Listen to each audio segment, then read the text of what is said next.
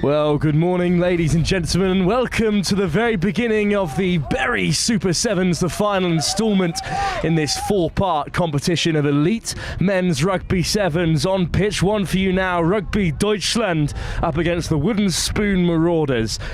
Rugby Deutschland in the black, playing from right to left, currently the league leaders in this competition across the three that have taken place so far. But the Wooden Spoon Marauders might be the first side to cause some real attacking threat. Lovely tackle in the wide channel in the end by the big number 8, Max Kalitz.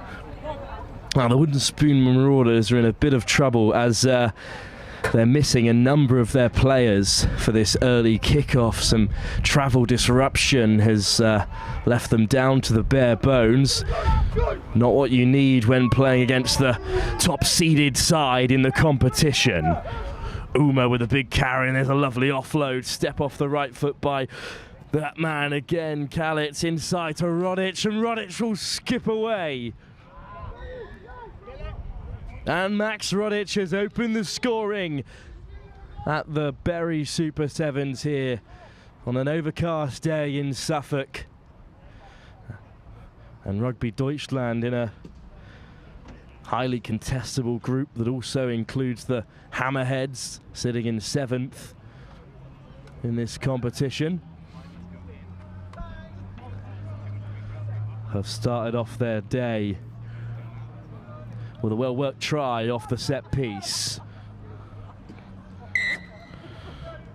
Conversion by Cedric Eckholtz puts Rugby Deutschland 7 points up against the depleted Wooden Spoon Marauders.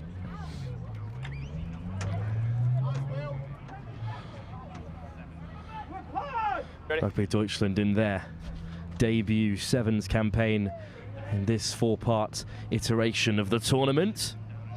Great take off the kickoff and little show and go from the Wooden Spoon Marauders. Great offload into the wide channels, and once again they have this left-hand side with space to run into. What a response from this depleted Wooden Spoon Marauders side right off the kickoff.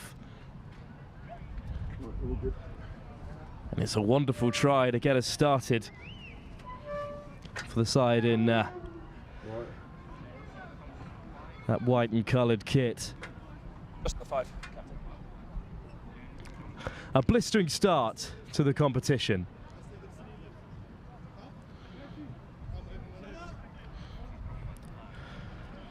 Julian Chamberlain-Clark at the first try for the Wooden Spoon Marauders in this competition. Over on pitch 2, just behind us, the Wild Dogs taking on the Lions. Some serious competition.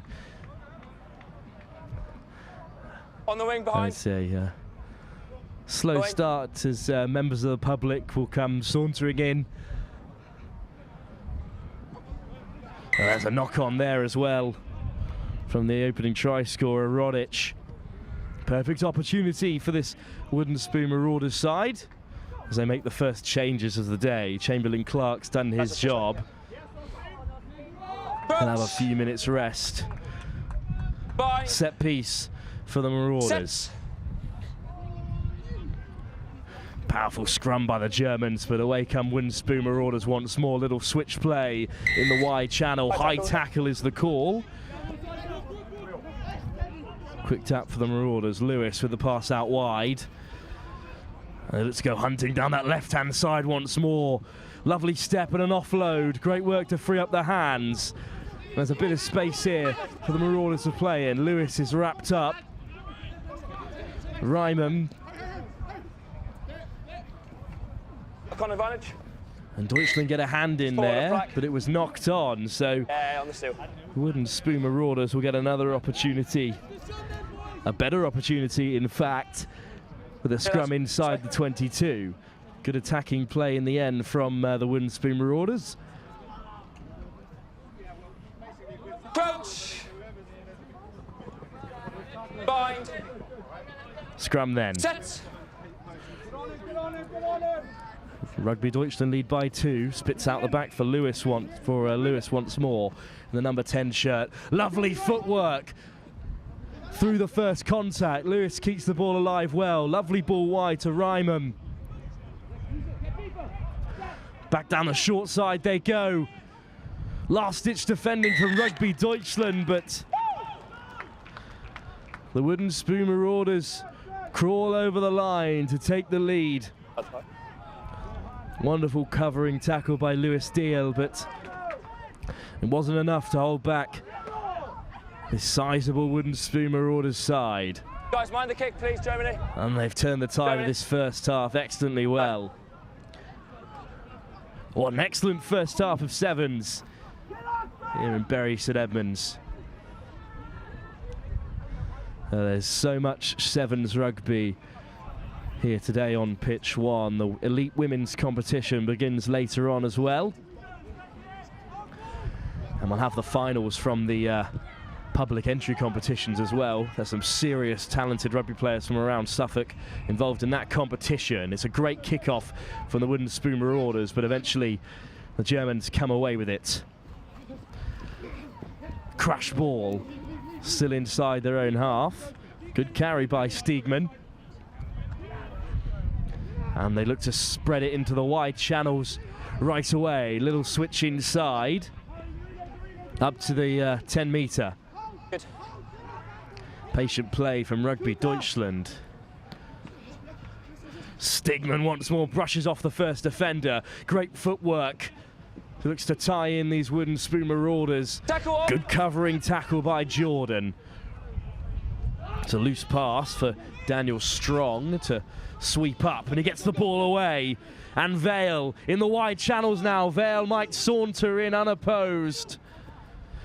Harry Rymans will save his own legs, and that wonderful ball from Strong puts Vale into the corner. Half time, lads. And in the blink of an eye, Rugby Deutschland have re-established their 2-point advantage with a conversion yet to come. Yeah, just underneath half time.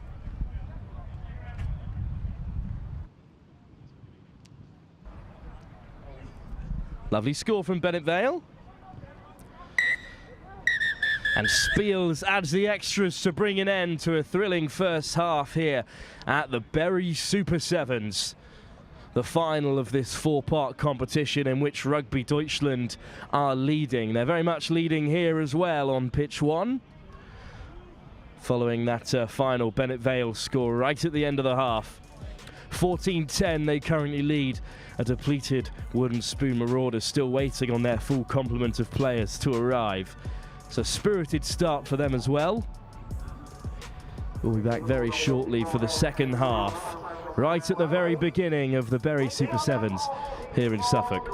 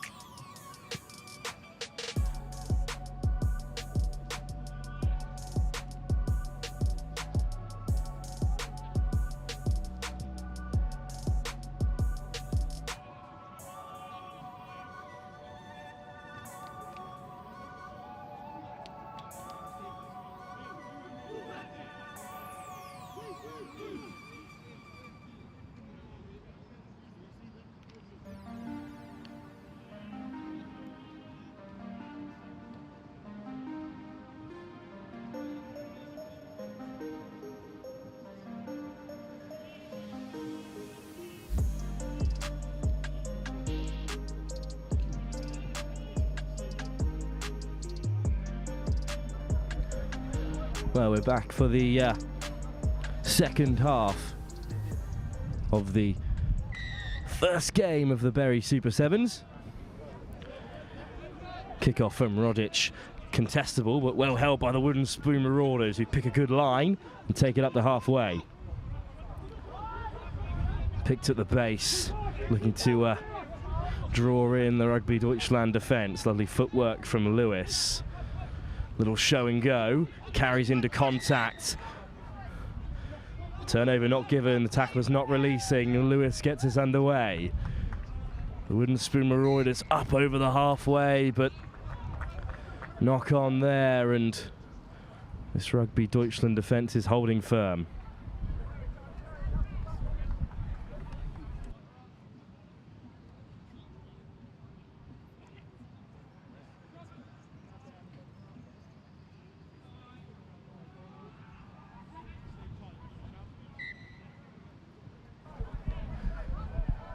Scrum then for the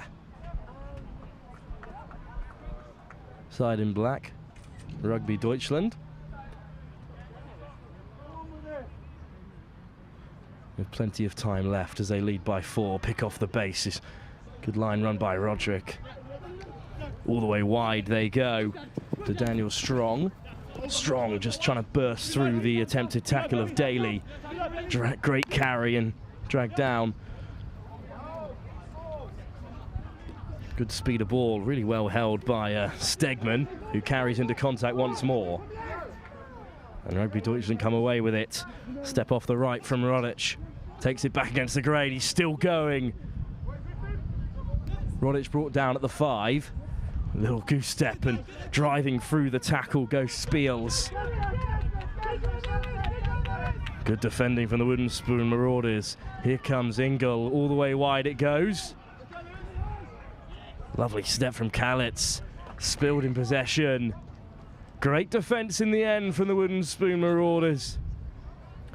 Rugby Deutschland deep inside their 22, but they forced the mistake.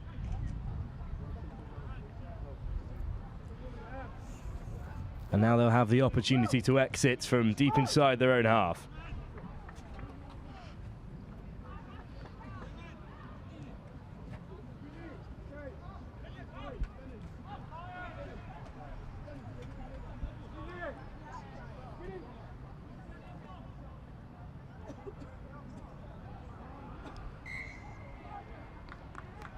Well, it's a real mess at the scrum for the Wooden Spoon Marauders, and it's been turned over by Rugby Deutschland. All that good defending has been undone. Still plenty of time left in this game, but another try, and especially another converted try, would put Rugby Deutschland significantly ahead. 2 scores in front. Once again, it's messy at the base of the scrum. No one's come away with it cleanly, and yet another knock-on. Gone into reach and lost it forward.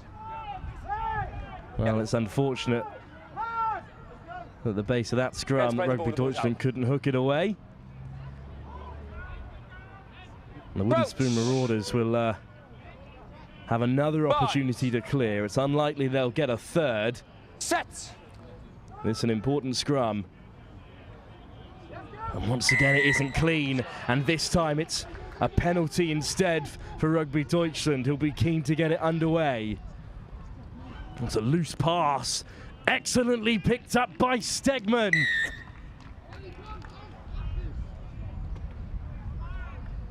And it was a real Hail Mary thrown into midfield, bounced in front of Chris Stegman, who juggled possession right through the Wooden Spoon Marauders defence and touchdown under the post for another 7 points for the German side.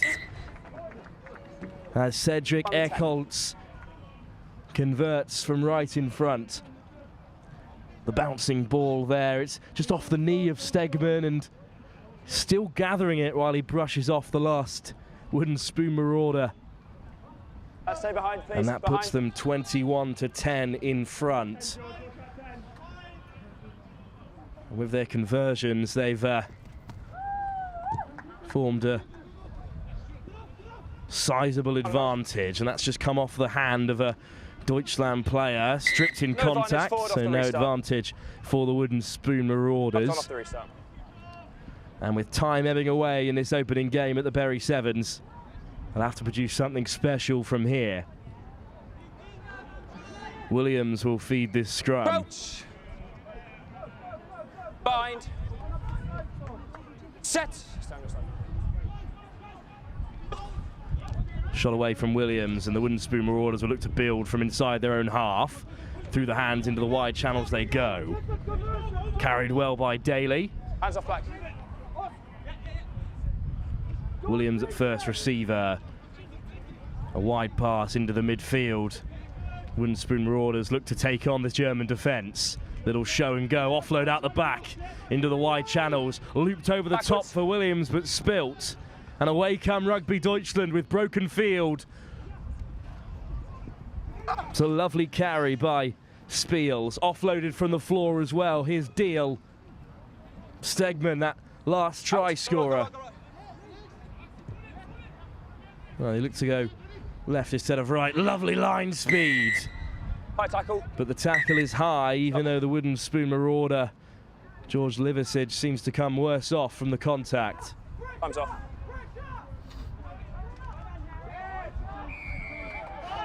Well, it was a crucial intervention, even if it was not strictly legal. As Going in the bin, Rugby Deutschland would have been away on that left-hand side.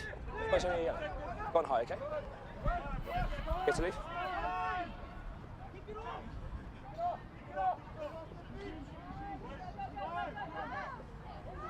Let him leave. Under a minute left in this opening encounter. Cedric Eckholtz with the ball in hand. High tackle, scrum. Scrum called. It's an aspect of the set piece that the Germans have dominated so far.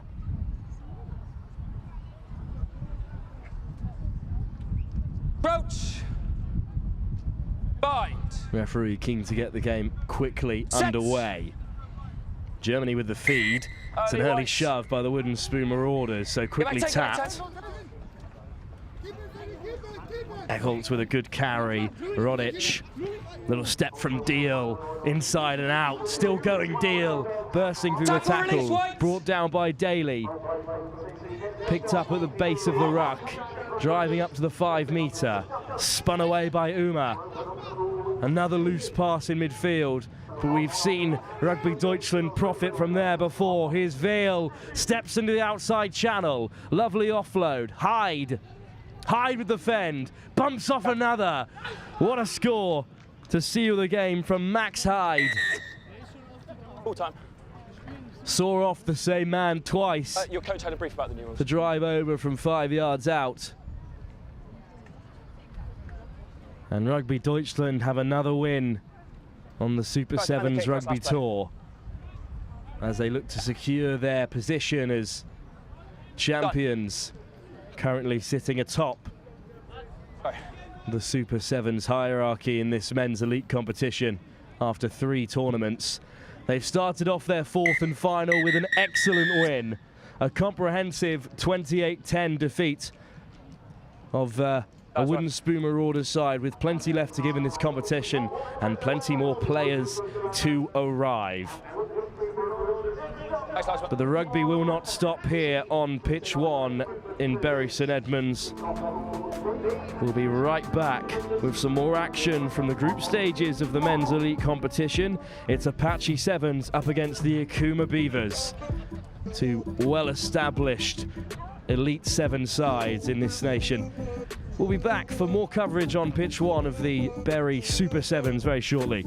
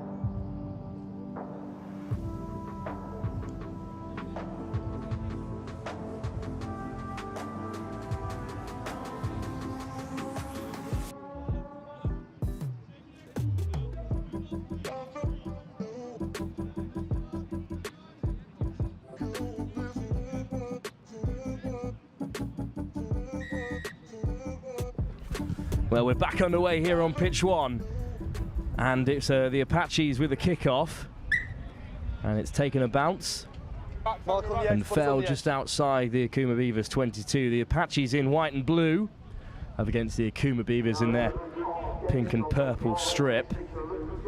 Claimed in the line out, but it's a loose pass that Apache might pounce upon there. It was just nudged through, but touchdown beyond the goal line by the Akuma Beavers. Loose start by them. They'll have a goal line dropout, which the Apache Sevens won't be disappointed by at all. Chance to reclaim possession in broken field. It's a really deep nudge from beyond the goal line, back into their own half. But back come Apache,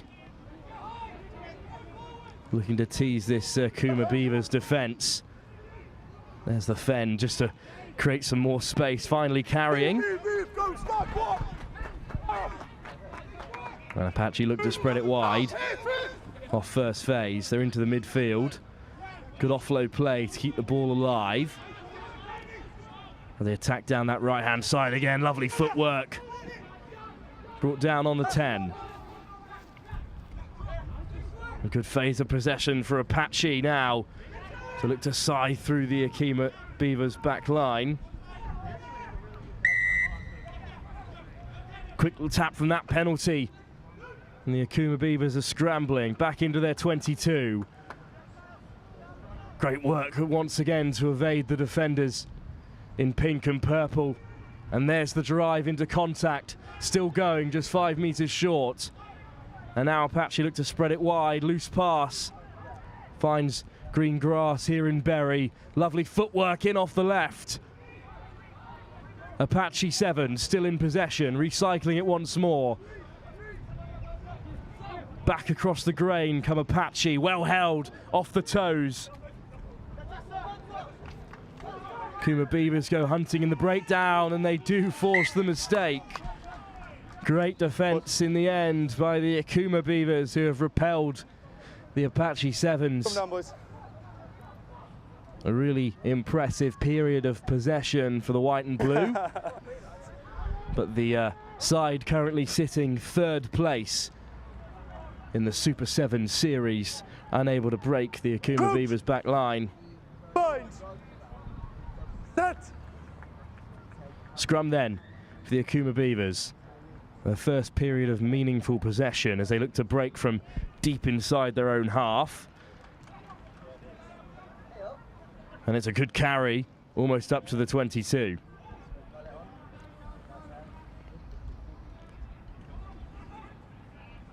Another good carry, but a loose offload. And the referee calls it forward. The Apaches have managed to contain the Akuma Beavers inside their own 22 in the early stages of this second game. And the Bury Super 7 still in the men's elite competition. The women's competition will begin soon enough, and it's the Akuma Beavers once again in action. Their women's side in this time up against savvy Panthers. But first Apache look to do something with this field possession they've gathered so far. Stepping in off the left-hand side once more. There's an offload in contact. Great leg drive by Apache. Picked from the base. Looking to drive over from just 10 meters out, and it's the first score. And it was coming for some time. Apache have been on top in the opening exchange here between themselves and the Akuma Beavers. And all that field possession has eventually resulted in the opening score.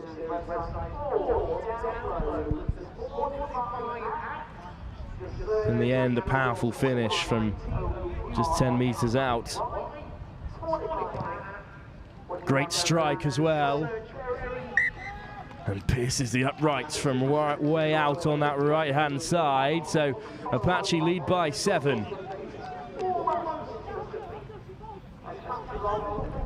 And we'll have their second kickoff of the game. Akuma Beavers yet to break out their own half in this opening stages. Struggled to exit, and the kick once again hung high into the left-hand channels. This time it finds touch.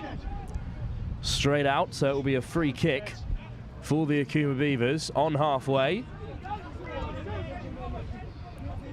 Surely their first visit into the Apache's half is pending. They'll have the tap right on the centre mark. Teasing left and right, a little switch play at first receiver. They look to cut out this Apache defence. Great footwork and the fend to beat the first Apache attack defender there. Through the hands they go. And there's a big carry through the centre. Attempted offload goes loose. No offside line. Scooped up by the Apache Sevens, who've got a few more Akuma Beavers to meet. Lovely injection of pace. Apache have their second. And they've punished the Akuma Beavers for a loose bit of play. It's a great finish in the end. And Apache will double their advantage. Surely from here, much easier conversion than the previous. Indeed, the extras are added, so the Apaches lead by 14. Their first try was a real labour of consistent and persistent possession inside the Akuma Beavers half. This time, just pouncing on the loose ball. And then this great injection of pace to break away from the last two defenders. Apache get us underway, this time short and central, and gathered well by the Akuma Beavers, who look to inject some pace into the attack. Skipping away from three defenders now, and there's the offload. Eventually brought down, just short of that 10-metre. Spun across the face into the wide channels.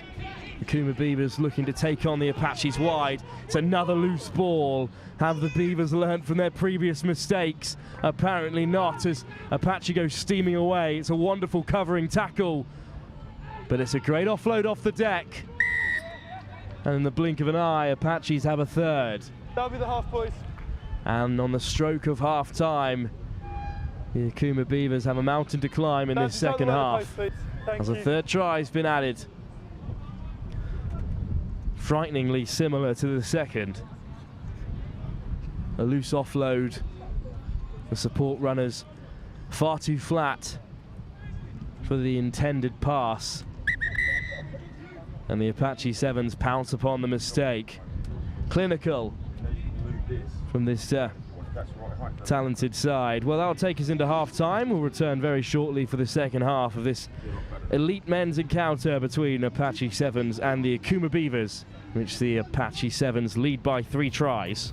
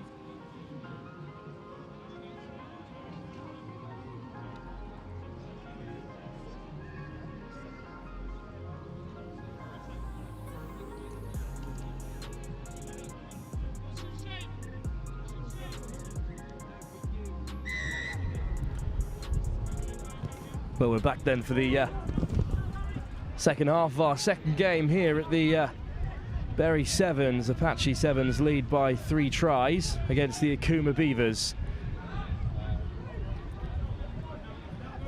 It was the Akuma Beavers who nudged off, and Apache looking to start as quickly as they ended the second half. Finally, Forward touch. Scrum down, boys. Forward pass, forward touch. Finally nudged it a touch there. It was a good run by the Apache Sevens. So Akuma Beavers with possession at the scrum, just inside their own half. Apache have proven that they can punish any mistake from anywhere on the field. In the second half, the Akuma Beavers, crucial they maintain possession in attack a little more cleanly than they did in that first half. They've got an awful lot to do in the next 7 minutes if they want to come away with a win in their first game from the Bury Sevens. And lovely little stutter step in the wide channels, but a great covering tackle. And Apache Sevens will have ball again from the line out in their own half. But as quickly as that Akuma Beavers attack started, it was ended abruptly. Space, boys, space. As mentioned, the beginning of the women's competition will start here on pitch 1. As that overthrown line out by Apache Sevens has gifted possession to the Beavers once more. A bit of space in that wide channel for them to attack. Flashed across the face to the last man, who drives into contact up onto the 22. The Beavers come back down the left side, out the back door. Lovely offload. So looks to physically take on the Apaches. Still driving the Akuma Beavers. There's the offload. It's a well set Apache's defense. The Beavers still teasing on the 22. Chopped down once more. The Apache's defense holding for now. Good pace to take the ball to the line once more. There's the switch inside. Another great tackle. There's the attempted offload. Charged down by the Apaches, and now they've turned it over. Little show and go and a big fen. There's the out the back, always backwards. So Apache still with possession, driven back into their 22. But there's loads of space on this short side if they can use it. That pass has not gone to hand. Still in possession. This time, the Apache Sevens just carry into contact. That man just diving straight over the ruck. Didn't look legal. Certainly didn't look very serious as an attempt to reclaim possession. So now the Apaches will build from still inside their own half. But they've relieved a bit of the pressure so far. Lovely step and skip and a great injection of pace, and Apaches could go streaming away. And look how easy they make the game of sevens look. Lovely covering tackle by the Beavers. Ball hung up, grabbed out of the air by the Akuma Beavers, and they could be turning it on his head. There's that hand in there, could result in a card, but the referee waves play on for now. Dragged down on halfway. Akuma Beavers still playing, looking to their first points of the Bury Super Sevens. Attempted offload out the back, regathered by Apache. And now they'll look to come away with it. Show and go through the contact and out the back door. And a lovely pickup as well. And the Apache Sevens will saunter into the corner, and what a thrilling bit of play. I thought the Apache were away and under the sticks. That lovely run through the defense. Dragged down well by the Akuma Beavers, who intercepted the offload and then almost went to coast before possession changed hands again. And Apache have surely secured this opening game. Conversion from all the way out on that left-hand side. I've seen him do it from here before. It's another Decent strike, but just short. So 24-0 the score will remain. But a win for the Apache surely guaranteed. Lovely offload out the back, and then it was a easy enough try for Apache. Claimed well off the kickoff.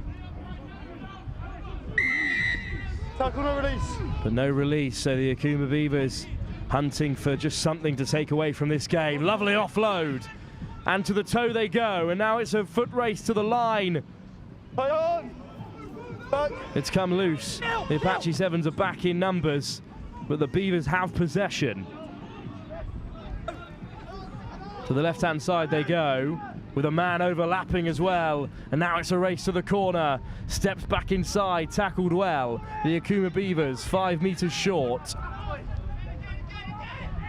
Teasing footwork as they take it to the line. There's the offload. Out the back once more, loose and picked up by the Apache Sevens. And now they'll go herring away in counter, but it's been dropped forward. No advantage for that knock on. And the referee calls an end to a thrilling encounter here on pitch 1. A lightning fast contest that the Apache Sevens were always in control of following that very impressive first half performance. Thrilling open rugby in the second half, but the outcome was never in doubt. The Apache Sevens have beaten the Akuma Beavers in their opening game of this competition as they look to catch Deutschland Rugby as the overall leaders of the Super Sevens 4-part competition. Here in the final part, in Bury St Edmunds, the Apache Sevens have begun as they wish to continue with a 24-0 win over the Akuma Beavers. Up next live here on pitch 1 with Next Gen, it's the beginning of the women's competition where the Akuma Beavers will be back in action against the very impressive savvy Panthers. That's live next here on pitch 1 at the Bury St Edmunds Super Sevens.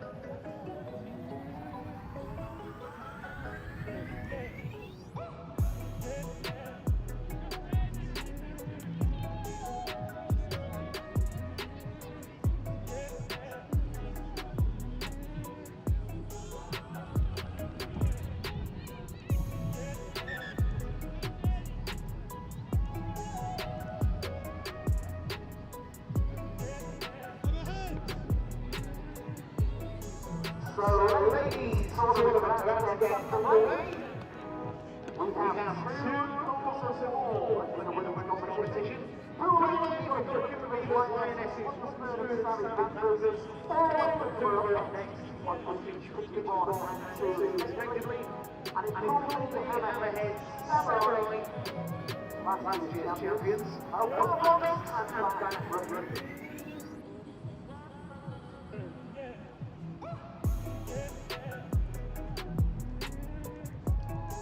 So we're about to get underway with our women's competition. Pitch 2, Lionesses taking on Rugby, and pitch 1, Akuma Beavers taking on Panthers.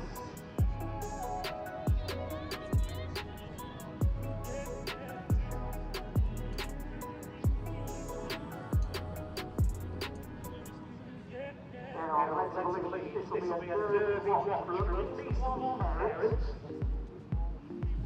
who has daughters on the side of the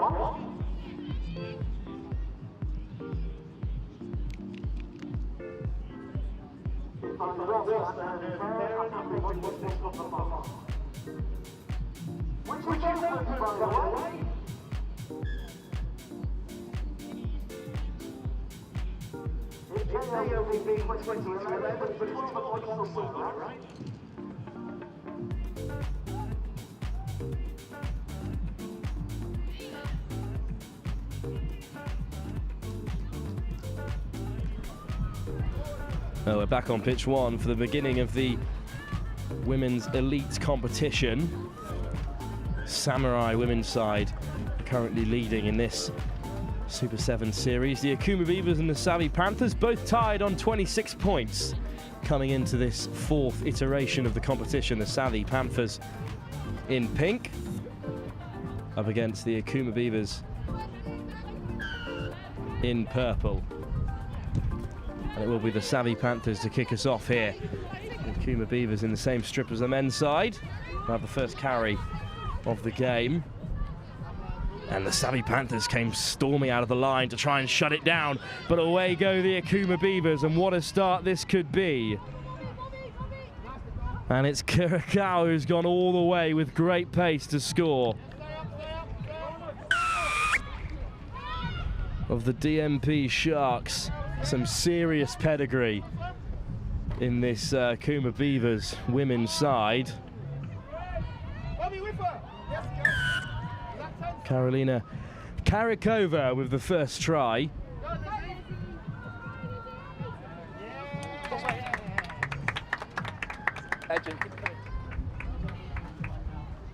Great pace, just goes herring away from the Savvy Panthers in pursuit. And a great start. Dads with the kickoff, and now the Savvy Panthers with their first real period of possession in the game as they look to spin it into the wide channels. Lovely tackle flying in from the Akuma Beavers. Some serious heat on that collision, and it's a great turnover as well. Hey, they'll come forward. What a shot. Stay there. Guys, come forward, please. It's another DMP Shark. Jasmine Brankin with a serious hit there to turn the ball over, and now they'll have possession from the scrum as Weaver goes darting down the short side. Weaver breaks away from one. It takes two in the end to bring down Weaver. It's a late shot on the 9. Referee waves play on. What a ferocious encounter so far. But the Akuma Beavers have the loose player over, and they'll use that advantage. And Karakova has a second try. And what a lightning's fast start for the Akuma Beavers. Dads will look to add the extras and does. Clean connection. And that all started with a huge shot by Brankin, which caused the scrum. Lovely dart down the short side by Lucy Weaver of the Loughborough Lightning. And then it was simple hands. Karakova goes in the corner. Well, the Savvy Panthers will look for a response. They've really struggled to get a foothold in this game. It's a good run by Smart. With lovely hands through the contact, and now they're into the wide channel. Steps back across the grain. It's another big shot there from the Akuma Beavers. And they're putting some real pressure on the Savvy Panthers. And they forced another turnover.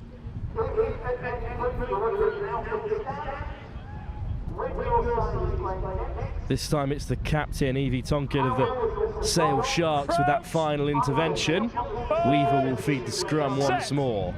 The Akuma Beavers really stamping their authority on this game. Here is Tonkin. Brushes off the first defender. There's the offload through the contact. Good pick up from Weaver, puts in the fend and breaks away from contact. But a lovely turnover. The Panthers over the ball really quickly there from contact, and they spread it wide off first phase. Some real pace injected into the attack, dragged down on the 22. The ball from Robinson, carried in at first receiver. And the Savvy Panthers win the penalty.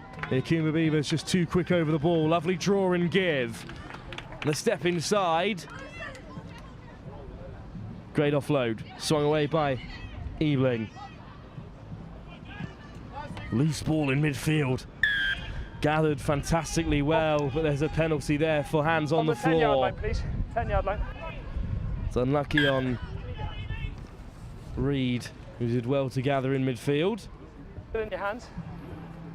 Down. Something you don't see every day, the tap penalty not leaving the hands of the Akuma Beavers player. So turnover it is. And the Savvy Panthers will have the feed from the scrum on their own 10-metre mark. Yes, Yet to see them in the half of the Akuma Beavers, who've looked very impressive. These two sides, of course, level on points across this competition. Set. And that was a tackle on the player before they'd even got hands on the ball. Weaver just a bit too keen to turn over possession. So instead it's been picked and played with by Robinson. Good pickup and a good offload from Bradley. And great pace injects into the attack, great physicality as well. Lovely offload. Through the hands go the Savvy Panthers. Another offload off the floor, this time not going to hand. But that's a good attacking set from the Savvy Panthers, who've still got plenty left to give in this first half. Just over a minute to go. And it will be a scrum. Crouch, bind, set. For the Akuma Beavers. That's better. Pops out the back as they look to go down the short side. It's a little bit busy in that corner. Loose ball. Difficult to throw those on your own try line. But good recovery from the Akuma Beavers. There's just a slip in there. And now they're in real trouble. Inside their own dead ball. They kick to clear. And it's a good clearance as well. But the Savvy Panthers will be the first to regather. Smart. Good footwork. Draws in two defenders. Garment. Westlake. Through the hands they go. That one's a little loose, but regathered by the Panthers. Lovely offload from Robinson. And picked up well in the end by Sarah Smart. Smart with footwork through the first contact. Quick hands from the Panthers. So they look to carve out an opening. And the Akuma Beavers happy just to advance into the defensive line. They could be over the ball here. They have forced the turnover. Advantage over. An attempted offload not going to hand. Eventually, Amelie Anstead of the Loughborough Lightning will come away with it. Now Lucy Weaver, put under a whole world of pressure, does really well to get it away. And a step off the left foot. That's a good attempt at the offload from Lara Schatz, but the ball goes loose. Still playing with it, the Akuma Beavers. And the first knock-on came from the pink jerseys of the Savvy Panthers. So the referee will call an end to that first half. Thrilling first half that at stages could have gone either way, but it's the Akuma Beavers with the first two tries. They'll lead by a score of 14 unanswered points in the opening salvo of the elite women's competition.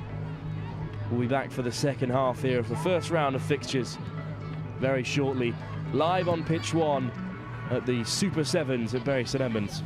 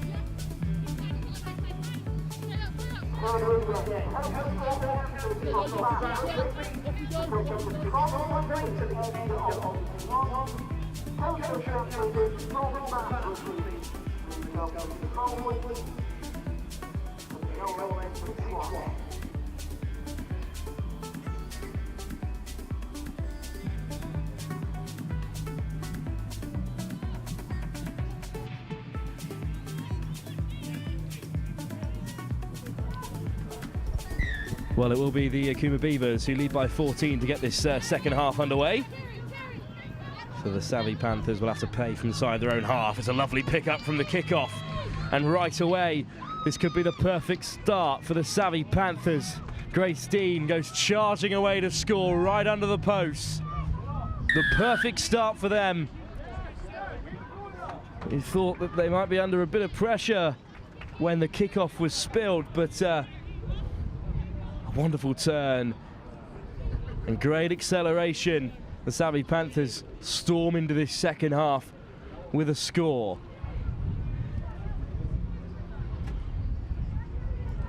Ebling with the opportunity to add the extras. And the wind starting to pick up here in Bury, but a simple conversion. So from the kickoff, it was just spilt. Chance to rebuild perhaps, but instead, lovely step off the left to break the defensive line. And once you're in behind in the game of sevens, if you've got the pace, you'll have nothing but grass to greet you here at Bury. A great score. There's a lovely kickoff as well, a testing kickoff right into this left-hand channel of the savvy Panthers. Great tackle. And the Akuma Beavers will play from just outside their 22. Out the back door to keep the ball alive. Dangerous to play from inside their own 22 as the savvy Panthers look to swarm them. There's a lovely little switch play, and this time the Akuma Beavers could be breaking the line, and there's a real chase on here.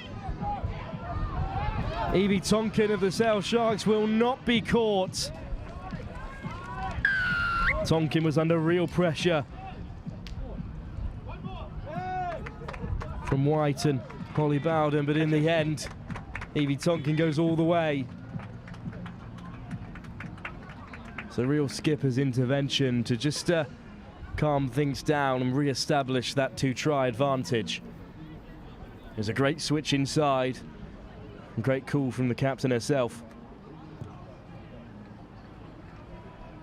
Yes. Over on pitch 2, it's the Lionesses taking on the Wooden Spoon Marauders. I believe they're in front. Over on the other side of the group. But here on pitch 1, it's a real race to the line under real pressure. But Tonkin goes all the way. That's a testing kickoff that just hasn't gone 10 yards, but because it was contested, it means the Akuma Beavers will come away with the scrum. They're a bit lucky there to come away with that. Would have been a great take from Grammock, but not to be. So there's another opportunity. Pink, stay where you are. The Akuma Beavers to Pink, stay where you are. Purple, notch up come what in, would please. really be a Thank you. game-defining score, perhaps take it beyond the savvy Panthers side. Well, that's a powerful scrum from the savvy Panthers. And from the breakdown as well, they forced the turnover. Crucial intervention. 13 there. And they waste no time in getting it underway. There's a tap from the floor. They'll look to build from inside their own half. And Ebling will look to take it back down the right-hand side. Well gathered by the try scorer, Grace Dean. Driving through the contact. Brought down just inside her own half. Bowden plays first receiver. It's a lovely line. And away goes Grammock once more, and this time the savvy Panthers will score.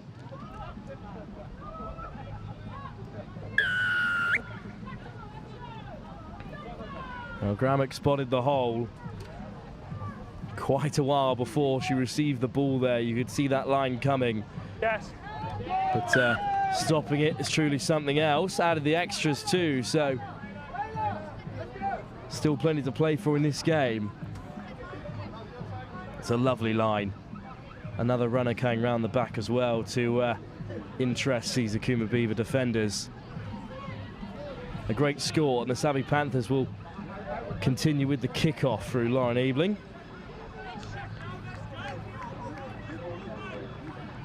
Go 8.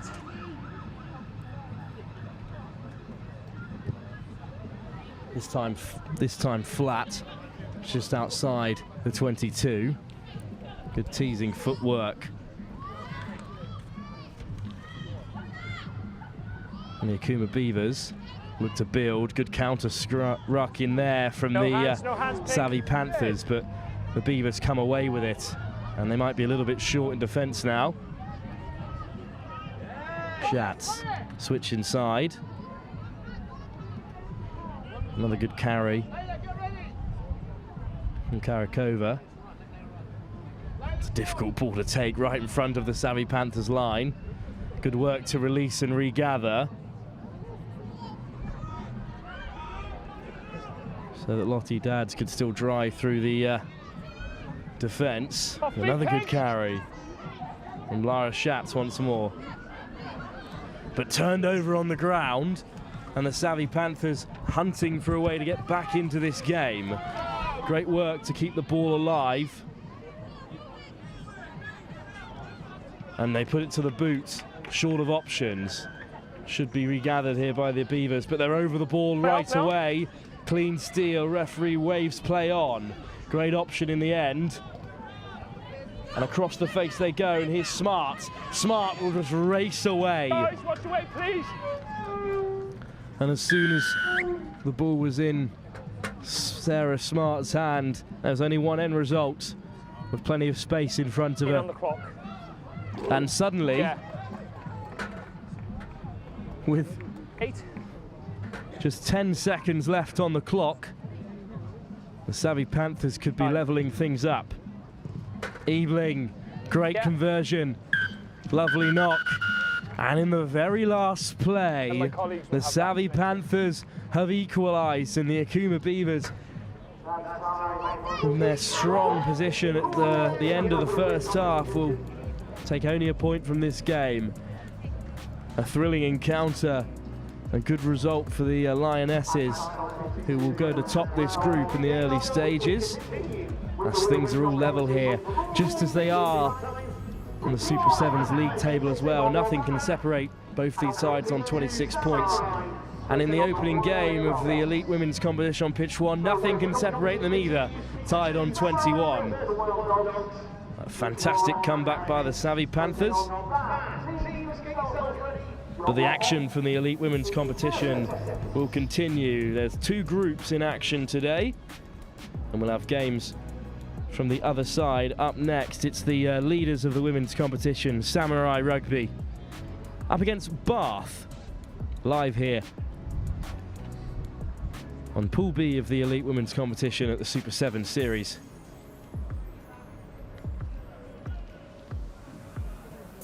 Here in Bury St Edmunds. That game will kick off very shortly, live with Next Gen.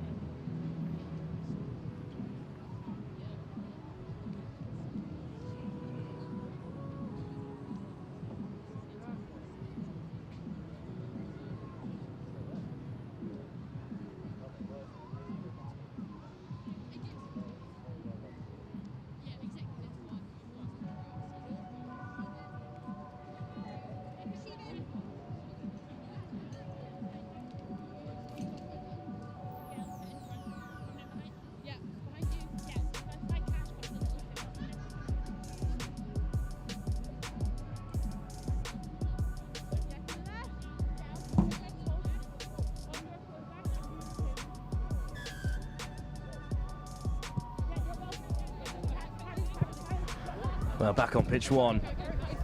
And it is the leaders of the women's elite competition, Samurai Rugby, taking on Bath. Bath in their blue and white. Up against Hammerhead, sorry, in the purple and pink. And they've started excellently well with this great run down the right-hand side. A misread of the schedule there, but Hammerhead making no mistakes. This is a ferocious start for them. Picked up well on the 22. And once again, they break through the Bath line, and this time they'll score. A great start from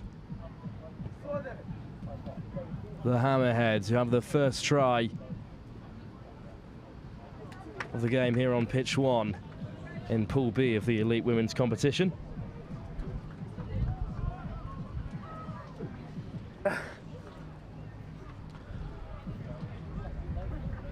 And the extras added as well. Perfect start for the Hammerheads.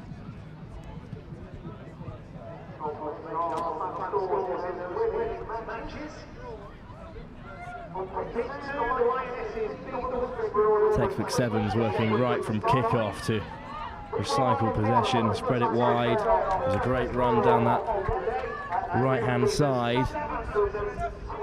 And just teasing that Bath defence. So the Hammerheads currently in second place in this competition. They've got plenty to play for today in Bath, trailing by 10 points to the Samurai women's side. Bath Rugby currently the lowest ranked women's side, but it is of course an elite competition, so there's plenty of quality in this Bath side as well. But the Hammerheads, who reclaim possession from the kickoff, looking the most dangerous here. And they just inject such pace into the attack once more. There's the offload inside, really well gathered. Lovely work to keep the ball alive. Nothing forward, says the referee, and another great line picked off by the Hammerheads, and they'll have a second.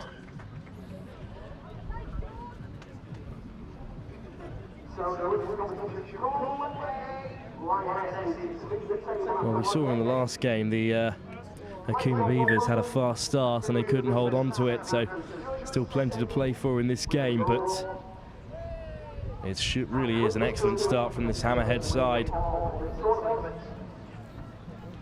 Great step off the left there, just for it, keeping the ball alive, even if it does find grass. Really well gathered. Great option to hit that short line.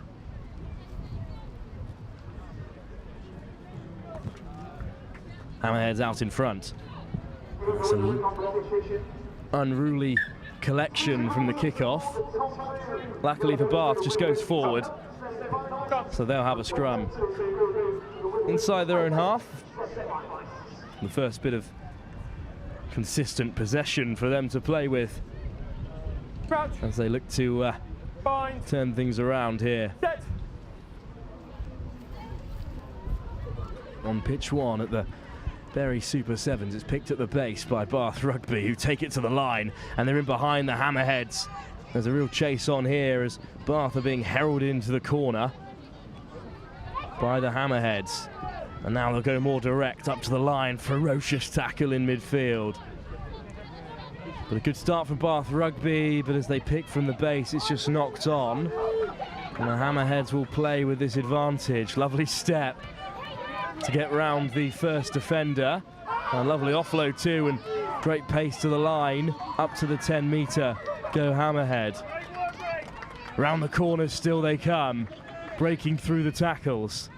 Over now. Wonderful clear out as well. Quick ball still for the Hammerhead side. Direct running, weaving through the defenders. Won't make it to the line, dragged down just inside the 22.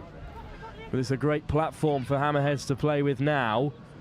More direct running off first receiver. Spots a hold, steps off the right.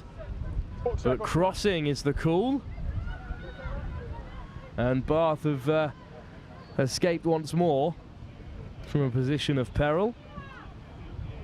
That was a really frightening attack from the Hammerheads. They recycled the ball so quickly. They keep their ruck speed Stand around the back of you, you're standing in the way. as high as they can. And Bath will clear and look towards the sidelines. But the wind just dropped at the wrong moment for Bath, and the Hammerheads have possession. And they're in the Bath 10 once more, and it's a great offload. Just can't be held. Would have been a fantastic take to pick it off the toes. But instead it goes forward. And a turnover once more. Bath will have possession.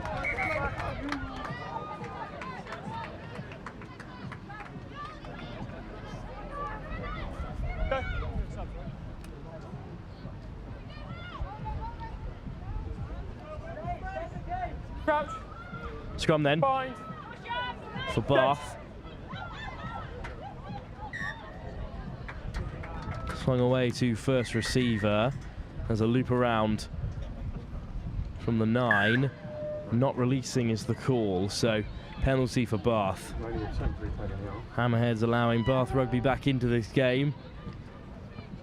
Game they feel they could have put to bed in these early stages. It's a good carry up past the 10 metre. There's a good fend as well to break through the first tackle. Hammerheads go fishing for it at the breakdown, but they get nothing from it. And then it's quick hands into the wide channel, juggled there on the very edge of the touchline, and the Hammerheads turn it over. And it's a quick line out as well, as they don't let the pace drop in this excellent encounter out the back door. And the Hammerheads could go charging into the corner, little show and go. Flicked over the top, wonderful offload. And despite the best efforts of that last-ditch Bath defender, the Hammerheads have another try.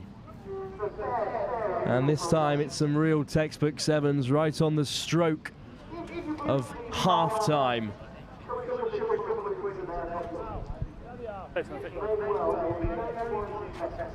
And Bath do really have a lot of work to do in this second half.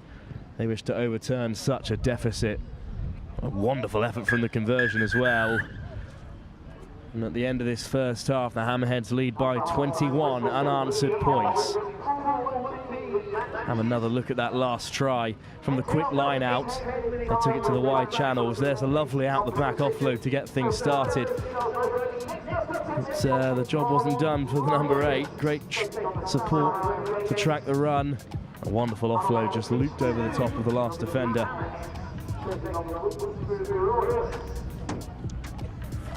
And the Hammerheads are good value for their 21-point advantage.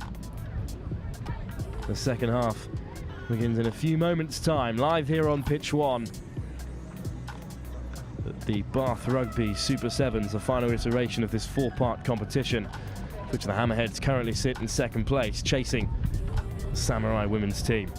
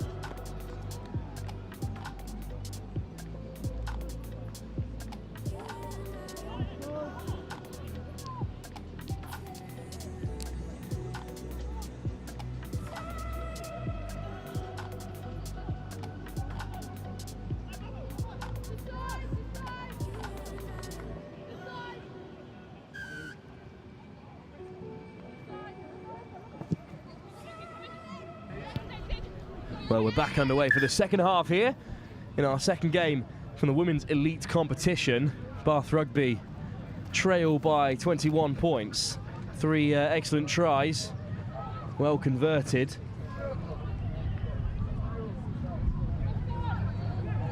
And from the kickoff, things really aren't going their way. It'll be a set piece for the Hammerheads.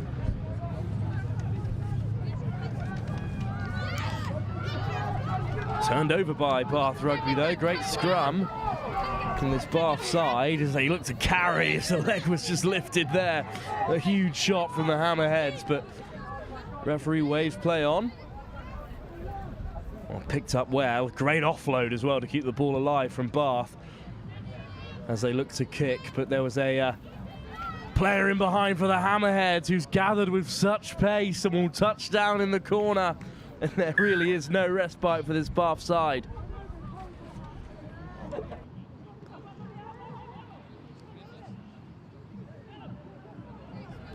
Well, that was a great score.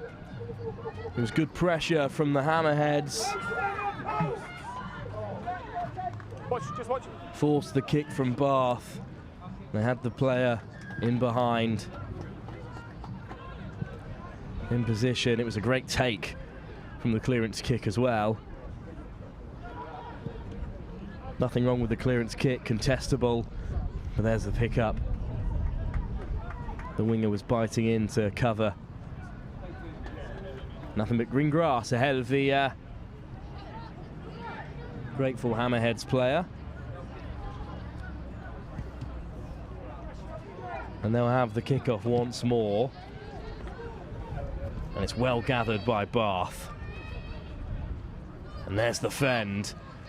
Puts the player to the floor, and Bath could be in behind here. Hard-working support runners in pursuit. There's another big fend. And Bath sit up just a metre short. Great offload off the deck. And a great score to open their account here at the Bury Super Sevens. As soon as they're in behind, that support runner was herring after a Bath player. And rewarded with the try, converted as well. 26-7 the score remains. That's a great fend there to put a player to deck.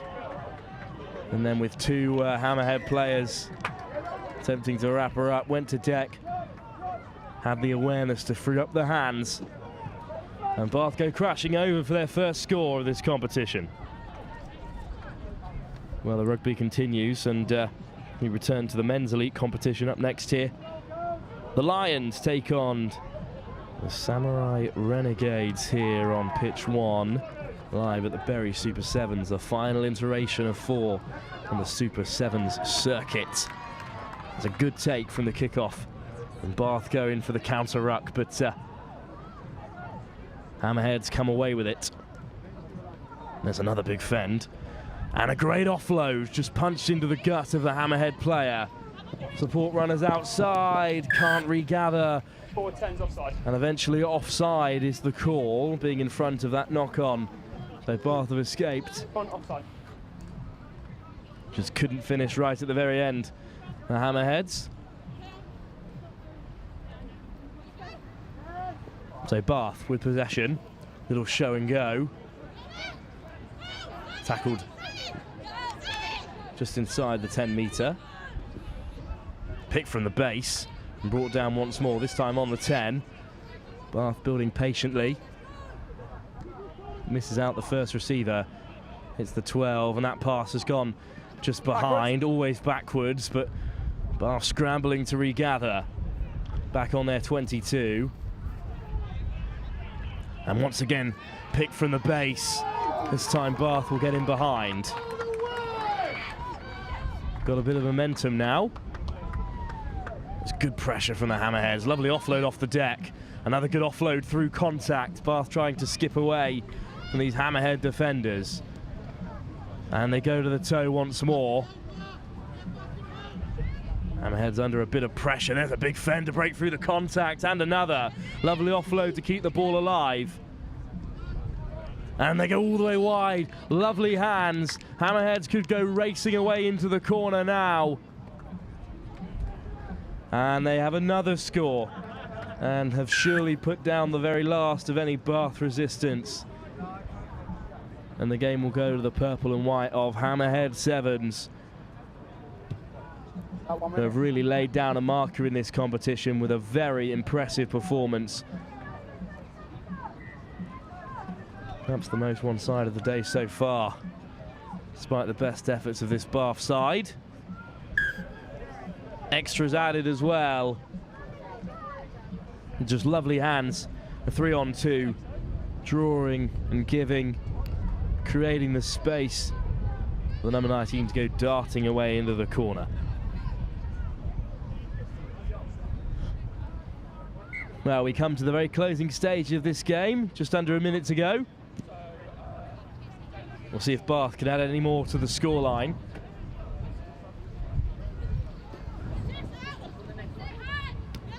Good footwork, but there's a big collision in there from the Hammerheads. Bath are driven back. They've not always been able to break out of their own half here. Penalty goes their way though.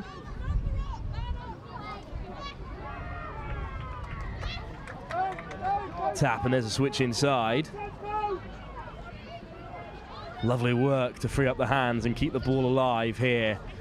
Bath come back against the grain, but it's that very physical number 11 putting in the tackle, stripping the ball in contact, and the Hammerheads have turned it over, and they'll look to end their game with yet another score. Hands might just do it for them. Wonderful ball across the face, but the very last pass doesn't go to hand. Dived upon by the Hammerheads, who do so well to keep the ball alive, but it's knocked on there. Bath come away with it in possession, and a penalty instead. Keep working that one. Good carry. Another penalty goes the way of Bath. The Hammerheads player was just off their feet there, attempting to steal it in the breakdown. And Bath will tap and go as they break into the Hammerheads half. Switch in play and just knocked on. And that might bring an end to the contest here. A very impressive 33-7 victory for the Hammerheads, who have started their Group B campaign excellently well, as they needed to do, with a group that includes the Wild Dogs and Samurai's women's side. Overall, very impressive encounter between the two sides.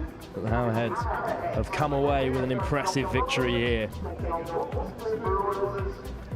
Well, we'll return to the men's elite competition. Action from Pool D here on pitch 1. It's the Lions. The side NextGen have seen plenty of in these past few weeks, up against the Samurai Renegades, one of the many iterations of Samurai Rugby that have blessed the English Sevens circuit for many years.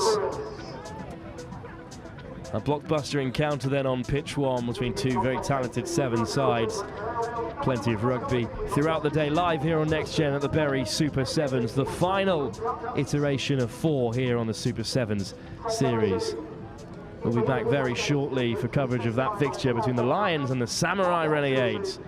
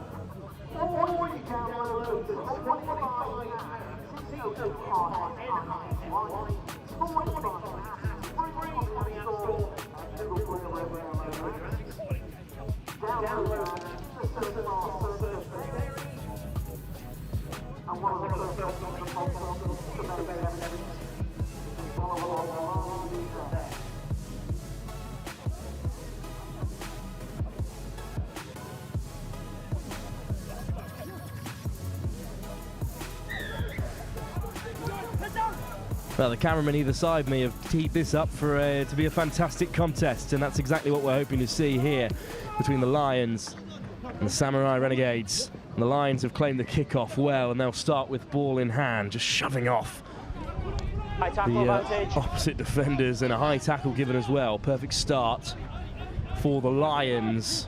Advantage over. The Lions, of course, the Egg Chaser Sevens senior side, as they could be referred to as. A talented group of players. That's another penalty then. The Renegades just go off their feet there. And this Samurai side, Sevens royalty under a bit of pressure from the Lions. Great pace added to the attack. Lovely offload. But the ball just goes loose at the very last. The Renegades can pick it up and play. Advantage over. Just fizzed across the face as they look to spread the ball into midfield. Great footwork. Looking to evade the Lions defenders. But the Renegades still in possession. Good footwork again to change direction. They're up to the 10-meter. Playing quickly. And there's the missed pass, just loose. All the way wide, and now the Lions will have a line out to play with. Take the line, lads. Go on, Derek.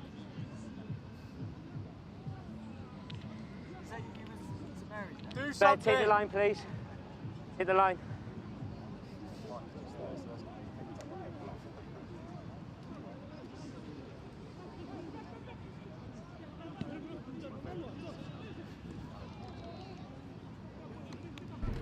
Well, line out that goes the way of the Lions as they crash through the gain line and up to the 10-meter. Tackle, release. Advantage, And it will be another penalty advantage to the Lions. The Samurai Renegades just letting themselves down with their, this man first, then you, okay? at the moment, with their discipline.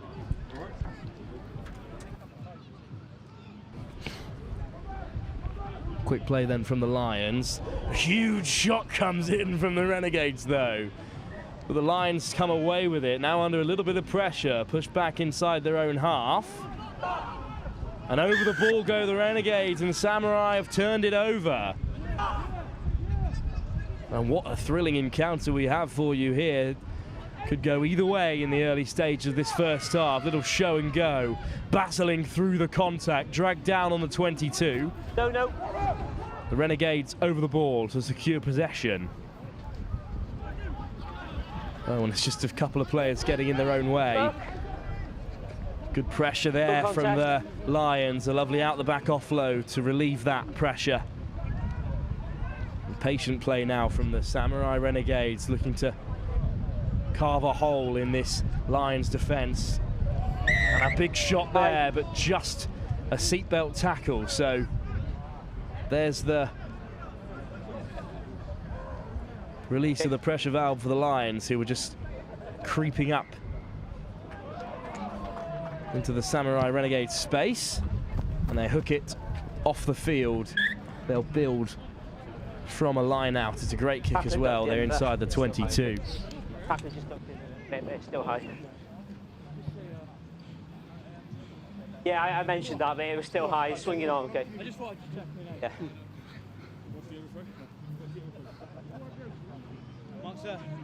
That's to make sure. How long?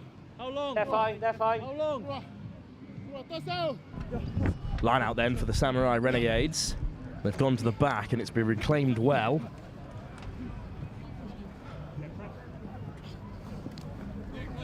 And Pedro Filitonga takes contact there. A bit wider now. And great running lines instead, injects into the attack.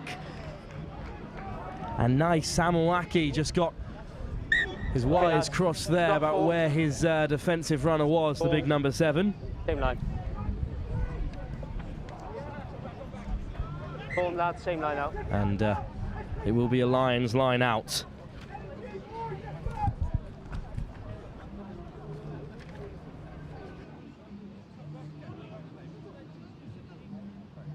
Well, it's loose from the line out, but the Lions have swept it up well, and there's a big collision once more. And now they could break from inside their own half, and was it just spilt there on the edge? Oh, that's unfortunate there. With 2 minutes to go. Just spilt by Austin Beckett, well known to this Bury ground. Plays at Sudbury. Or has done. I believe he's now a free agent as we continue the Sevens season. Crouch. Plenty of talent in this Lions side, but instead it will be Samurai Renegades to feed. Filitonga. Up, lads. Okay. I see ball bounce from everyone. Filitonga's feed. And also, let's get that ball in. The ball came out the tunnel. Not to the referee's liking. Yeah. No back to talk from either you. Get them up. Crouch. Filitonga with another feed. Set.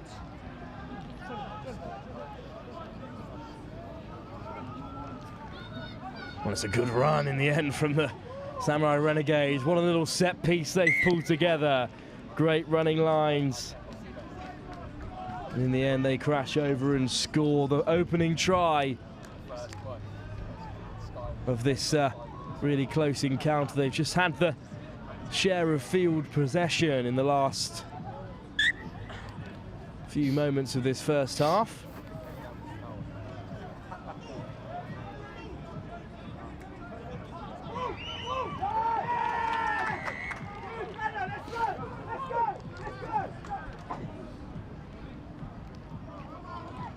Good play by Ollie Walker. Just teasing the defence. Spotted a runner on the inside, gave a good offload away. And in the closing stages of this first half, it will be the Samurai Renegades to kick off right on half-time. Sweeping kickoff from Verivalu. But it'll be a free kick for the Lions right at the end of this first half as they look to get things on level terms. Good footwork as they go crashing through the Samurai Renegades defence. What a run this is, and what a try too. Right on half-time, the Lions back in the game, looking to level things up. Devin, you're right. Right at the very end of our first 7 here. That's time. What a wonderful score that is. That's time, lads.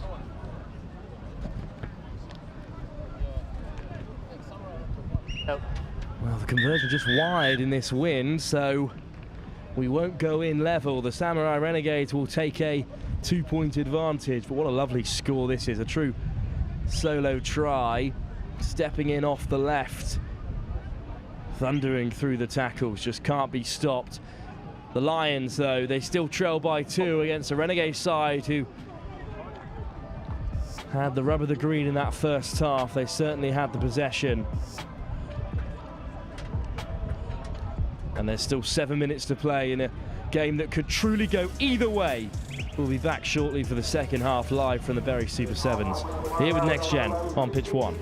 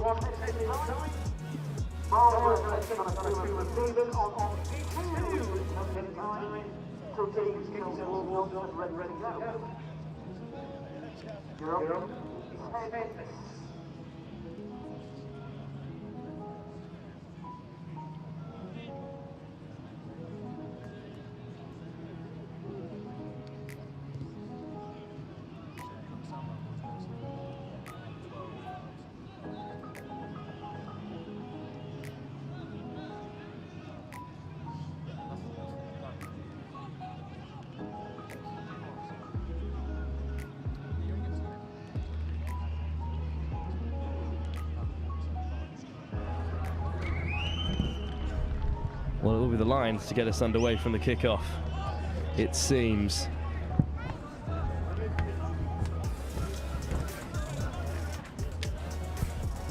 They trail by just 2.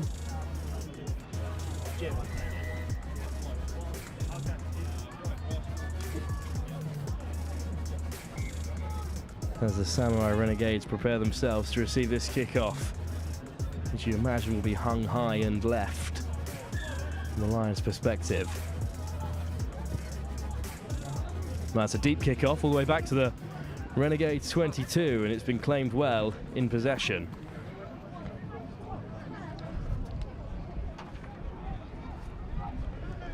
That's a big carry in the wide channels and a lovely offload, and a good start for the Renegades, but could be in trouble here as the Lions go over the ball. Off feet is the call. Colmatua with a good line. Just a hand in there from the Lions. Backwards is the call, but the Renegades have come away with it. A thrilling start to this second half. Nice, Siramaku this time takes the contact. Through the contact goes Benjamin. Nice, Siramaku. Thought he was wrapped up and held by the Lions, but the Samurai Renegades never say die. Attitude just drives them through the contact. And that's a wonderful start to the second half.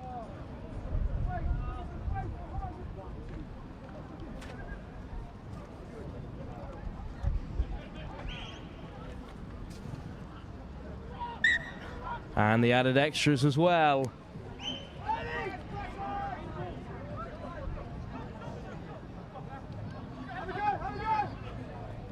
By Komatai.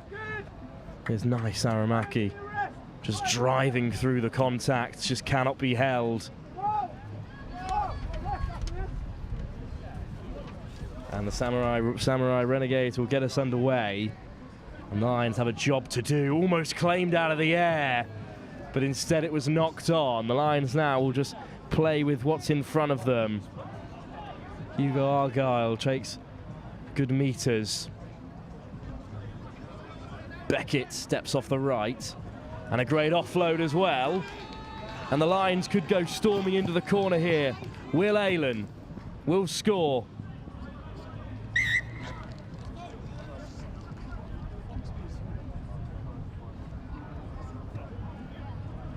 Aylan with the try. And the Lions have responded magnificently. No tip. No tip at all, it's just a tackle. Okay?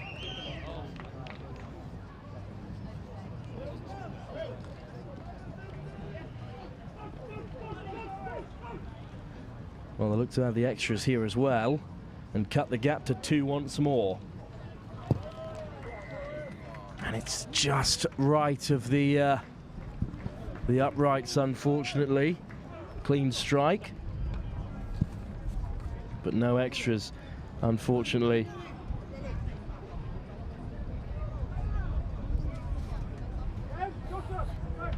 The Lions will get us back underway. Not backwards there, and the Renegades will come away with it. It's just loose off the toe, and it's been touched down by the Lions. And what a mix-up that is.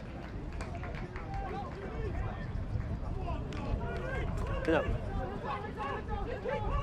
And all of a sudden, the Lions have gone storming in front by just a single point.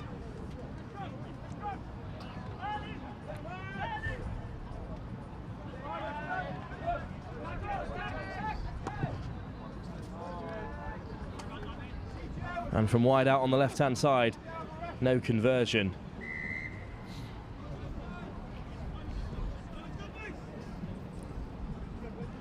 Pelo Kugelthange.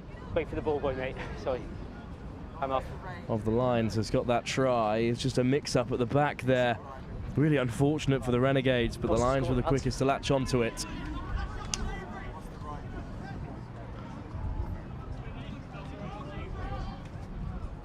Good take this time from the Renegades. Little show and go. So look to drive through the contact, drag down. The Lions look to go over the ball. But Komaitai comes away with it. Offloads. Just released off the floor there. Komatai this time is hit hard and tackled, and the Lions come away with it. And it's the Tyrant's man, Aaron Watkins, who pins his ears back and will touch down. And the Lions have really turned this game around.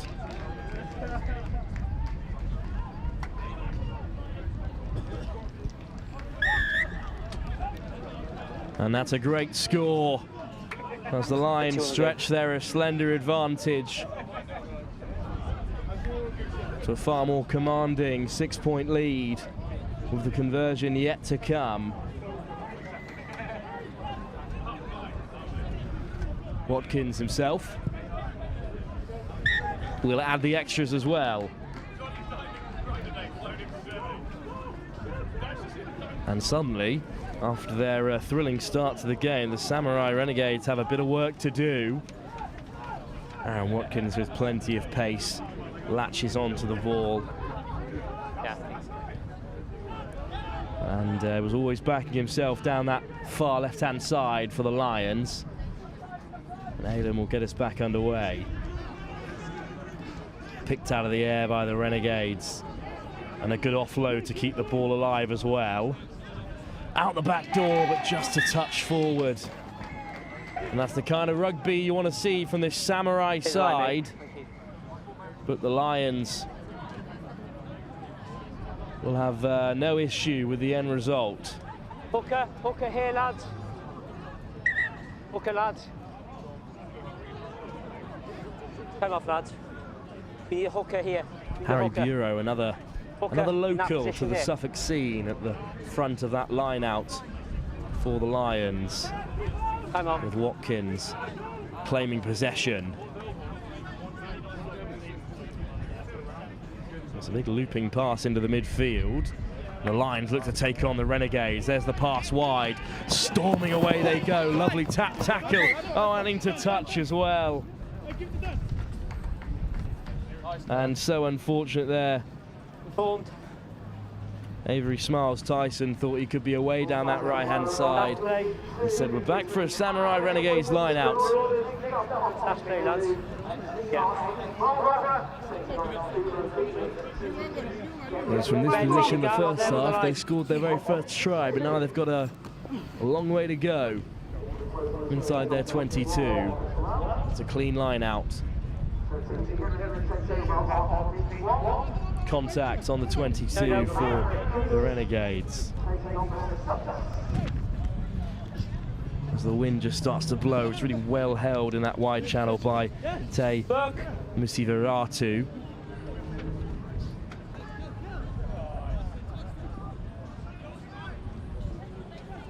As they look to break from inside their own half. What a lovely offload that is, and well held by the Renegades, but a huge shot from Smiles Tyson has turned it over. There's a bit of footwork there by the Lions. Bureau takes a big shot in midfield, but he wears it well. And now they go back down the short side. Picked and go at the base.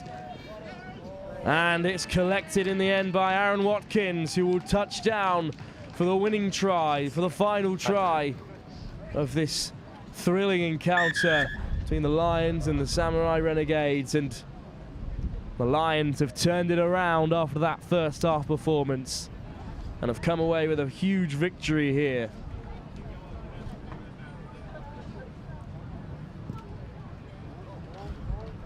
In an impressive group, but also includes the Wild Dogs, who were the Lions' opening encounter. That's their second win of the Berry Super Sevens. A great performance, spearheaded by their talisman Aaron Watkins, with 2 tries in the closing stages to turn it around. And this the final one. Quick thinking to pick it from the base, tie in 2 defenders, gets the offload away, and Watkins can saunter in for a try.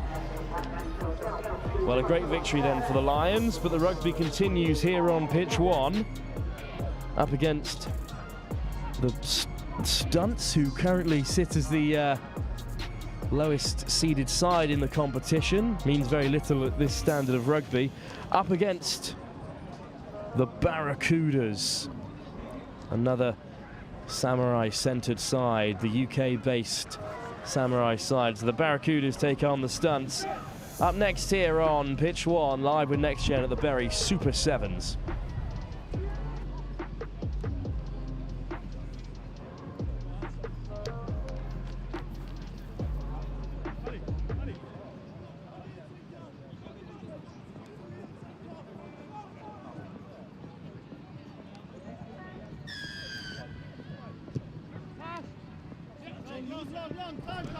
Well, kickoff then, really early for the Barracudas against the Stunts.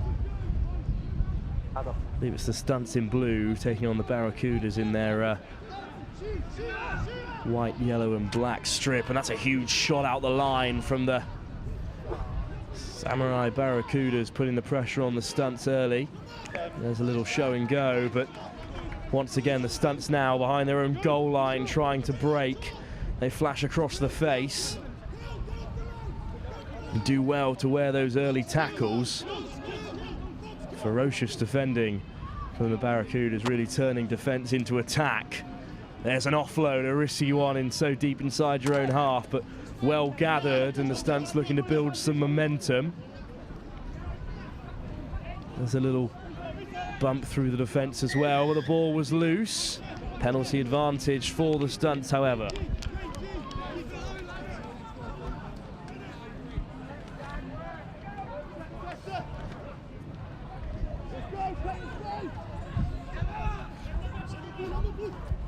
Now the Stunts tap once more from inside their own half as they look to break. They might be in behind the Barracudas there, but there's a lovely tackle, and the Stunts player is all alone. Lovely hands, and the Barracudas could be in the corner here for the first try, and well, they make it look simple in the end. They kept the pressure on. Eventually they forced the mistake, and from the turnover, they scored a great try.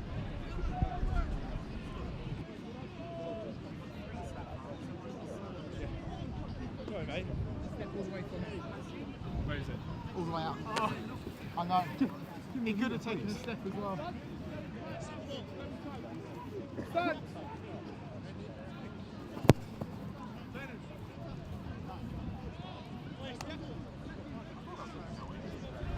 Well, it's a good attempt at the conversion, but no extras added. This, however, was the turnover, and from the turnover they just went back to the short side where the Stunts numbers were limited. Good quick hands, into the corner they go. There's a deep kickoff once more by the Barracudas, this time well gathered by the Stunts side. There's a little switch in play. Another carry on the 22, sit the Stunts. Looking to exit. There's two Fens. To look to free up some space. Over the top this time they go. Looking for any gap in this Barracuda's defence. Another good carry. Barracudas are off their feet there. But still they wave play on. Down the short side again they go. Flicked out the back door but intercepted, and now the Barracudas can come forward. They've looked clinical so far. The Stunts go hunting forward at the breakdown. That's loose ball, but not through the gate. So the Stunts have lost the penalty, and then they've lost another 10 yards for descent. Not really a mistake you can make at this level. Now the Barracudas fling it wide. Stepping inside and out and touching down in the corner. And the Stunts go 2 tries behind against this Barracuda side who look clinical.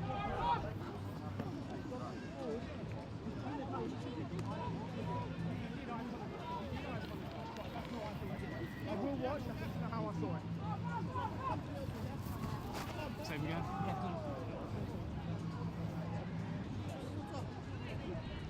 Guys, please watch out.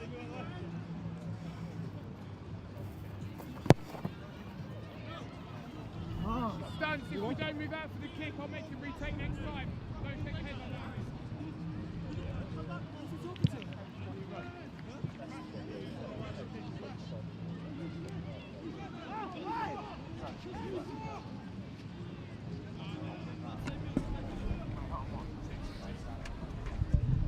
Well, 2 tries then for the Barracudas. Good finish in the end. And they'll nudge it once more, you imagine, as deep as they can to the Stunts.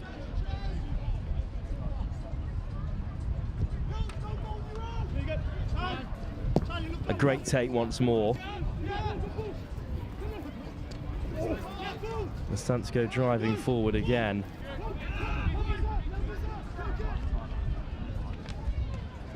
But they're still trying to play from inside their 22. Something the Barracudas are happy to ask of them. Charlie Gamble takes contact, it's turned over, and once again, a little step inside and out, and well, the Barracudas are making it look easy against a talented Stunt side, just punishing the mistakes, any mistakes that are being made. And it's another good finish.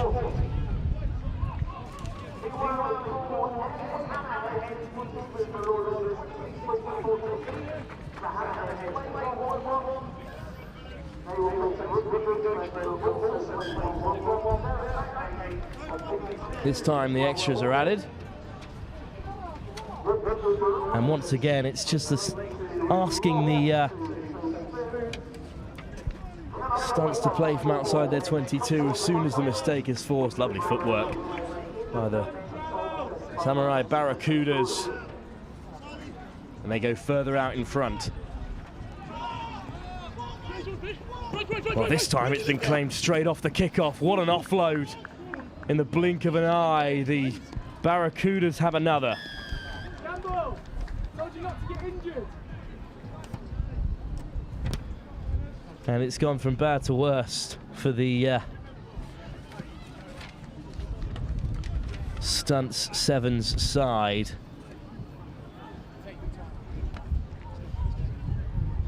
The Barracudas have yet another score right from kickoff. It was a lovely take. And then a really good offload to the on-rushing support runner.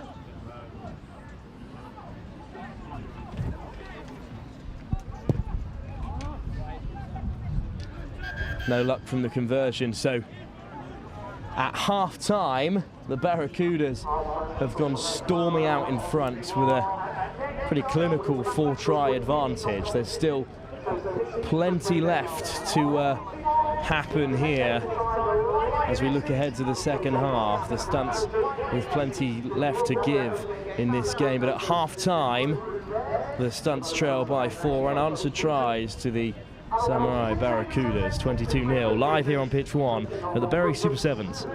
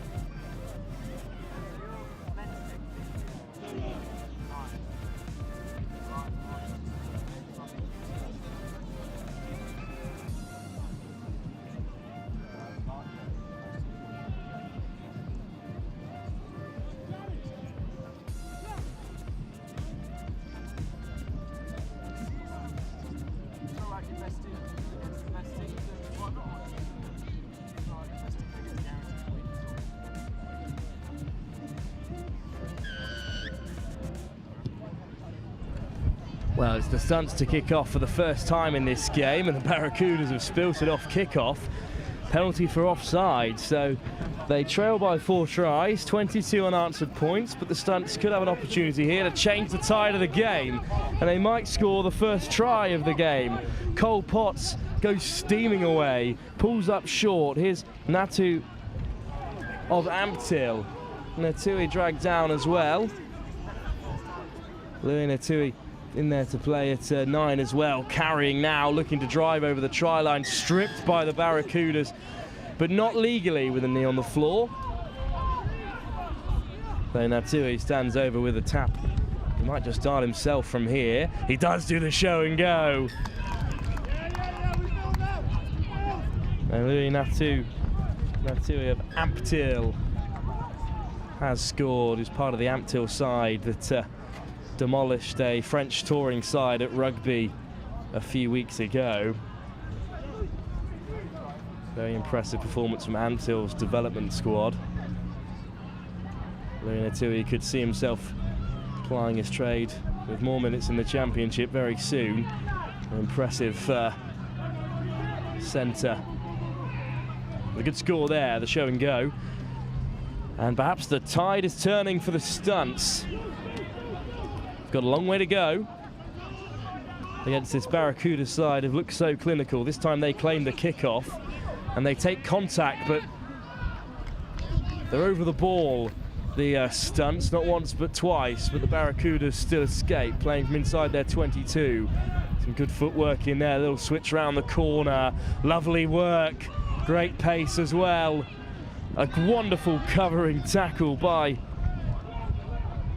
the Stunts there, but still forced to play, and it's really well gathered in the end by Cole Potts, who made that great covering tackle.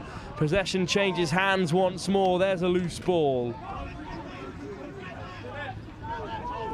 And over comes Charlie Gamble, plying his trade down at Newport in Wales to chase down the ball. But instead, Cole Potts will play 9. Charlie Coleman, the middleman in this line out, another local, came through at St Joseph's College, but it's short instead and claimed well. Here's Potts, little show and go, looking to break the line, dragged down with Barracuda's players all over him, and they've turned it over. And now there's an offload inside, and the Barracudas could go storming away for a 5th. That one change of direction in the end to see off Louis Natui.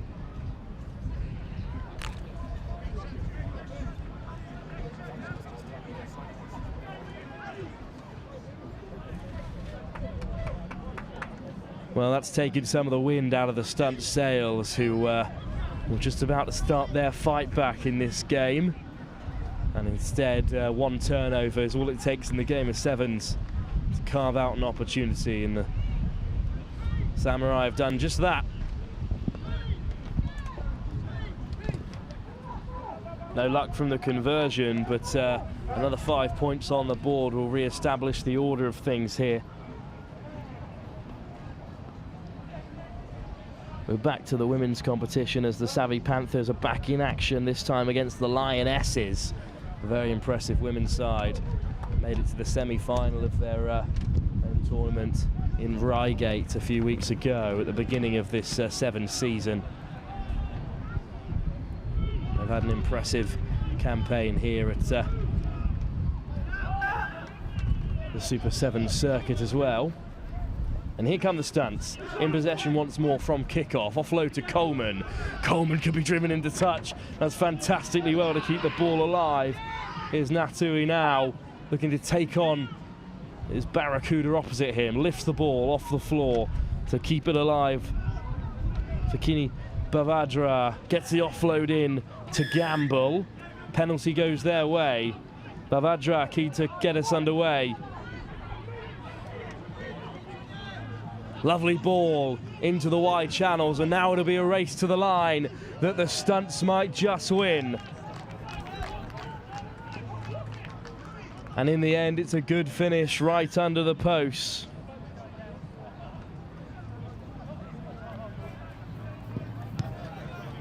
smacks the uprights.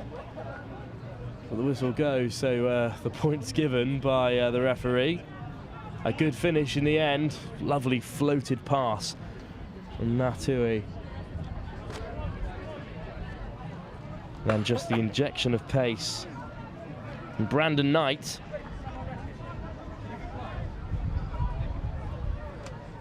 And the Stunts are not lying down and taking this result. Still a minute and a half to go. Claimed well off the kickoff by the Barracudas, who now look to play with it. And there's great pace in this attack, and they're on the outside. And just Potts to beat. And brushing off the tacklers. And just when you think the Stunts have a window into this game, the Barracudas replace the locks once more, and they have another try.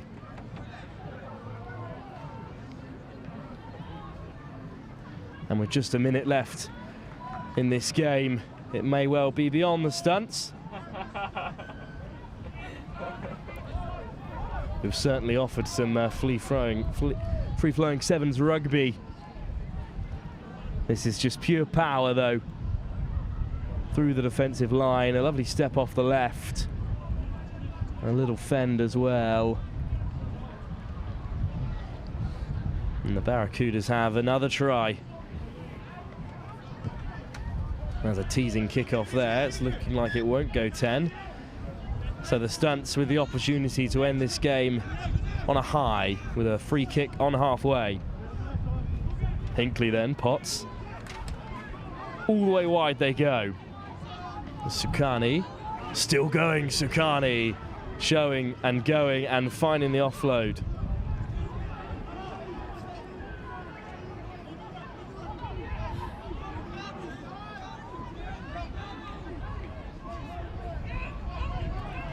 Patient play then from the Stunts, and Natui getting wrapped up there by two Barracudas.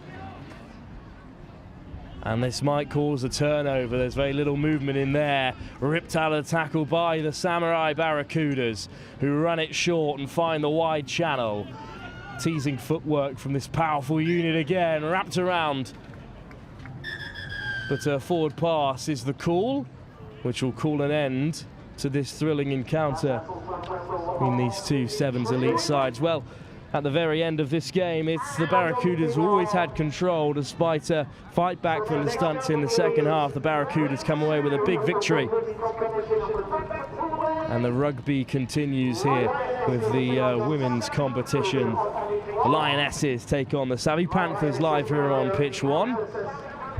That'll start momentarily. A huge game in Pool A of the women's elite competition.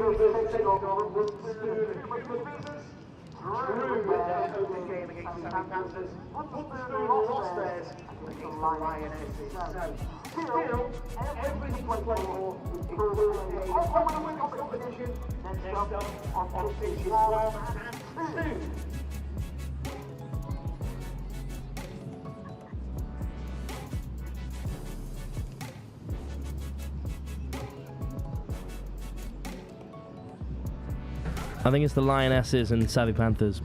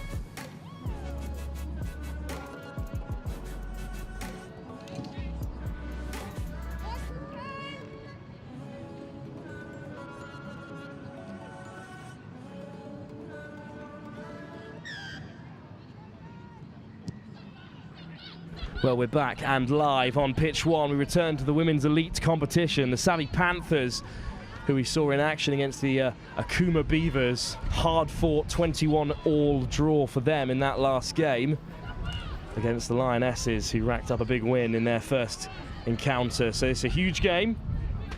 The Savvy Panthers claiming the kickoff well, but now they've got a lot of work to do from deep inside their own half, as the sun just threatening to shine through the clouds here at Bury St Edmunds in this final iterations of the Super 7 series. The Lionesses go flying through the breakdown, and they win the penalty as well. A huge turnover as they tap quickly. Little switch inside.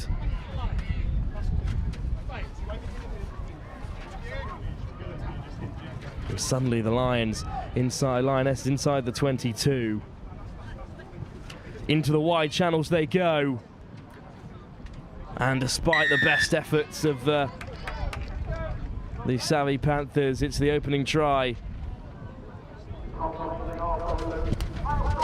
for the Lionesses.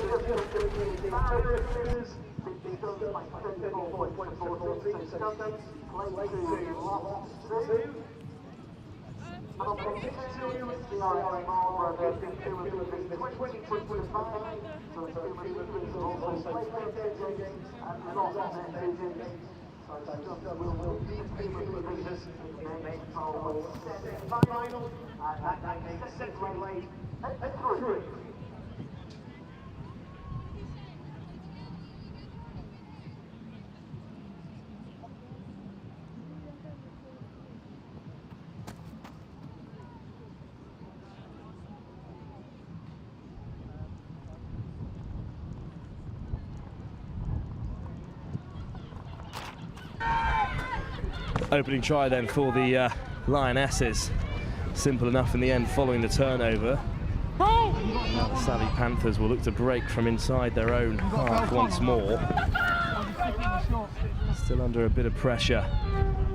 They go to kick instead. There's no one in behind for the Lionesses, and that's a good bounce for the Panthers. It's in the hands of Laura Evening once more, who spreads it wide this time to Wood. Dragged down just short of the 10-metre mark. Always lost it. And they recycle play once more. Eveling cuts back against the grain and once again puts boot to ball. This time it won't drop so kindly. It's in the Lionesses' possession once more. Picked quickly off the base as they look to spread it wide. And through the contact they go. Just right through the line goes Bobby Hayward. And Hayward will touch down for the Lionesses. And for a second time, a try that they make look really simple. Just 2 passes away from contact. And they have their second, this time with the extras converted as well. Good score from Hayward.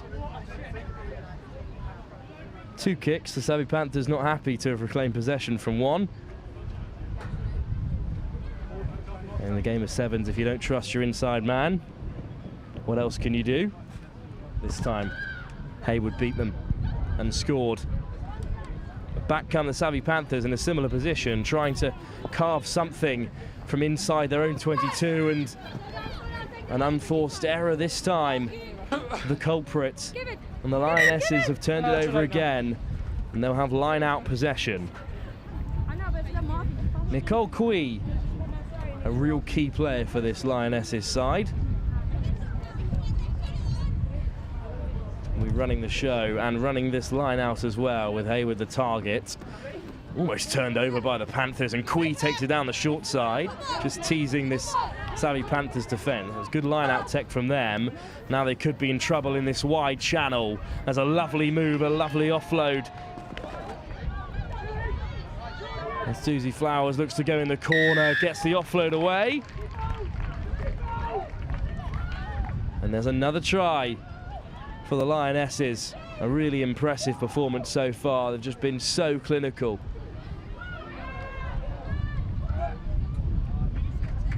Out of the way. Savvy, please.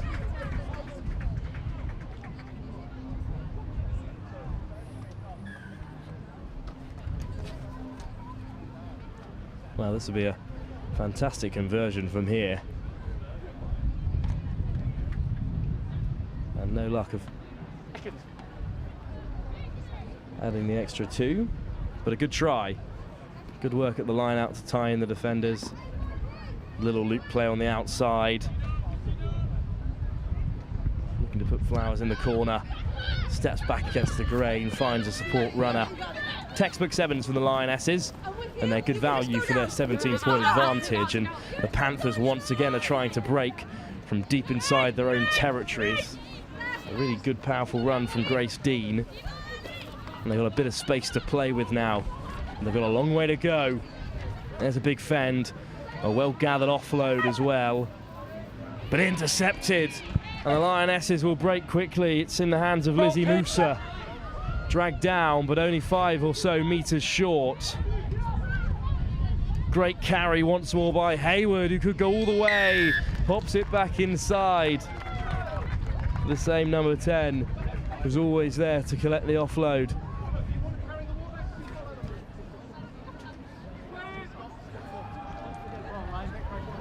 Well, the Lionesses, as we said, are clinical as they could possibly be.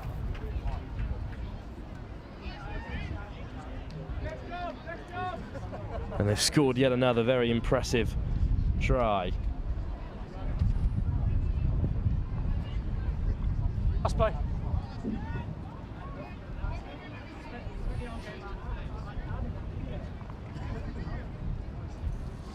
Let's play. Well, it's been a pretty complete performance here. Another example of it, intercepted by Musa to begin with. A great run by Hayward. And a good offload, another try for the Lionesses. And it's another mistake that's going to cause a turnover here for the savvy Panthers. And the half-time whistle is exactly what they needed, the side in pink. They've been put under pressure by the savvy the Lionesses, who've got a game plan and have stuck to it well. They've kept the savvy Panthers contained inside their own half, most of the time inside their own 22. They've waited for the errors to be made and they've pounced upon them excellently well.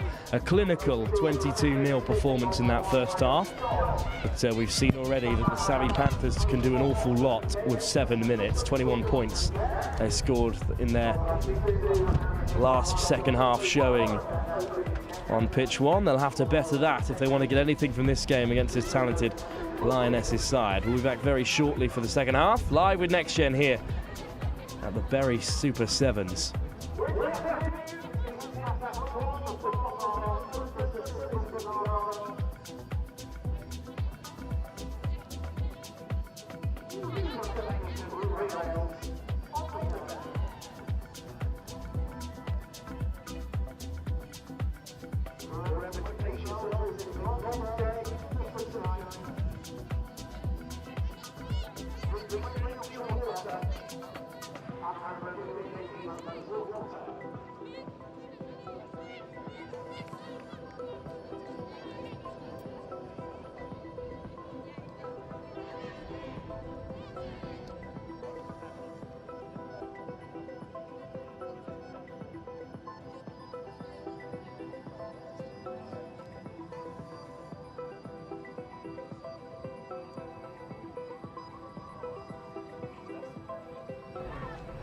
Well, the savvy Panthers will have a kick-off.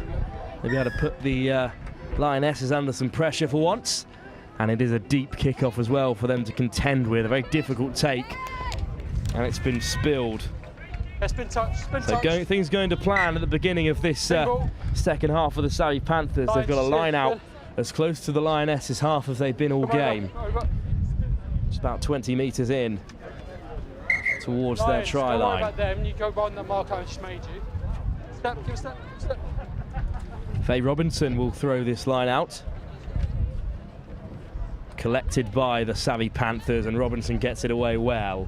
And now they'll play in the midfield. Garmack with the offload.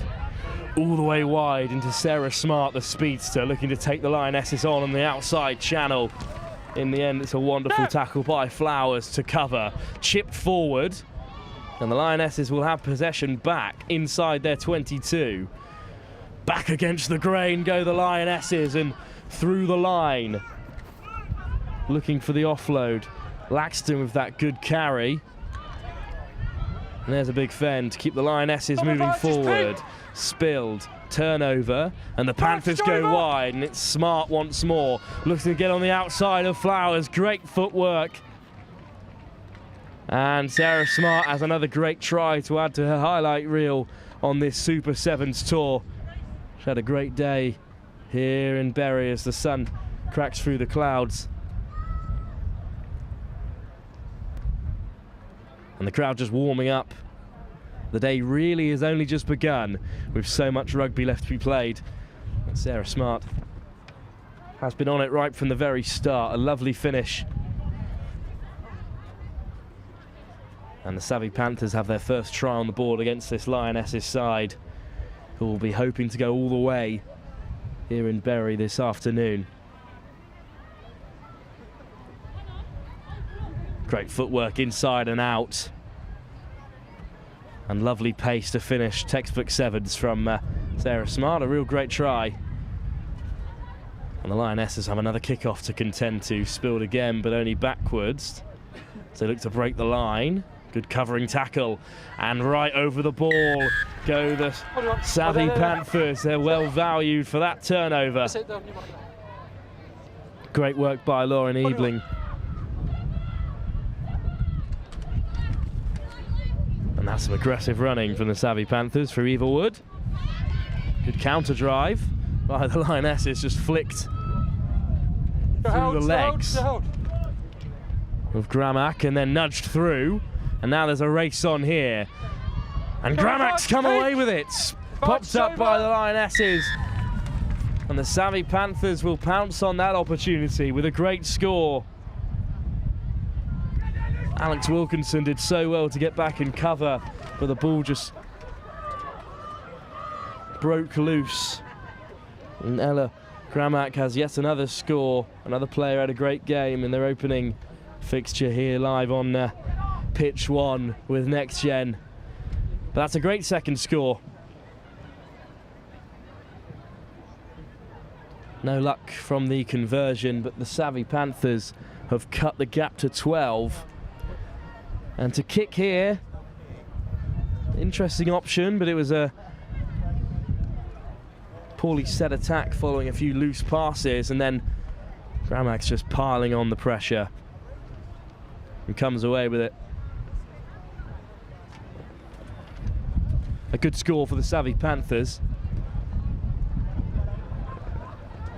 And this kickoff cleanly taken by the Lionesses, who now look to break from inside their own half, which they look to be doing well. A great carry to get us started and a penalty. Good work from Hannah Thornhill of the Lionesses. Come back.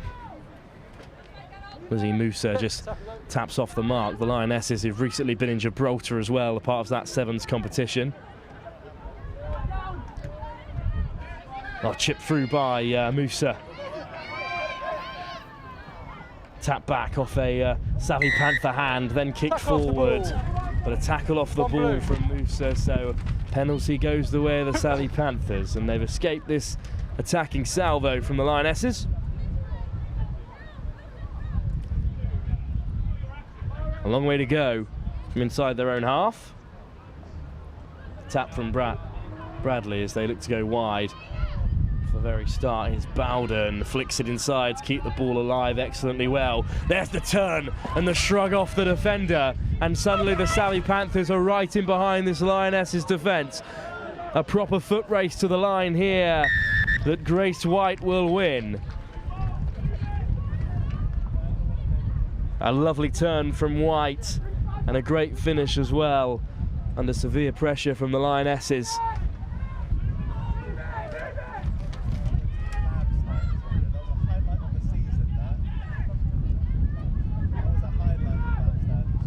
Well, we've really got a game on here. Just under a minute and a half to go. If this conversion can be taken. It's a good strike and it's 2 points added, and suddenly it's a 5-point game here. And the Savvy Panthers could be about to do it again. They could be about to bridge another unthinkable gap in their second game. To come from 22 unanswered points in this first half, they've scored 17 of their own. White the latest with a great turn and great pace to finish. And suddenly the Lionesses have a 5-point lead to hold on to. There's the touch off the boot of Sarah Smart. The Lionesses come away with it, and that's lovely running. And they're in behind once more. Away goes Sophia Laxton with players in pursuit, but Laxton might go all the way here. And just when you thought the Savvy Panthers were right back in the game, Laxton goes all on her own to score another. Great try deep inside her own half. And that might just put the game beyond the Savvy Panthers with seconds left. That's it. Well, the rugby doesn't stop. Live here on pitch 1 with NextGen at the Berry Super Sevens in the pool stages. There's more rugby from the women's competition. In Pool B, it's Samurai in action against Bath Rugby, looking to right the wrongs from their opening encounter. Whereas Samurai, the points leaders in the competition, are in action. But here on pitch 1, the Savvy Panthers with yet another incredible fight back, but it just wasn't enough to take down this impressive Lioness side. As you see, Laxton solo run once more, scything through the defence and finishing from a long way out. A great result for the Lionesses. It's 2 wins from 2. But live on pitch 1 now, the mighty Samurai women's side take on Bath Rugby, looking for their first win of the competition.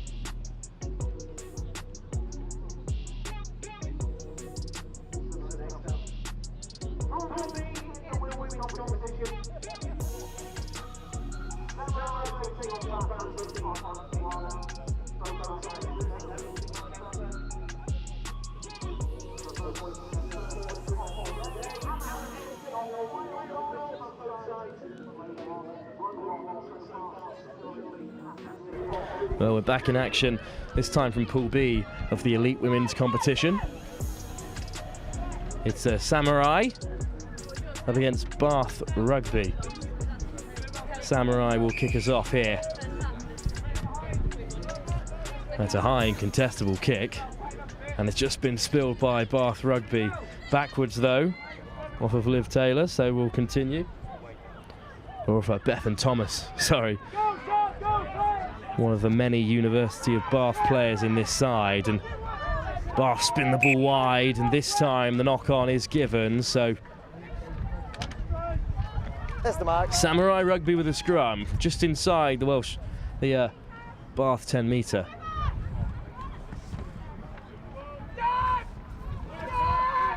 Approach. Bind.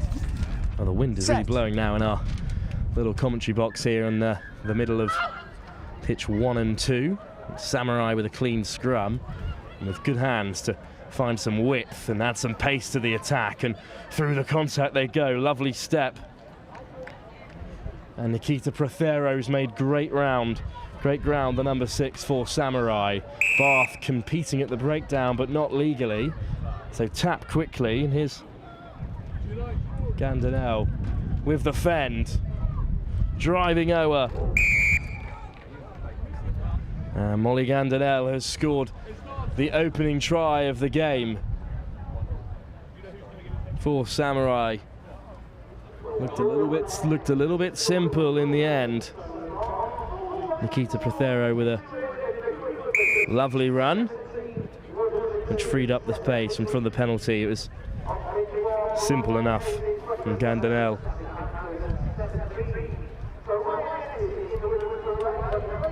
Two points added as well.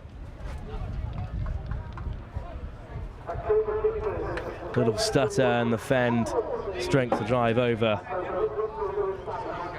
So Samurai lead by 7 in the early exchanges. And Bath Rugby punished for their mistakes once more. That's been spilled from the kickoff, unfortunately. So it will be another scrum for Samurai. Mark, girls. I'll move. Approach. Bind. Set. Scrum then.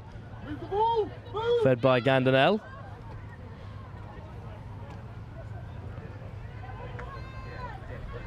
And there's a little bit loose there, but it's been well gathered by Samurai. I've got the pace to take Bath on the outside. Bursting through the tackles, a powerful run by Ian Davis. Eventually the Samurai brought down inside the 22. Gandanel will build again. Bit of confusion in the midfield. Still they come away with it. Stams with the offload, and Stams is on the wraparound as well. Good inside pass to Russell, and Russell will go all the way. A great finish in the end.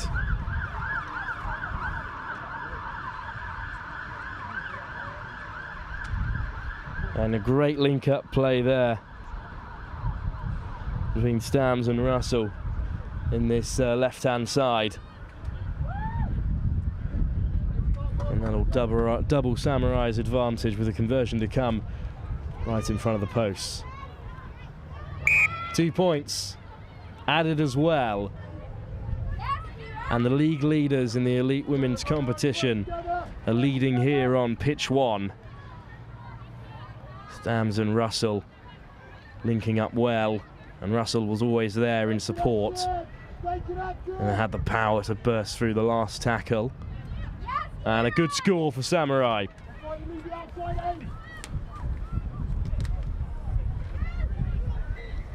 It's another fantastic kickoff, plucked out of the air by Prothero. Ball down. But the penalty goes the way of Bath this time. An excellent restart from Samurai. And time is off so that a sub can be made. Back we go. Thank you. Come on. And they run it short from the tap penalty. Stams is hunting for the ball, but only sees hand instead. Is fended off by Meg Barwick. And Barwick with a wonderful finish in the end.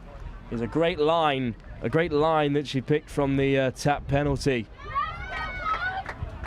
And the Samurai players too focused on the ball, not focused on ending the leg drag of Barwick, who put in the fend, broke away and scored. A great try for Bath, and they're on the score sheet in this first half.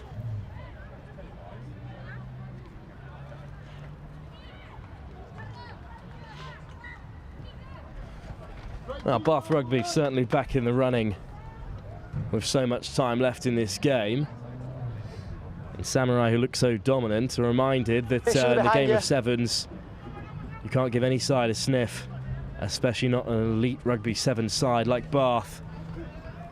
Another testing kickoff, really well taken by Stams. Little show and go through the first defender, out the back door. What a wonderful piece of play. And Davis will saunter in despite the pressure from Barwick. That's a wonderful try and a wonderful response to conceding as well. Clearly Stams is not the one you wish to find from your restart. Great carry and even better offload. See Davis go storming away. And Davis has scored Samurai's third try. Another conversion as well, cleanly struck.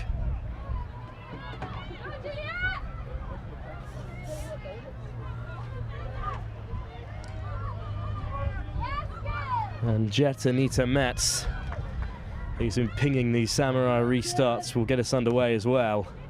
Another teasing kick into the wide channels. Sophia Stams just a few yards away from it, so it'll be a line out for Bath Rugby. There's your mark.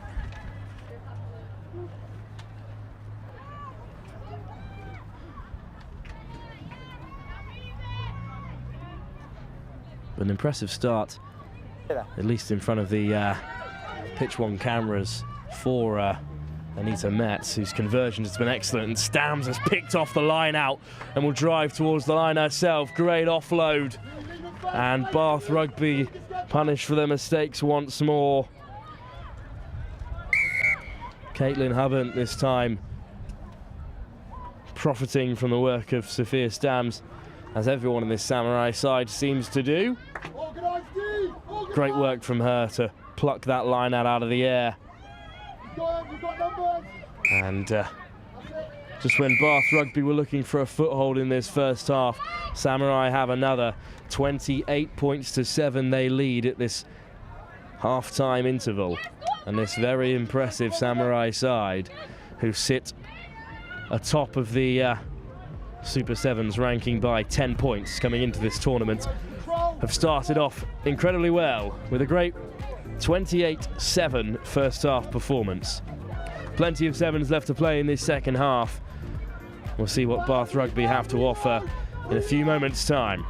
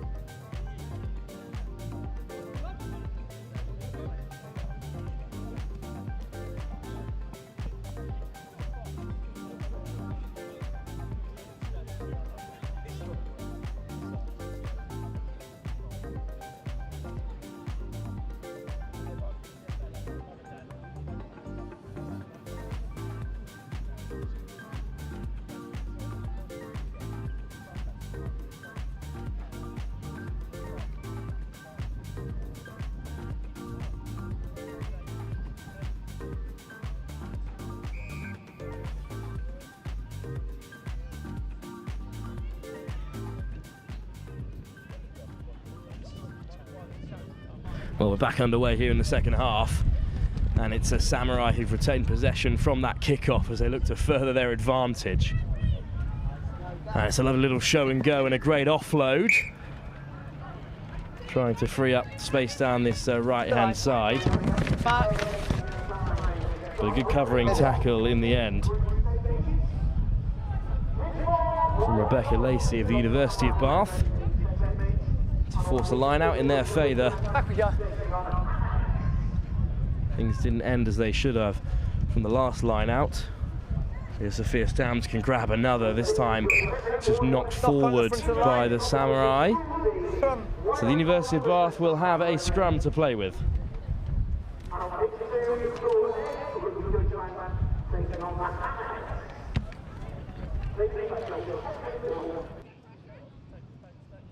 Approach. Bind. Set. Knock on.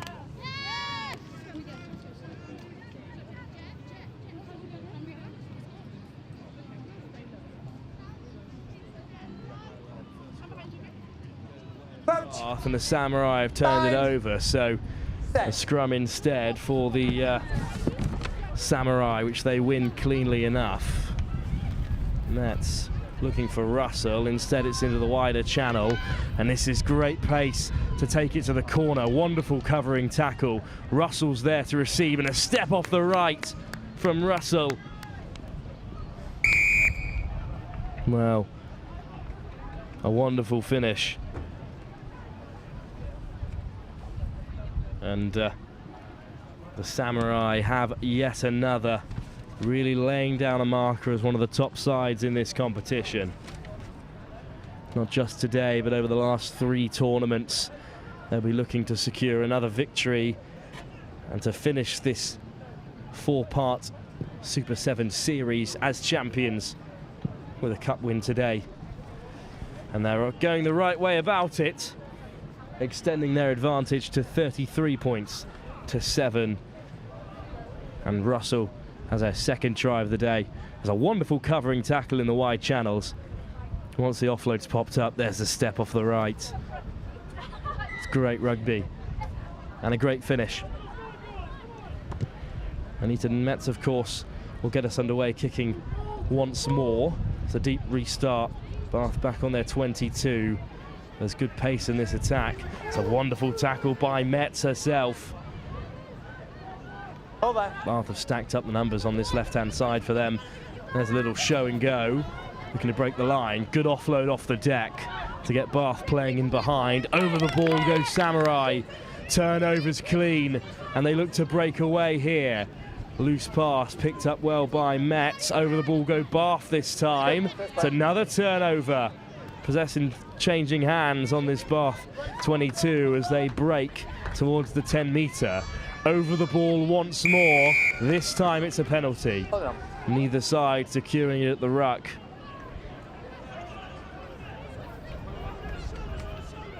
A reparkable tap. There's the pass inside. Samurai break forward. Good carry by Jones. Points to the left to find Stams. Into the wide channels they go. There's the fend. And Samurai will touch down for yet another score.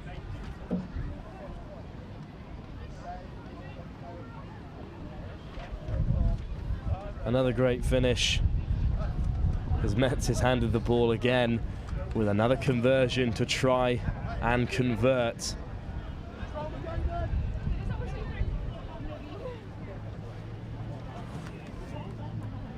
Nikita Prothero, I believe, with another score. And this Samurai side are really clinical.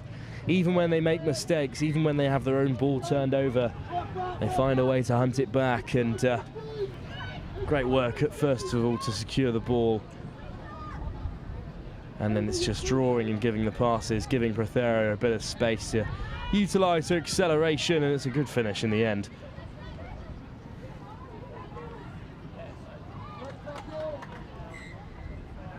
Well, the game may be beyond Bath now with 2 minutes to play.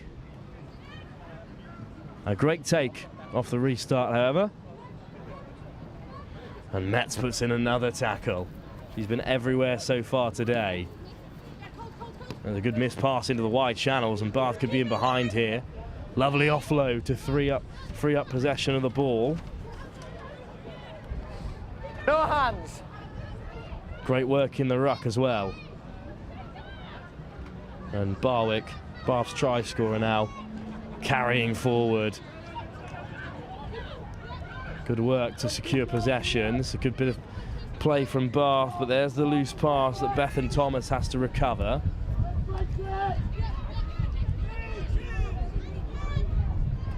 Another loose pass, and Samurai are on it. Nikita Prothero is on it. She'll have another score.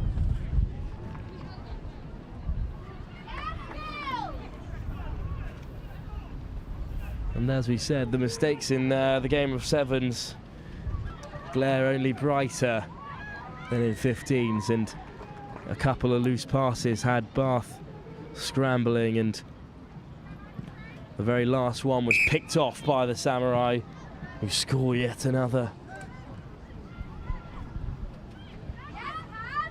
45-7 now the current score. It looked like a good attacking set from Bath, just one loose pass too many. Nikita Prothero was hunting the clean pickup from her. And there's a great kickoff as well. And it will fall the way of the Samurai, if not for that knock-on. So with just 10 seconds to go, closing stage of this game, Bath will have possession from the scrum. Poach. Bind. Set. Scrum feed then for Bath Rugby, who trail by 45 points to 7, so nothing that will change this game, but Samurai have turned it over, as they so often do, and now they'll go storming away. It's a strong carry from them. They're up past the 22. Loose ball that might just find touch, and that will bring an end to this real exhibition from Samurai, laying down their marker here in the second round of fixtures in the elite women's competition. They clearly have come down to Bury St Edmunds for one thing, and that is a place in this cup final and a place amongst the very best in women's rugby. Well, we return to the men's competition now. It's the Wild Dogs taking on the Samurai Renegades, an impressive Renegade side that fell to the Lions here on pitch 1 against a Wild Dogs side that's significantly changed from previous tournaments on the Sevens series. So excited to see what they have to offer. That'll be live and next very shortly here with Next Gen at the Bury Super Sevens.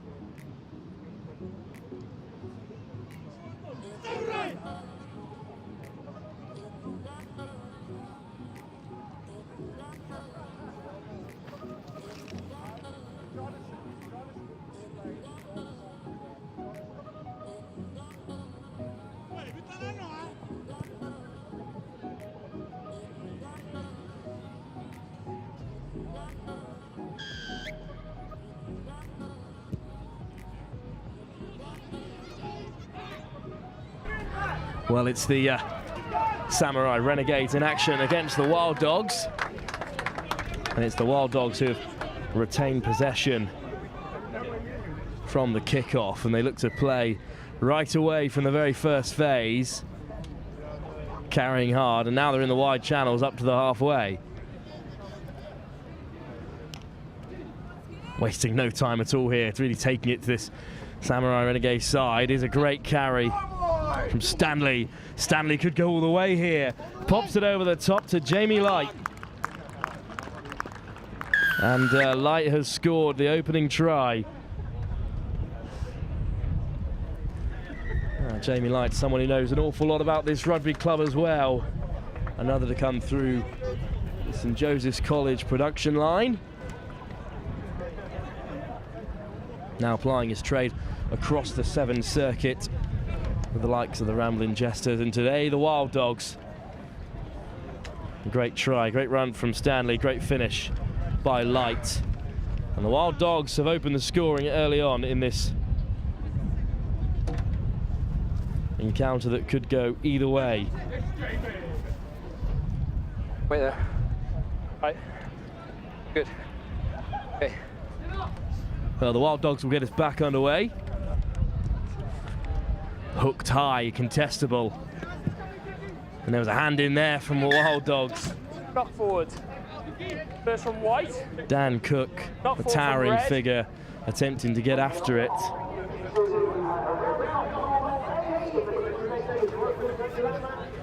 But instead it will be a Renegades scrum.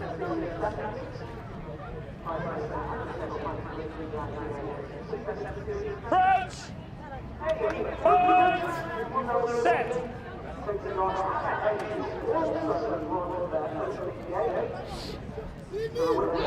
Well, the scrum's a real mess. And the Wild Dogs apply the pressure, and the penalty goes their way as well. And it will be another for not dropping 10 as Boyd Ross took the contact. And a yellow card for the Samurai Renegades. So not the perfect start at all.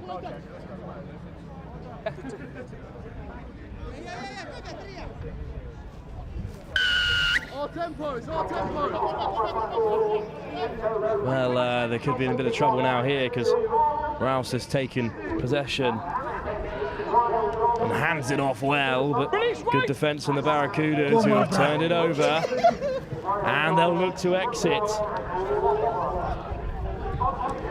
The chase is on. Cook's just about missed it there. Lights after it, hooks it through.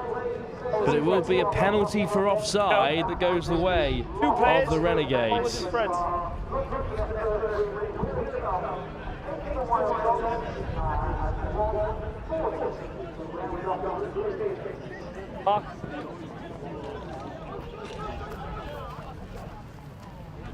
Well, the Samurai Renegades now will look to play, taking contact. Cook with a big tackle, but they secure possession. No. Once again, the Wild Dogs wrapping up opposite man. It's a loose pass for the Renegades to play with. And they just can't get the ball away, all the way back to their 22. Over go the Wild Dogs, penalty entry. against them in at the side. Side entry 14.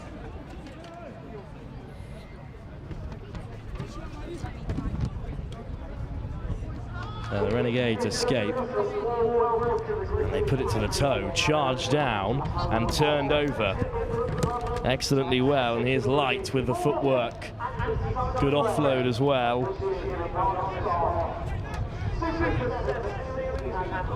Claimed by Stanley. Turnover this time goes the way of the Renegades. So possession in this middle third. And now the Renegades get the offload away. And another. And will go storming away. Great covering tackle. And the Wild Dogs are back to defend. But the Renegades still coming. There's a step through the first tackle and the second. Penalty for not rolling. There's the tap.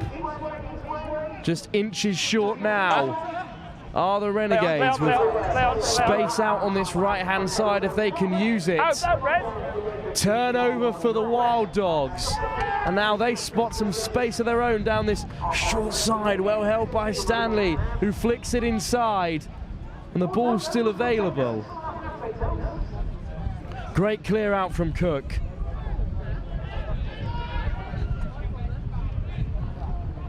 And the Wild Dogs all the way wide with Rouse. Just look to settle themselves.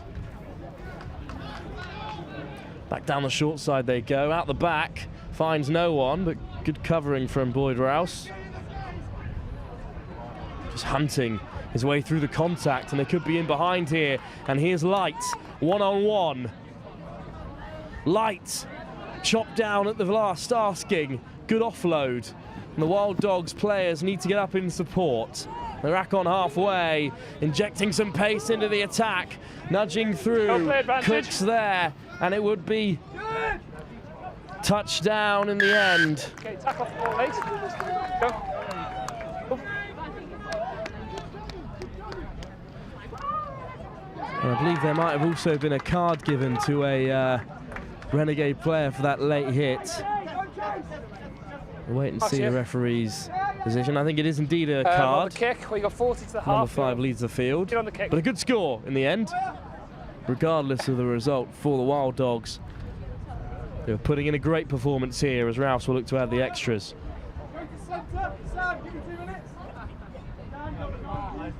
No. No luck from the conversion.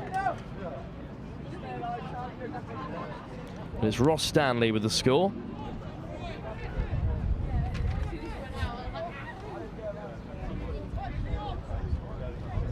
Kicker, when you're ready, please. Let's play.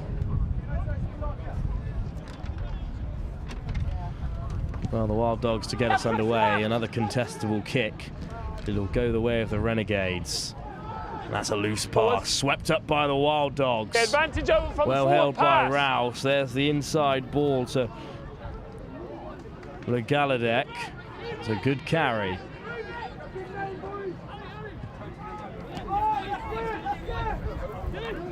Stepping inside and going all the way wide. And Eden here might touch down in number 12. Alex Eden with a good finish, freshly on the field. Slow it down, what did you say, please? Yeah. This is half point kick. Wow, great work from the Wild Dogs to compound their first half performance. They'll leave the field with 3 tries. No luck from the conversion, just drifts to the left hand of the upright. But a pretty complete performance from this Wild Dog side.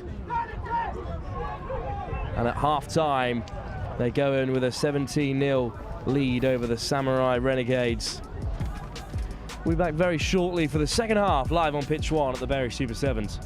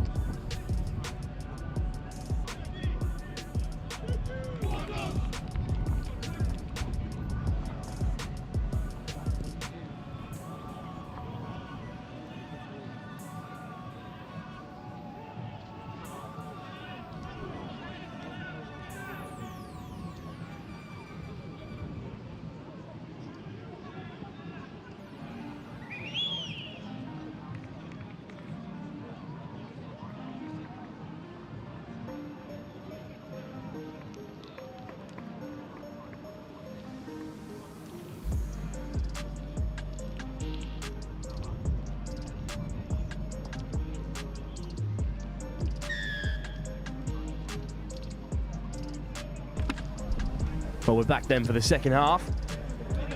And the Wild Dogs have really put on a show here in this opening 7 minutes. That kickoff, unfortunately, straight out.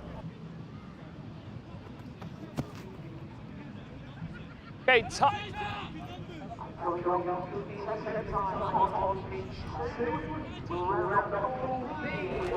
Well, just getting a new ball onto the pitch, and the Renegades will tap and go quickly as the wind is really starting to howl here at Bury. Good carry. And a real good carry, that is, by the Samurai Renegades.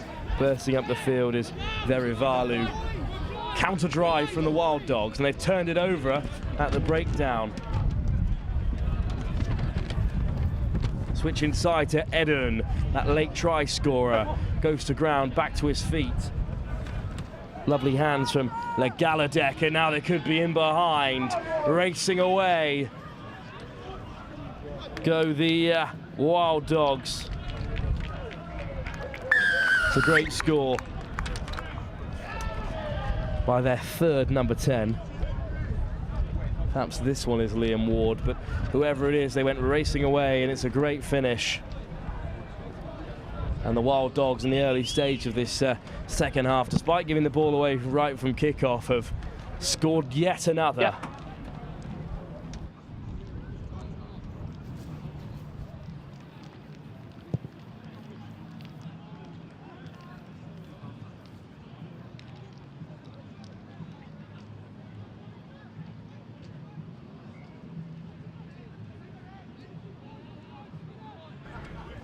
Wild Dogs to kick off yet again.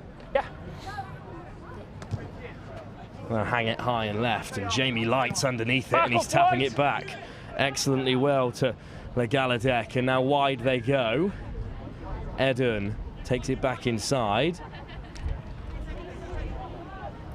Flashed across the face. And just taking on this Renegades attack is Christian Klaassen. In comes Grove to play 9. Swung wide by Tucker White.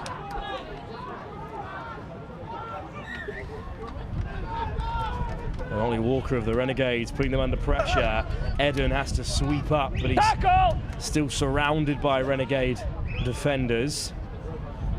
This time the Wild Dogs get it away. Legaladec again. Light shrugs off one.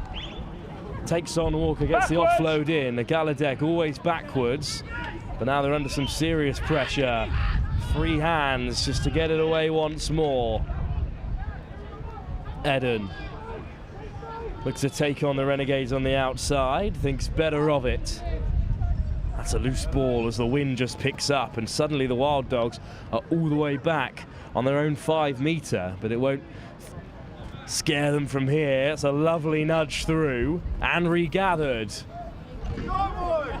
And here come the Wild Dogs. They've done excellently well to build from here. Great work from Buthelezi. There's the hands, and it's all the way for Brendan Legaladec. Offload off the deck. Alex Eden with the score. The Wild Dogs extend their advantage even further with yet another great try. Ready? Coast to coast from right inside their 5 metre. They were driven all the way back, but they weathered that sustained pressure from the Renegades, and they must be thinking, what more can we do? But no mistakes from the Wild Dogs, and they've gone all the way and scored. 10 on the kick. Great team try. As Eden looks to add the extras. And does. This game's certainly beyond the Renegades, but a great performance from a Wild Dog side sitting right at the bottom end of this Super 7 series. But they've brought a different company today. Lots of new faces to the side. And they're turning up here on pitch 1. Another kickoff that just goes out of bounds. So a free kick for the Renegades.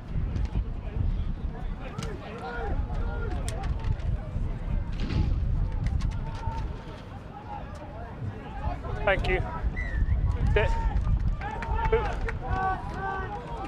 Please go, and you dropped your phone. Go, go, go, go, go. Please. You ready? Taking their time from the set piece. Go. Waiting for Berry's ball girl to exit the field. Well, it's a loose pass to put them under pressure. Great footwork. But the penalty goes the way of the Wild Dogs, as most things have seemed to have gone in this game. It's offside for being in front of the kicker, which is you don't expect to see from a position like that, but suddenly the Renegades could go storming away. They've won great meters here. Musi Verhatu with a great run. Walker, through the hands they go. Picked from the base once more as they look to sneak over. Penalty instead for not rolling. So Walker with ball in hand. Will look to fling it wide. Great line speed from Eden, but he's been beaten. And there's a try scored for the Samurai Renegades, who take something away from this game.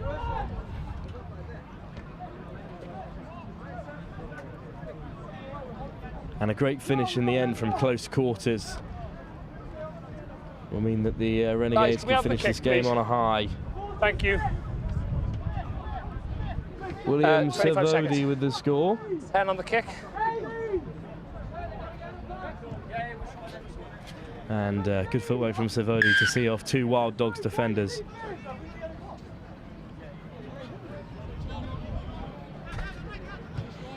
One pass away from the contact area. Skips around 2. Good finish. Well, we'll have one final play here. When you're ready, kicker. For Guys, the this is time. Samurai Renegades to take something else from the game. Wonderful kickoff. Contestable and contested indeed. Backwards, play on. Always backwards, so the Renegades can continue to play. Penalty clear goes release. their way as well. There, Although there. the game may be beyond them. Here's Walker. The Renegades will still look to play. Nice Sarumaki. Nice Sarumaki with a big fend. Puts a man to ground. Benjamin Nice Sarumaki just spilled and picked up by the Wild Dogs. Light goes flying No into the advantage. breakdown. Not forward from So red. unfortunate that knock-on will spell an end to the game. And a great performance in that first half from the Wild Dogs, and they started the second half well. And that was enough to see off this talented Samurai Renegade side. Well, of course, the rugby continues. It's the Flying Dragons of Hong Kong up next against the Samurai Barracudas, who put in a great performance live here on pitch 1 earlier today. We'll return to the action very shortly here at the Bury Super Sevens.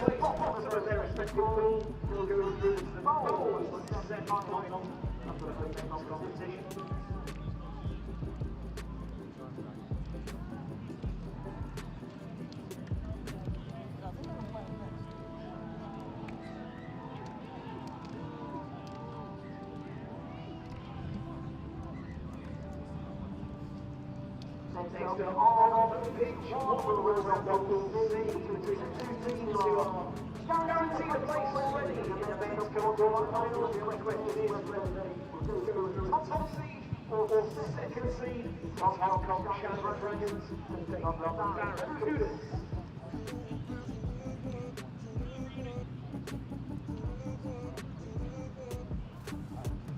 Maybe.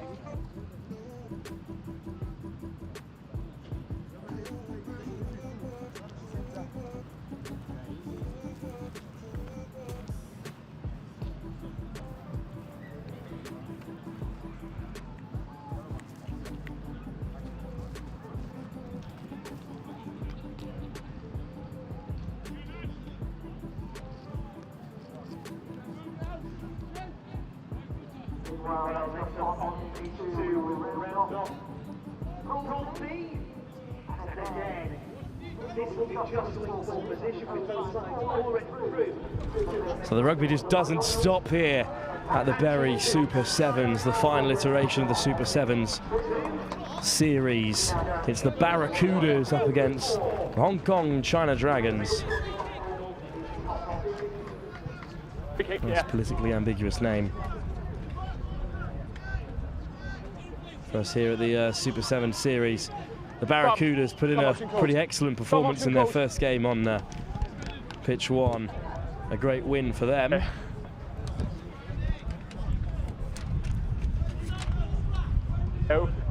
But the Dragons here with a scrum right on halfway. Crouch. Bind. Set. Bryn Phillips with the feed. And it comes out Phillips' way. Good offload to Xing. Xing takes them on in the wide channels. Good work from Phillips to follow the play. Here is Alex Coombs.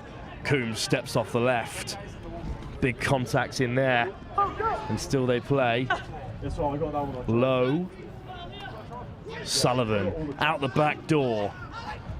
And it's loose. But Alex Coombs does well to keep it alive. As do all these Dragons with great offloading. Owl takes contact once more. Coombs at first receiver. Flings it across the face to Lowe. Lowe puts it to the toe, and it just doesn't carry in the wind. Caught up in there and falls away with the Barracudas instead. And this will be a long clearance with the wind at their backs. And there's a race on here. Xing will be the first to get there, but he doesn't gather it cleanly. Penalty goes the way of the Barracudas, and they tap quickly and they dart to the corner, and it's a wonderful kick from them to gather this field possession and a great finish against two unrushing Dragons in defence.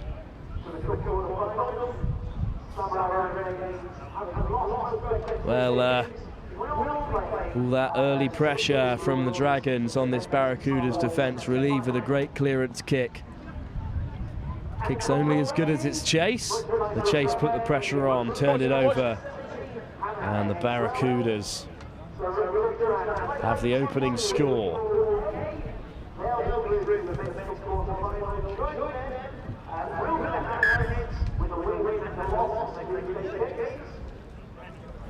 Now, what a start for the Barracudas.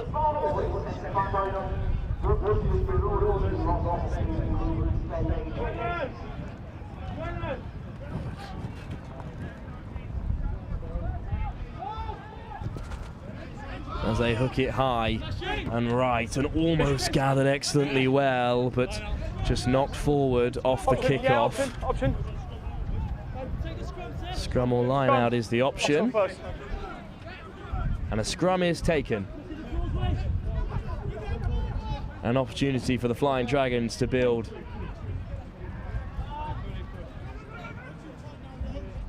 Crouch. Bind. Just in between the 10-metre and 22. Phillips to feed.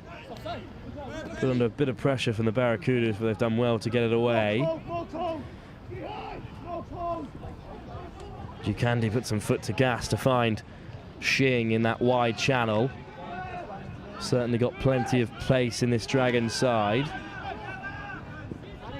Good footwork to tease the Barracuda's defence. Lovely turn as well from Al. Back down the short side they go. Here's Xing, puts it to the toe. And the kick is uncleanly gathered. An excellent pickup. And Jukandi will score. Shiven Jukandi, number 10, touches down for the Dragons, and that's a well-deserved score from them. They've certainly looked the most creative in attack so far. But it's another kick through that can't be gathered that leads to the second try in this fixture and the leveller for the Dragons. Barracudas do well to get near it, but clever from Xing in an attempt to gather the ball, just takes his man out of play and leaves a run in for Jukandi. See if you want to come off. But it's a great pickup all the same. Low with the kickoff into the wind, straight out yet again. We've seen plenty of kickoffs to this deep left-hand side. Fine touch in the wind. The Barracudas will get us started here. Okay, yeah. Oh gosh. Crouch. Bind. Scrum then for the Barracudas. Both sides level at 7 apiece. That's a good offload in the tight spaces, and there's a Dragon offside, so the Barracudas tap quickly and inject some great pace into the line. Quick thinking from the Barracudas. Great pace. Touchdown and score another as they re-establish their advantage. That's my view. He's gone straight through you. And in the closing stages of this first half, the Barracudas have a one-try lead to take into the break if they can defend this kick-off. Cleanly struck from the conversion as well. for the maximum 7 points. One mistake is enough in this game of sevens to be punished, and the Dragons just couldn't react quickly enough to the penalty call. So we'll have one more kickoff before a break of play. The Barracudas will strike it, and it's a very contestable kick. Up go the Dragons, a bit of contact in the air, and the penalty is swiftly given. Phillips wastes no time in getting us underway. Sullivan, all the way wide it goes. Great tackle in that wide channel. The Barracudas are flying through the ruck, but Sullivan flicks it out the back, straight into the hands of a Samurai Barracuda. And they could end this first half with yet another try. It's a great turnover from them. Huge pressure in that breakdown. The Barracudas just assess their options in midfield. Forced to find contact, but now they've got numbers up on the left-hand side. There's a lovely step to break through the contact and a good offload too. Penalty goes the way of the Barracudas as well. Quick tap, and surely from here they must walk it in with numbers ahead of them. Great step to sieve their way through. Two Dragons. And it's another score. And it's not a great score to concede for this Hong Kong China Dragons side. That's half time. As going into the break, an extra try down is not at all what they needed. But clinical stuff from the Barracudas. Not content to let the game drift into half-time. They've scored yet another. And at the break, they lead 21 points to 7. Always a penalty, but also with 3 players on the floor, the Barracudas will always have the numbers. Draws in another defender with that pass there, steps back across the grain, good footwork. Through the hole they go. And at half-time, that means the Hong Kong China Dragons trail by 21 to 7. Certainly not a gap that can't be closed, but a lot of work for them to do in the second half. We'll be back very shortly for some more action here live from the Berry Super Sevens. Live at Next Gen, final iteration of the Super 7 series. The next up on pitch from the round of the rhythm competition, we've got Akuma Beavers taking on Lionesses. Akuma Beavers with 2 wins, Lionesses with 2 wins. And the Lionesses complete a 100% record in the group stages 4. Akuma Beavers continue their start of being run. Turns over the doors in the win. And on the pitch, we've got the Woodward Spoon taking on the Panthers.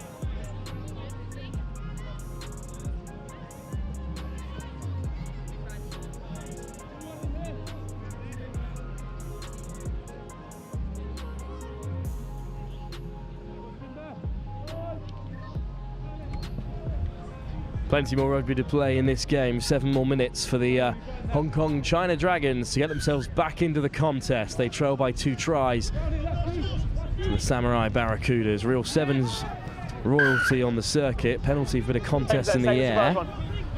Harsh perhaps, but away come the Barracudas. Cutting back against the grain. Contact it is on the 10 metre. Yeah, it's there. Back down the short side they go. Offside. Offside is the call. The Barracudas creeping up the field. Just forcing some errors out of this Hong Kong China Dragon side. They use the width and they could be in behind. Great covering tackle in the wide channels. Turnover as well. A big moment in this second half. And the Dragons come away with it. To the boot they go. A great option. Into the 22, 50-22 it could be. Not in sevens, not in sevens. Not in sevens is the call from our match referee. Still, great territory to put the Barracudas right back in their 22.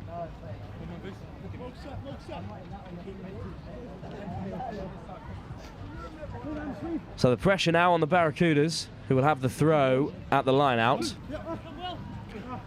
Almost picked off, but they'll come away with it. And they'll be happy to play from inside their own 22, breaking the line well. Now they could have numbers on the short side. Across come the Dragons. Lovely footwork to tie in two defenders. Over the ball they go. No luck for Joe Knight.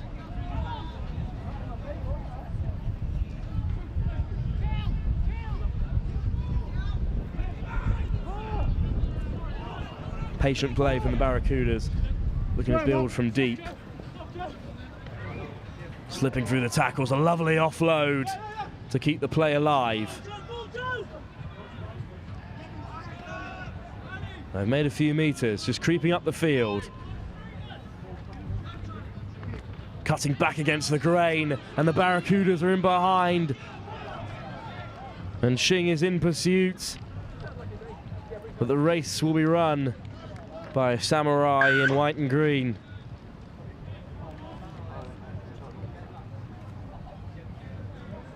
Well, it's a great finish.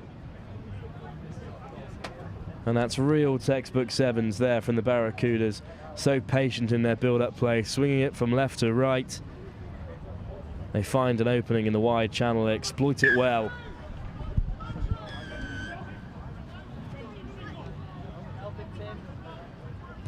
Good footwork, scything through the hole. And the Barracudas will always have the pace to finish from there. And this Samurai side looking really sharp in their second game on pitch one. They'll get us underway from the restart as well. Picked out of the air but spilt by the Hong Kong China Dragons. No advantage. Knock on is the call. And we return to the elite women's competition next for two games. First, the Akuma Beavers take on the Lionesses. We saw the Lionesses see off the savvy Panthers, a side that could only draw with the Akuma Beavers. An exciting contest to come. After that, the Hammerheads, the women's iteration, take on the Samurai women's in what is promises to be a huge encounter between two of the top sides in this elite competition. But for now, the Samurai Barracudas are continuing to tear up on pitch one, but a penalty goes the way of the Hong Kong China Dragons, and the wind just picked up that pass, but it's picked up on the first bounce instead. The Barracudas hunting for a turnover, no luck, and away comes Joe Knight with the out the back. A lofted pass. It's good footwork and a good offload to keep the ball alive. It's Matt Rickard there, and there's a big carry in midfield. Hampton Smith intercepted, and the Barracudas will race away and put a real end to this game. And surely now it's well beyond the Hong Kong China Dragons. And even with the ball in hand, the Dragons never looked settled, and that's the result. The Barracudas have another score.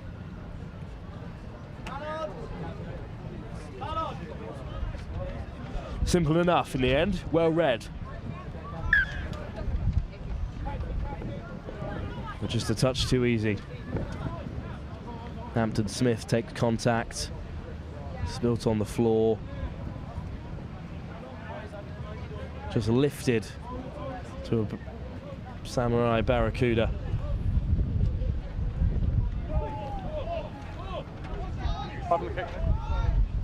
Well, the wind is really blowing now. And And that kickoff just utilised it. It just hung in the air before bouncing harmlessly into touch. So the Dragons will have a line out. Here. You. Mervyn Lowe collects the ball and hands it off. And Lowe stands at first receiver instead. Here he is in possession, handing it off once more. Mikey Schatz goes back to the short side. And the Dragons have found a bit of space and they take contact. Over the ball go the Barracudas. The Dragons maintain control for now. Knight, Lowe. Driven back well.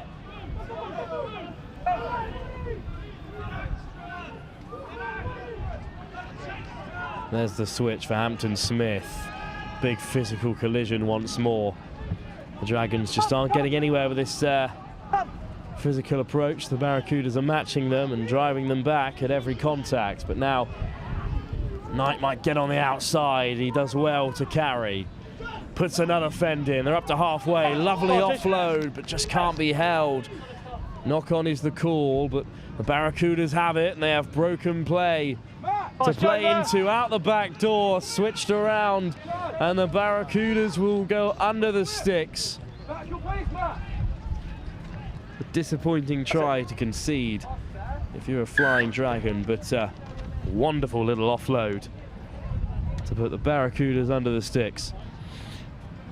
Yes, it is, yes. Round the little switch play. And that'll bring an end to this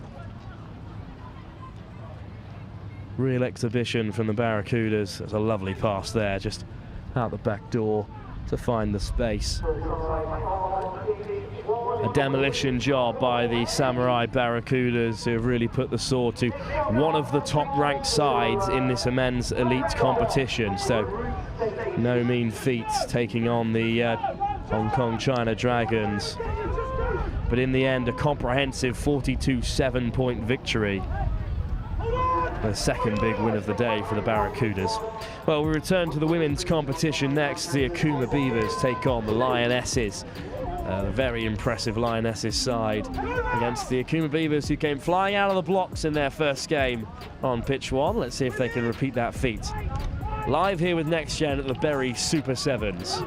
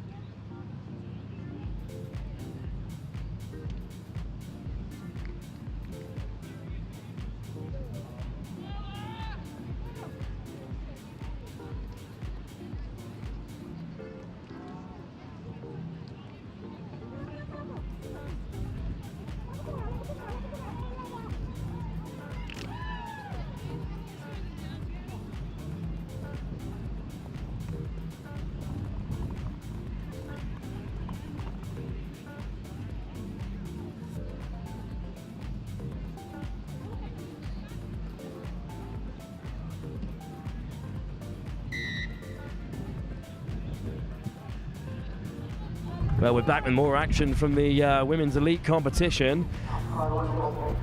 It's the Beavers up against the Lionesses. What proves to be a thrilling encounter as the Akuma Beavers have claimed the kickoff, but the Lionesses right on them with the pressure. Eventually comes the way of the Beavers, who carry up to the 22. Good release on the floor.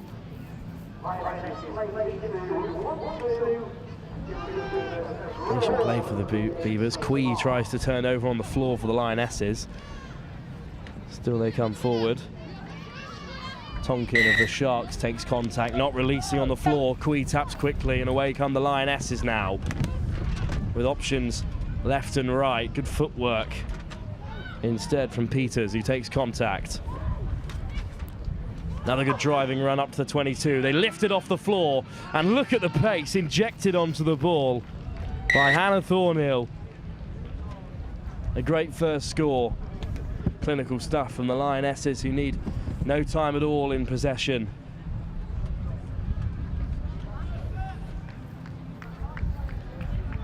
It's a great finish and a great start.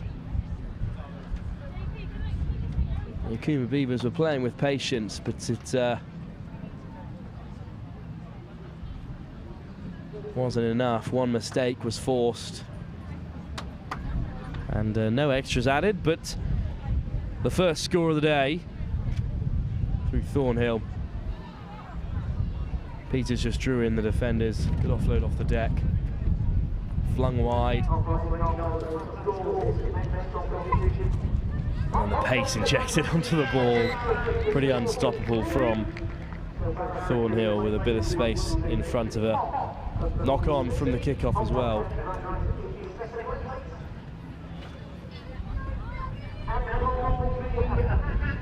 Here's Quee with the feed.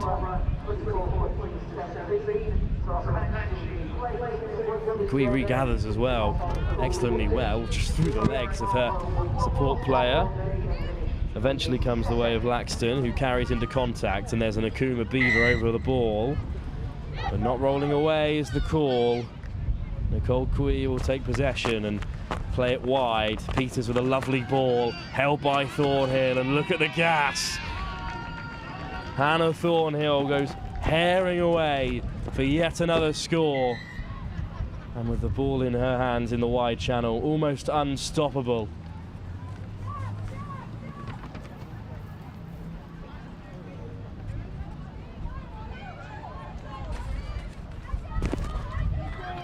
Not much Lara Schatz could do in the wide channel once Thornhill got outside her. And this conversion's a very clean strike, and 2 points is the extras added on. Over on pitch 2 is a great start for the Savvy Panthers, who have scored the first try of their game as well. Thornhill just burning Schatz on the outside with great pace. And a good score. Well, the Akuma Beavers have claimed possession from the kickoff once again, yet to break out of their half as Quee forces the turnover. And the Lionesses are really stamping their authority on this fixture in its early stages.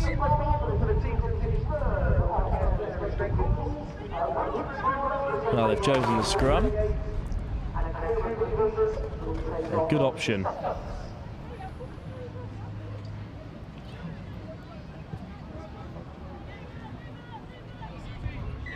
Quee will feed, and they've got a set-piece platform to play from. Now all the way into the wide channel they go, and then they put boots of ball. The Beavers will be there first, and just diving on it is Lottie Dads.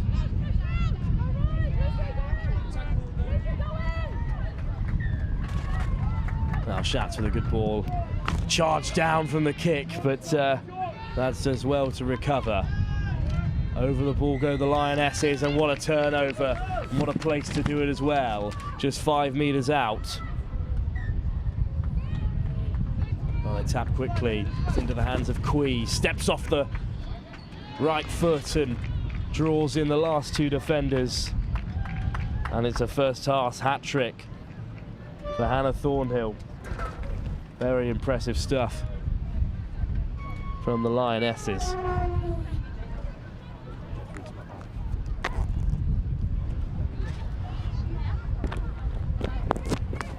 Now Thornhill's really torn up on that left-hand side. A first-half hat-trick isn't something you see in every game of sevens. Lucy Peters will look to add the extras once again.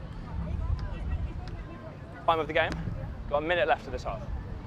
And it's an excellent kick from far out on that left-hand side. Stepping off the right, Quee draws in the last defender. Puts Thornhill in unopposed. Great sevens. And they'll have the kickoff once more. This time it's short and contestable, taken excellently well by Schatz. It's a great take. Turned over off the floor though, Peters has it. And the Lionesses so clinical here, but it's won back by the Akuma Beavers, who look to now spread it wide. Into the wide channels it is. There's a big fend. Not held, that's fine. On Really no hands down, Carolina Karakov, but never held is the call until now. And it's been spread wide by Weaver. Great carry through the contact, go the Akuma Beavers. As Lionesses in pursuit.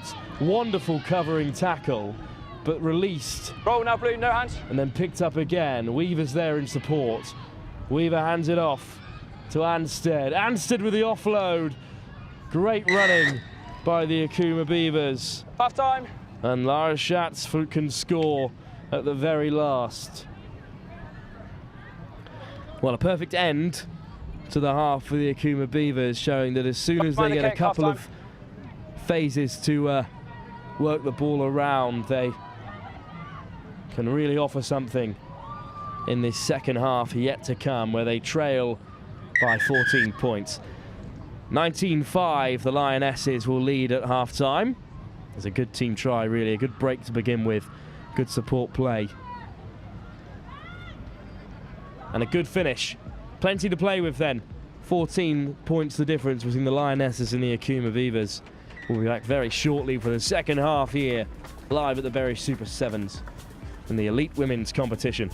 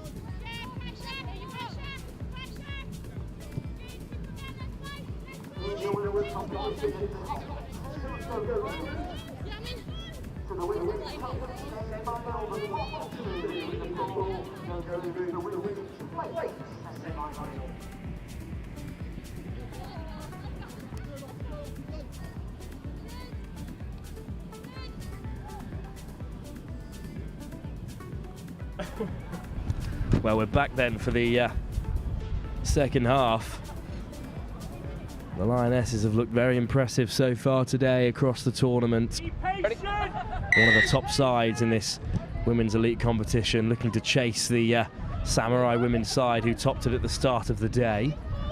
Every point matters in this final of 4 iterations, and from the kickoff the Lionesses retained possession well. Quee took it to the line. And then Peters picks from the base. Quee gets quick ball going. Laxton offloads it. Another offload off the floor. And they get it into the wide channels. And there's a foot race on here. And it's a foot race that the Lionesses will win. And in the end, they can saunter under the post. And it's the perfect start.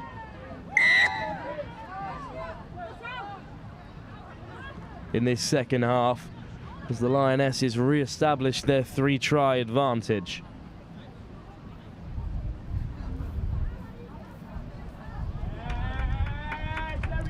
Peters looks to add the extras, and does.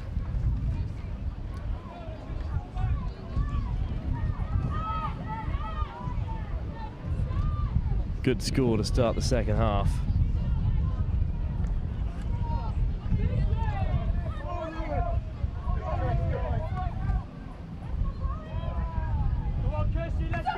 Laxton with the kickoff, caught in the wind, but a very good take by the Akuma Beavers, and suddenly they could be blaring away. Well, it's Amelie Anstead from the Loughborough Lightning who's herring away to score.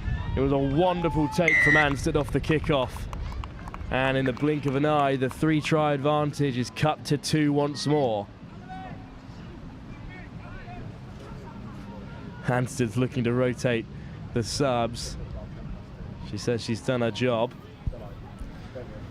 First, to add the extras. Simple enough. Good try from Anstead.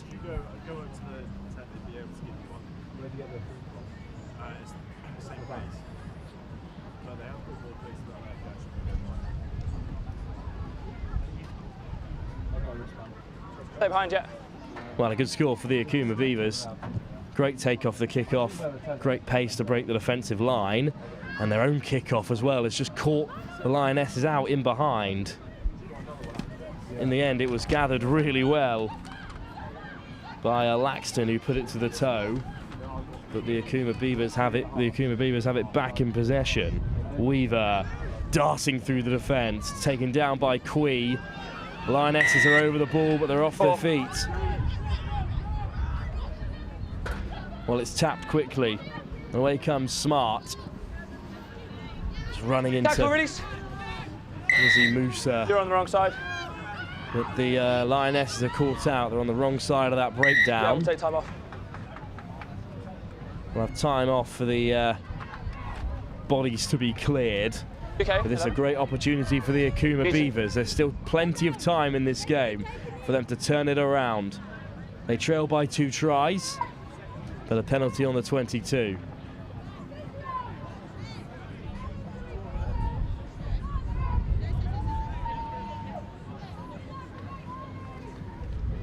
If it's head, Short we can just break and play. If it's head, let's just swap her.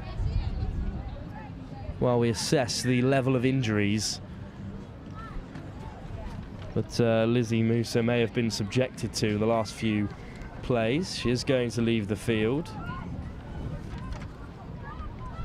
On comes Thea Sylvester. We all sorted. So we will restart with a tap penalty on the 22 that Beck Stevens Time on. will be 3 not taking. rolling, stay. Very eager. Beck Stevens leaving. It's tapped and darted towards the corner. It's like a 22 or a scrum where she kicked it. But the kick through doesn't go exactly to plan. So instead it will be a scrum on the 22 in the Lionesses' favour. Missed opportunity perhaps for the Akuma Beavers, who are really starting to turn the momentum of this game. Still got plenty of time to do so. But the Lionesses could just as easily break from here. Kui will feed the scrum. That's nice outside. Great pressure from the Akuma Beavers, but Kui gets it away. Laxton on the little switch play. Release pink. Can I get? Well, Kui looks to put the ball back inside, but there's no one in light blue to take it. That out the back half is a little bit loose, but Laxton cleans up well. Thea Sylvester breaks through the contact, and Sylvester's away. Has a long way to go to the line with Akuma Beavers on the charge. There's the offload to Kui. Gets round Sylvester, who's holding off a number of Akuma Beavers. Now they're in the wide channels. Kui takes the offload once more. Sylvester back in support. Lovely offload over the top to cut out the defenders. There was a hand in there, but it's still Lioness possession. Great injection of pace from Colbeck. And in the end, it's a touchdown Knocked for on. the Lionesses. Knocked on over the line. Oh, just knocked Dropped on over over the the line from Bobby Hayward. Bobby Hayward in number 3 for the Lionesses. And it's been given as a knock-on over the line, and that is unfortunate.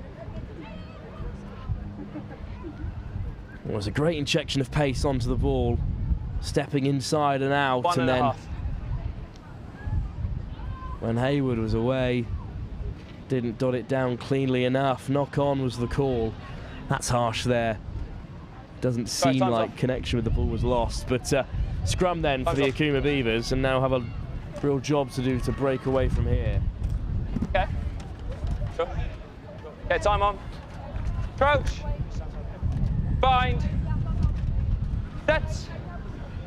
Scrum then for the Beavers. Quee piles on the pressure, charges down the kick. Carried back in. And it's been carried back in. It's a scrum 5. And the referee's decision is a scrum Taken into in goal once by more on Pink. the 5 Scrum metre, 5. but this time in favour of the Lionesses. Well, that's great work from Quee and co to put the pressure on and charge Crouch. down the kick. Bind. And now they'll have feed at the Set. scrum, Nice the outside. Lionesses. And a penalty, offside. Quee taps quickly, goes darting to the line. Try given. Nicole Quee, the architect and the scorer. And the Lionesses perhaps have put this Take game 30 beyond the seconds, Akuma Beavers, who were so unlucky. Of course it can. you got the hint. Moment to You got go, the hint. not to convert from a penalty on their own 22. Were punished, and the Lionesses have gone all the way. Time, okay? Yeah, 10 seconds. Full time, mate. You got time to go if you want. Now just under a minute to go. Well, total time is given, according to our referee, instead, and that certainly was game then for the Lionesses. A good performance from the Akuma Beavers again. Showed they've got a lot of quality in their side as the tournament moves forward, but the Lionesses once again proving themselves to be real standouts in this women's elite competition. We'll continue then with action from said elite competition onto Pool B, where Samurai are in action against Hammerhead, two of the top sides we've seen on pitch 1 so far today. A thrilling encounter up next, live with Next Gen here at the Berry Super Sevens on pitch 1 in the women's elite competition.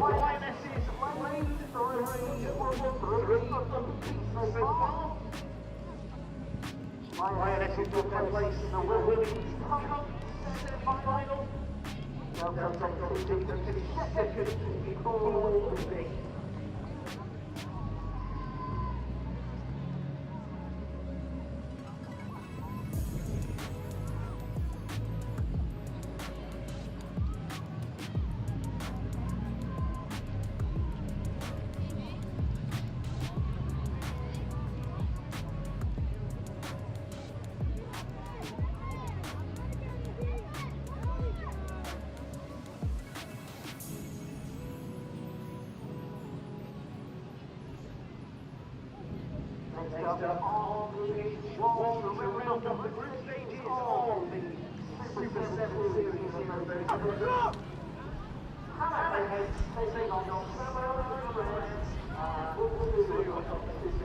Well, good afternoon and welcome back to the Berry Sevens.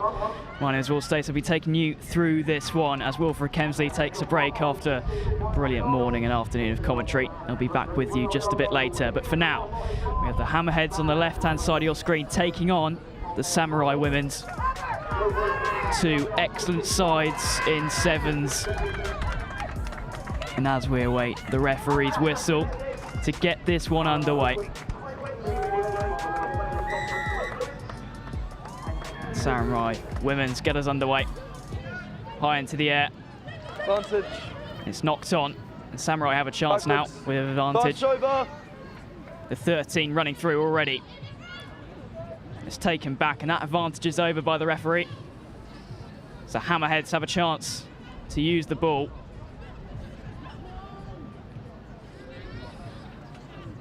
Taken down well. Going through the phases now are the Hammerheads. That one goes out wide. Bit of space and time in there. And running distance for the Hammerheads to go into, racing away towards the line. And she will get there, no competition. And push that down to get an early score within 1 minute. An impressive start by the Hammerheads.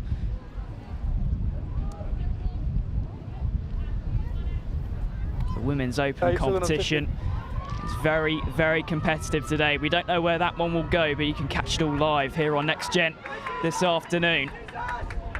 Okay, yes, please.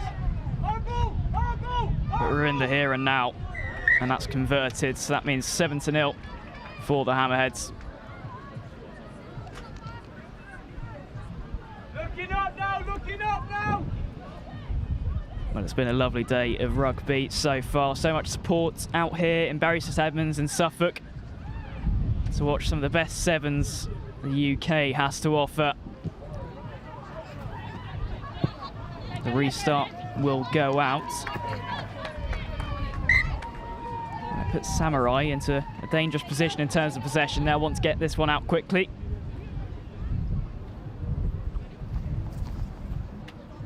Mark here, please. Yeah, space.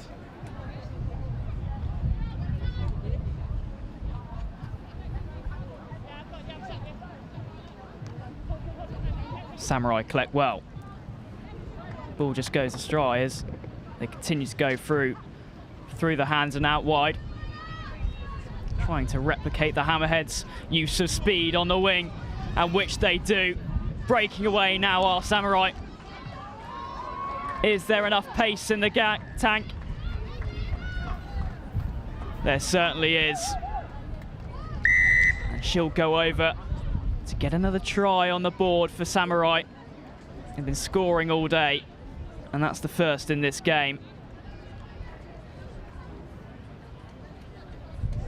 Well, a brilliant start from both teams makes this one a competitive one to watch. Hear me.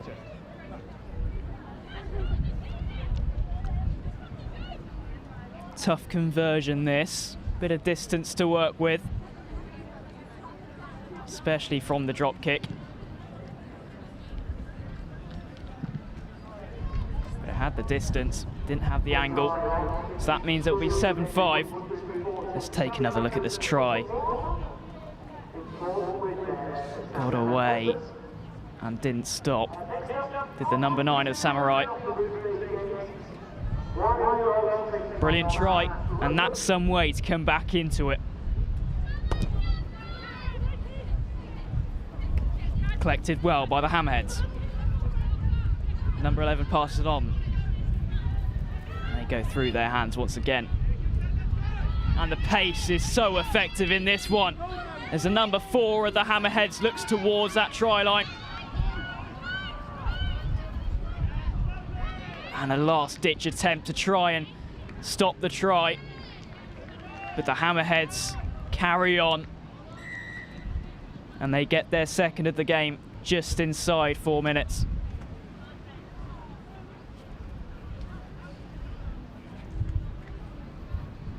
Well, some special rugby on display here in the Women's Open competition.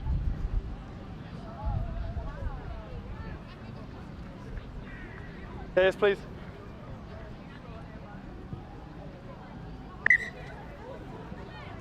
And that one is converted as well. Well, the gap was found. An explosion of pace. The number 14 of Samurai did try and get there. A brilliant attempt to catch up, but the pace of the Hammerheads was too much for Samurai to deal with.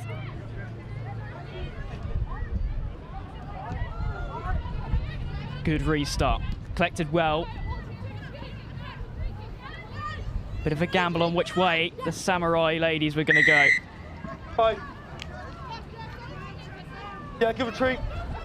As they keep going, the number 3 finding a pocket of space in the Hammerheads' defence. Great offload. Space out wide.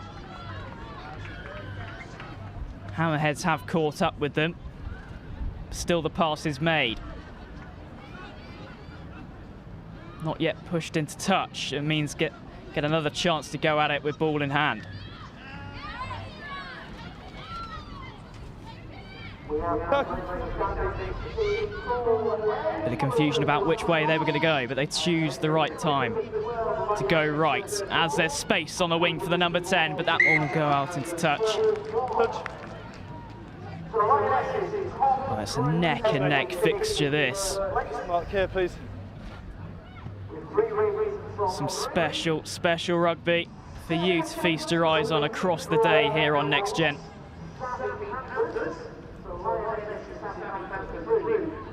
Let's go, please. We'll have a break after this one finishes for just about 20 minutes. Gives you a chance at home to get that cup of tea, get a snack in, get ready to feast on some more rugby later. But we're in the here and now, and the Hammerheads have the ball in hand.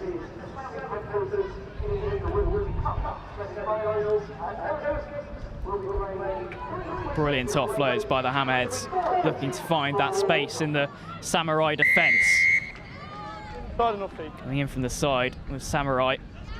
And the number 12 of the Hammerheads pounces on the opportunity and has try time in her vision. A little bit of afters there, but that won't matter. Hammerheads have their third. 12. And that will be the time, I do think, of the first half. Okay, just be careful pushing it for making the tackle. It's difficult. Well, the Hammerheads have taken their opportunities. It was a bit of a shaky start. A drop ball from the first kickoff. But they came back to get 3 tries in the first half. And that means we finish the first half. Hammerheads 21, Samurai 7.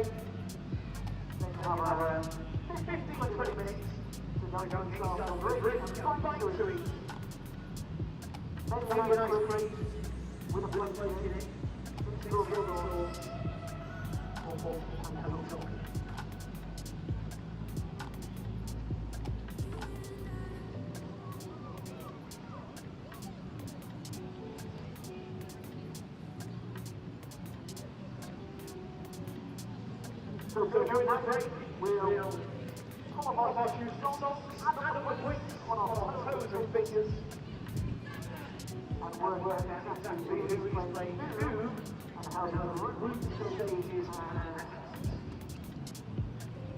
Of course, you want to put a mark on that, how close is down, where teams are playing, how results are on. You probably can check out the 6-7 series website, just Google for search for 6-7 series. Or you can download. Well, half-time Oranges has finished, and both teams are back out, ready for the second half.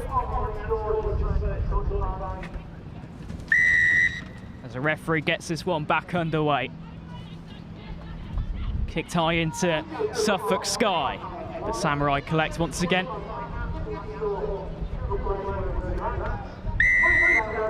High tackle. Penalty goes away of Samurai. Chance for them to build from the halfway line. The number 12 takes it in her stride. Good offload. Great hands once again. Seems to be everything's going their way at the start of the second half as Samurai look to explode towards that try line. Rolling on the floor, holding on. Rolling on the floor means they will lose possession after a great start.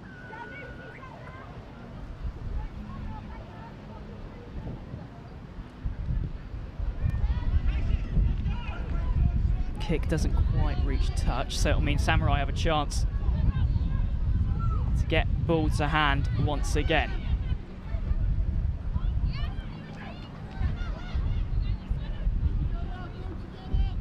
Not as much space out wide as they would have wanted, but a great work from the number 6 as she keeps on going, getting rid of defenders in her sight at ease. Quality of rugby on display here today is brilliant. Space out wide though. Bounce is fortunate. The number 9 races away, and Samurai find a way back into this one. Well, they certainly have deserved that second try since the beginning of the second half. It's coming to form with their number 9.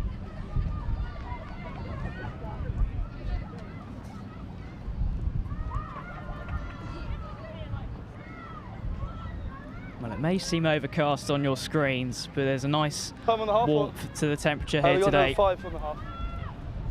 We're used to some scorching sun at the Sevens, but this is England, this is Suffolk, this is Bury St Edmunds, so I think both these teams will absolutely take these conditions. The kick doesn't go to the distance it needed, but that doesn't matter. But Samurai have a way back into this one. 21-12.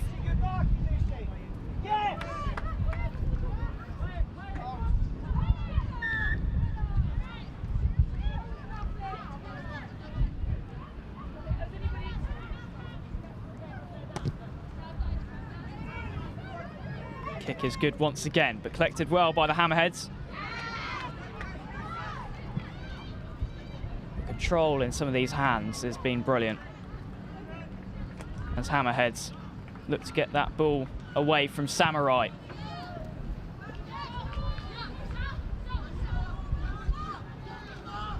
Break line made once again.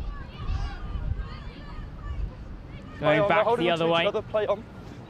Trying to find the gaps. No, not lifting the ball. No lift. Hammerheads torturing this Samurai defence. And another break is made as the Hammerheads almost stopped in their stride, but great offloads means they can get over the line in some style.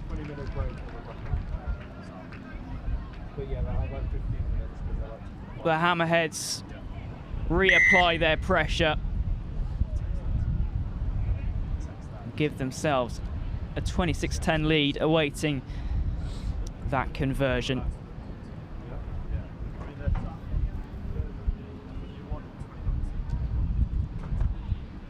Well, that was a special bit of play. Came right in the midfield, just torturing that defence and trying to find the spaces, and they did. And as soon as they did, they exploded onto the scene.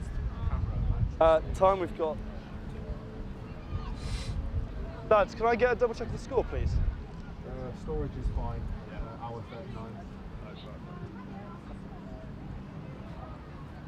20 Hammerheads.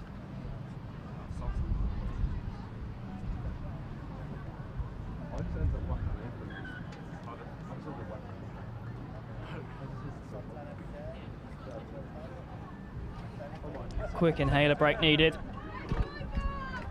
To be playing with asthma in this weather is very impressive.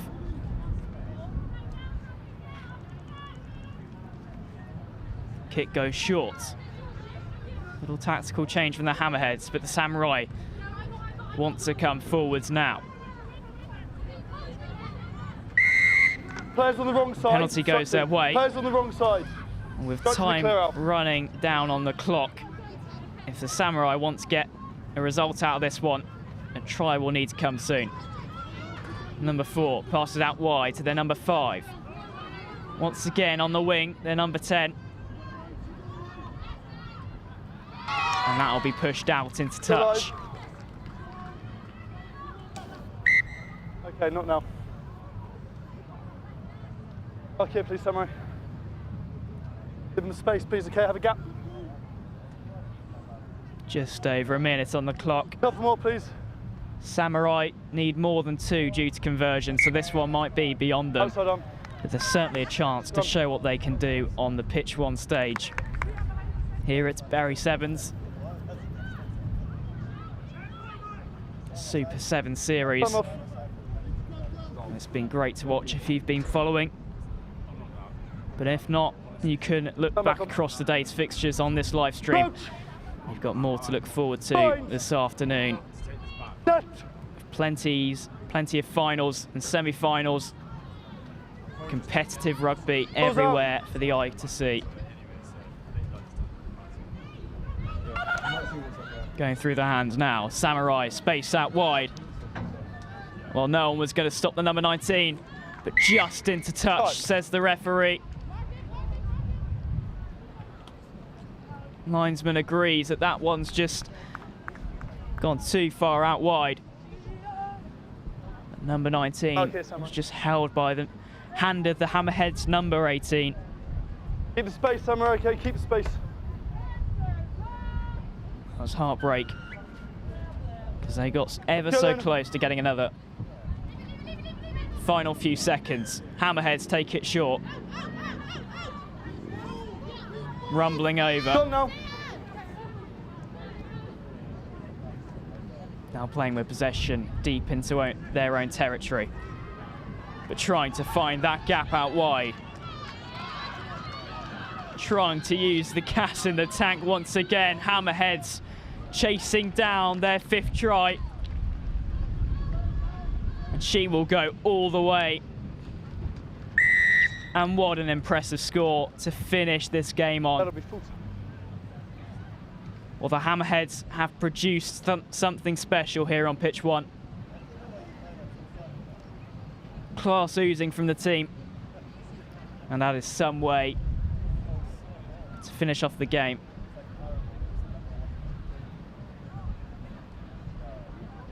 Bit of defeat in the eyes of Samurai. But they've put a huge effort in here. Couple of seconds. But the Hammerheads' quality is just too strong to deal with.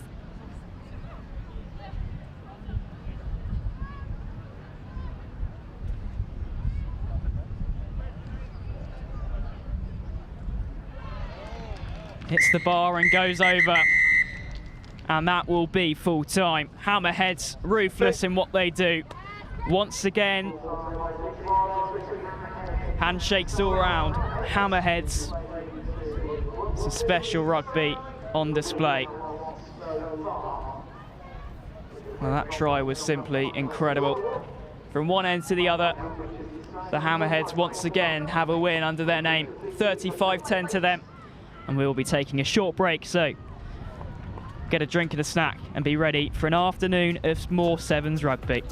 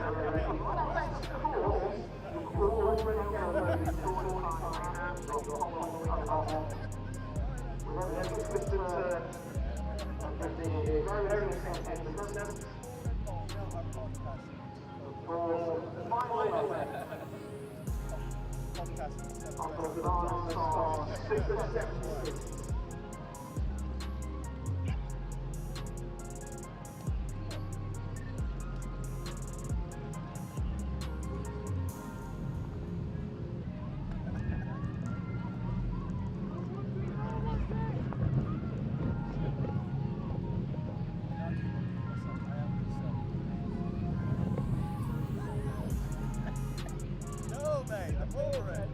Over it.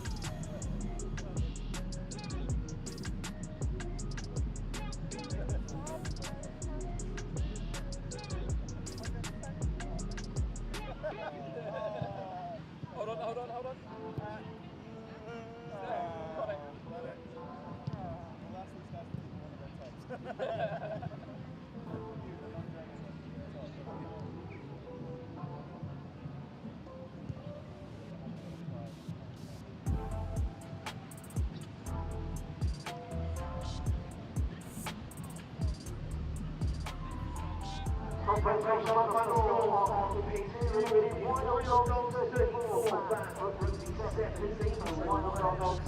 2 wins and a loss for the game back Rugby.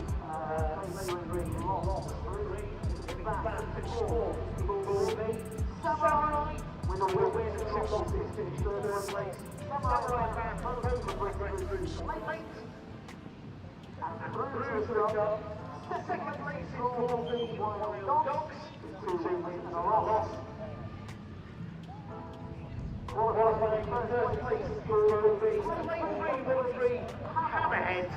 Hammerheads and Wild Dogs in qualifying route for the Women's Cup semi-final.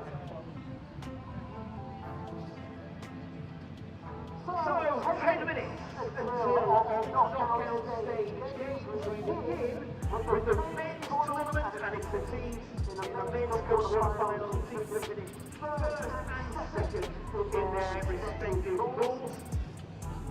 On pitch for Deutschland, who finished top of Pool A, take on the Lions, who finished 2nd in Pool D.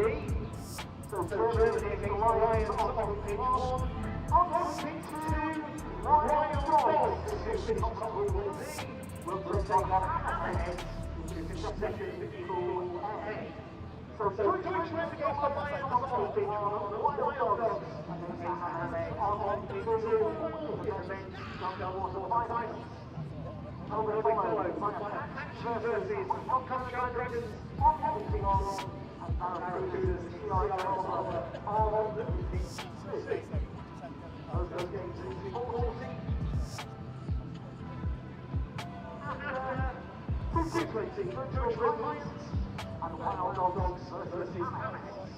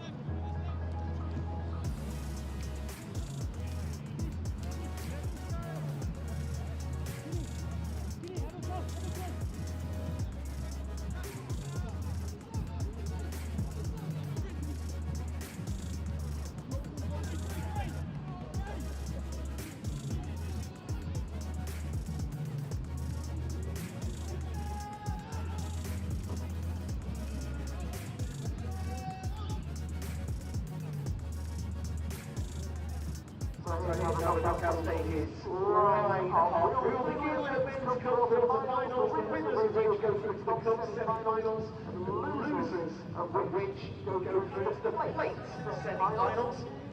We've got Deutschland against Lions, Wild Dogs against Hammerheads, both those games in 220. 240, the men's quarterfinals, Apache versus Akuma Dragons. Barracudas taking on CRX Marauders. A great one for the semi-final, the teams have finished 3rd in their respective groups. Marauders take on the Samurai Renegades. And Akuma will take on the Stunts. 320 will take on once again the women's competition, the women's semi-finals. We'll have Akuma Beavers take on Barracudas. And Samurai take on Rugby 2, and then 340 in the women's cup semi-finals. The Lionesses will face the Wild Dogs, and Hammerheads will take on the Savvy Panthers.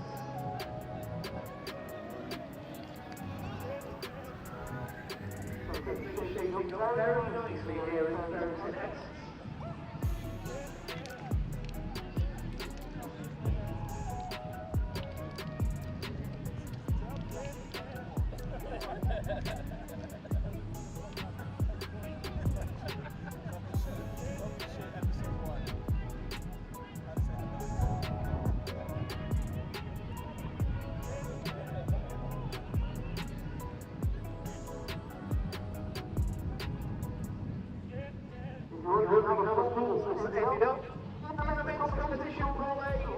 Deutschland to kickoff.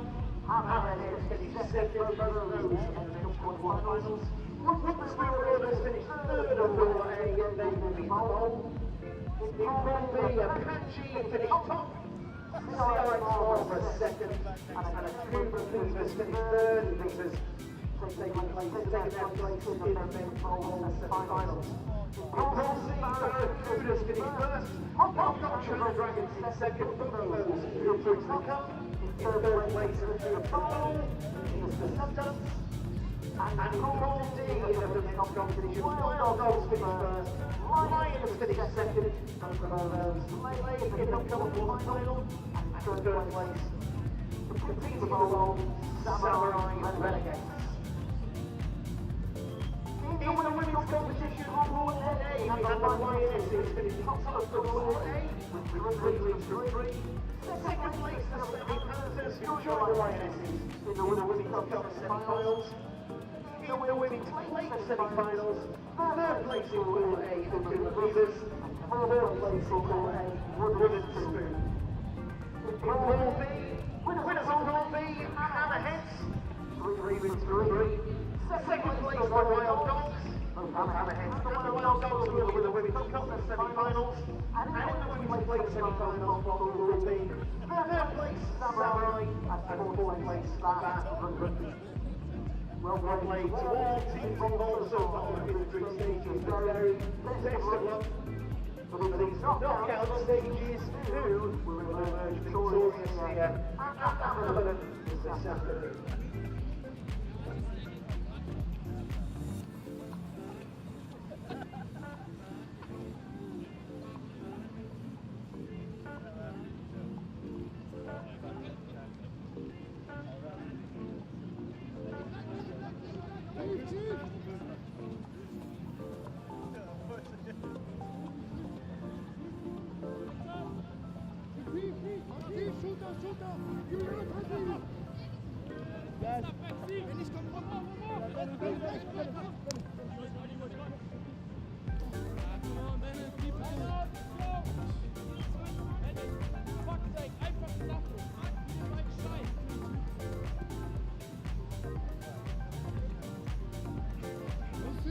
Pizza.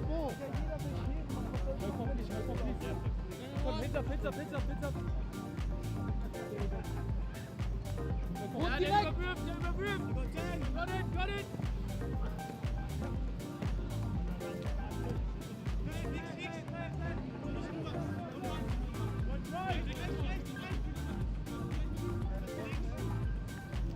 Weit, flach. Check it, out. Tief, kein Spaß.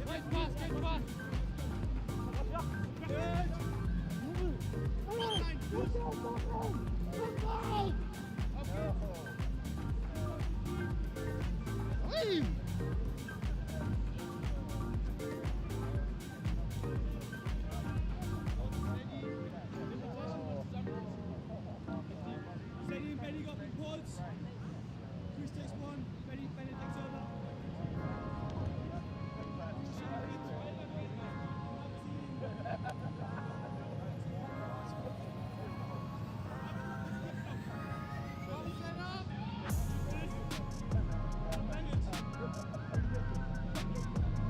We are 2 minutes away from our knockout stages here. Very St. Edmunds, the fourth and final leg for this final leg of this year's Super 7 series. We're through to the main quarterfinal.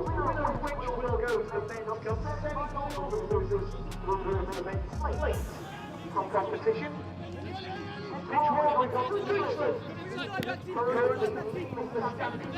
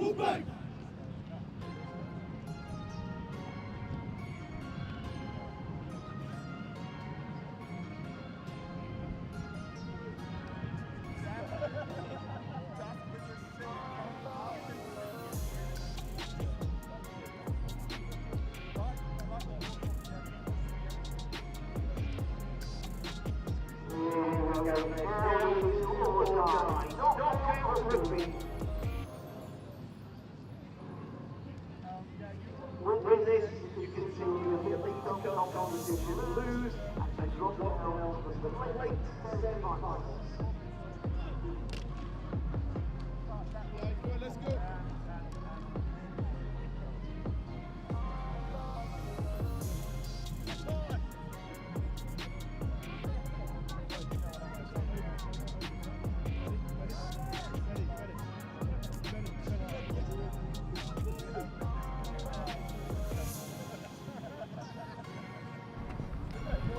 Well, we're back in action here at the Bury Super Sevens. It's Cup quarter-final time, knockout rugby. And it's two of the top sides in this competition. It's Deutschland Rugby up against the Lions. And the kickoff goes the way of the German side first of all as they swing it into the wide channels. Well held by Strong, and Strong immediately through the contact, searching for options, frees himself and keeps going. What a run by Strong. Oh, he's through another. Daniel Strong goes herring away. What a perfect start for Rugby Deutschland.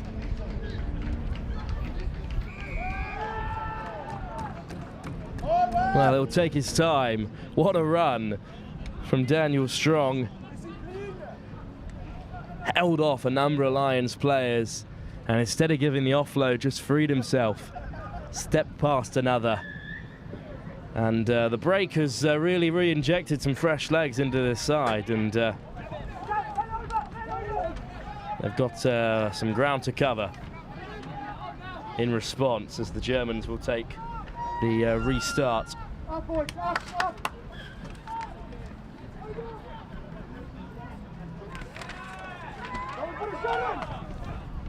Tell him we'll talk, but they can't hear. He hasn't got his friend on.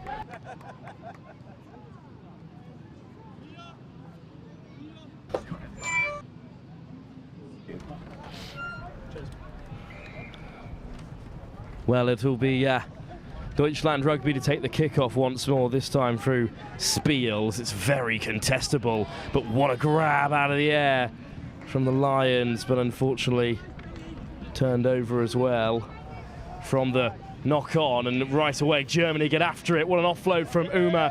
Spiel might go diving into the corner, dragged down just 5 meters out, back to his feet. But he was tackled fully there, so no opportunity for him to get back to his feet. Here's Aaron Watkins. What can he do from deep inside his own half? Watkins has an arm in there on the tackle, and suddenly the Lions are under some real pressure. Oh, and there was a German hand in there, almost an interception. Luis Deal was almost under the posts, but he couldn't keep hold of the loose offload, and wow, the hearts of the Lions really skipped a beat there, but they've escaped ungrazed to this particular opportunity. You can hear. I can't hear. Do you want to try it? Well, scrum then for the Lions, and a crucial one at that. Yeah, no, that's it, yeah. Picked up at first receiver, swung wide. There's an out the back, a risky one inside your own 5 metre, but executed well. And still the Lions have possession. Watkins now.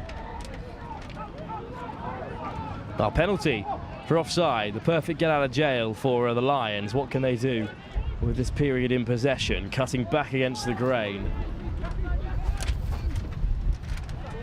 Here's Watkins. There's the missed pass to Beckett, who steps inside, puts in the fend. Lovely offload, and the Lions could be in behind here. And what a run. What a try. Beckett's magic offload.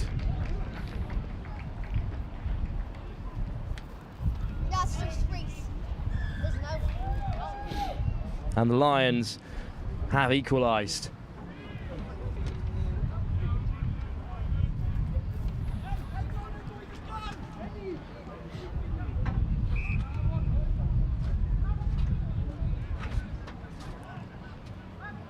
Well, that really was a fantastic try from deep inside their own 22.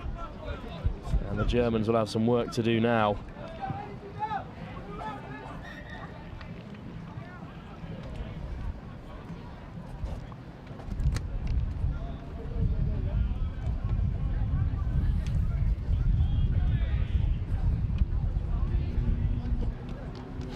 This was a great try, really excellent stuff. In the end, it was Ijay. He ran it in from an awful way out. And it will be Derek to get us underway from the kickoff. Plucked out of the air, however, by the Germans. Stegman at first receiver. Wide they go. It's the danger man strong, but here's Stegman. He's a powerful runner himself. What a show and go that is. And Stegman has 3 players hurling after him. Beckett makes the tackle. But the Germans recycle. Rugby Deutschland with Uma looking to take on 2 players in the outside channel. Hyde goes in to secure the ball. Penalty for offside, and Hyde will tap and play quickly. And he'll take it to the corner himself. Rodic held up just short. But the ball's recycled. Dart down the short side. Eccles has scored. Cedric Eccles for Rugby Deutschland. And it's a great score.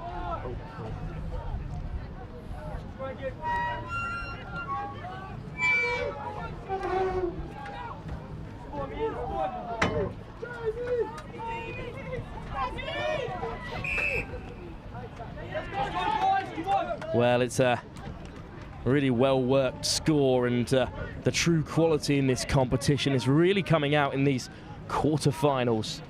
Huge occasions for both these sides. On the other pitch, the Wild Dogs are taking on the Hammerheads in a thrilling encounter. I think the best rugby on show is right here on pitch 1 at the moment. And it will be the German side to kick off. It's a short, contestable kick. Up goes Bureau, but he can't claim it. It's really loose. Knocked on by the Lions, so Deal is free to run and offload. Ahmed Nedi, what an offload that is. Through the contact they go. Eccles has another one. And the Lions look to themselves, unsure of just how Rugby Deutschland were able to slip through so unopposed. but that they were. And Cedric Eccles looks to add the extras to his own score. Rugby Deutschland will hold a commanding 19-7 lead going into the end of that first half. And we look at the final try here. It's great work from Veal to get up and claim it. Lovely footwork. And Amachedi back to his feet. Lovely offload. Just puts it into the chest of Eccles, who strolls in unopposed. Well, at half-time then, the Lions have a lot of work to do if they wish to keep their cup intentions alive here at the Berry Super Sevens. The leaders of the Super 7 series, Rugby Deutschland, in the elite men's competition, are continuing to show exactly why they are where they are, right at the very top of elite men's sevens in the domestic circuit. They lead by 19 points to 7 at half-time.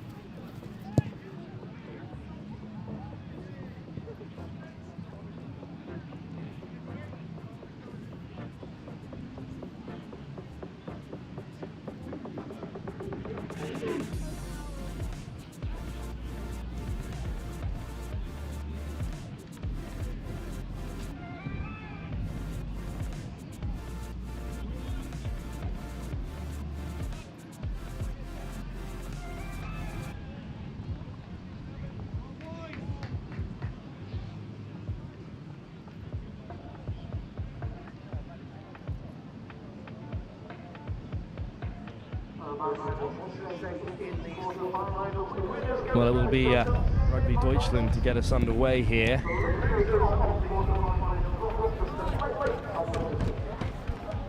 And it's a short kick and very contestable, and this time the Germans get a hand to it, but Watkins will clean up the gap, and what an offload that is. And now Aylan will go streaming away down the right-hand side, bubble back inside. Another offload. Watkins steps back against the grain. Plenty of space now out wide if they can use it. Here's Bureau. Bureau might go to the line himself. He'll show and go, and he'll beat Stegman. And it's a lovely try in the end for Harry Bureau.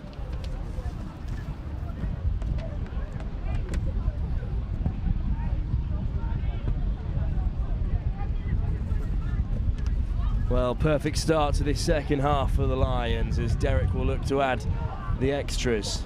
Could be crucial as we come into the latter stages of this game.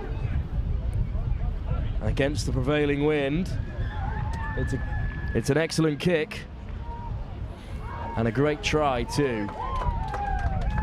Aylan with lots of space, lovely work to get the ball back inside to Beckett, and then Watkins chooses to draw in the defenders instead. It's quick ball, it's lovely hands, and Bureau with a player outside chooses not to use them to dart under themselves, and Derek himself will get us back underway. It's gone forward off a German hand from the kickoff, and the tide could be beginning to turn.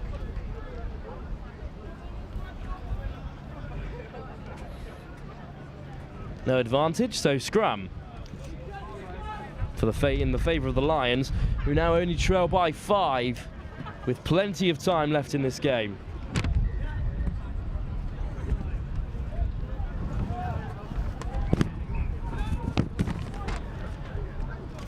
Derek at first receiver, Austin Beckett. Teasing footwork, beats Stegman, Beckett away. And the Lions might well edge out in front here in the very first time in this game, just as they did against the Samurai Renegades. The Lions, right out of the gates in this second half, have taken the lead.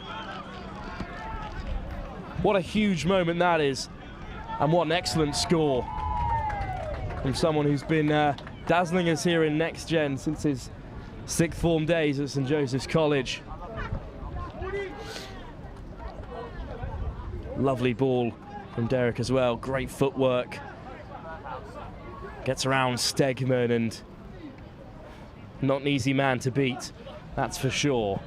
That's a wide kick though, and not the right way to keep hold of momentum. Big opportunity for Rugby Deutschland.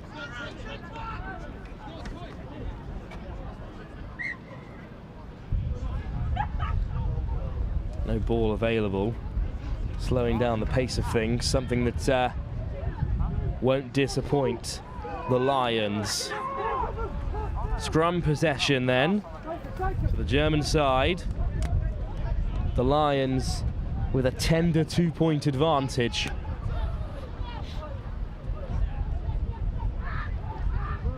What a good counter scrum. The Lions have stolen it. Away comes Derek with possession. Great leg drive over the ball. Go Rugby Deutschland, but it's secured. Watkins at first receiver. Bureau with the hard line. A big tackle comes in on him, and a huge turnover. Lewis Deal will get us underway. Deal puts on the afterburners, dragged down by Aaron Watkins. Switches back inside, Stegman. Ingle through the contact. And Ingle has scored for Rugby Deutschland. A great finish. Bursting through the first contact, and once you're through that first tackle, there's often very little in the way of defence behind you. A great finish. And Rugby Deutschland are back in front. It's an incredibly close encounter. And the extras have been added to boot. It's a 5-point game again. Little switch back inside. Stegman drew in 2 defenders. And 1 missed tackle is often enough, especially from such close quarters. Spiels' kick is well gathered, and away come the Lions. Uma over the ball, thinks he's won it. Referee waves play on. Watkins, lovely little step. There's the ball inside. Huge shot from Uma. Penalty goes the way of Deutschland as well. In from the side is Aylin. And a scrum is the call. A set play that the Deutschland Rugby trust.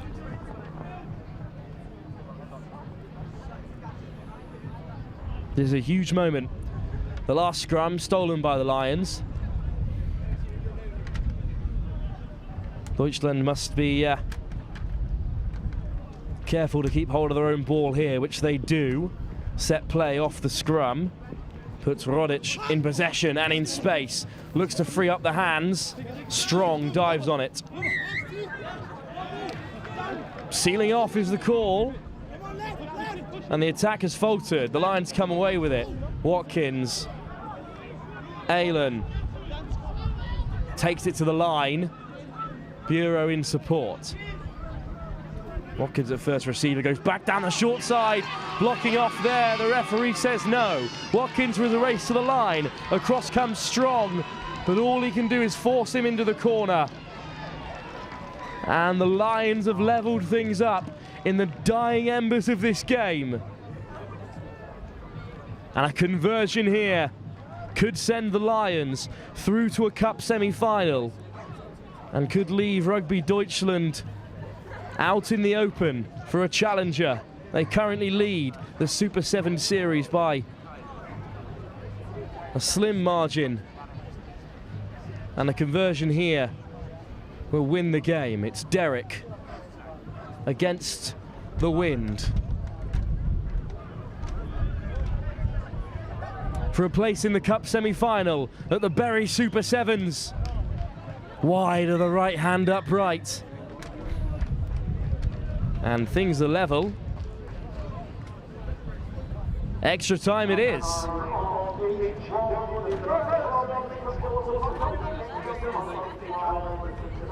We'll wait and see the referees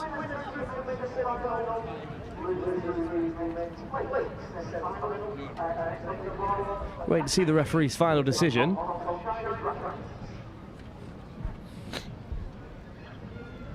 Extra time would be the logical step in a competition of this stature.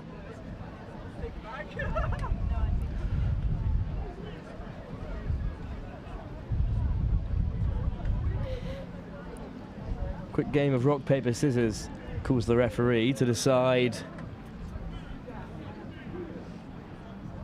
who will kick off and who will receive. So the Hong Kong China Dragons and the Apache were walking onto the field, told to head back off again. So you now have the Renegades warming up, the Akuma Beavers, the Wooden Spoon Marauders are all surrounding the pitch 1 here at Bury, anxious to see when they might get on field.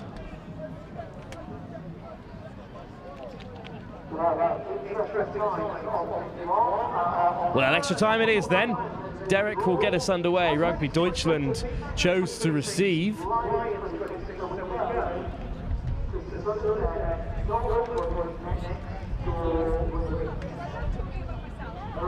A call from the match, those in charge of the Bury Sevens over the tannoy.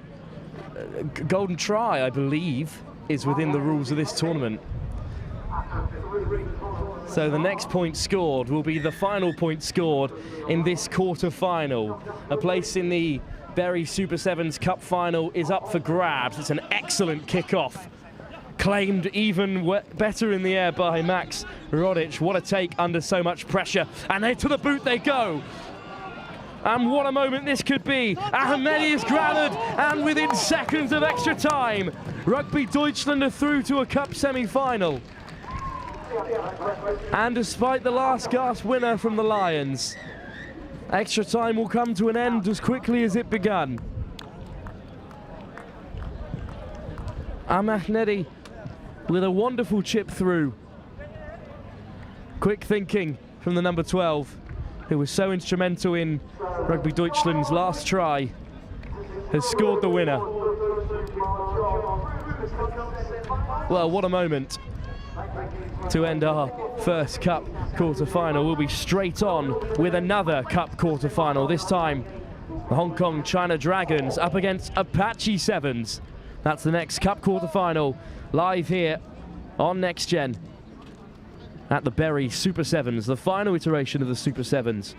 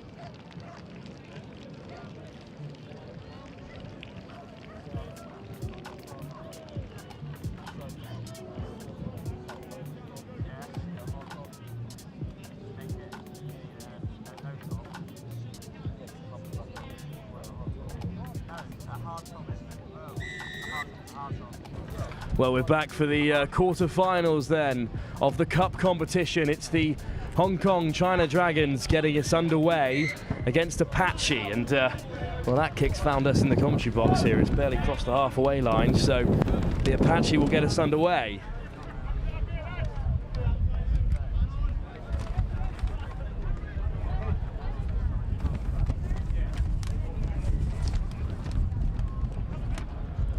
Well, it's Carter who taps and goes, and a hard line ran by David Massey at 9. They play on here. Through Carter once again. Massey once more. Takes contact. Wrapped up well by Phillips. Why do they go? Rossiter. Back across the gain. Rossiter skipping through the defenders. And now the call is to go wide. Massey shows and goes once more. Olapade. Stripped of possession. And there's an offload. And how quickly could Hong Kong China Dragons be in behind? It's Xing dragged down. Schatz at first receiver, hands it off to Coombs. Schatz on the loop around. He needs support. Up to Coombs. Coombs with a race to the line. Alex Coombs will score the opening try in this Cup quarter-final. Well, Apache Sevens are right up there with Hong Kong China Dragons at the top of this Super 7 series. So this is a huge game.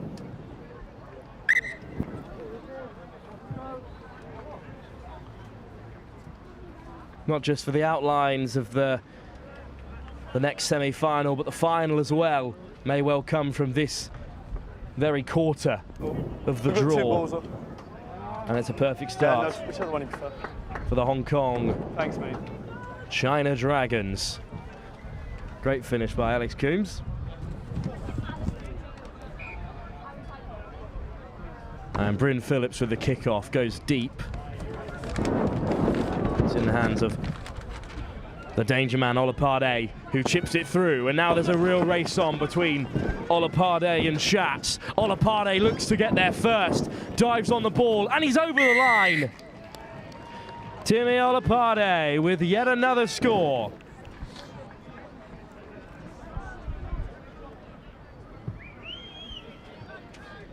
Olapade has had a high-scoring summer from across the domestic game of sevens. Has yet another for Apache. And the extras are converted as well.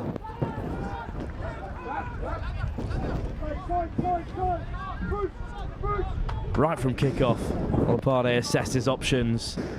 There's no one in the backfield, no one quick enough to contend with me, he thinks. He's got the pace to beat Schatz convincingly. And now the Apaches will return fire. That's a teasing kickoff in the wind, but really well taken there. And Coombs is away once more, little show and go. He's through the contact, is Alex Coombs looking to take on his man. There's the pass inside. And back to Coombs. Now they'll slow it down. Alex Coombs finally goes to ground.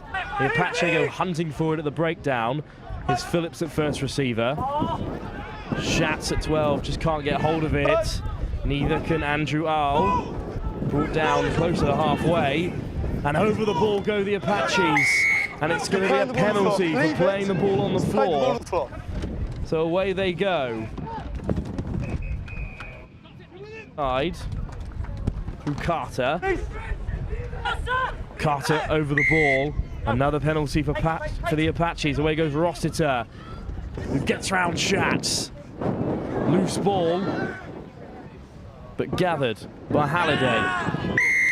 Turnover once more, this time the way of the Hong Kong China Dragons. No, that's an accident. Great turnover by Will Pandy. Come on, boys. Scrum. Scrum call just to take a bit of the pace out of the game. It's frantic so far. Really frantic in this quarter-final towards the end of the first half. Let's go then, boys. Quick binds, quick binds. Both sides level at 7 apiece. Plenty left to go, but it will be a feed for the Hong Kong China Dragons, and that's a really loose pass, but Xing's held it well. There's a great tackle out there, however. Just dumped into contact is Charles Hillard, and Roster gets us underway quickly. Kenner through the first contact, brought down. Halliday assesses his options. Hilliard. No. Lifted, but not beyond the vertical. Short line, Massey through first contact. Massey just shrugs off another. This time Schatz has a hold of him.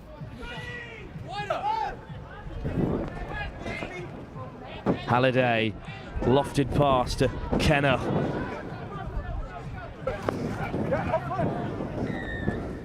That's a bit loose there. Kenner has to dive upon it. Carter sweeping up. Massey. And just shrugging off players left and right is Massey. Carter again. Oh, lovely footwork once more from the Apaches. That's a great line. Halliday's through the hole. Johnny Halliday scores for Apache. With only 30 seconds to go in this half. If you take all the time, that'll be half time, yeah. You've got 15 seconds left on the kick. Can we let you know when?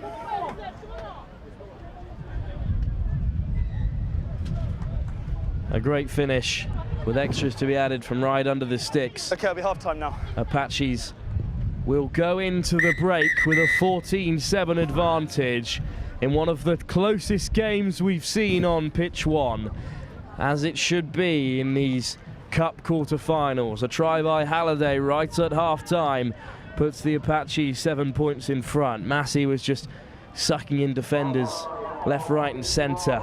And then there's a lovely line picked by Halliday. Oh, we've got some. Thank you though, mate. Cheers. Through the hole he goes. And that means at half-time the Apaches lead by 7 points, 14-7 over the Hong Kong China Dragons in this Cup quarter-final. Live here with Next Gen on pitch one at the Berry Super Sevens.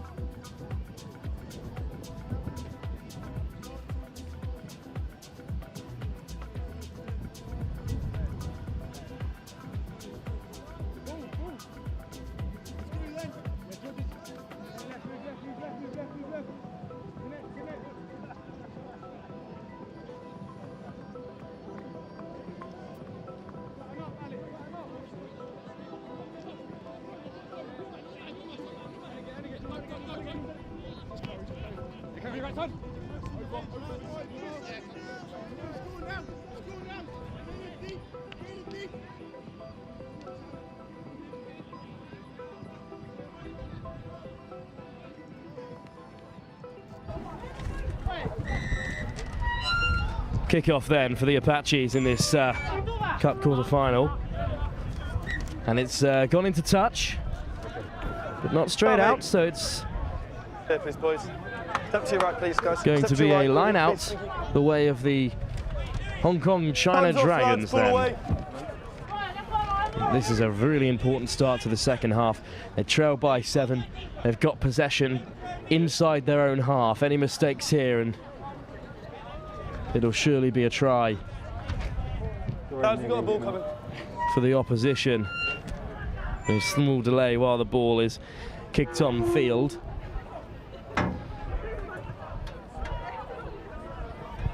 Finally, the ball is in the hands of Harry Later. What a difficult line out to held, but it is held onto, and away come the Hong Kong China Dragons. Mikey Schatz takes contact. It's with Lowe. Little hitch kick in the outside channels. 2 Apaches bring him down. There's a knock on at the base of the ruck, unfortunately. Lowe looks in disbelief towards the referee, but the Apaches will come away with possession. It's a disappointing result for the Hong Kong China Dragons, whose attack was just getting started. I'll go backwards. Coach! Scrum then for Apache. Lines. Set! Well, that's a messy scrum. Penalty goes the way of Apaches, though. Rotated too far for the referee's liking, and here's Olapade. Hilliard takes them on the outside. He's released it. Carter, Halliday shows and goes and bumps through the first defender. Apache almost in behind. Good cover defending. And then Kanoff puts the foot down, only up to the 22. Franklin. Carter again. Shoving and going and through the hole. And Carter dances his way to a third try for the Apache Sevens in this Cup quarter-final. And that's a real hammer blow to the Dragons.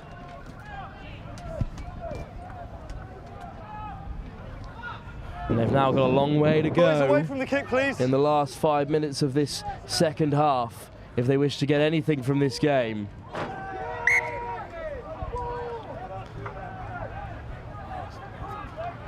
It didn't really look like much was on here when Carter took ball at first receiver. It's a lovely little show and go, great step, using the referee perhaps as a little screen. A great finish, and now the Apaches will get us underway. Hong Kong Dragons let the ball bounce, but it's a good initial drive from Rickard. Spilled at first receiver, and Franklin comes away with it. Olapade goes darting towards the line. And just like that, the Apaches have another. Timmy Olapade finishing from close range. Up to you.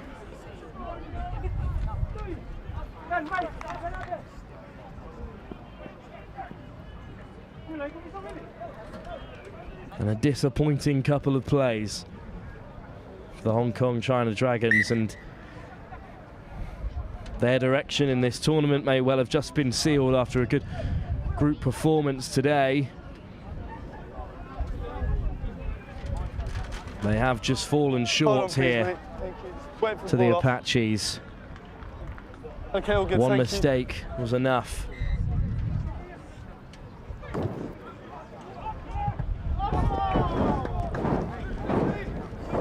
It's a deep kick by Apaches, who's looked to force another error from this Hong Kong China Dragons side. It's a good ball from Coombs. Across the face they go.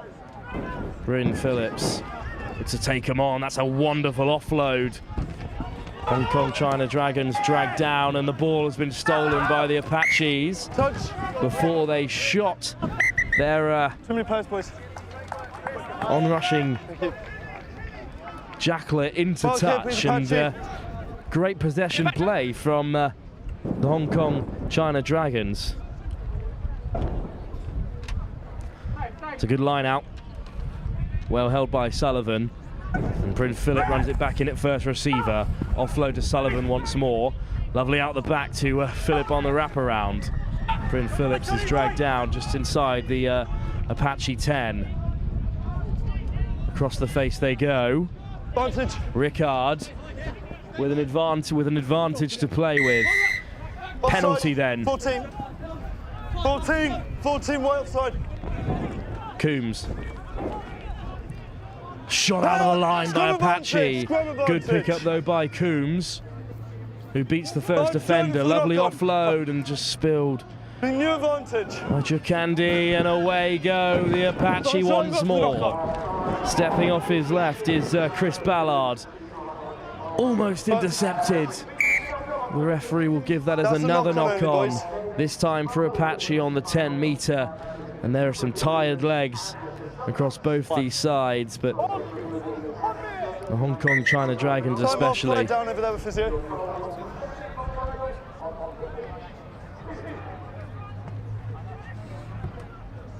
Okay, boys. Change made, lads, yeah? Okay, time back on. Crouch! Scrum then for the Apaches. Look to finish this game on a high. In its closing stages, they'll certainly be through to the next Cup semi-final. And there's a penalty that goes the way of Apaches. It's chipped through towards Olapade, but instead finds touch. So a line out then, with under a minute to go here. Taken quickly by the Hong Kong China Dragons, and Sullivan's doing well to break through the contact. That's a loose offload. You're on the floor, you're out the game, leave the ball. But playing on the floor is the call. So the Hong Kong Dragons escape for now, and now they come forward. There's another hand in there. That will be a card. No realistic chance. Only a yellow, so the Apaches will finish the game with 6. There's a real chance for the Hong Kong Dragons to go out of this cup competition on a high. Quarterfinals, of course, is not the end. They'll have games to play.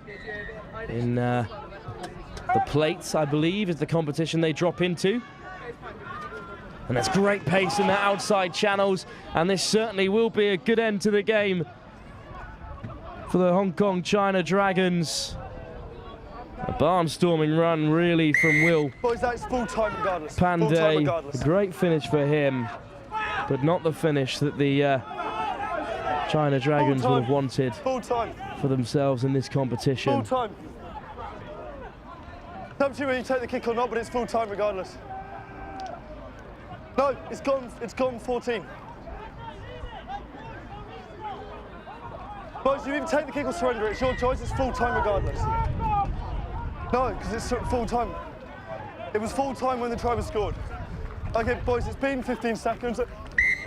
And that's the end of this quarterfinal competition. 28-12. It was 14-15 when the try was scored. The Apaches are through to the Cup semi-final. The Hong Kong China Dragons will drop into a different stage of the competition. But overall, the Apaches have really laid down a marker as one of the top sides in this competition, and we'll be seeing plenty of them as we ride into the Cup semi-finals later on this afternoon. More action live from the bowl competition here at the Super Sevens in Bury St Edmunds.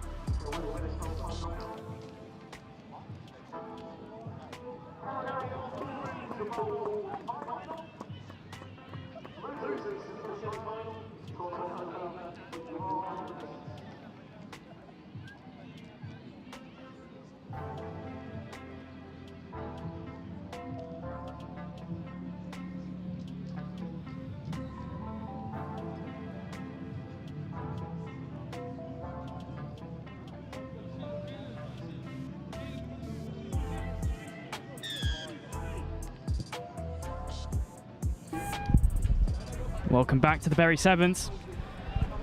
Some more finals action for you here. Samurai on the left of your screen and Wooden Spoon on your right.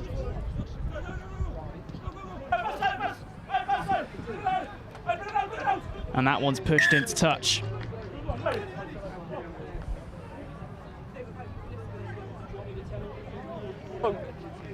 Both these teams haven't had the morning they would have wanted.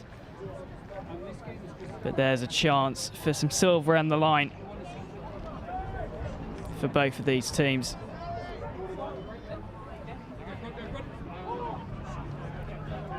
Flies into the air, well taken by Samurai. Ball through the hands.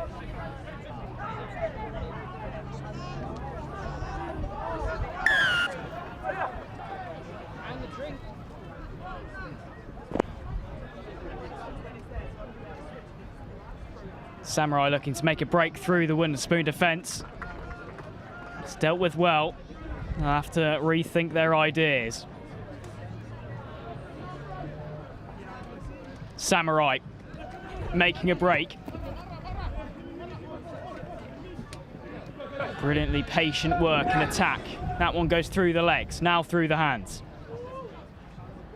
Brilliant step by the number 9. Just couldn't break free from the wooden spoon defender. And a penalty goes their way. Takes it well to number 10. Now to the wide man, who finds some space on the outside and will go through for the first try of the game. Samurai get the first score after some relentless early pressure. Not even been 2 minutes, yet they look in a comfortable lead. Well, that was some score to start this game. Take it on. Go passive.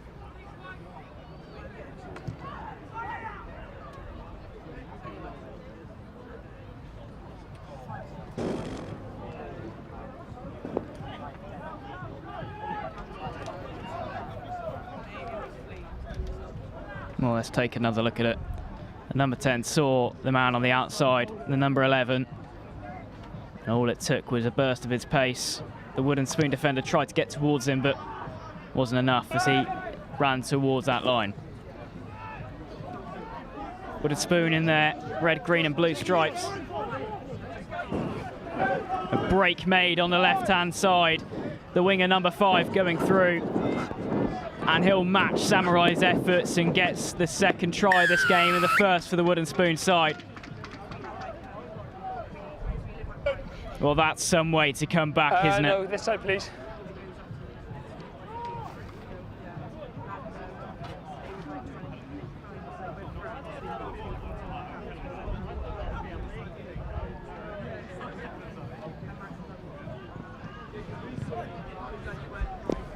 Conversion is good.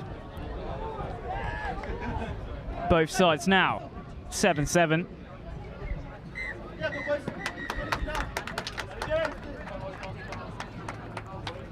Yeah, absolutely. Wooden spoon to kick off. Get the restart going. Both teams now level. Samurai with a brilliant start. Wooden spoon with the comeback. And that will go back to the middle. Straight out. Ball, please. Come on, quick, quick, quick. Play it. Referee gets the ball back quickly. Big shout out to all the ball boys and ball girls who've been supporting the event here at Bury. Oh, what an effort they've put in. And it's being replicated on the pitch with some great rugby. Samurai now trying to get their way through. Offload is great. The number 3 is running forwards and he looks towards that try line and goes over to get the second for the Samurai side.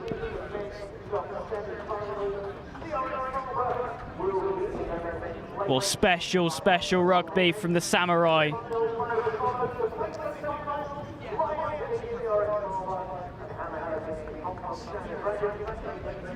The running rugby, beautiful to watch.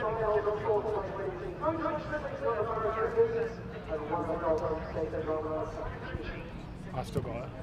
Next up on the second from semi-final. Akuma Beavers taking on the Panthers. So we're ready to go.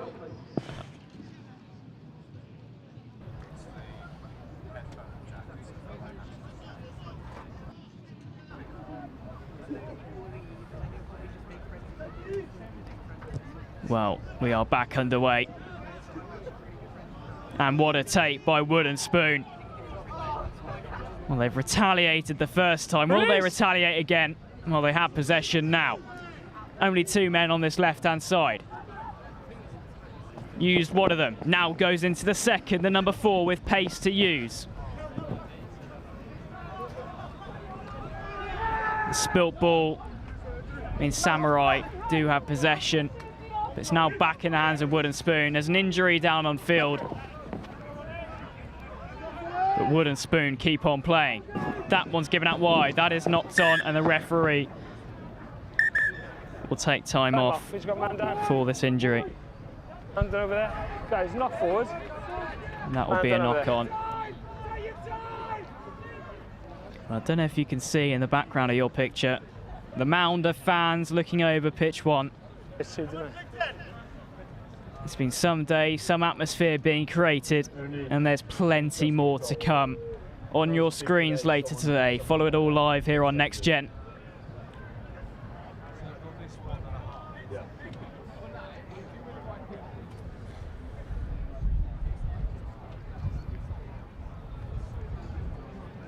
Well, he seemed in quite discomfort, the Samurai player.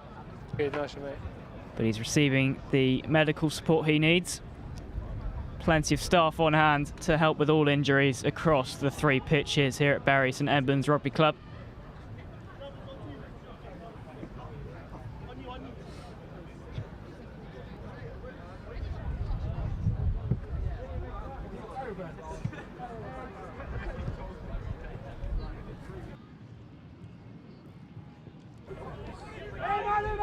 I think he got winded.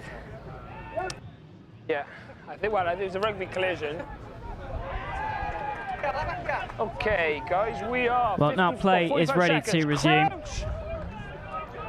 Wooden Spoon will have lost the ball from that knocked on. So that means Samurai have possession in their own half.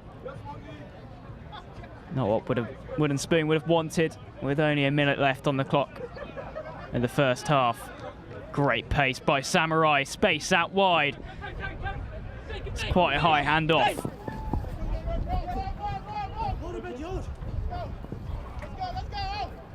Attempts made to ruck over and get possession once more from Wooden Spoon, but Samurai seem to be unlocking all sorts of channels within their defence. Oh, brilliant work. The one-hand technique.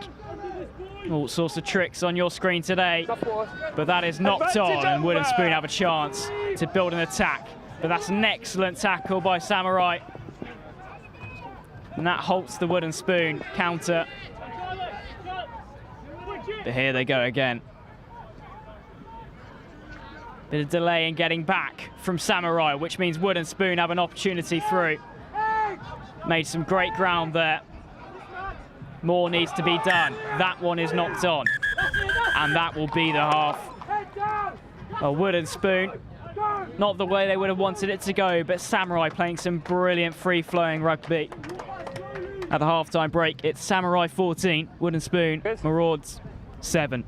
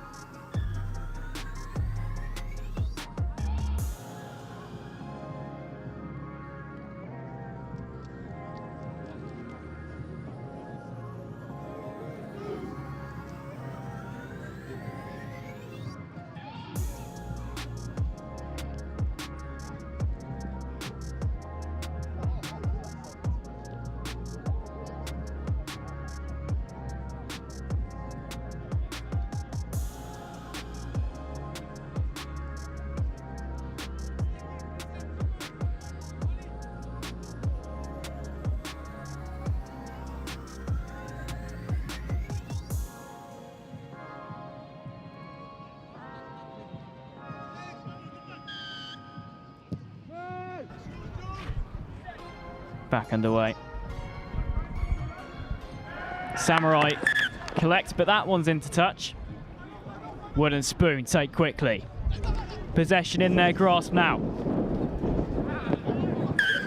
Another loose fumble, and that is another knock on. There's been a few too many in this game. The wind might be picking up down on pitch one. You know what?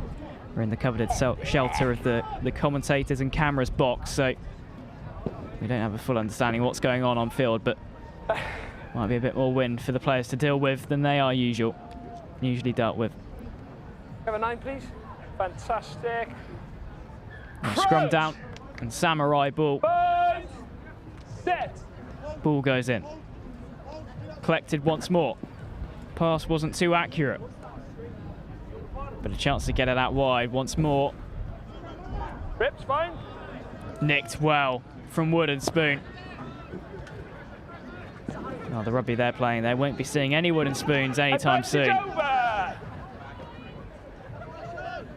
Samurai torturing the defence of Wooden Spoon. Once again, possession changes hands. Bit of a confused start from both teams. Another slip there. The control on this game hasn't been there. All it takes is one man to take hold of this. And will it be this one? The number 1 of Samurai. He will be the man. The number 1 goes through towards the try line. Well, Samurai, after a shaky start from both teams, have set the tone for how they want to play in this second half. That's their third. 19-7 awaiting the conversion. And that's how you play Sevens rugby.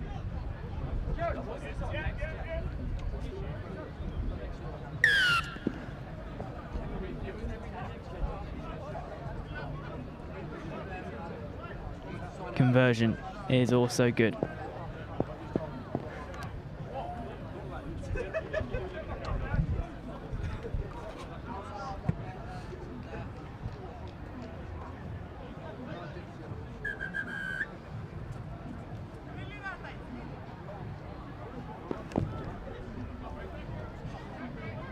High into Bury St Edmunds sky, and Wooden Spoon collect. Taken down well. Penalty towards Wooden Spoon. Ball. Not rolling. Going back the other way. Flare in the hands of the Wooden Spoon team. But that one's given the other way. Samurai have another chance to go towards their try line. Good contest. Overloading the left-hand side. Side entry 9. Penalty. More chances for Samurai. Wooden Spoon once again collect possession. Will this time be the time that they take something from this game once more? Looking for a second try. The number 2 goes forward towards the try line. And game on, say Wooden Spoon. That one's underneath the posts.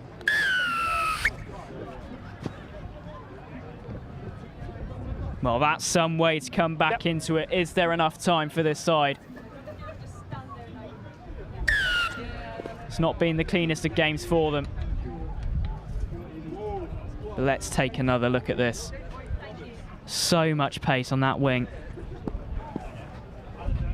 And he was never going to be stopped with the number 2 of Wooden Spoon. Yeah, I think so. We'll check now. Taps it down. And that is 21-14. Oh, here we go. We've got an exciting 3 minutes left beyond pitch 1, but Samurai, they have something to say about it on the right-hand side of the pitch. The winger striving forwards, tackled well. Put it. Your penalty. And penalty goes away at Wooden Spoon. So then he pushed it back.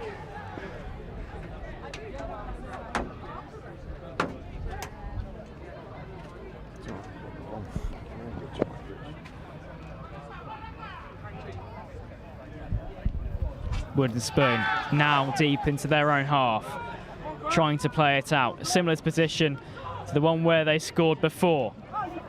Still evading tackles. Well, there was space outside. but hands haven't been the favoured option for Wood and Spoon. Hasn't gone their way in terms of possession that they have played with. We're nowhere near the ball. But now they go again.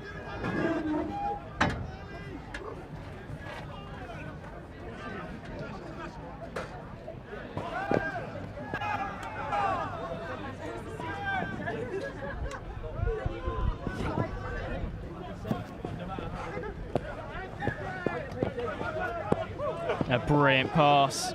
Doesn't find its accuracy. This number 8's having a tough day at the office. Looks to go back inside through the middle of the park. Penalty goes their way. Well, coming up to a minute left. And Wood and Spoon have a chance to get another, and which they do. But that's short. Time it, please. 55. Come on, use common sense there, please. Yeah. Thank you, 7.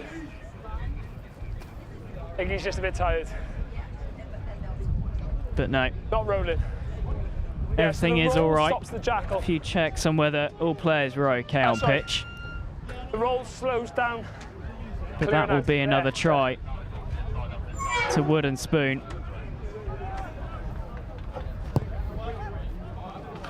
Yes, I have. Conversion isn't good. 2 points missing out. 30 seconds left on the clock. Boys.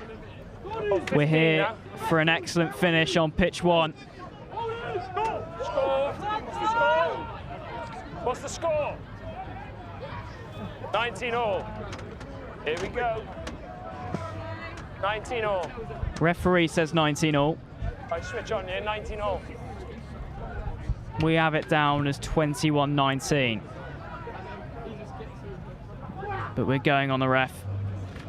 19-19. Wood and Spoon chasing that try line. Penalty goes their way. Dying moments, a chance to win it for Wood and Spoon. 7, off you go. And the 7 will go off from Samurai. That's a yellow. Try line. Even more opportunity for Wood and Spoon to win this game. Gap found, gap chosen, gap secured, win secured. Whoa, 5.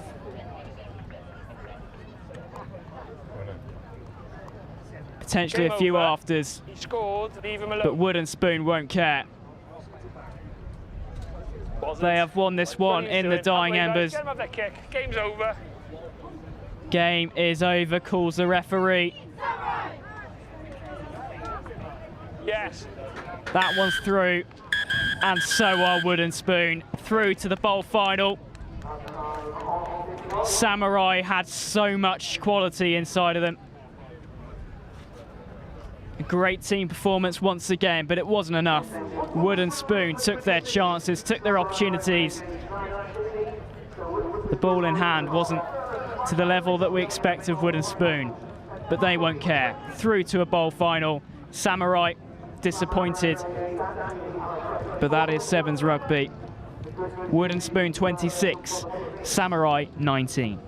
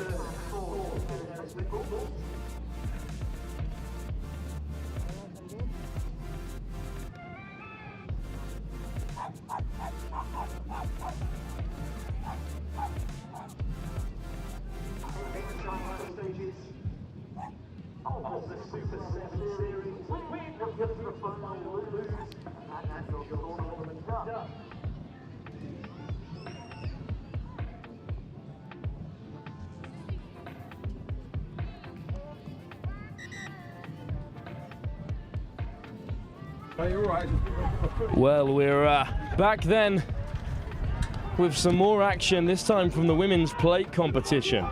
There's two competitions on offer for the women's side, plate and cup.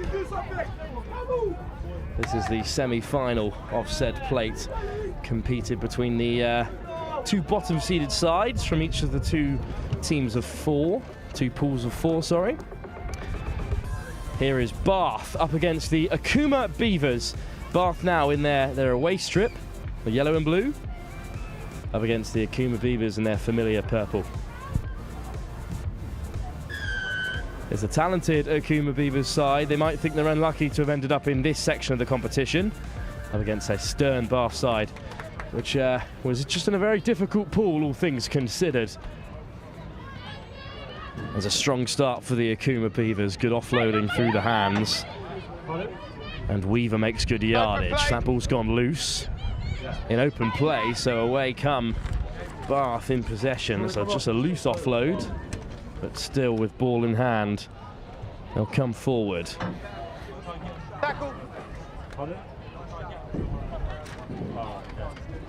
Bath just slowing down the play. And it's a good run from Barwick, and then over the top it goes. Here is Rebecca Lacey in the outside channels, puts in the fend. Ball back inside and just spilt by Mered McClern. So now the Akuma Beavers will come away with it. That's a difficult ball to take out wide.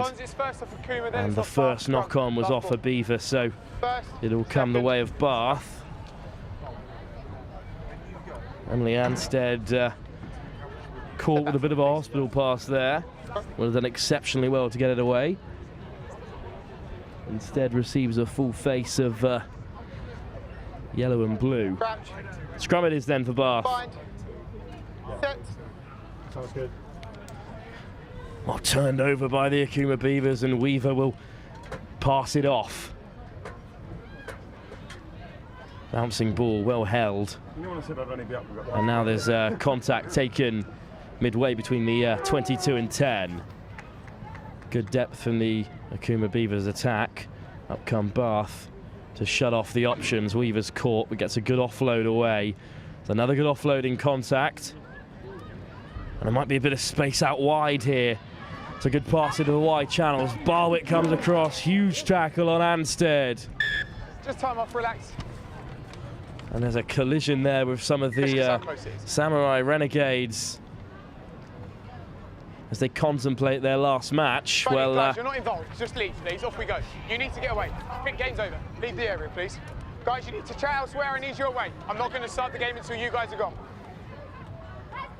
Referee says your game's over. Involved now for no reason, so you guys can just disappear. Off we go. I'm not going to restart the game until the Renegades are gone. All of you. All of you.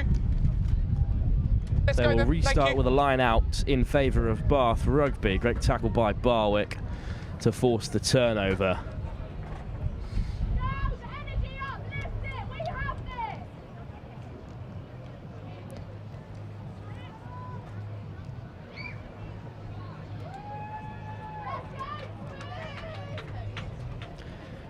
Barwick with joint English-Argentinian nationality. Yeah. Okay, we're just here. Touch here. Yeah. Okay, time on. We're in touch. Bath line out. Showing that Argentinian work effort we often see on the World Sevens series and in the 15s game as well. Line out then. Please. Thank you. Is the call. Rebecca Lacey will throw. Just open up, Akuma. Thanks. And it's a clean line out for Bath. Lovely ball into the first receiver. Great hit on the line. Great pace, great direction, and Liv Taylor will touch down for Bath. And a well-deserved lead for the University of Bath. who have certainly earned that opportunity with their solid defensive work. And it just goes to show how important field possession is in this game.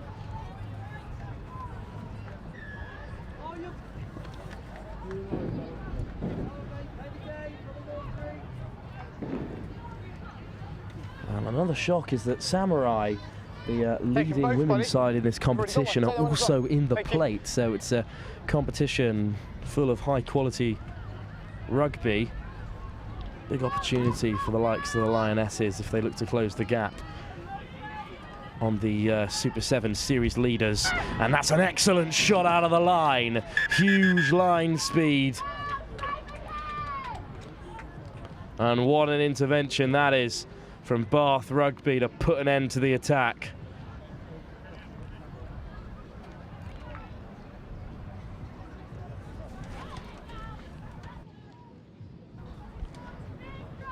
Well, what a moment that could be in the game.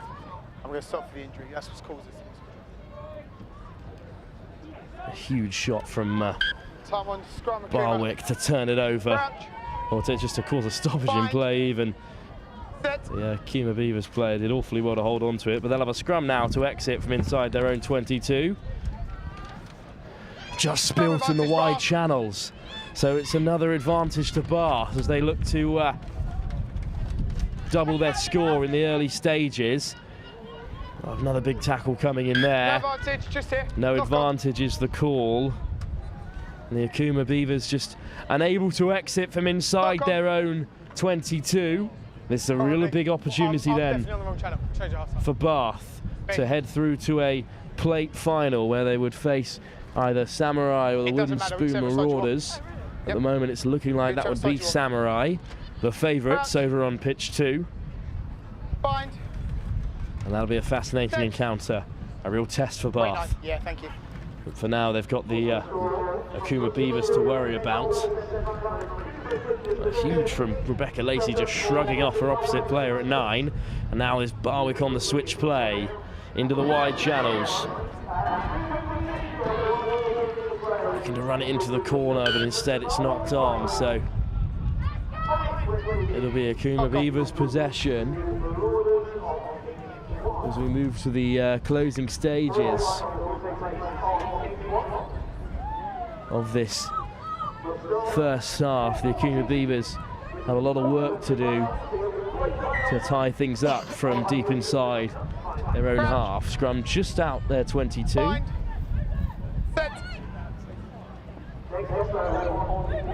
Well, good pressure from Bath, but Weaver comes away with it and darts back to the short side and is dragged down. Good counter ruck as well from Bath, and the Akuma Beavers kick it clear. No one in the backfield in yellow and blue. Really hard graft from Bath to get back and reclaim possession. In go the Akuma Beavers at the ruck. They've gone off their feet there. And the ball has come the way of Bath. It's in McClern's hands. And McCurling has one possession of the ball.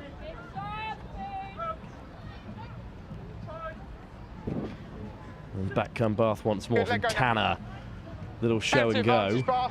Well held and hit by Barwick and offloaded. Interception by Akuma Beavers. That's the second time core values Akuma. 10 metres. It's a bit of back chat from the referee, means they lose another 10 yards. And towards the end of this first half, there's a good opportunity for Bath from just inside the Akuma Beavers half. Little trick play there, searching for options, and all the way wide it goes. Good footwork out on this near side by Ellie Ratcliffe. Great offload inside, and Bath could go herring away for another try. Liv Taylor just about held up by the Akuma Beavers. Can you believe it? I was going to say she just about dots it down, but the referee says no. But we still have time for the scrum 5 metres out. Well, it was a lovely move into the wide channels. Ratcliffe did really well to take on her opposite defender, then offloaded. Wonderful feat by Liv Taylor. All she had to do was dive. Instead, it's incredible defensive work. It really is. Such commitment from the captain, Evie Tonkin. And from the scrum, Bath are forced to go wide.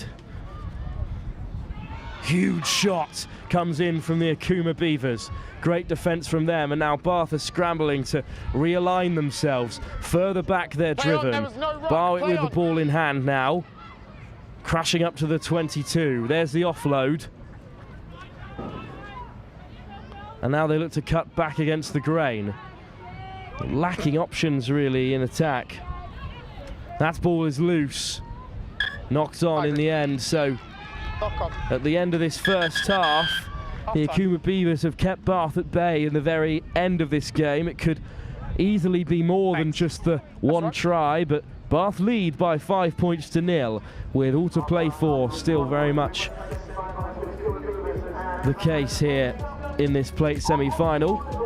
Bath lead by 5 in the interval. We'll be back in a moment's time for the second half of the semi-final of the plate competition here in the elite women's competition, the Super Rugby Sevens in Bury St Edmunds.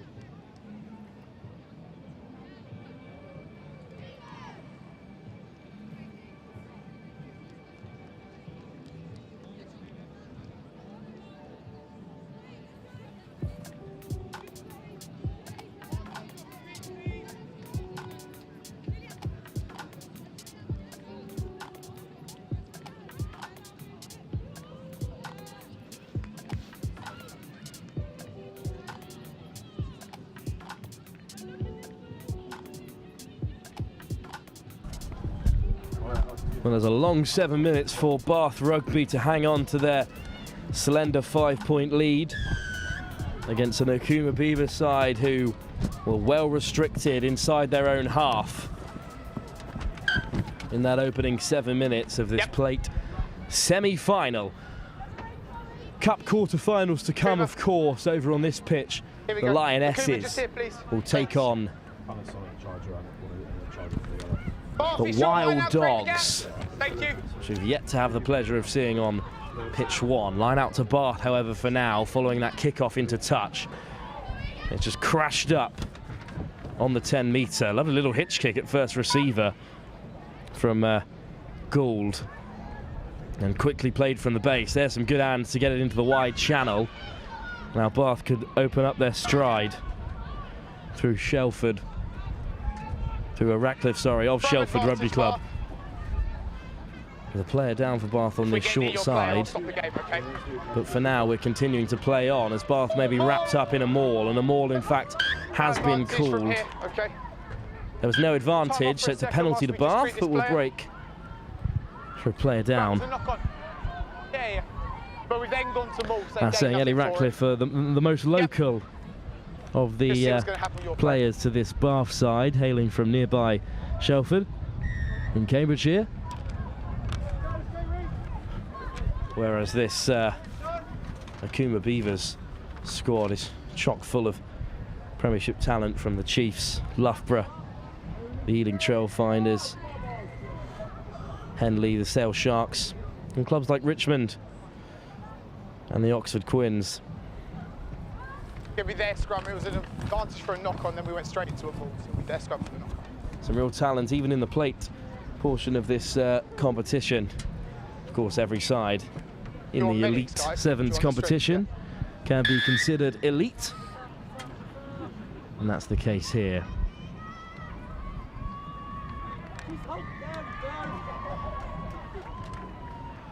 Well, more serious injury than anticipated for one of the Bath players, hence our short break in play. So run you through how the rest of the afternoon will track here live on pitch 1 at the Bury Super Sevens, the final iteration of the Super Sevens. The Women's Cup semi-finals are next on pitch 1 and pitch 2. We'll be showing you, of course, the Wild Dogs up against the Lionesses. Heading into the later afternoon, the men's plate semi-final and cup semi-final then follow in the elite men's competition, running parallel to this one at this point. And then the Bury St Edmunds plate final. And excitingly, the open final will also take place. The open competition has been running with teams like the Ramblers and the Rascals. Oxfam's side also playing in that competition. So the open competition has been running on the pitches away to your right as you look onto the screen in front of you. That'll be at 5 o'clock. Then we move into the men's bowl final. The bowl, of course, the competition between the lowest ranked side in each men's group, but still full of elite competition. Then the women's plate final, the women's cup final, the men's plate final, and the men's cup final. So the Bury St Edmunds plate, the Bury St Edmunds plate, and the Bury St Edmunds Open both involve the open sides in this competition.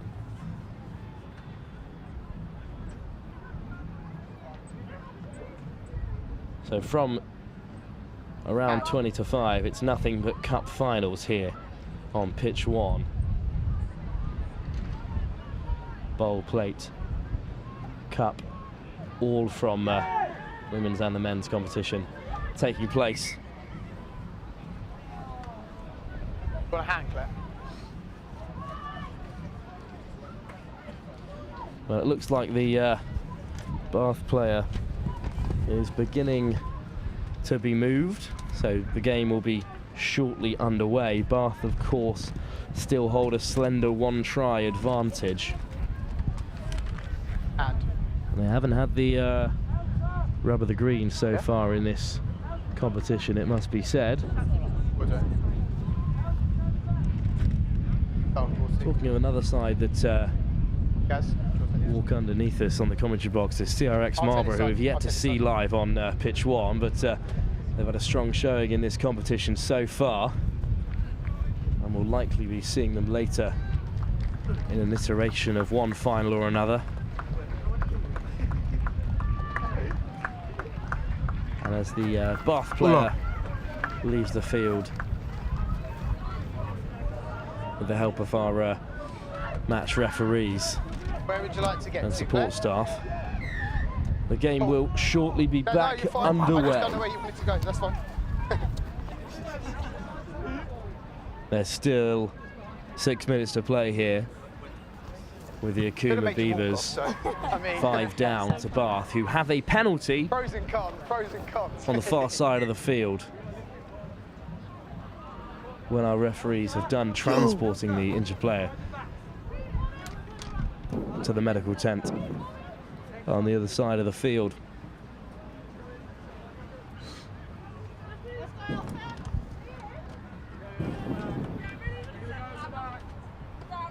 Watching the action over on pitch 2 as well, it looks like the Samurai are just starting to stamp their authority on the game. Entirely.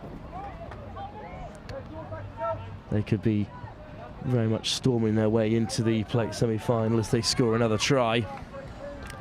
But here on pitch 1, still very much all to play for in this plate semi-final. It'll be a penalty to Bath as our match referees re-enter the play.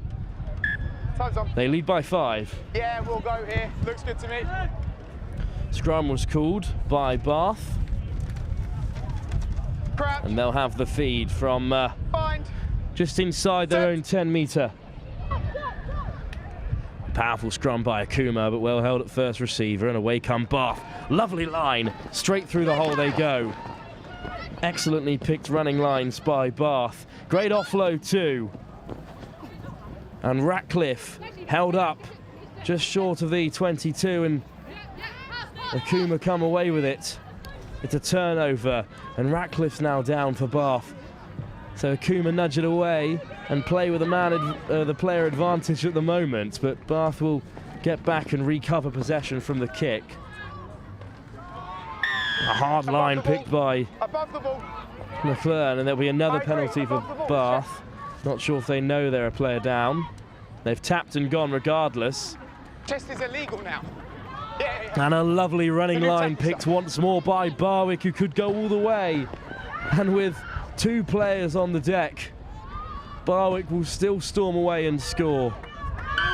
Ratcliffe and McLean are back to their feet at least. But playing with 5 players when they started that move. Great running lines from Barwick, who's a fearsome carrier of the ball.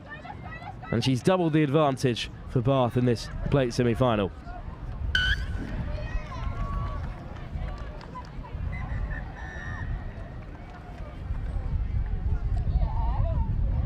Well then, with some fresh legs on the field for Bath, they will get us restarted here. Okay, let's go. Kick off to the Akuma Beavers as they look to return play. It's Weaver who sells the dummy into the wide channels and looks to clear it wide. Great clear out. And Schatz will run the right angle and come back against the grain. Great offload off the deck. Weaver with the pass out wide. And the Beavers once again looking to cut back inside. No luck this time. Schatz at first receiver. It's really well held by Brankin. Schatz again. And then eventually there's a loose pass, which the Beavers must manage. And round the back they'll go. There's the fend, and they're away. And there's an awful long way to go for the Akuma Beavers. Great covering from Bath Rugby, and the offload towards Anstead wasn't going to reach her hand, so attempted to gather it with the touch, but instead it's only found touch. Just here, please. But better than having it turned over and losing the ball in transition, I imagine she thought.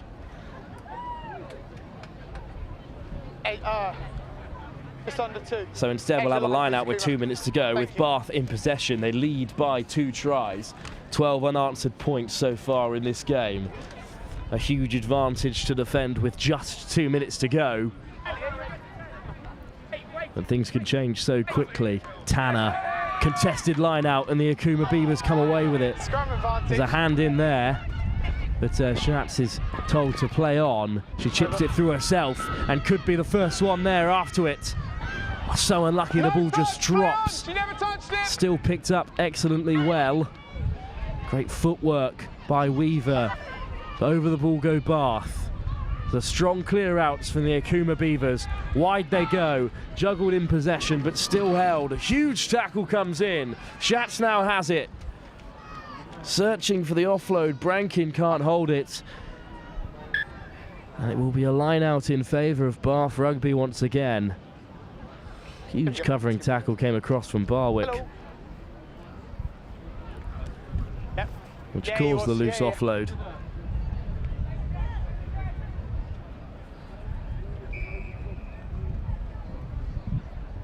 Yeah, that's fine. Step out a little bit, there we go. Line out then for Bath. Intercepted by the Akuma Beavers, and Schatz at first receiver then. All the way wide they go to Carolina Karsikova, sorry, held up. Maul is the call, so Bath can kill the ball if they'd like, but instead Schatz comes away with it. Swung wide by Dads and Weaver, and back across the grain. comes Jasmine Brankin with a great run, releases the ball as well. And they're deep inside the 22 now. There might still be time if they can score off this phase. Lovely hands across the face by Tonkin into the corner. Goes Karakova. It's a wonderful score. Time, but referee calls full time. Full time. They won't have time to go again and try and overtake this Bath Rugby side. So Bath have taken the win despite a wonderful team try scored at the very end. You don't have to if you don't want to. No, you don't have to. There are 2 tries. Nudge. Excellent conversion in the end from Lottie Duds. But in the end, Bath Rugby have held on to the very end. And the Akuma Beavers have been defeated. Bath Rugby can be exceptionally happy with their performance, and they're through to the plate final.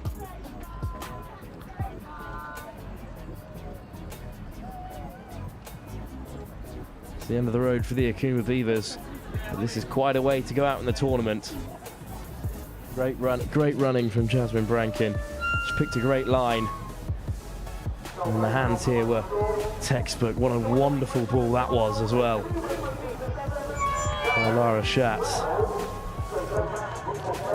Teed up Carolina Karakova, who scored their first try of the day. We move on now then to the Cup semi-final between the Lionesses, who have played twice already on pitch 1 and looked incredibly dangerous. And in front of them is the Wild Dogs, whose women's and men's side have both really impressed. But this is the first time we're seeing the Wild Dogs women's side here on pitch 1. We'll be back for that Cup semi-final very shortly.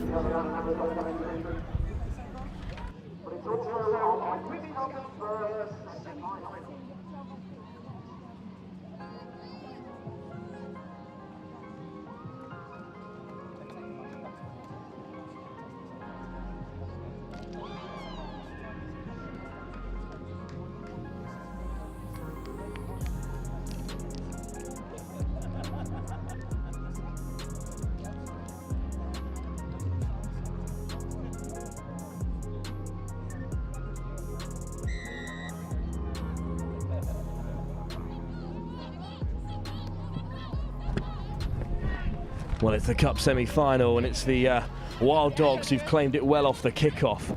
There's a great leg drive as they go hunting for offload options, but the Lionesses have stopped them inside their own half as they retreat back into their 22. Contact then, still deep in their own half. The Lionesses look to marshal them. Quee's in there with the tackle.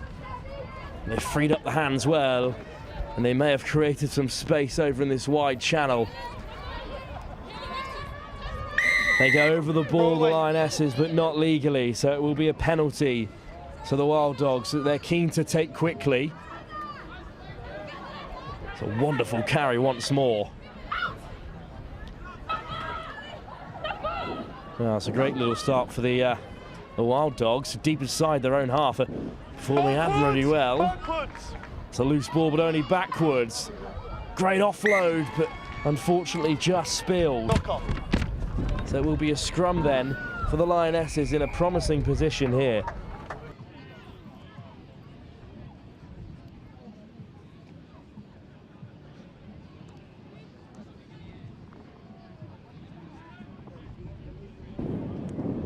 Crouch, bind, set. Well, it's scrum then for the Lionesses. Quee with a lovely offload to free up the ball. And look how quickly the Lionesses come forward. Tackled down just 5 meters out. Great counter drive though at the breakdown by the Wild Dogs. Still Quee comes away with it for the Lionesses. Little show and go. Nicole Quee will go all the way. And despite some sustained possession from the Wild Dogs, the Lionesses played the possession on the field, found themselves in a dangerous position, and they've executed from 22 yards out. A great finish from Quee. missed.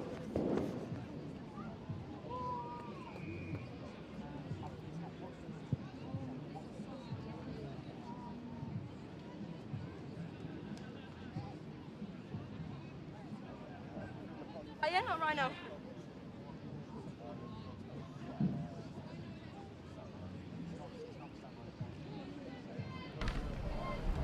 Well, a great start then for the Lionesses. What a lovely little finish. Just skirting around the opposition, but it's a kick to the Wild Dogs, which they'll return with some directness. And then it's a quick play in the wide channels, brought down just short. Oh, it's a great carry from the Wild Dogs, playing with real pace. Yes, great. Once again, they take it quickly from the base of the ruck. There's the offload. Back inside goes the ball. It's Cooper Wall, who might stroll in all the way. Cooper Wall just stumbles at the very last, but it's a great finish by Scarlett Cooper Wall of London Irish. This Wild Dogs side packed to the hilt with talented players from Harlequins, Loughborough and London Irish.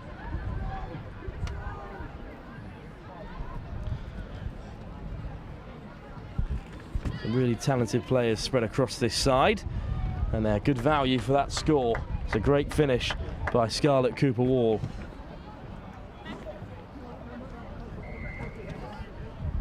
They travel upfield really well, and this is great interplay between herself and Emma Verdevang of London Irish as well. One of the Swedish Sevens winners at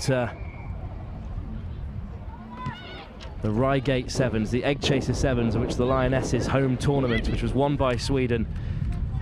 And Emma Verdevang,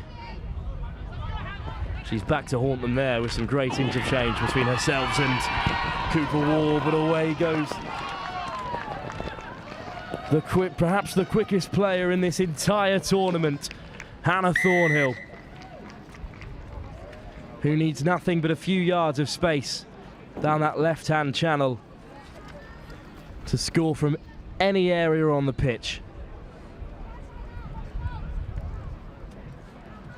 What an asset to this Lionesses side Thornhill is. In the blink of an eye, the Wild Dogs barely had a moment to settle.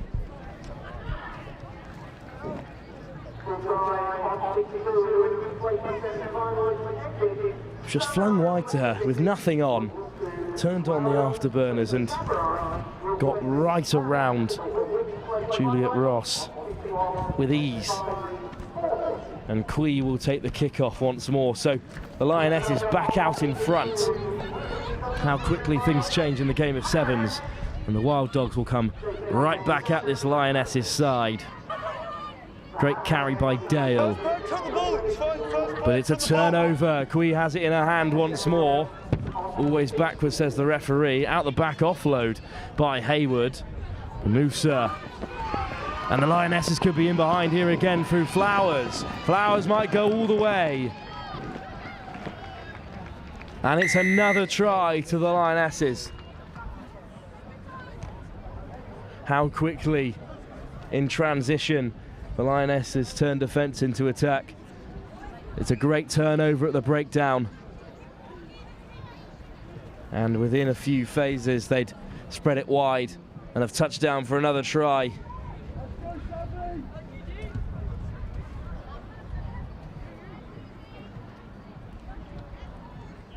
Well, the Cup semi-final is certainly delivering its promise of quality.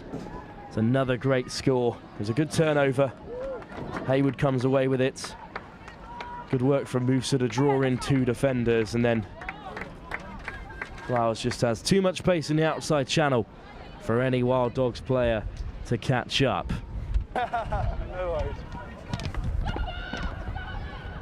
Well, this time Laxton takes the kickoff. It's well held by the Wild Dogs once again, who will come forward. Great hands to get into the wide channel, and a lovely fend. And away goes Ellen Scantlebury of Loughborough Lightning. And it was Scantlebury who was involved in the very first try, and Scantlebury who scored the second. Try and an assist in this Cup semi-final. Well, that's a great finish. The fend just to push ourselves away from the last defender, give her that extra yard of space. And she sauntered in. The kick's just wide of the left-hand upright, but a thrilling end to the first half then.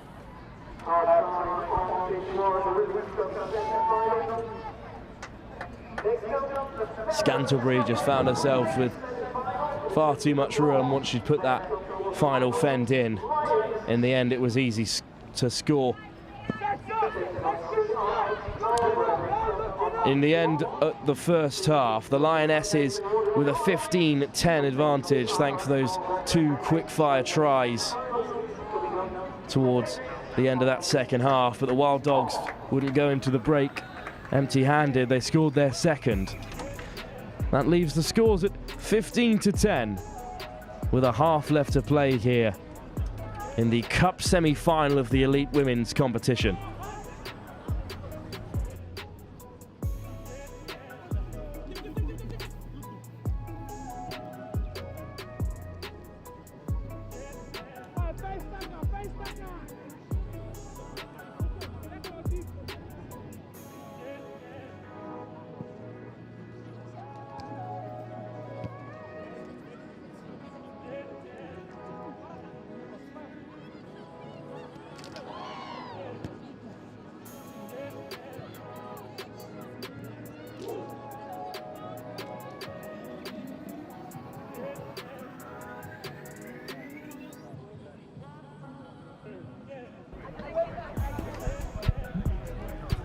Certainly all to play for in this second half.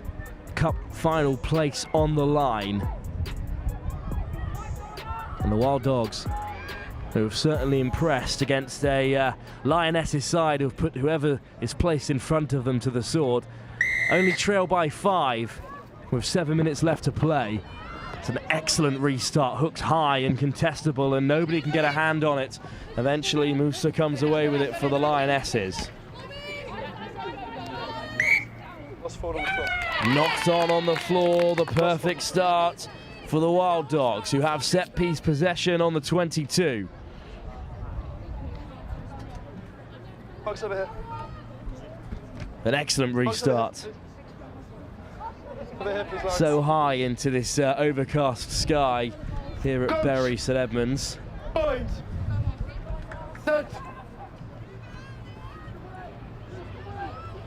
Well, it's Quee with a hand in there, and that's a penalty, and perhaps a card for the Lioness taliswoman.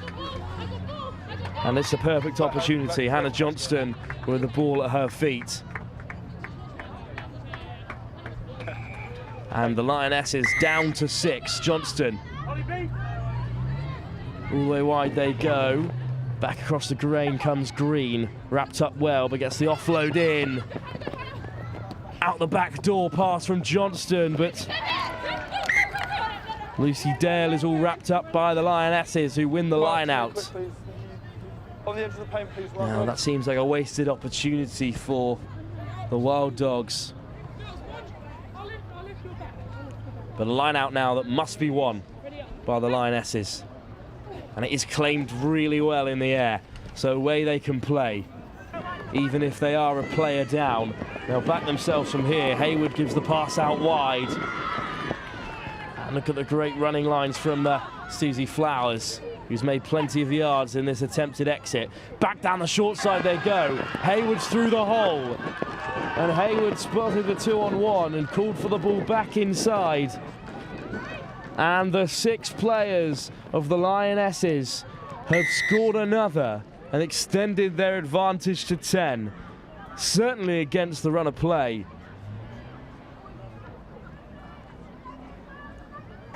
A great start to this second half for the Lionesses, who score with a player down.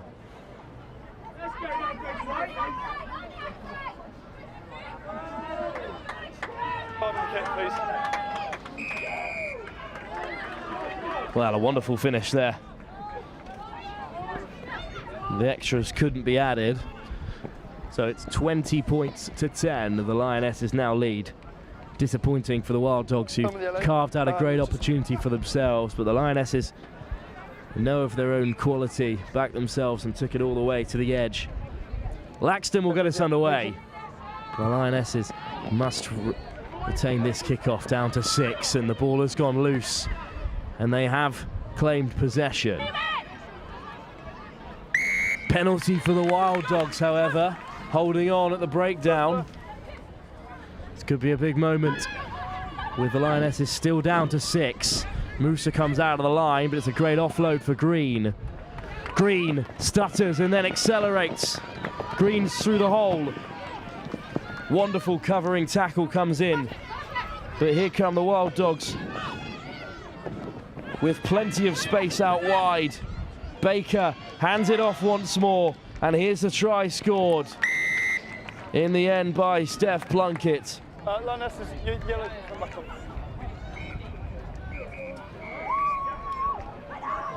Well, that signals the end of the yellow card period, and the Wild Dogs have come away with a score from it. And it's an excellent conversion as well, but they still trail by 3 points. And it good work to win the penalty, and then from there it was a simple finish.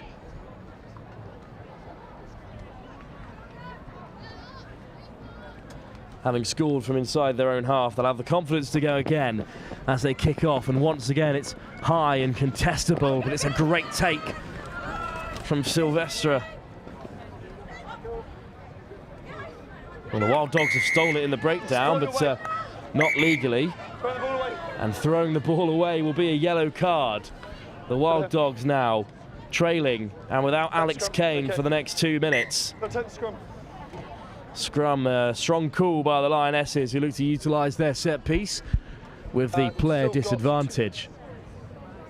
That's a really unforced error, unfortunately, from Kane, just throwing the ball away, costing her side a player for the next 2 minutes. And if the Lionesses get another score here, the Wild Dogs will have a whole lot of work to do as Cui goes darting down the short side. And Nicole Cui's stolen this try from right under their nose.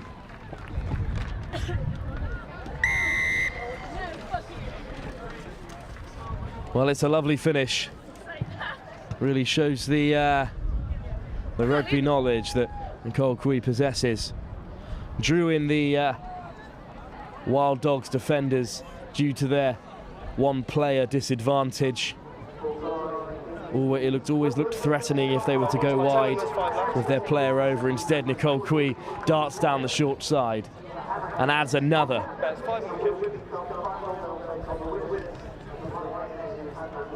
Laxton can't convert. 25-17. The Wild Dogs certainly not out of the game, but they must survive their period with one player less. Well, a minute or so left in that time. Perhaps they could do what the Lionesses could and score despite the disadvantage. That's a big fend coming in there. Lovely run from the number 12, Scantlebury, the try scorer. A good carry as well. And the Wild Dogs are up to halfway. Well, it's just a little chip through. And Steph Plunkett felt she was held as it was nudged through. Indeed she was. Penalty for the Wild Dogs where the ball lands. Well, Plunkett will get us underway with the ball at her feet. And they go down the right-hand side. Driving run from Scantlebury, who's well held by the Lionesses. It's another penalty. And the 6 players of the Wild Dogs are very much keeping the Lionesses at bay. Cooper Wall frees up the hands. Plunkett puts in the fend. And just like the Lionesses did. That will be full time. That will be full time. With 6 players, the Wild Dogs have scored. And that will be full time. So it seems as though the Wild Dogs will fall short by the slender margin of 3 points. The Lionesses Top of my head, I believe it's 25-22. I'll double check. have carved their way into Well played, the well done. cup final of this elite competition Well played, well played. Well. by a margin of just 3 points. And that game really just got away from us here. We thought there was so much left to play. The game was so full of action, we just didn't want it to end. But the time just ran out for the Wild Dogs, who put in a spirited showing against this very impressive Lionesses side, who are through to the final. Well, the cup final will come later on. The Lionesses will be involved. That'll be here on pitch 1 at 6 o'clock, live with NextGen. Up next, however, we move into the plate, the men's plate semi-final, which is the two sides who lost the quarterfinal. That's CRX Marlborough up against the Lions, who were beaten here on pitch 1 right at the very end by Rugby Deutschland in extra time. So the Lions here with a chance of redemption. The plate, of course, a quality competition. Up against CRX Marlborough, a side we've yet to see live here on pitch 1.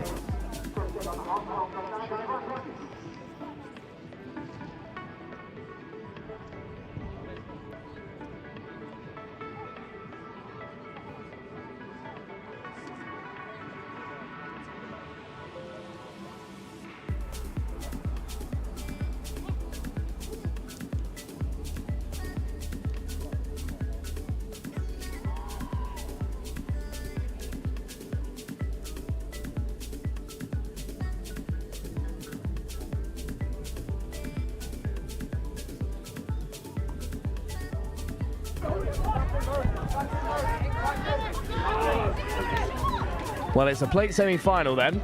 The plate is the highest competition either of these sides can hope for. CRX Marlborough, made up entirely of members from Marlborough Rugby Club, talented rugbying outfit. Up against the Lions, of course, whose Lionesses have just carved their way through to the cup final. They'll hopefully have a plate final to contend with right after that game at 6:20, if they can find their way past this rather unknown quantity of CRX Marlborough compared to the Lions, who we know plenty about already from our action here on pitch 1. Well, the kickoff by the Lions, and now CRX Marlborough will take it in possession.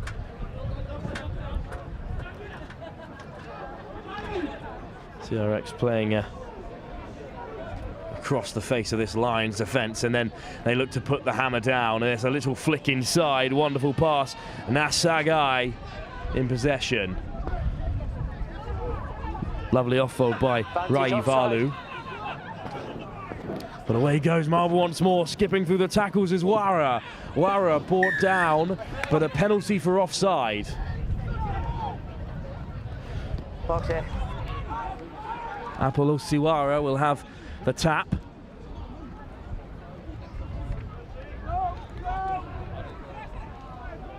And they'll look to go wide from first phase. There's a little hitch kick and the out the back offload.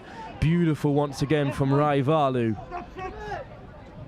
Wara at first receiver, lovely deep ball. And he's stepping off the right and round the first defender. And as Watkins steps in to challenge, he'll get nowhere near Apollo Siwara, who will open the scoring.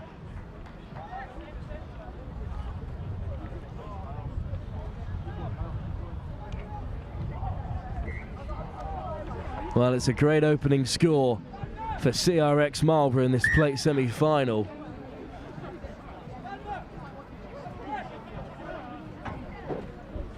And they'll have the kickoff as well.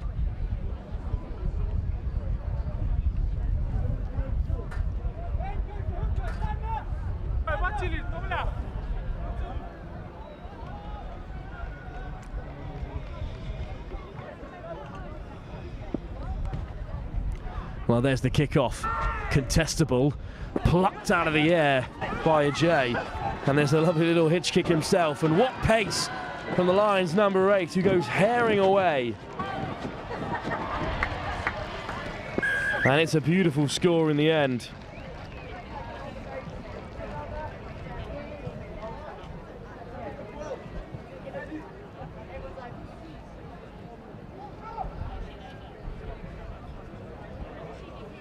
Really great pace by Ajay there.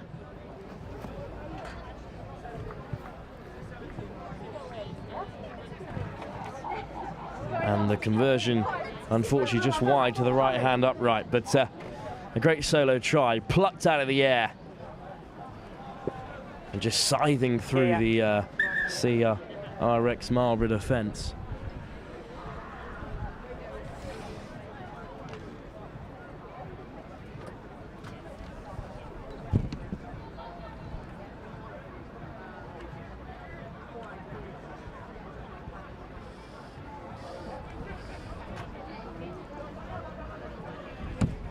Just a quick bit of physio for the CRX Marlborough player before the Lions can get us back underway.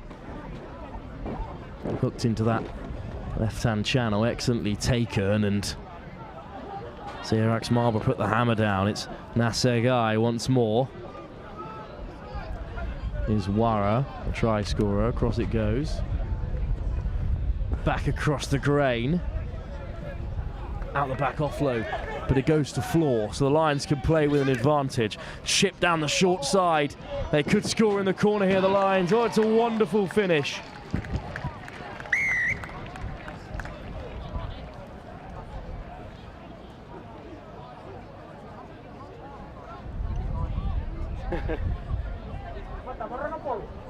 Well, it's a great score for the Lions. This way, you got a little bit more this way, mate.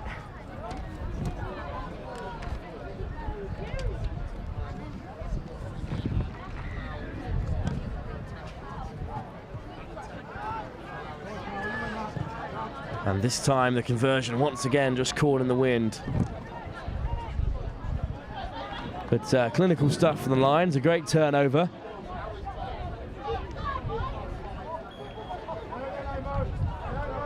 And then just chips it past the last man, Ben Tuirabe. Claimed out of the sky well, and Tuirabe this time beats his first man and throws the offload. And Marlborough get all wrapped up. Picked quickly at the base by Rawaka, and then they fling it wide. And Tadre. That's a strong carry in that far hand side, but Watkins makes a huge tackle.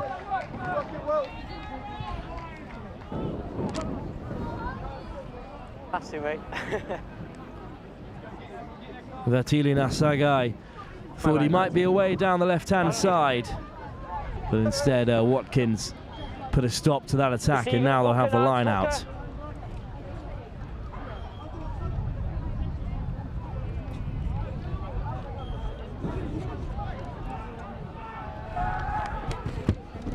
Line out won by Watkins.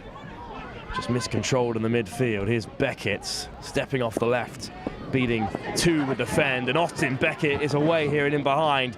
Swings the ball inside, and now there's a real race to the line. Great covering tackle by Nadavo, but a good offload. The line still with possession. Beckett, here's Watkins with a J outside him. Steps in and beats two defenders. Watkins. Lovely missed pass, and now there could be a 2-on-1. But they step off the left and score instead. It's a great finish by the Lions. A Carefully and calmly carved out try. 20 seconds. Okay. Textbook sevens, really. And they'll be heading into a plate final if they can continue with rugby like this on show. Yeah, you got about 10 seconds, mate. Loads of time.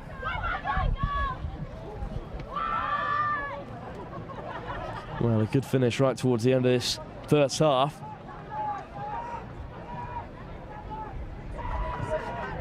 And still no luck at the conversion. So at half-time, the Lions have had the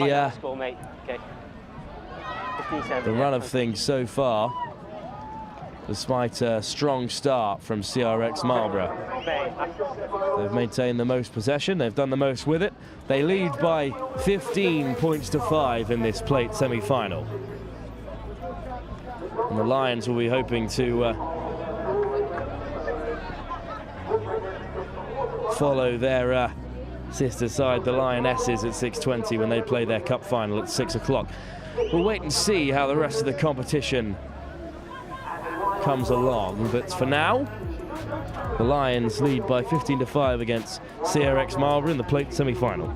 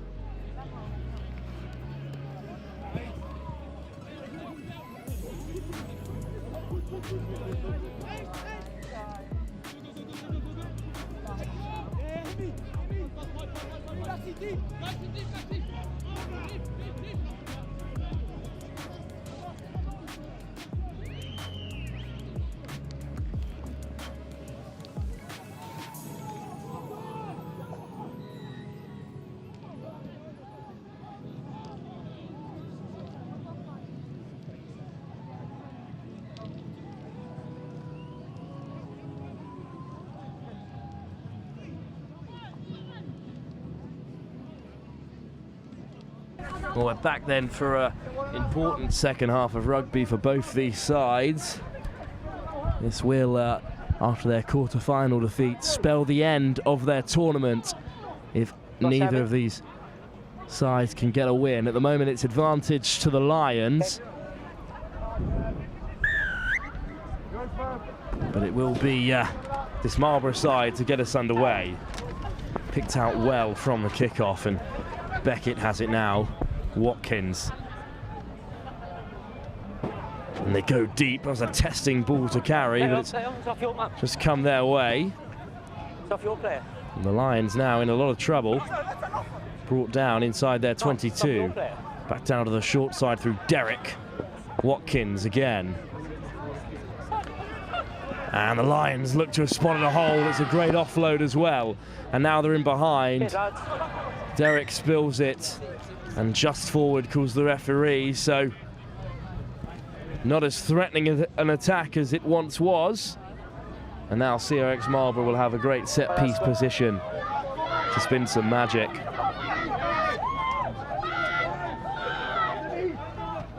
Crouch. Bind. Lads. Okay, we don't need to get aggressive. We just need to get a bind. Kuirabe with the feed I'm going to talk. for CRX Marlborough, I want you to find that. the Sevens edition of their club rugby side. Crouch. Bind. Set.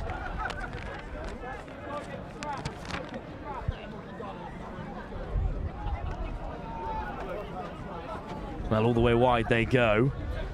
Tadere takes contact. Ballet Solomoni at first at 9, and then spread it wide through the hands. They go once more, stretching this defence. There's a lovely offload to get around Watkins. and then just spilt in the wide channels. Well, they're playing dangerously, trying to cut through this Lions defence, but the Lions are just sitting back and letting this CRX Marlborough side create their own mistakes. And possession changes hands once more. Crouch. 5. Set. Derek. Beckett, under a bit of pressure, gets away from one and passes the ball out wide. And now there's a real race to the line here as the boot goes to ball.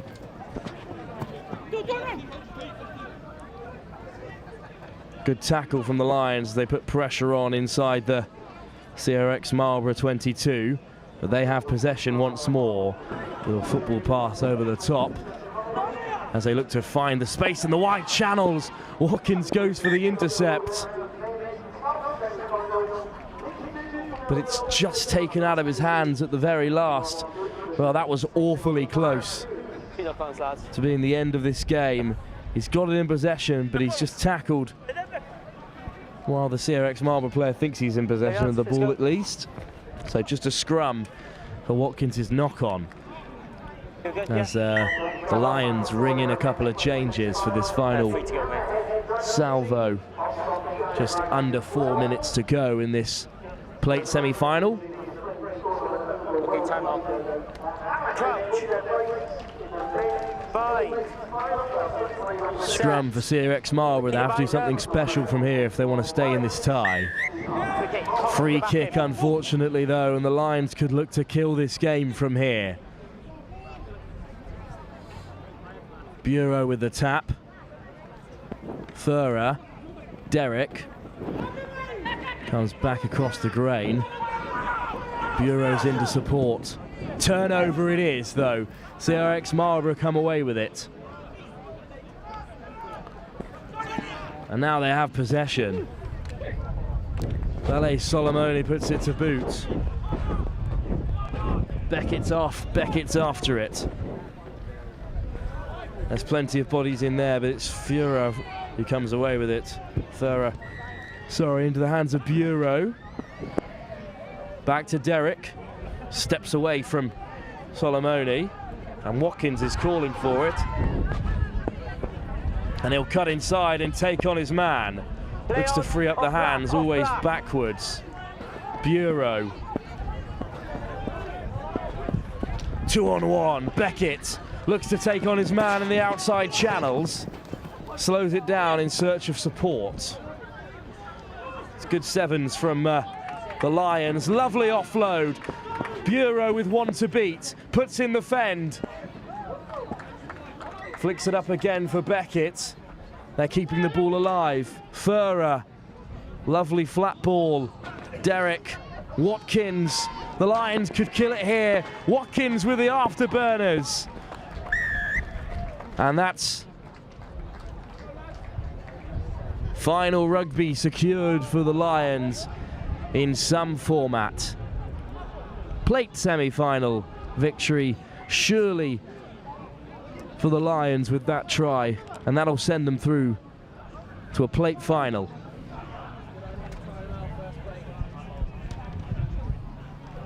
There's still a bit of time in this game, but you'd think not enough for a comeback like that. Well, there's plenty still to look forward to, of course. There's a monumental clash for you here at the Super Sevens. It's the leaders of the Super Sevens series, Rugby Deutschland, who could win this tournament and this series if they can get past the very impressive Samurai Barracudas. Real sevens history up against some newcomers in Rugby Deutschland who have torn up the competition, but it's still CRX Marlborough who look to finish strongly as they're driving forward. Great offload play. Nasegai takes contact. Back down the left-hand side they come. Well held by Rawaka. Solomoni, loose offload, swept up by the Lions. Cheers, lads. Derek. Thank you. Bureau. Forward pass.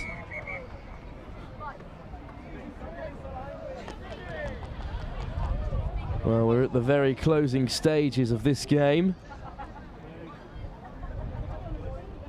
Last play, lads. Last play. It's the last play for CRX Marlborough in this competition. It's their last play in this Super Sevens series. In all its finality here at the final quarter of the series. Solomoni at 10. Tadray. Lovely switch. And Wayne Tadray with another ball inside. Ballet Solomoni just riding the tackles, but it's a turnover, and Furrer can throw it inside. Ijay, the scorer of the Lions' first try. Bureau. Possession secured. Ijay. Furrer at 10. Derek. And here come the Lions. Two players just crashing into each other there.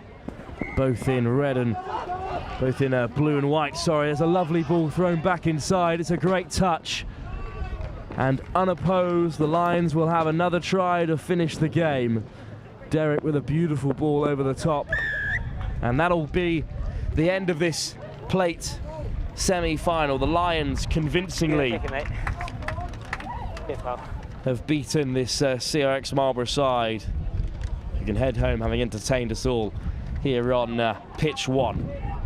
Well, crunch time continues. It's still knockout rugby as we head into the afternoon. It's the cup semi-final of the elite men's competition. It's the Barracudas up against Rugby Deutschland. Live with Next Gen here at the final Super Sevens tournament in Bury St Edmunds. You know that whole series, isn't it? Yeah.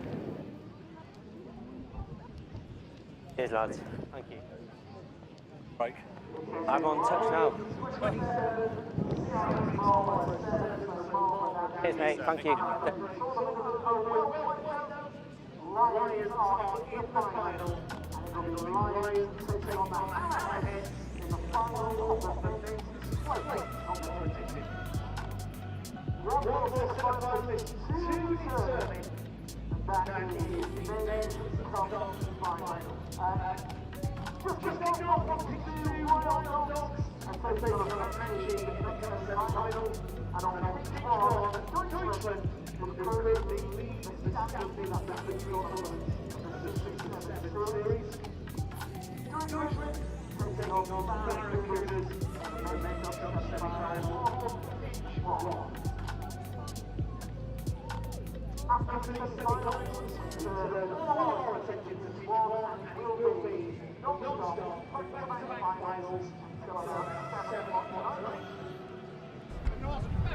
Well, this will be one of the biggest games of the tournament.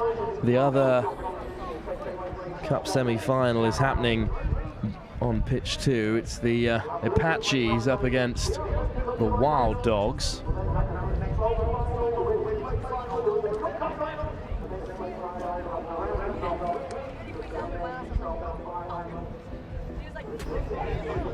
That's the final game to take place on pitch 2 for the rest of the day. After that, we're back to back here on pitch 1 until we finish with the men's cup final at 6:40. Tournament presentations will be all wrapped up by 6:45. That's where both these sides will hoping to still be in the competition. It's the Samurai Barracudas, the UK branch of one of Seven's oldest competitors, up against Rugby Deutschland, the German side. And from the very first kickoff, the ball has gone dead, but it will be a Barracudas line out.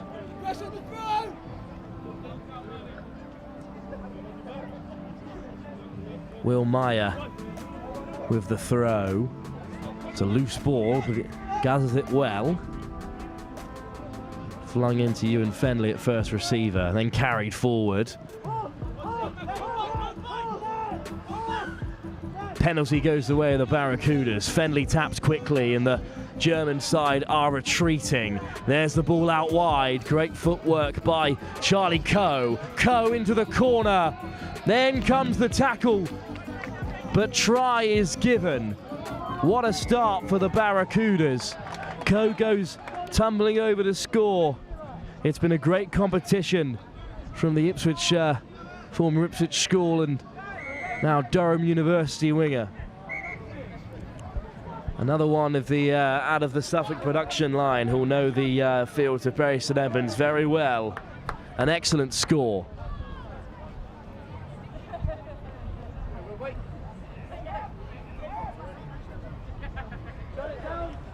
Well, a great start and an excellent effort from the conversion by Fenley, and he slotted it from right out on that left-hand side. Well, a perfect first start. Fenley involved once more, finds Coe, who steps off the left, and despite the heroic effort from Ahmed, the try is scored. A deep kickoff that eventually finds Stegman, who throws it inside. Just riding the tackles, Rugby Deutschland. And that's a big collision as well on Spiels. Amendi just fighting with the Samurai Barracudas is Ahmed and get his name out as he deserves. Chris Umar, Stegman, and Rugby Deutschland could be in behind here, and they could be herring away through Bennett Vale.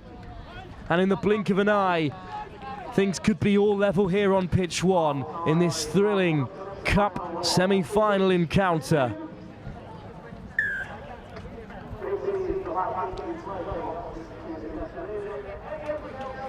Question asked of Will Hendy by his teammates. I think he put all of his effort into that last-ditch tackle, but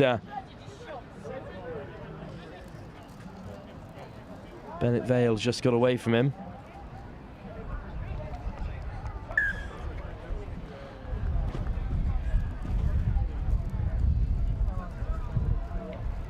And just like that, things are all level here in this Cup semi-final.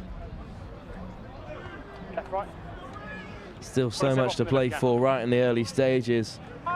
It's half-time in the other semi-final on pitch two. We've only just begun here. One of the highest quality encounters in the SEVENS series so far. What a wonderful kick that is. And just the height on the Barracudas to claim it is exceptional. And away they come now, breaking through the contacts. Big tackle from Ahmed in the end. But the Barracudas will still come with pace and with power, and there's numbers away on the left-hand side, and Coe back across to avoid flying into touch. No release from the tackler, so they'll tap quickly. A good chop, and this time the Germans are over the ball, and this time it's legal, and this time it's stolen. Chris Uma just a little bit too keen to get us underway. And now Rugby Deutschland will have to build from deep inside their 22. They've chosen the scrum as the set piece from which to launch their platform. Crouch. Bind. Set. Well, it's a loose scrum, and the Barracudas have dived upon it, and try is given their way. Well, that's not at all how any of us, I think, expected things to go.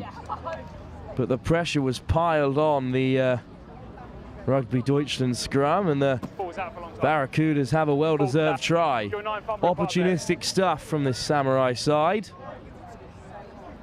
In the end, it's Will Mayer who has scored.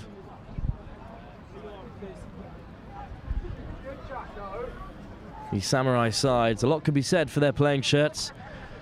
All I can say is their numbers are very hard to read. An excellent effort once again from the conversion.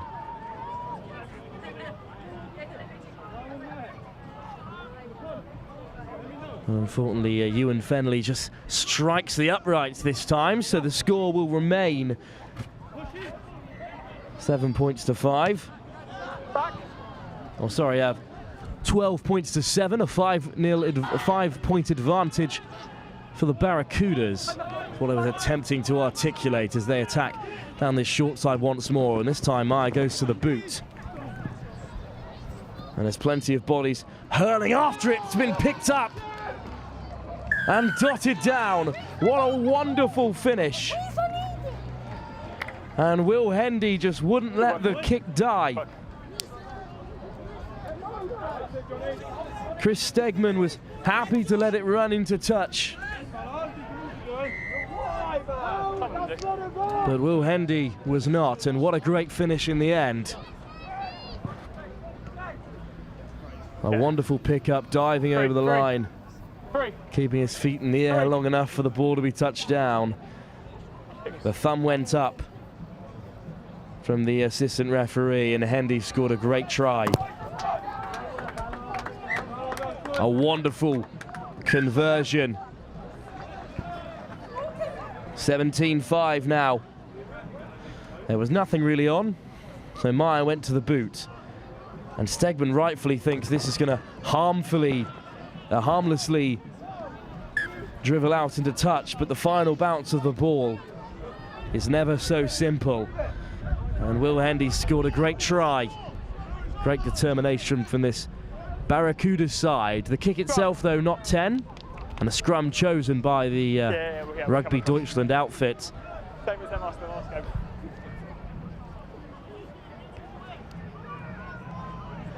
They are a seriously physical side, this German front three.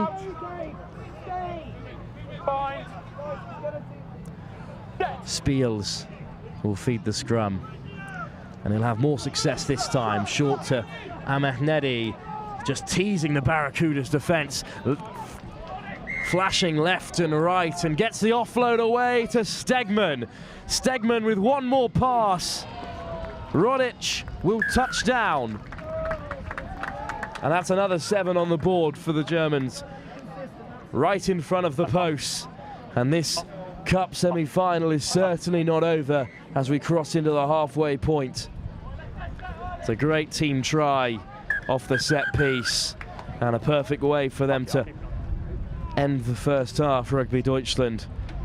Ahmednedi comes round the right-hand side of the scrum and starts bemusing this Barracuda's defence. Great pick-up from Stegman. Great awareness to find the final pass. It's a wonderful score.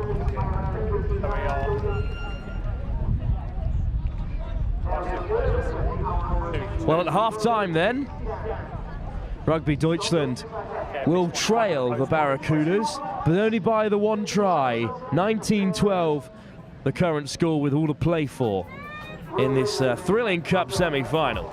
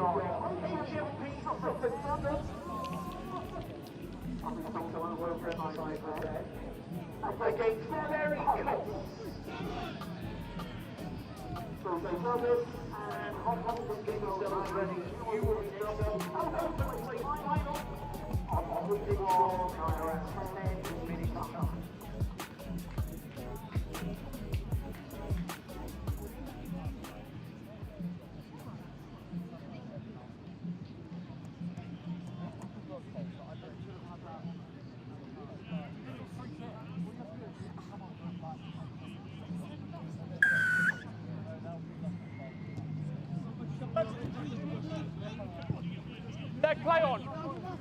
Well, we're back underway in this cup semi-final with no time to lose.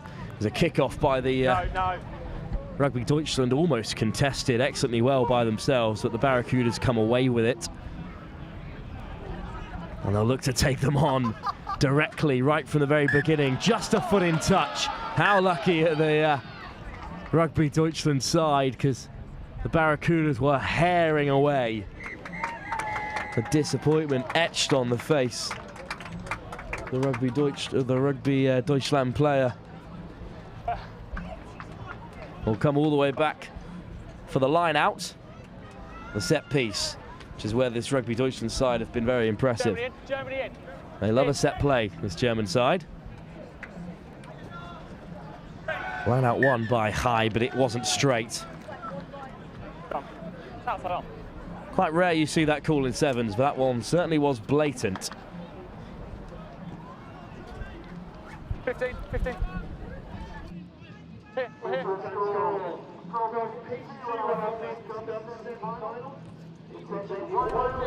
Well, some news for you from pitch 2 in the other cup semi-final. The Wild Dogs have taken down the Apaches in a unlikely position, considering the Wild Dogs began today as one of the bottom seeded sides in this competition. I mentioned earlier they brought some new faces and they've done excellently well to get to the cup final. They'll be facing either Rugby Deutschland or the Barracudas, depending on how things go in the next few moments. And what a barnstorming run that is by Ewan Priest-Jones of Hartbury.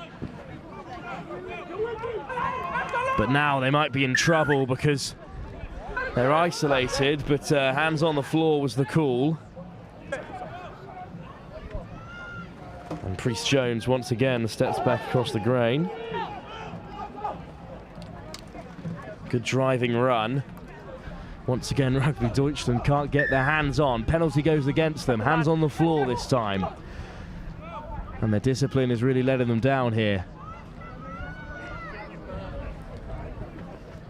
Barracudas look to take them on. They're over the ball for a third time. No luck. And no penalties either. Wide they go. Looking to switch back inside, but spilt. And despite the multiple opportunities the Barracudas had there from the penalty spot, they are unable to create anything of note. And Rugby Deutschland will come away with it. 4 minutes, says the referee. 4 minutes for just one converted try. Certainly not beyond their reach. We saw them, of course, score in extra time in mere seconds. And how dangerous they can be. It's a great Barracuda scrum, but Germany just about come away with it. Rugby Deutschland in a whole world of trouble. In that wide channel, Daniel Strong almost dispossessed, but it's a turnover in possession. And suddenly, it's a scrum for the Barracudas of Samurai fame. Fenley stands at first receiver. Meyer with the feed once more.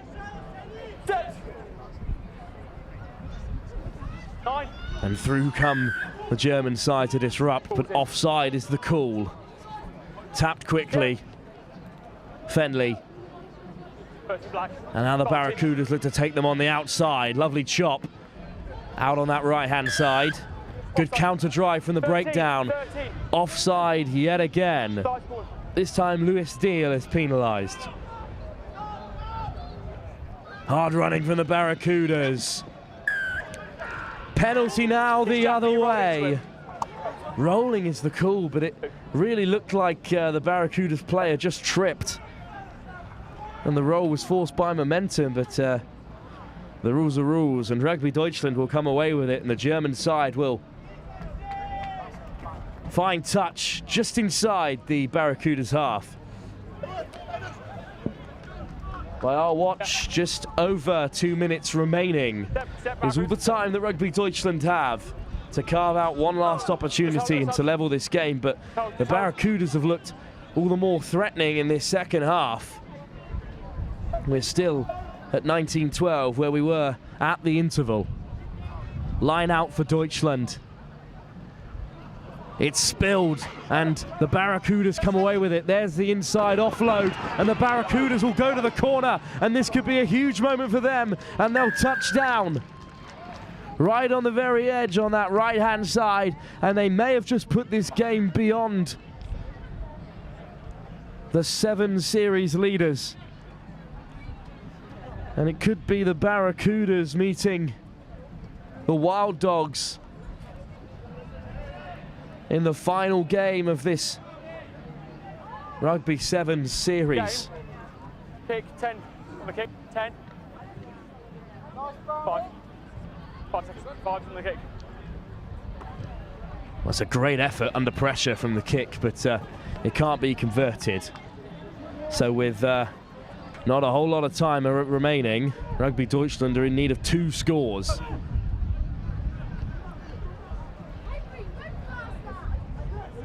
Johan Davis will be expected to take the kick for the Barracudas.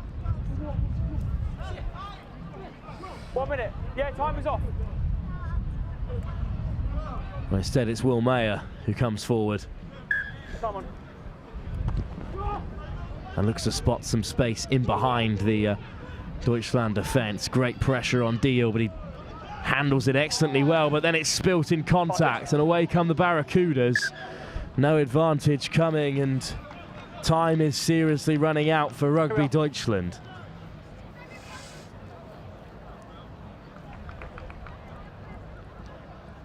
Go. Crouch. Bind. Set.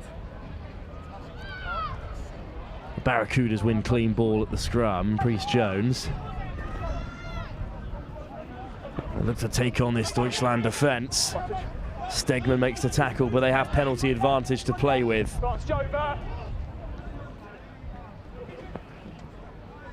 Across the face it goes, loose ball. Good tackle in there from Rugby Deutschland, who look to turn it over at the breakdown. Knock on goes their way, which turns to a penalty for hands in the breakdown. And we may well be in final play, but they'd certainly like to cut the gap in this game. That's a late hit.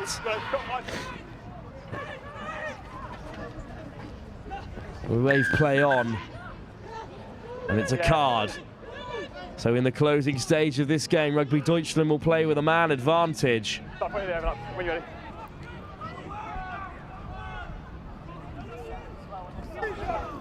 Hints of another late tackle there, but instead it's Ingle throwing it over the top to Strong. Strong with a little show and go. Another penalty. Goes the German way. Eckholtz. Deal. Looks to take them on. 2 players to bring him down. Show and go, and there's the pick from Rodic, and Rodic scores. Rodic misses the kick. The time was up regardless, so it won't matter. In the end, a good finish from him. A good end to his Super 7 series, and the leaders of the competition may not be any more when the cup final is decided. We'll have to wait and see how the points are distributed at the end of this tournament. But up next, we take a break from the men's elite competition.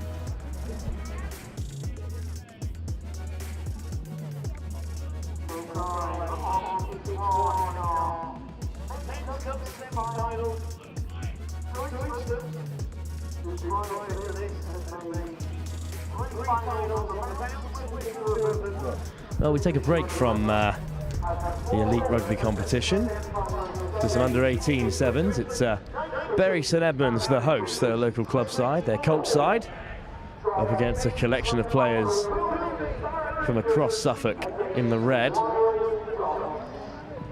And we'll have full commentary of that game as well, live here on Pitch 1.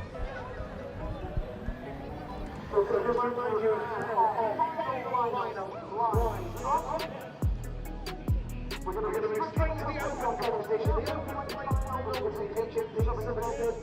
First they are very hot. They go to the open final.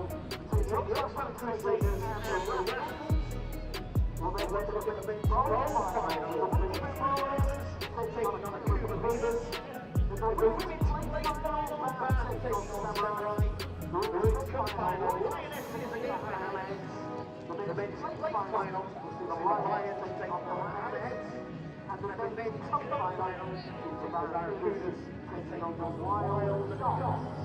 We'll play on to proceed to the semi-final stage. That will be our Berry Sevens this year. Well, welcome back to Berry Sevens. Going into another competition as we're looking at one of the many finals that you have to feast your eyes on today. The bowl final, I do believe. This is a Berry derby. Berry first versus Berry under 18 Colts. Suffolk Sterns. They are named as the Suffolk Sterns.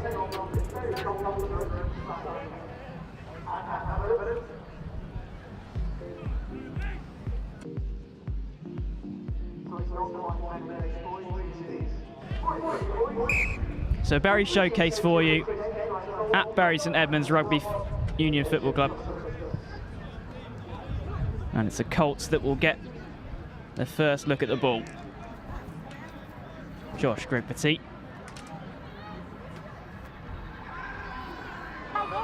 Going through the hands nicely.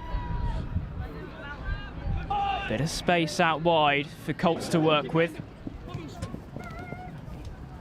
Tackle release. No, no. The hands beyond. Leave it. Penalty to the Colts team.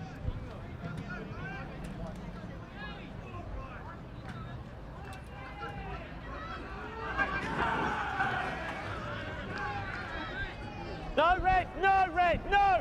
Well, good bit of possession here. Bit of time on the ball. Very patient in their setup. High up on their line. Great defensive work, but brilliant attacking work. Both teams starting well here. Knock on. No lift. Advantage over. Hands away.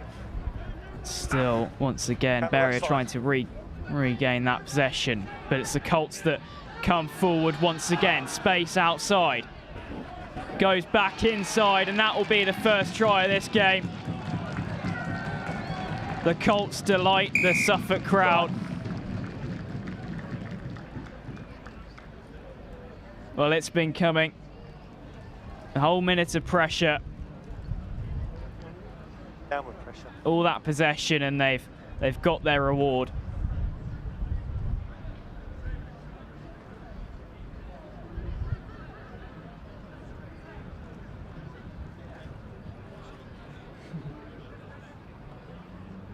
Breakdown, Reds. One chance.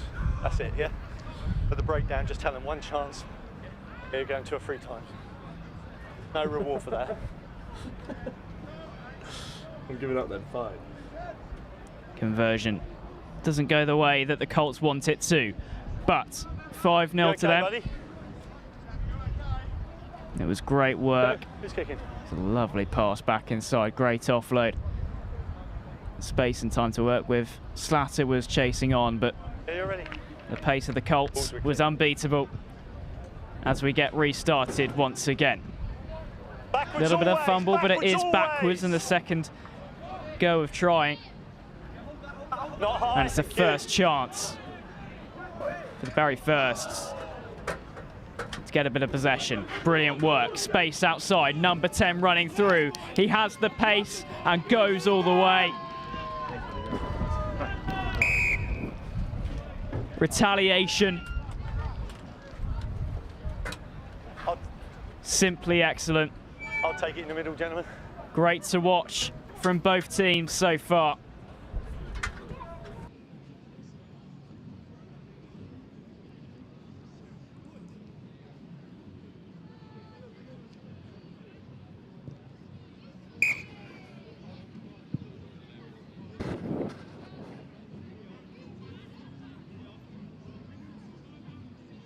Clear that ball off. Ball when you're ready. Wait till your player comes back. Now you can play. Back underway.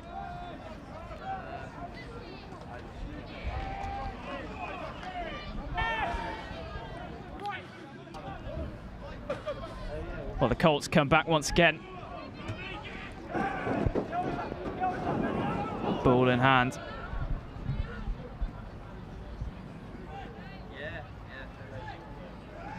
Oh, and space is out wide.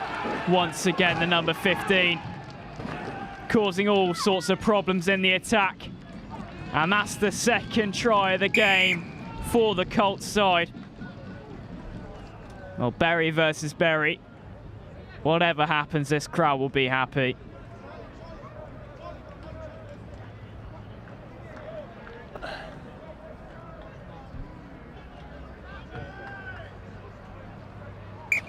Conversion is good, goes through the uprights. 10-7 to the Colts. Now 12-7 after that conversion.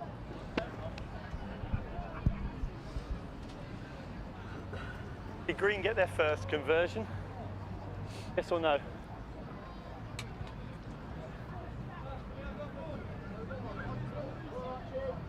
$14-5 to Green. Oh, 14-7, sorry.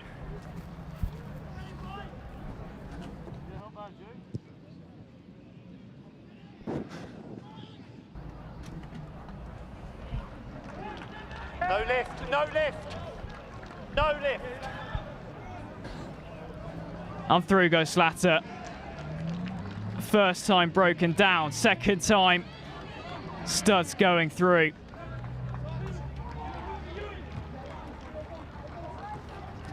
Boots a ball, it will work, collected well. Offload doesn't find the right direction. Vantage spread, knock on. Vantage over. But there's space outside. And Archie Williams, the number 16, Get out, Green. chasing towards that line. Move. Midfield offside. Slatter searching, so are the Studs.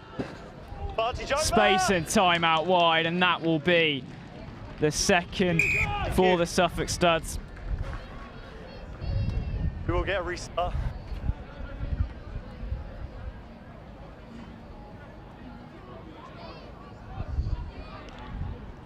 Well, some special rugby on display. 4. Well, it's time for the finals. This is the first of many. So stay tuned here on Next Gen. Plenty to come. That conversion won't reach its target. So that does mean it'll be 14-12.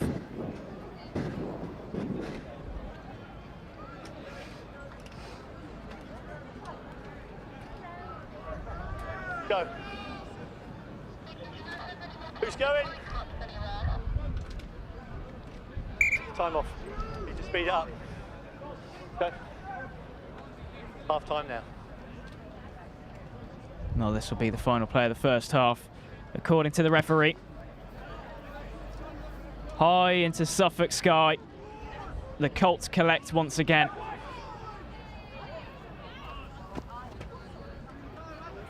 Advantage is over. Great work with the hands. Getting in out quickly. Didn't look where he was passing. That goes into touch. And that will be the half-time whistle.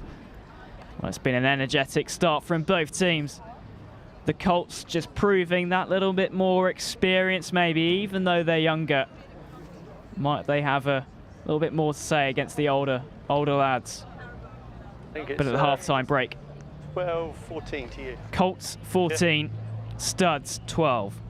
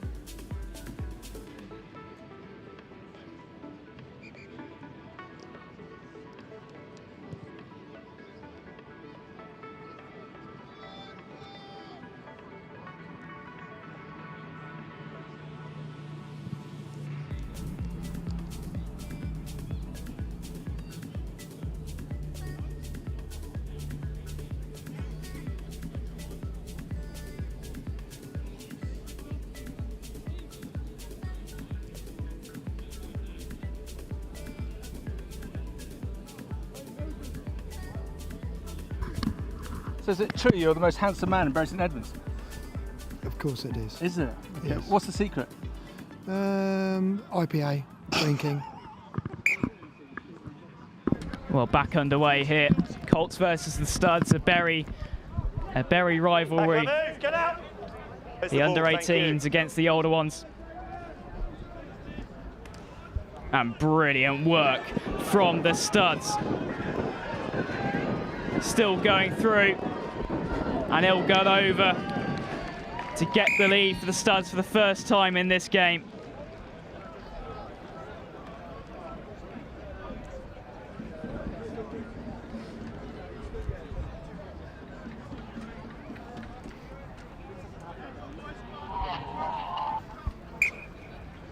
What a try, and a conversion to finish it off.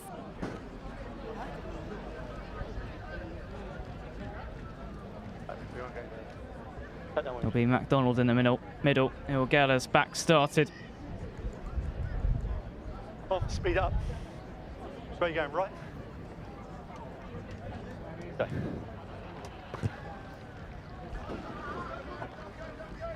Taken well once again by the Studs. Knock on, scrum advantage. Firth was running through. Knock on, that goes advantage to the way of the Colts team.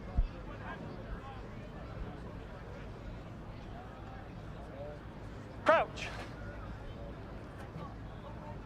Bind. Set.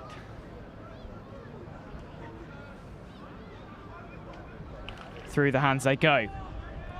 Colts with time and space to work with.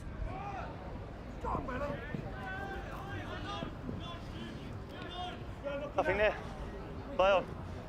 Well, they've been allowed to go and get the ball. Knock on first. But that will be a knock on. Knock on first. From an opportunity, slight mistake, and the Colts have been saved by the referee.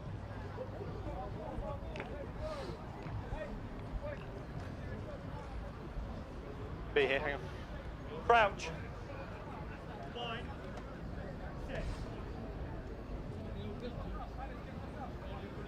It's gone round, it's feet. There will be a reset at the scrum. Both teams playing. Crouch. Bind. Set. Ball goes in again. That's better from the Colts side. Always backwards. Bit of confusion, bit of a miscommunication, and a chance. But goes astray. Here come the Colts. The dummy just didn't quite work, but meat is being made. Tackle release, tackle release, tackle release. Thank you, move, move.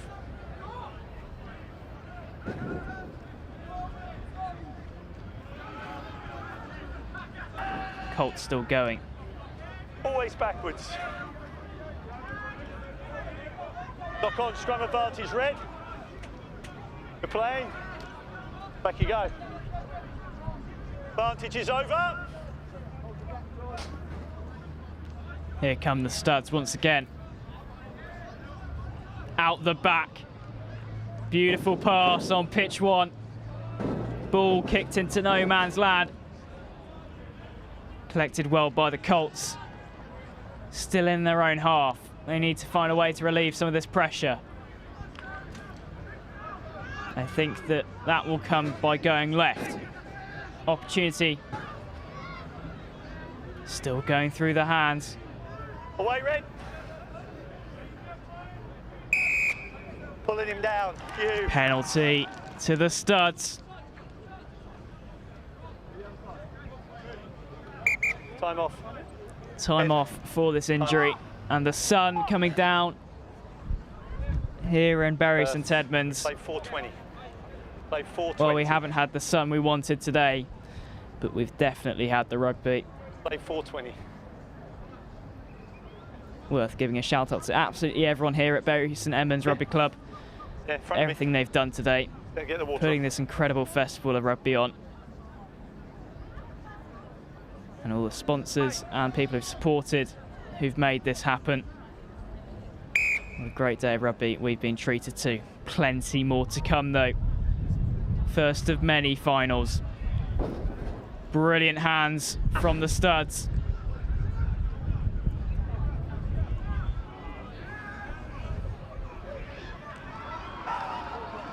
Tackled well.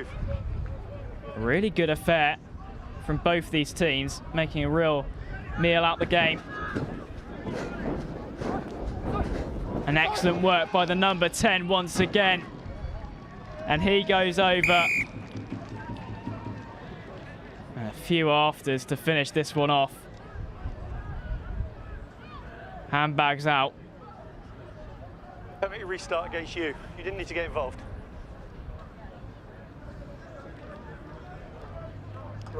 Well, they are running away with it. Less than 2 minutes to go. 24-14, awaiting the conversion. Conversion taken and slotted through the posts. Penalty restart, green. Penalty restart to the Colts due to the... Wait for me. Well, it was mentioned that no one should have got involved in anything. Restart, green. And the Colts will get the penalty restart. Great work from the referee.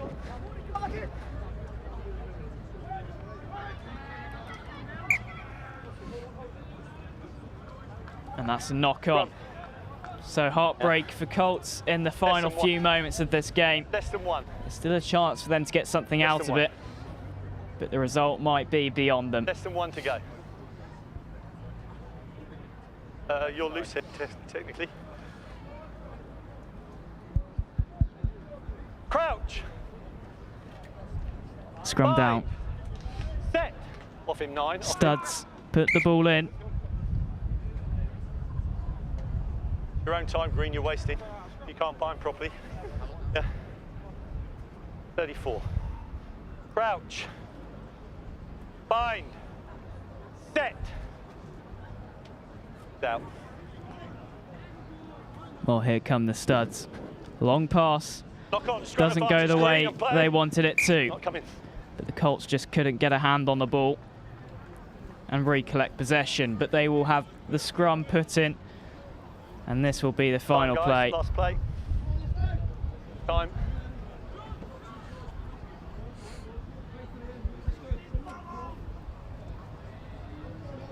Well, Crouch. One way to start the many finals. Set.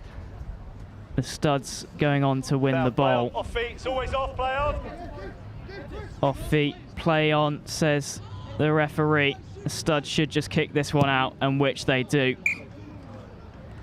Full-time whistle goes. The Suffolk Studs win. Bury's men's team representing the local club, the home club. Well, there's always going to be a Bury team winning. It was just a matter of which one.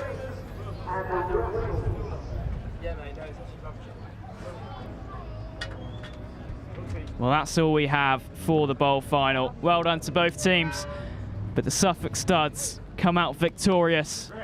26-14. More to come here on Next Gen. Don't go anywhere.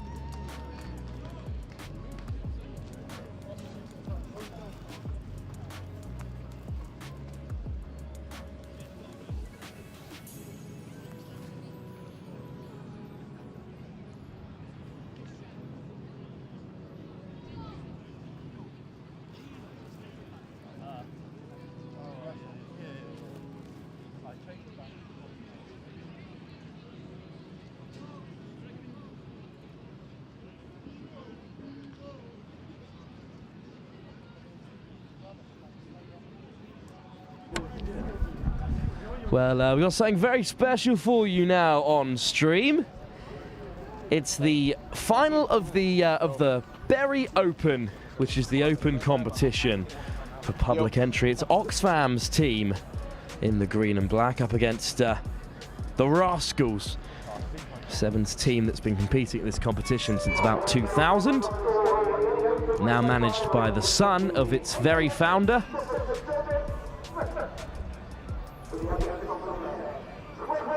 It's this Oxfam side that's previously competed in the Super Sevens variation of the tournament, but as the standard has grown, they've taken their place in the open competition. Still some decent prize money up for grabs. It'll be the Rascals in the blue who get us underway. And it's hooked high in that right-hand channel and gathered really well. Over the ball go the Rascals, and they have turned it over. It's penalty ball. And they'll tap and go quickly as they beat the first defender excellently well. This is a scything little run. It's a real quality in this open competition. I got your call. We'll play for it, mate. And it's kicked wide off first phase. Ambitious stuff. Uru makes a huge tackle, but still here come the Rascals. It's Louis Martin wrapped up. No clear release. Penalty for no clear release. Back, hold. Okay now. And now it might be on wide. All the way wide they go, stepping into the outside channel. Dragged down just a few meters short. And it's a huge turnover that's been made. And away come Oxfam. Little show and go, looking to break through the line is Sumner. Turnover again by Martin, who touched down, and Louis Martin has the opening score and clearly hates charity. Opening try, however, goes in favours of the Rascals.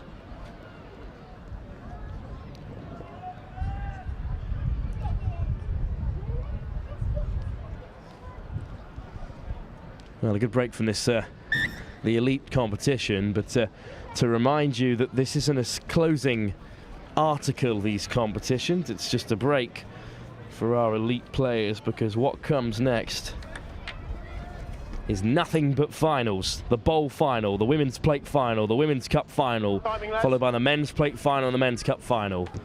The 5 biggest games, the last final games in the Super 7 series, and that kick has been collected excellently well by the Rascals, who once again cutting open the line. Choice, that's fine. Yeah, thank you. And offloaded once more, this time spilt. Always backwards, so the Oxfam side will collect. There's Williams taking contact. And still wide they go. And here's Uru. Uru looking to take on his man. Chopped down excellently well. Searching for an offload. Freed up by Hallcroft. Little hitch kick there from Affleck. All the way wide they go. Putting in the fend. Affleck's on the recovery run inside. Over the top, Williams. Forward pass is the call, and I guess the referee hates charity as well. No luck for Oxfam so far. Forward pass at the very last. Unlucky. Just forward. Mark's here, lads.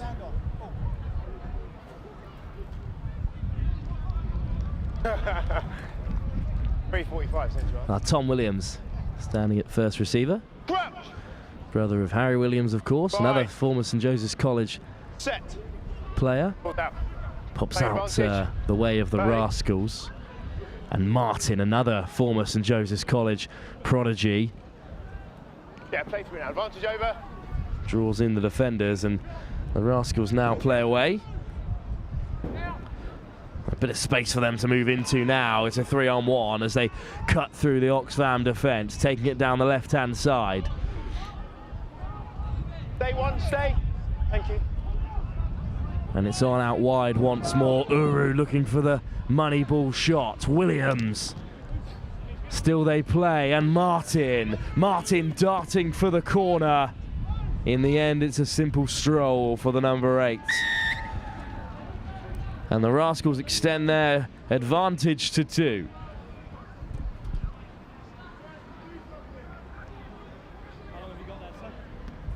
Being on the kick or the clock?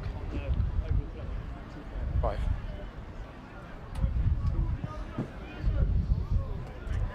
On the clock.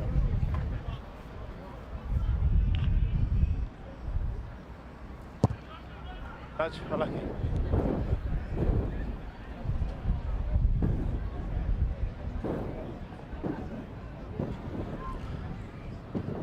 Well, it was a good finish in the end after some textbook sevens.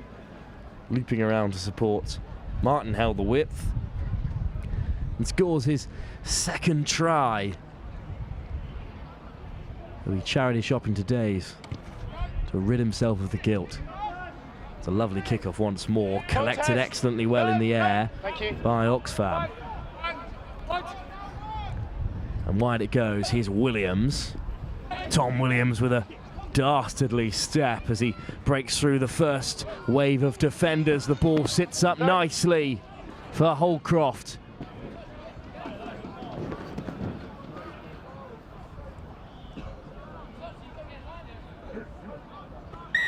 No, I thought it was flat. I said flat. Well, there's calls of forward pass, but this isn't Sunday League. There were 2 assistant referees who also viewed it as flat. A good ball from Williams across the face.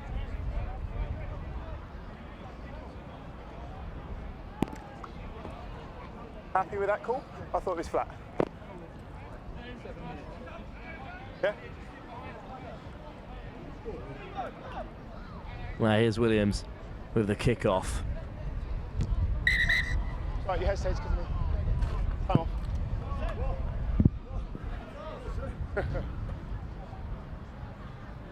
I was just saying you're happy with that flat ball. Guys, kick again. Well, I'll have another go at the kick. The referee was still conferring. Timing. Perhaps this one will reach the 10-metre mark as it intends. And it will. A teasing kickoff. Up goes Firth. Backwards. Backwards is the call. So Oxfam come away with it. Penalty goes the way of the green and black as they tap quickly. Affleck puts in the offload and Oxfam are retreating. No, put him down, please. Tackle, release.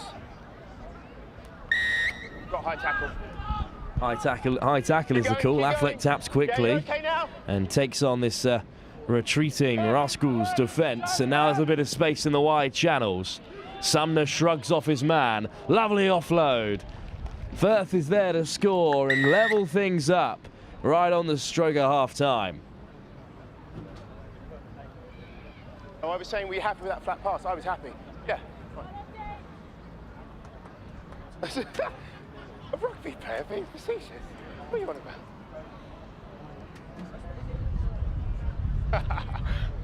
about? Here's the chance to convert for Williams. It's a good strike, but left of the upright. 45 seconds.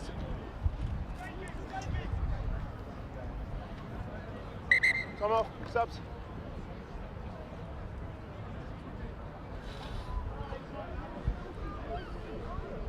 Few changes made. On comes George Grigg-Pettit for Guys, the Rascals. I've got 40 seconds on mine.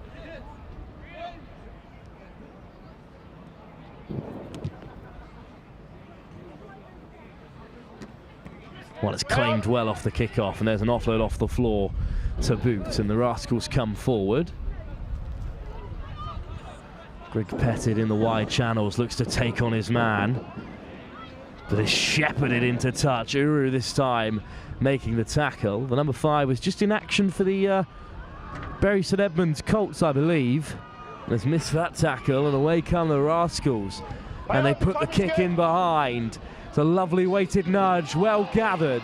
Dragged down just short. Over the ball go Oxfam, not legally. And they'll tap with from 5 metres out. Charging towards the line. It's another penalty. Wait. And perhaps a card. Yellow card for Uru, who leaves the field for the remainder of the half. On the fly, please. The first few minutes of the second. There's a lot of space out wide. And the ball's in the hands of a Rascals player as he denies Martin his hat-trick. He'll be upset about that. He's a very selfish player, is Louis Martin, very personal. And he'll hold that against his number 12 for the rest of his life. Doesn't he know it? Strategy, would it? Well, half-time then in this Bury St Edmunds Open. Okay. As that nudge is wide to the left-hand upright. The Rascals lead by 17-12 in a hotly contested contest as we warm up to the elite competitions coming later in the evening.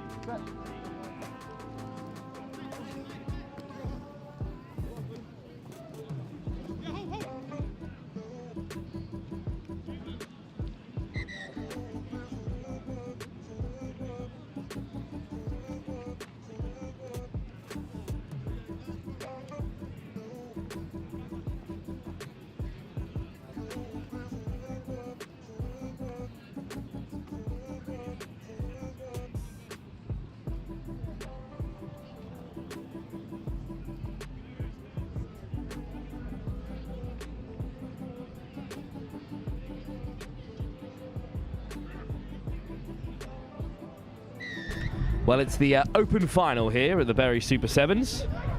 And the Rascals hold a slender 5-point advantage. And here is Martin once more with a big fend. Just deflecting defenders with ease. And now the Rascals move down the right-hand channel, looking dangerous, crossing over the 10.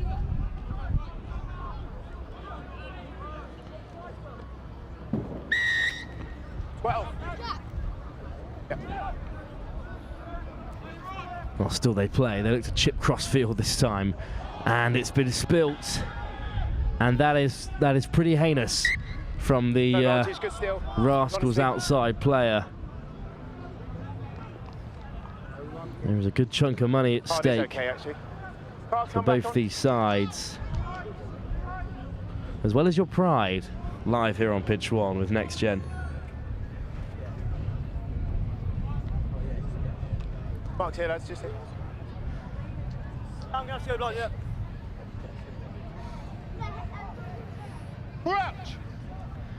Greg Pettit joins the scrum. I can tell you from having him behind me at school level that he'll be no help in there. And penalty goes the way of Oxfam as predicted. Careful, please. Well, Uru with this great break. He's played top-level rugby across Suffolk in recent years for the likes of Colchester, Ipswich and others. Great tap as well from Affleck, flicking out the back, doesn't find its intended target.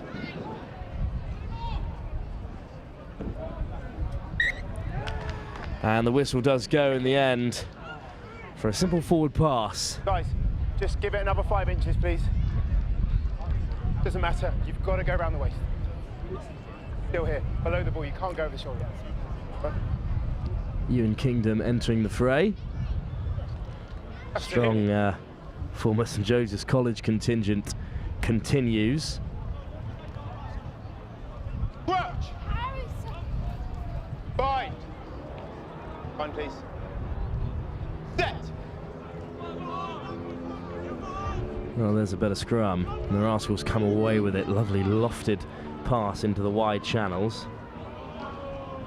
Great tackle, great attempt at offload as well, but can't be held, and they're certainly not making it easy for themselves, the Rascals, as they try and solidify this advantage.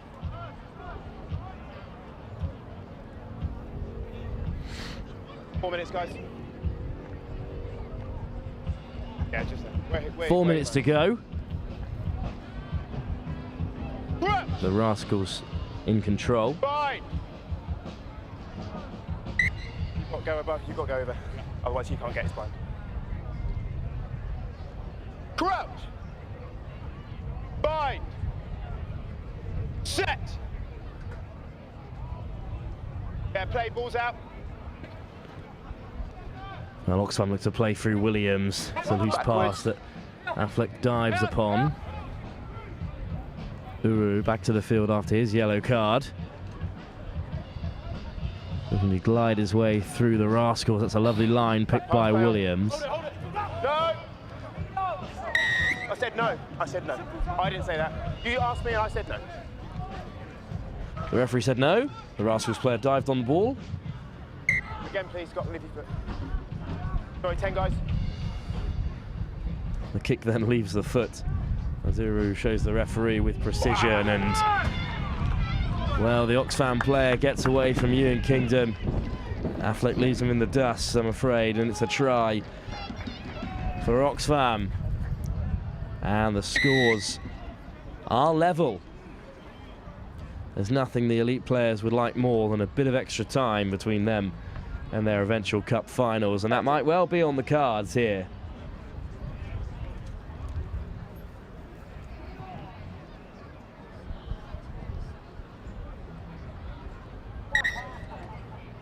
Yeah. 1:17.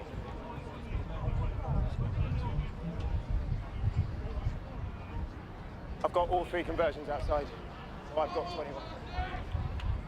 Just wait, guys. Time off. Wait. I've got all 3 conversions, 21-17.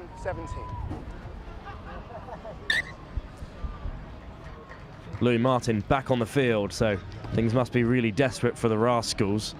It's actually a very good kickoff from Williams, just a metre odd short. And they've tapped it right on halfway, and are up to the 10 metre with this first charge. Here is Louis Martin, darting away from the first man, but tackled easily enough by a 17-year-old, despite his significant age and rugby playing experience, but picked off the base well. But it's been a knocked on at the base as well, further compounding his embarrassment, I imagine. And the ball falls the way of Oxfam.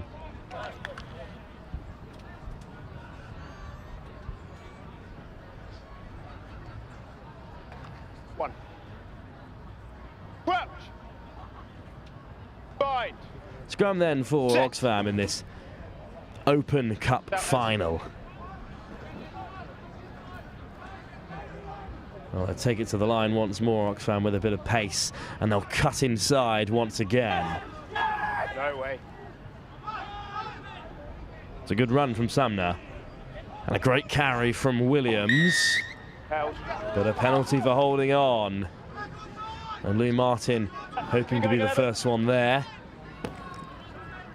Instead his teammate carries, so he refuses to engage, as is his prerogative. It's a great line cut by Kingdom, but it isn't used. Instead it's a dummy as they take it into the wide channel. And with Oxfam in front, by a slender margin. Yeah, all good. Yeah. Nice, last play. Don't get me. 21-17.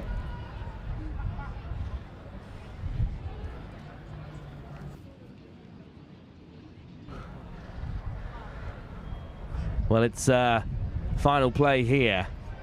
And all Oxfam needs to do is regain possession and then clear it, as they are currently in the lead by conversions alone.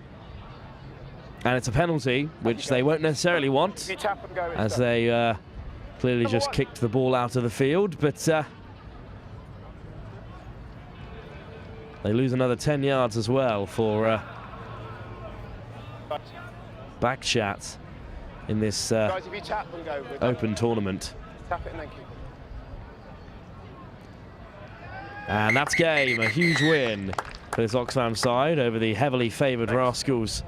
Of course, their decision not to use Ben Norville in that final may have proven costly, considering he is, as he would describe, a very good rugby player. Well, that is the end of the Open tournament. We'll return shortly for more action from the Elite Men's competition. Up first is the bowl final between the Wooden Spoon Marauders and the Akuma Beavers men's side.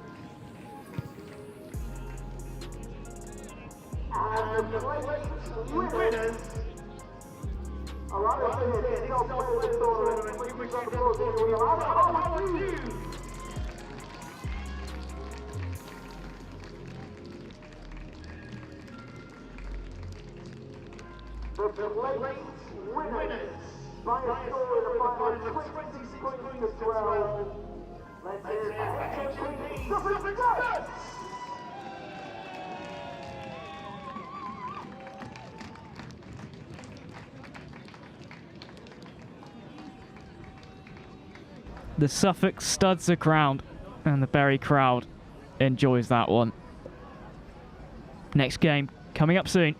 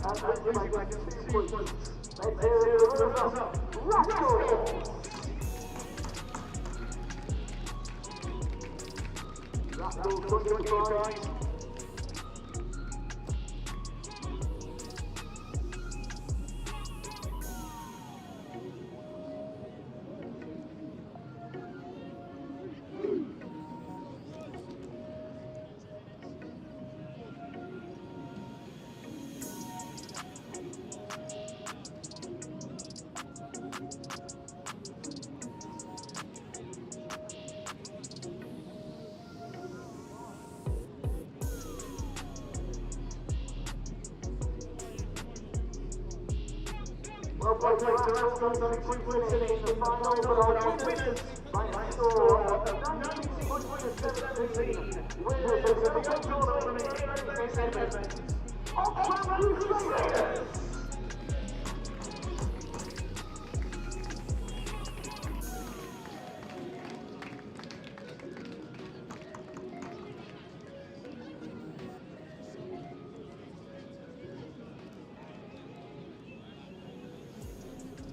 Champagne shot, and we'll get underway with our main control final. Beavers taking on Akuma Beavers.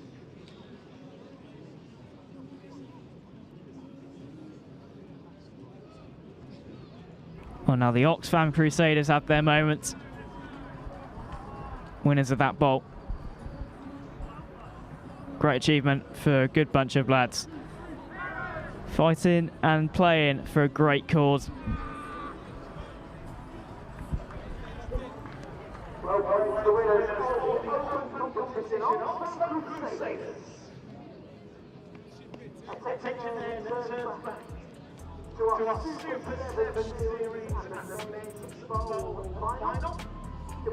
Well, welcome back to Bury Sevens. Here we go. The plate final, I do believe. I will be corrected if I am wrong.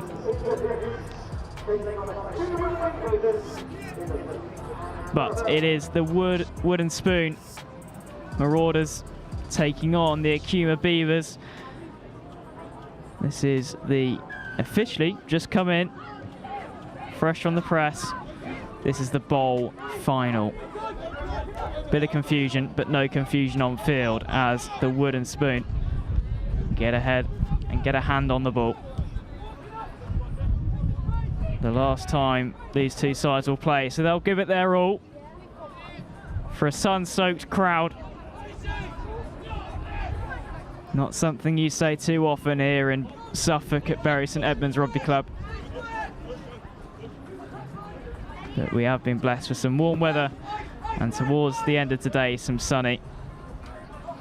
Bit of a fight over who has the ball. And it is the Akuma Beavers that will go through to score first. Well, a bit of confusion down near us at the commentary stand.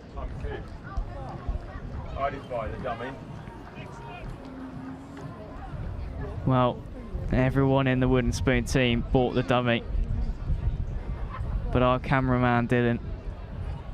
Shout out Richard Jackson. Everything Next Gen. He's the man you need to go to.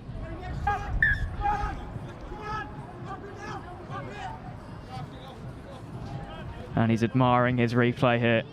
Let's take a look at this. No one got fooled up here, but wooden spoon were very much fooled. No. I think he's overstated how well he judged that one. Adding to the drama. But we're in the here and now. Ball back into the sky. And wooden spoon have another chance to get back into this one. But that was a brilliant, brilliant score from the Akuma Beavers. Now here come wooden spoon. So much pace from the number 10. But a great cover tackle from the number 17. Now the two of wooden spoon. 5 to his left. Uses him. Space and time to work with. Almost goes into touch. All backwards. All coming backwards. That is then knocked on. 2. And the referee will come back for that knock on. Yeah, 2 knock-ons. Akuma Beavers in defence. Then there's. Go. Doing quite well to stop these attacks, but that knock-on will mean they have a brilliant platform to work for here for the Wooden Spoon team. Crouch. Bind. Set. Well, if you can hear, you'll hear the music has just started. But something else has just started, and that's the tries for Wooden Spoon in this match. A great score from their number 10. There's anticipation all around the ground as we're awaiting a few more finals. But this is spectacular to watch. Not level, but it's 7-5. Straight out the scrum, he saw a gap and went for it, and nobody was stopping him. Tell me if you want to come off.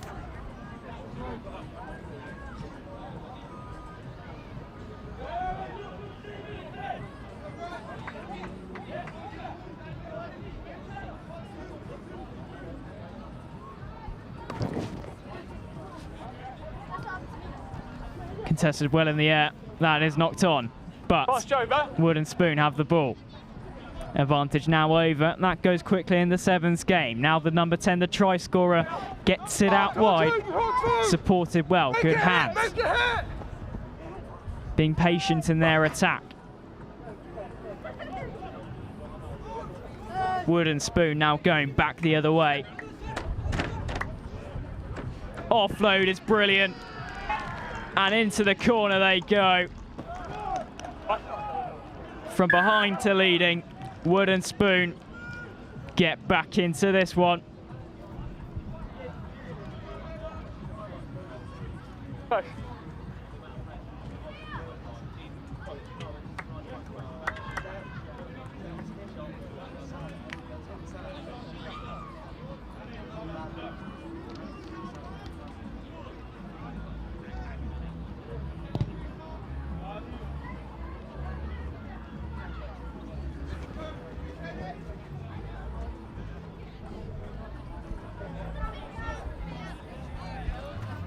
Oh, it's just this genius to go back the other way.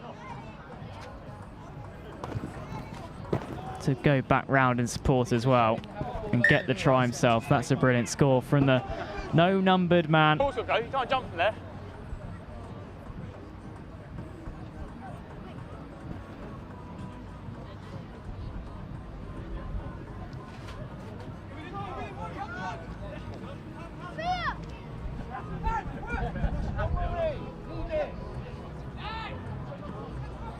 Oh, space found. That is brilliant. The Beavers seem to be in once more. And they are. Wow, what is this game turning out to be? Well, it's competitive, we know that. That's a great score. And that makes the score 12-10.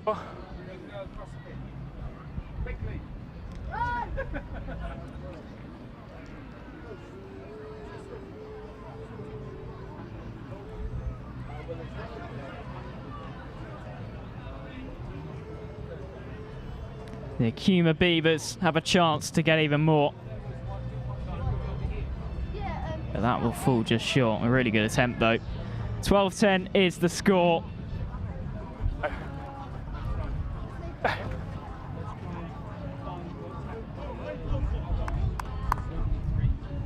Not much time left on the board in this first half. So Akuma Beavers will place this one into the sky and get this one back underway.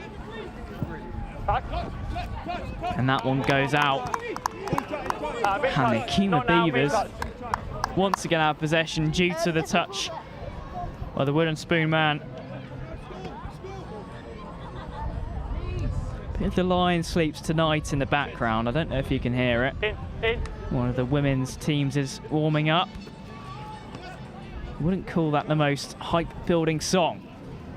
But what is building hype is this game. The number 5 going forwards from the Akuma Beavers, trying to get another on the brink of half-time. Then number 1 goes all the way through and underneath the posts. Special rugby in the latter half of the first half for the Beavers. Spectacular rugby to watch. Yeah, it's hot. Yeah.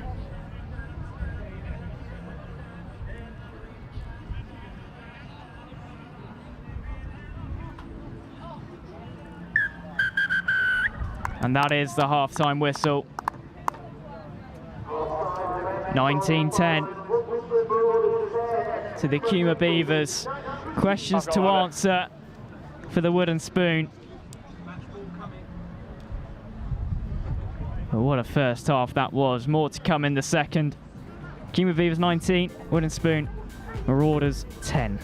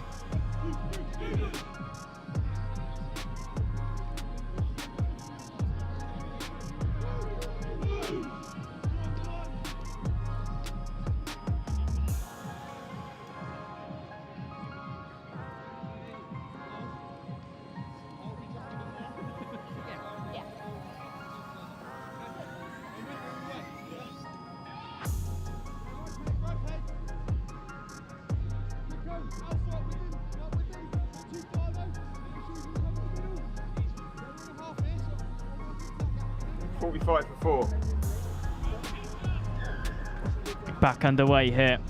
Wooden spoon get us underway. The Akuma Beavers holding up play well.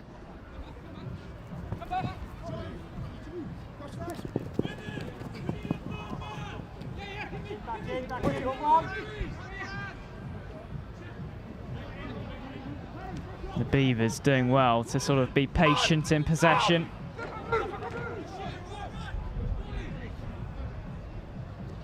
And that one is going to be finding a way through. Does he have the pace? In and out, going around, stepping where he can. Trying to find the gaps in the wooden spoon defence. Akuma Beavers see a gap the other way, and there is time and space for the number 8 to go over. Well, it's not the start that the wooden spoon would have wanted. They might have been taking notes from England's test match approach. You're still over it.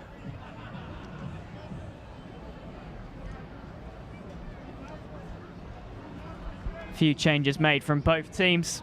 A few tired legs out there. A lot of rugby being played today. Momentum. And especially with a few drinks consumed as well by some of the more social teams that we have here today.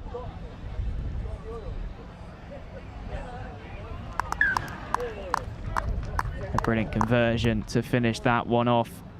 And the Beavers go into an even bigger lead.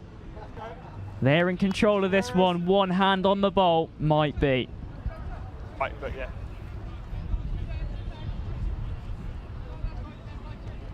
Here come the Akuma Beavers.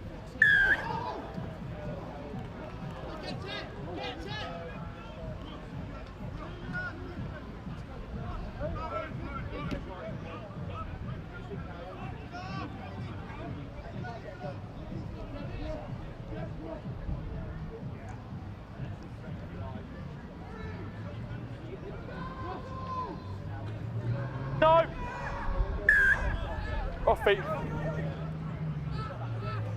Well, taken quickly and going over. Is there enough time for a comeback? I don't know. But Wood and Spoon get one back. This should be converted straight underneath the post. There's a slight injury, so there might be a little bit of delay in getting this one back underway. Conversion is good. 26-17.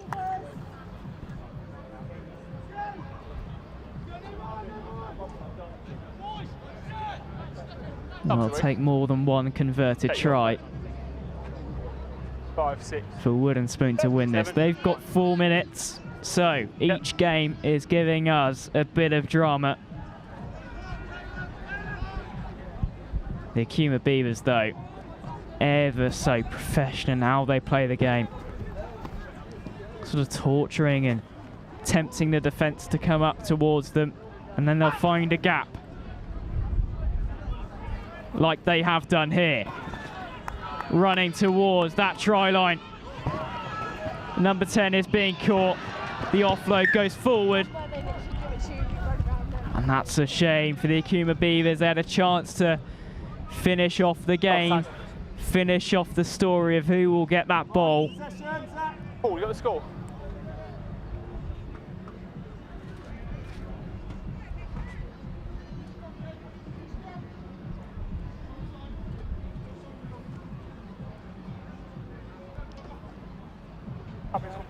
Crouch. Bind. Well, there's plenty more sevens to come across today and across the rest of the summer. If you're a big sevens fan, keep tuning in to Next Gen to get all the summer sevens that you could ever ask for. The London International Sevens next week, the 8th of July. That will be a special event once again. Sorry. But when you're here at Bury, with a warm wind, What score, chappers? it's hard to say no to such special rugby on display. 26-17. Sorry. 1.5, 2. The support today has been absolutely brilliant. The other games on other pitches have finished up and everyone's making their way to pitch 1 to support some of these finals. Car park is still full. Akuma Beavers lose the ball out the scrum. Wood and Spoon have a chance. 1 minute left. It would need to be now to try and get at least one more. Sent back inside. Kicked over, boot to ball. Where's it going to bounce? And it helps the Akuma Beavers in relieving that pressure in defence. And that will surely be it for this game. But a penalty goes the way of the Wood and Spoon. Taken quickly. Gap found, but given back to the Beavers. And a yellow card to the number 10 of the Akuma Beavers. Not you, not to play running back. 10. Scrum option. Scrum down is the call. That clock for us is going red. What will the referee think? Yes, fine.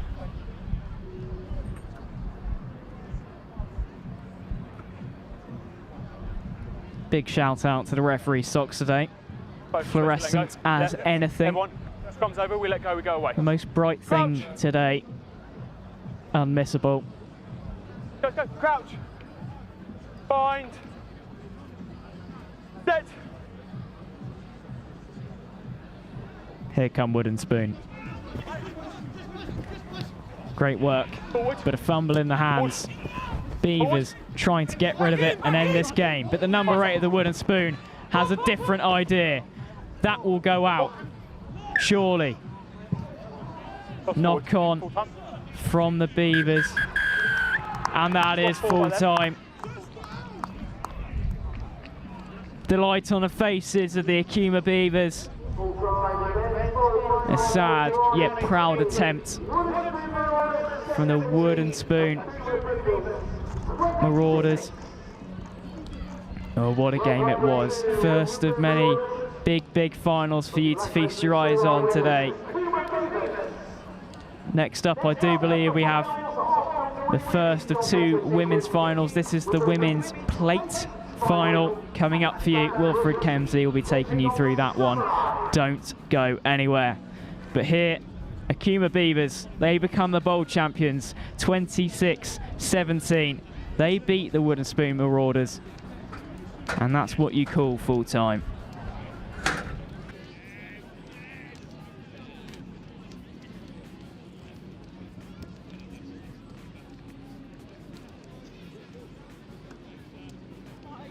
Funny.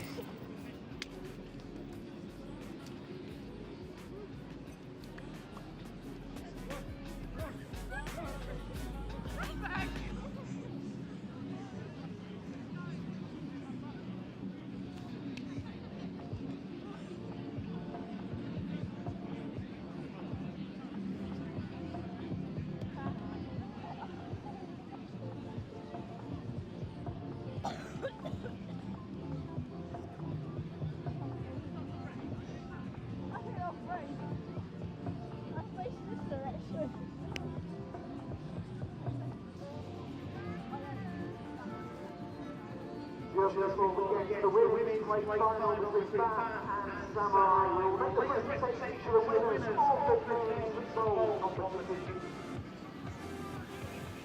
So Samurai.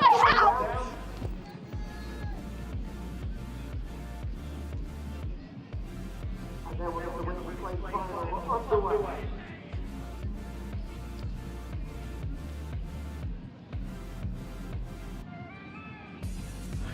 Well, it's finals on finals here at Bury Rugby Club in the final Super Sevens series, in the 4th and final here at Bury St Edmunds.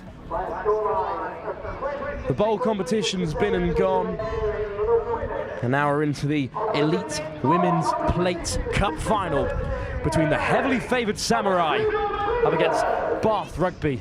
Did a fantastic job on the Akuma Beavers to get here. But it is Samurai to get us underway through Prothero. Cutting back inside against the grain is Paige Jones. Ball spits out the back there, only as far as Pankel, and then wide it goes to Russell, and Russell will tear away and score. And the Samurai side, who come into this game as the highest seeded side in the competition, they fell at the group stage and were languished to the plate. Considering they were the highest standing group coming into today, they are very much in need of the points from this competition win in order to maintain top spot in the series overall. And it's the perfect start for them against the Bath side, who gave everything against the Akuma Beavers.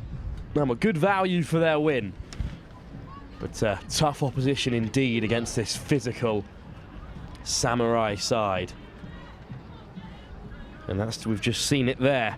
Their physicality, their ability to break through the line, and their lack of mistakes characterised their game. That's a great restart, but a wonderful take by Bath. Really well held as they move it across the line. Into the wide channels they go. Backwards. Well, that ball's always gone backwards, so play on as Samurai flood through the gap. Bath still in possession inside their 22. Good offloading to keep the ball alive. And there's another hit in from Samurai. This time it's knocked forward. We shouldn't forget that the action doesn't stop here on pitch 1. It's the cup final of the women's competition. It's the Hammerhead Sevens in action up against the Lionesses. A huge game in the women's elite competition. But first, Samurai from the set piece through Prothero, attacking the line. It's a lovely offload as well. And Davies will score. Now, Sam Davies in the number 9 shirt with an easy finish in the end. Prothero sucked in the numbers, leaving no one to mark. the on-rushing winger, and Samurai have doubled their advantage. No points for Jet Anita Metz.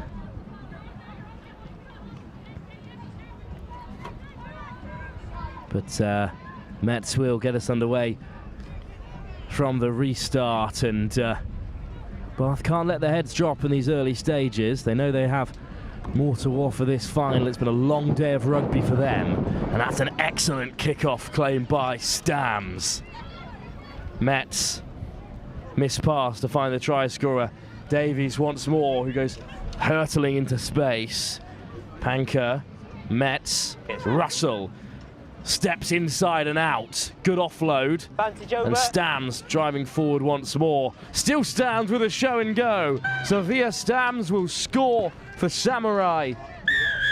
And they're putting in a quality performance in this women's plate final. And they're showing everyone exactly why they're at the very top of this Super 7 series. We'll see how the point standings sit at the end of the day.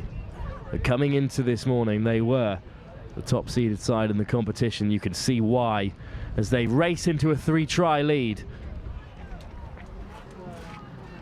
Russell does well to pull in the defenders. Stam just ducks under one tackle, fends away through another, and then a little show and go, the double pump through the defence. Metz will get us underway once more. It's another very contestable kickoff that falls just short of everyone, unfortunately, so free kick.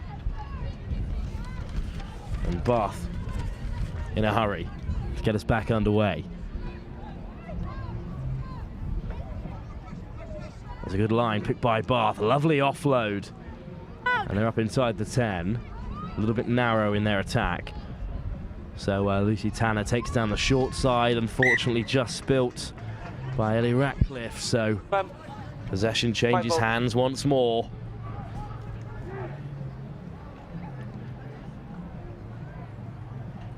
Crouch. Bind. Samurai scrum then. Set. And they'll look to attack from here. Panker, Metz into Prothero in the centres. Great pace to take on the outside challenger, but a wonderful tackle. Brings her down just inside the 10. Metz goes down the short side, looks for the offload to keep the ball alive, and there's a knock-on on the floor there. Top defence from Bath, and they force a turnover. On the 5 ladies, okay? Oh, good defence. Samurai move from right to left, but no meaningful meters made. Instead, it will be Bath to restart from the set piece. Crouch. Bind. Barwick in there for Bath, one of their standout players in the number 1, and the scrum completely rotated, which is not on the referee's register today. So Ratcliffe gets us underway. Lovely running lines and fizzed across the face, but just in front of any Bath player. Never 10. But offside the call. Multiple players, okay? Multiple players offside.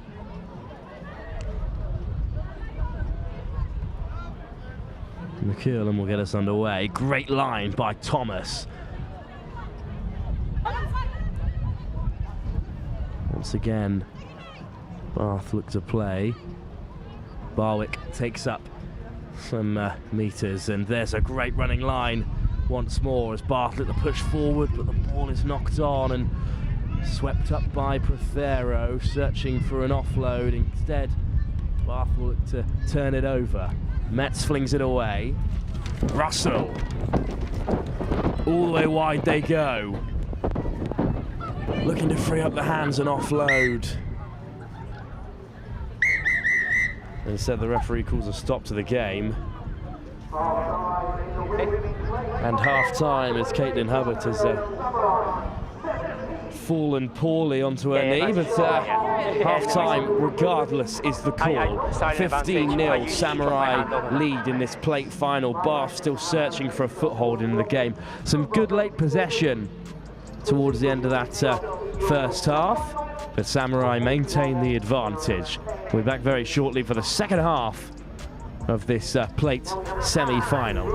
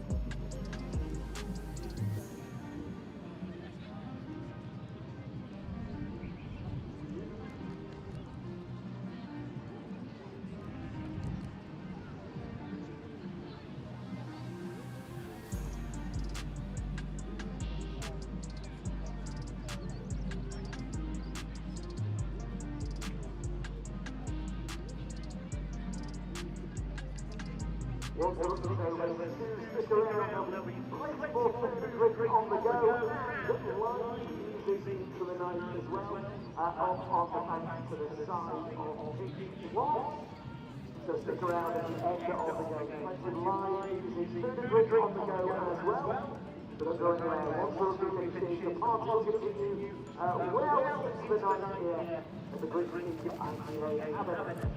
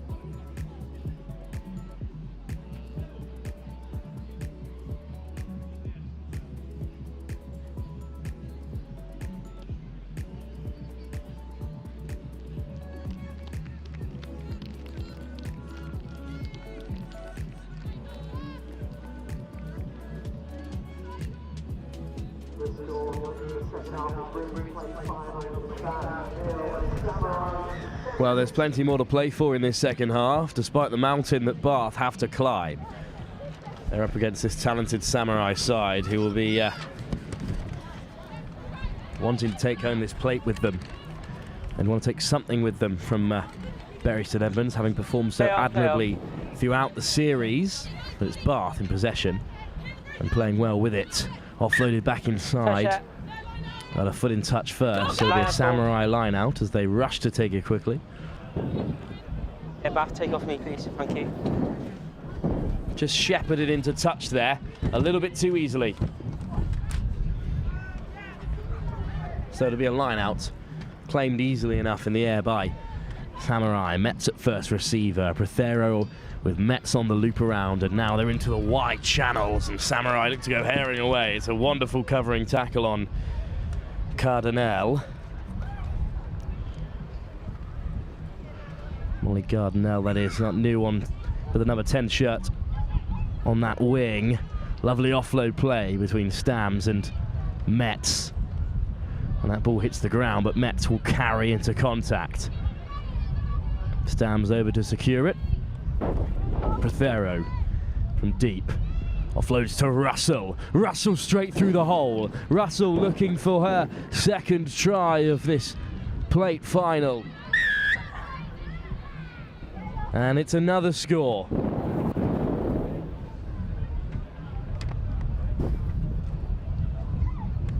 And Samurai are miles out in front, at least at the moment. So clinical in attack. They open the scoring in this second half, and they nudge the extras to go along with it. A really good score from Samurai. They didn't panic. They set themselves a good foundation.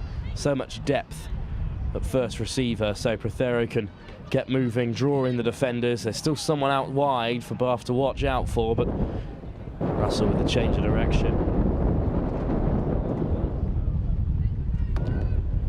And that kick hasn't found its intended target. And we will come back for a Bath free kick, so a good opportunity for this Bath side. They've come a long, long way from their home base in the West Country.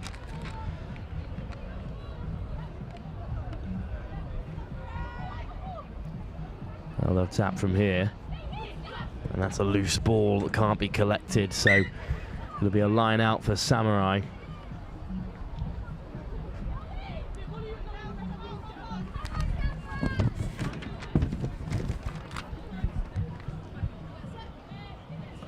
Parker with the throw. Metz at first receiver, just loose. Barwick goes herring after her, but instead Prothero gets on the outside of Bath. Gardenell takes contact on halfway. Tackle release. Metz. Parker fizzes it to Stams, such a key part of this side. Looks to switch with Russell, but the ball hits the deck. Russell flicks it back to Stams. Come back, ball. But instead it will be a scrum to Bath. Still have plenty of time if they get things moving quickly to see how much damage they can inflict on this Samurai side. Set.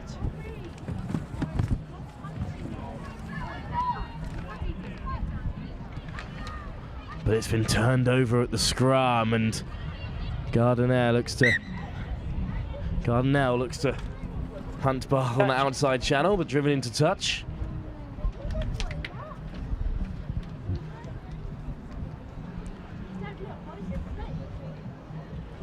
You can hear the music from the Wild Dogs camp as they look to assess their injuries ahead of their cup final, which should be later on, the final game of the day. You can see the Hammerheads and the Lionesses on the edge of this pitch, raring to go for their cup final. But it's a line out to Bath, wonderful line speed. Prothero puts in a huge tackle. But Bath still in possession. They kick ahead. And it's a good kick in the end to relieve some pressure. Samurai set piece at the line out hasn't always gone to plan. Into our final 2 minutes now. Receiver, hooker in there, please. Let's get a hooker in. One cleanly enough by Samurai. And into the wide channels they go. And right onto the outside channel go Samurai. What a great run this is. Well, then these substitutes onto the field, and they've got another try. And from the line out, they just spread it wide. Through the hands it went. Relied on their pace. No kick. And that's another try no kick. To put this plate final to bed. A lovely lofted ball from Metz to cut out a number of defenders. No kick chosen. It's an almost uncontested finish in the end, despite the pressure from Bath. And to touch on Bath, They've played hard all day. They didn't have the run of things in their difficult pool group. And then an inspired performance against Akuma Beavers, who are a very talented Sevens side, put them into this plate final. Stripped in contact, unfortunately, this time. Our Bath offloads to Russell, who will drive her way to the line and score her hat-trick in this plate final. And as I was about to say, Bath have simply met their match here in a plate final. There's always been going one way. And in this second half, despite Bath's best efforts, they've had their pockets pinched. 5 or 6. Just like that. 5 or 6 tries, yeah. By Samurai. That's last play. Last play, ladies. Who will be left thinking what could have been had their performances this morning matched their performance here in this final. Because if they were this clinical earlier on the day, they might not be competing in the plate competition at all. They could be in a cup final. Alas, they are in the plate and they will take this silverware with them.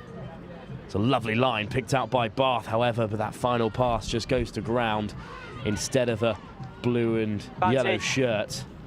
And at the very end of the game, Russell chips it off field. And at the end of the elite plate competition, it is Samurai who take a well-deserved victory over Bath Rugby by a scoreline of 34 unanswered points. A clinical demolition job by the oldest name in Rugby Sevens. Samurai will add some more points to their board, and we'll see at the end of this tournament if they have enough to proclaim themselves as champions of the Super 7 series. We look ahead though to the conclusion of the Women's Elite competition in its entirety. The Women's Cup final between the Lionesses and the Hammerheads.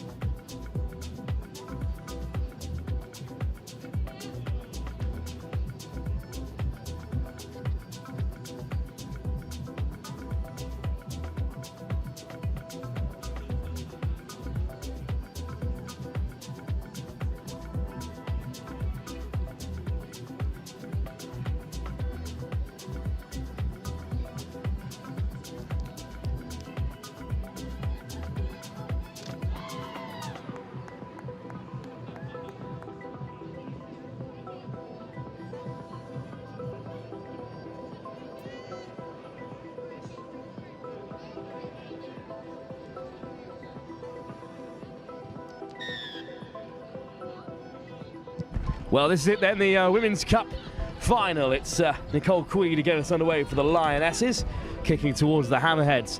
The Lionesses in their usual pale blue, playing from left to right. The Hammerheads in the purple, pink and white. And it's the Hammerheads with possession inside their 22. It's a loose ball, but it's lovely footwork to get away from the defenders, and Quee comes across to end any chance of an overlap, and it's a penalty. The Hammerheads penalised. Amy Lizell walks away with her head down and turning over a possession. Don't believe that Lizell was penalised, but the Lionesses won't care as they'll tap and go. It's Haywood. It's a loose ball, gathered well in the end by the Lionesses. Haywood with a good drive, looking on to possession. Tackle!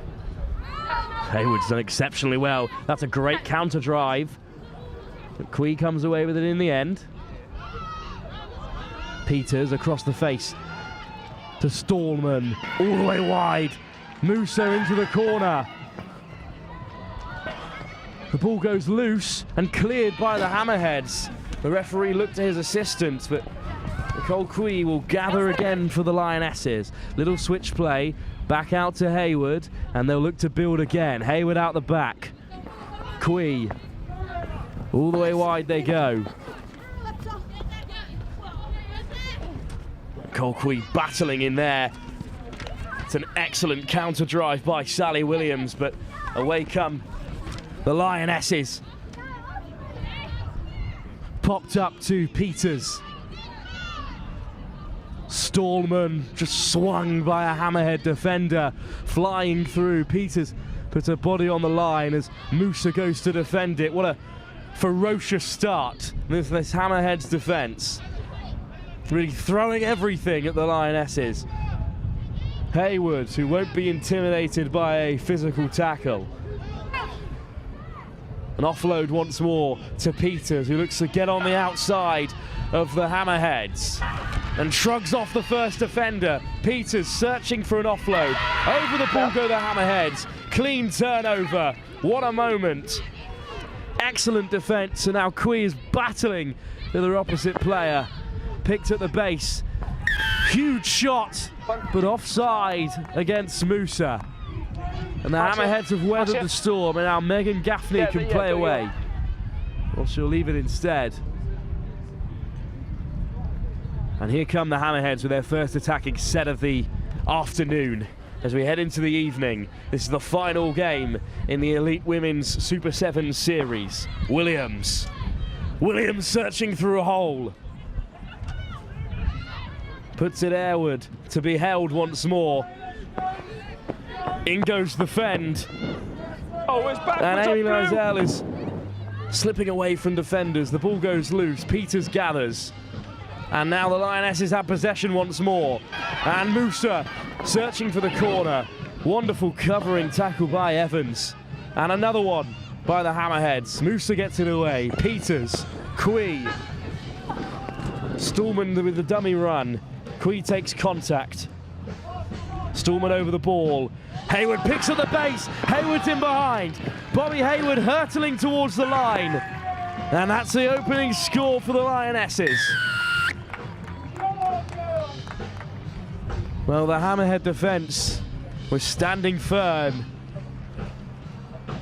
But Bobby Hayward spotted a gap where no one else saw one and darted under the post to open the scoring. What a final we have in store for you live here on NextGen15 at the Bury St Edmunds Super Sevens. The bench adorned with Hammerhead players from the men's side.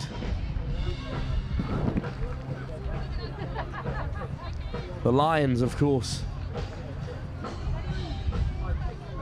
in action later in the plate final, away warming up. But here it's the Lionesses who have taken the lead. And Laxton with the kickoff. And what a start that is for the Hammerheads. As Evans takes it around the first player, but it's been intercepted. And who else to go herring away but the quickest player on the series, Hannah Thornhill. The attempted offload inside didn't go to hand. I believe she had a foot in touch there. Thornhill gets back to her feet gingerly. There's still a player down, Abby Evans, for the Hammerheads. So we'll see a change, certainly, before this Hammerhead line-out. Time's off, guys. Now Thornhill's down as well. That really would be a blow to this Lionesses side.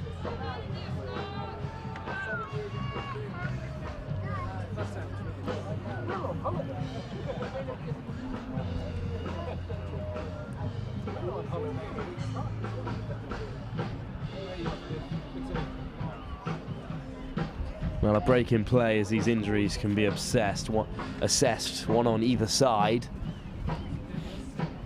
There's still plenty of time in this first half, 2 minutes to go. The Lionesses lead by the solitary try. As we look ahead to the men's plate and cup final. Right after this women's cup final as well.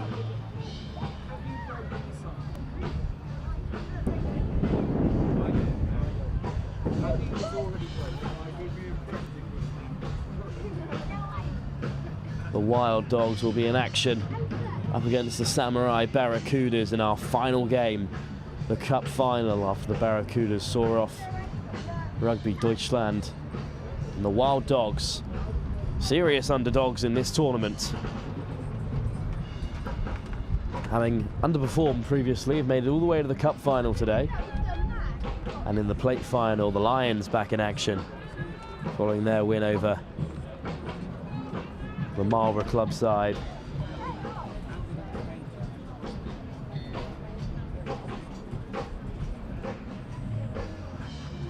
Still plenty to play for, as Abby Evans is prepared to be moved by a host of physios and our match official. It's difficult to deal with stoppages in finals this big, but the break in play, I think, will be appreciated more by the Lionesses, who'd like to refigure. They're in charge in this final so far, leading by 7. Yeah. Still plenty going on today here at Bury St Edmunds in the Thurlow Non-Stand Unlimited stage. To be honest, the contact areas have been good. Like I haven't seen it. Yeah. Honestly, yeah. But we'll soon be back underway. Good turn over here. Don't worry. Oh, as the injured players leave the field for both sides. Time's on.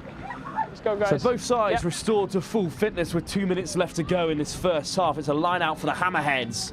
Cleanly won in the end, and they'll look to break from inside their 22. Fizzed across the face. Just juggled there at first. Receiver could have gone either way. Of course. Still with the Hammerheads. That's a lofted ball over the top, an ambitious ball as well, and it could fall dangerously for the Hammerheads, and it does.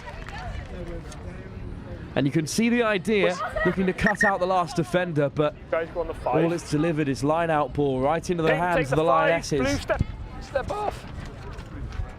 This is a really dangerous moment for the Hammerheads, who would hate to go in at half-time 2 tries down when a situation like this could have been so easily avoided. Time it.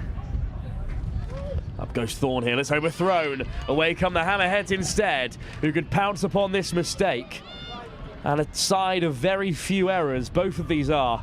The finals produce certainly different performances, but the Hammerheads can rely on one thing, and that's their great pace in attack and their physicality as they barge through the tackles. Kui has not rolled away.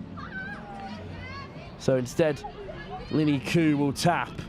It's a great drive, wonderful offload inside, and suddenly the Hammerheads could be in behind, and Megan Gaffney could be herring away for a try. And Gaffney will score. And Megan Gaffney is equalised for the Hammerheads with the 2 points pending. Well, that was a great attacking set, a wonderful offload inside. And Megan Gaffney has a try in this Women's Cup final. 2 points extra. And right on the stroke of half-time, the Hammerheads have equalised here. And this thrilling final has just opened up.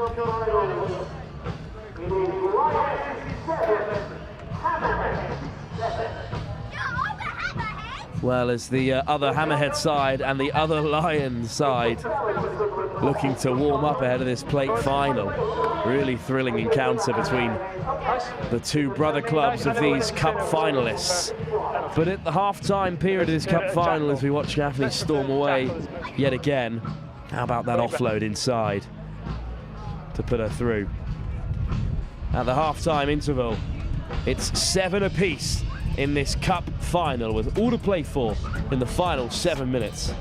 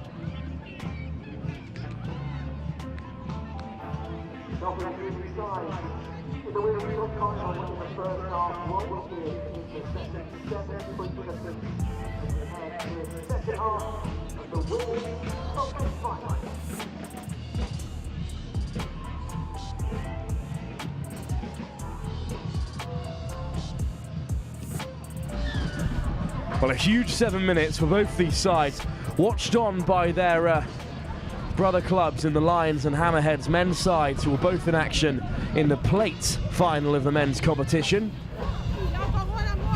But right at the end of the elite women's competition, it's still the Lionesses and the Hammerheads fighting it out.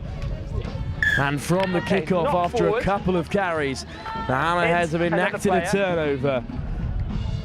Things are all square at the moment, but how quickly that could change. And it'll be a scrum to the Hammerheads. Here we go then.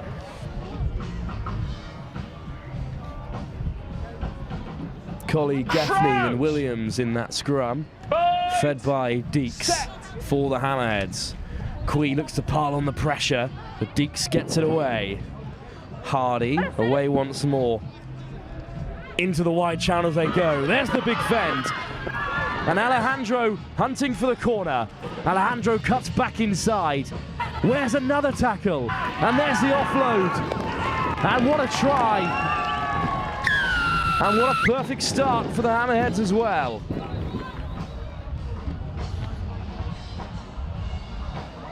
Well, Alejandro did all the hard work, but great support lines from the Hammerheads, and that's their second score. You have... What a great solo run. Yes, please. 10 on the kick. Thank you. And the kick's just short, but the Hammerheads will go in front.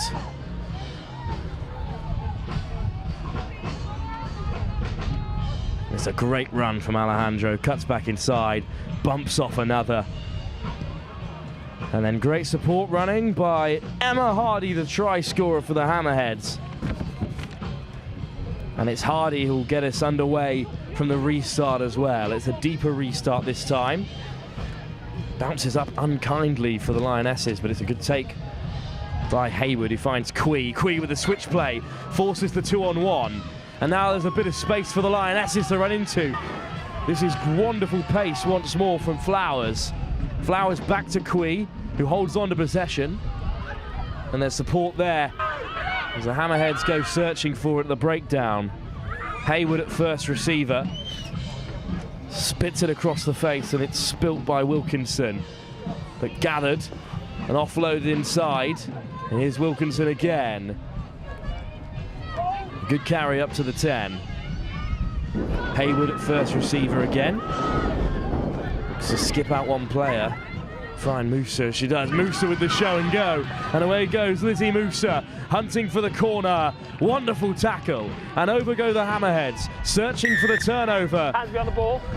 Hands beyond the ball. Penalty goes the way of the Lionesses. Quee. Haywood. Haywood hard to the line, up to the 5 metre. Quee picks it at the base. Musa goes over to support. The ball spits loose, show and go. And now there's a race to the line, which the Hammerheads might not win. Great covering from the Lionesses, but a lovely offload. Gaffney searching for the corner. She'll be hunted down yet again by Stallman. 2 huge tackles by Stallman. Great defense from her. Alejandro whips it wide. Alejandro's over to cover as well. A huge period of the play. Gaffney hard at the line once more, and this time they will score. And the Hammerheads have turned this final on its head. It's a second try in this second half. And they've gone right from their own 5 metre line all the way to the Lionesses try line. Sally Williams with the final score of that great team move. It all started with the break that Stallman did so well to curl. Alejandro whipped it wide to Hardy, the second try scorer. 2 minutes and once they came back across the face. There were just far too many options, and Sally Williams, the show and go. Let's go, kicker, please. Scored again. Thank you. And now the Hammerheads extend their advantage. Taken well out of the air by the Lionesses. Powerful running. And they're in need of a try quickly. Wilkinson back across the grain. Lovely offload as well. Looking for the crossfield kick is Haywood. It's contested by Musa, and another kick forward. But this time there's coverage from the Hammerheads. Good take by Lazelle. Still going Lazelle. Powering up to the 10. Good counter drive from the Lionesses, and the Hammerheads go straight off their feet, so Quee comes away with it. Thornhill gets on the outside. Musa back against the grain. Musa's in behind. A crucial try this could be for the Lionesses if Musa has the legs. Indeed she does. Well, I don't think I've seen anyone stop What's the score? Thornhill so far in this tournament, but Hannah Thornhill with a good offload and a step off the right from Musa. Score for the Lionesses. 45, 19-12 to you guys. 19-12 the current score. 45 seconds. And there are the extras. 19-14 with under a minute to go. 19-14 to you. Well, it's a tight game now. 5 minutes is all there is for separating, 5 points, sorry, is all there is separating these two teams. 40 seconds or so are all that's left in this cup final. The Lionesses in desperate need of a try and some possession, but it's taken cleanly by the Hammerheads. Deeks goes to clear, and there's no one in the backfield here, so it's a real race to possession. And Deeks regathers, and now the Hammerheads are in behind. Would-be all the way wide to Gaffney. Gaffney for the corner to take the cup for the Hammerheads. And in the end, Gaffney will stroll over. What a try. What link-up play from Deeks to gain all of that ground, and then Megan Gaffney just had a bit more in the legs than any Lioness. And at the very end of this long Super 7 series, the cup final winners here in Bury St Edmunds will be the Hammerheads. It's a great strike from the conversion, but it's just short. 24-14 the final score, and the winners of the elite women's competition here in Bury St Edmunds are the Hammerheads. We'll see how this affects the total points scored in this competition, with Samurai not competing in the cup competition but winners of the plate instead. The Lionesses were hot on their tail, as were the Hammerheads. We'll see if anyone can turn over the overall rankings, but here in Bury they will win the Super 7s. At least this quarter of the competition. A great finish in the end, deserving of winning any final.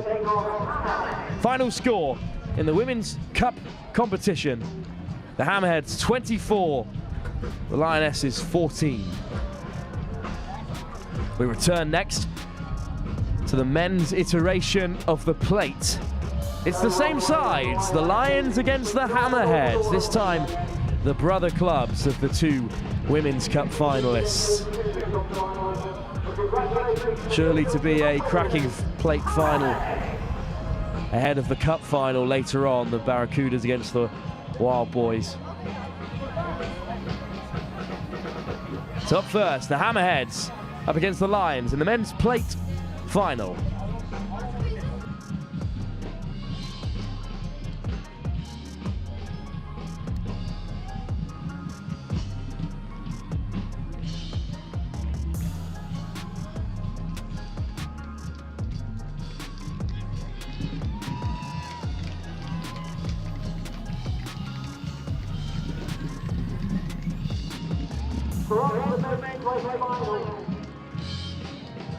and Hammerhead Fellas. Repeating the same awful ladies for the Lionesses taking the present. For their ladies counterpart. Play final. We're in for a treat.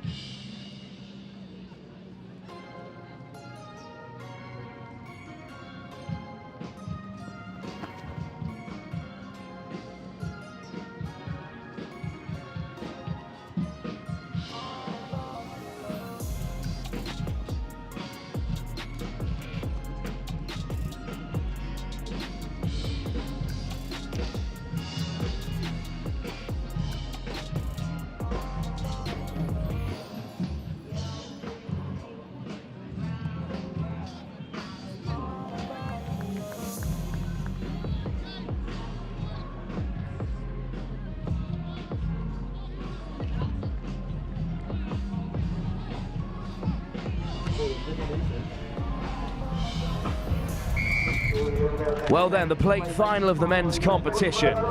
One step below the cup competition. These two sides fell at the quarter-final stage, but they had strong group performances. It's the Hammerheads in possession up against the Lions. Now, what a start this could be for the Hammerheads. Driving down this short side. Top step. Sam Clark. And across the face they go. Little darting run from Christian Squire. A huge shot put in there out wide, but Squire recycles possession. The Hammerheads just teasing. And the Lions go flying in, but they can't turn it over. And it's a good run from Walls. Offloaded. And still going is Dukes. Kite. Direct line of running from Hamilton, but there's a turnover. High tackle. And a high tackle is the call.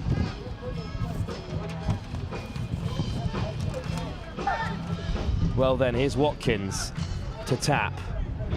And Roberts. Hard running from Ailes. And here's Beckett. Ajay. Good footwork and a big friend, and now here goes Ajay. Ajay is hunting down the corner, and he might go all the way. What a start this is for the Lions. Perfect start for a weary couple of teams who've had a long day of sevens, a long semester of sevens.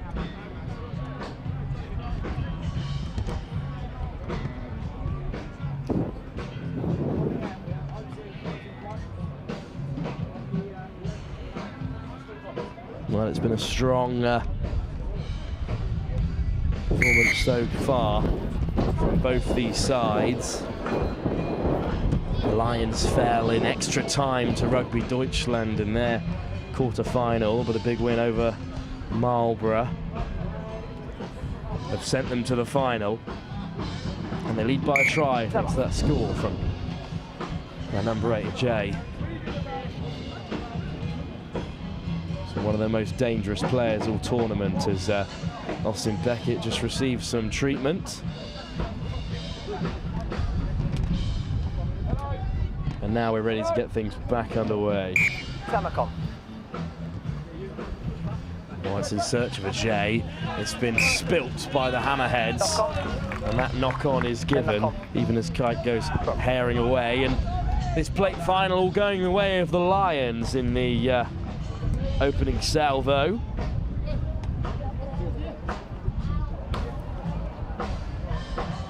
There's the puck.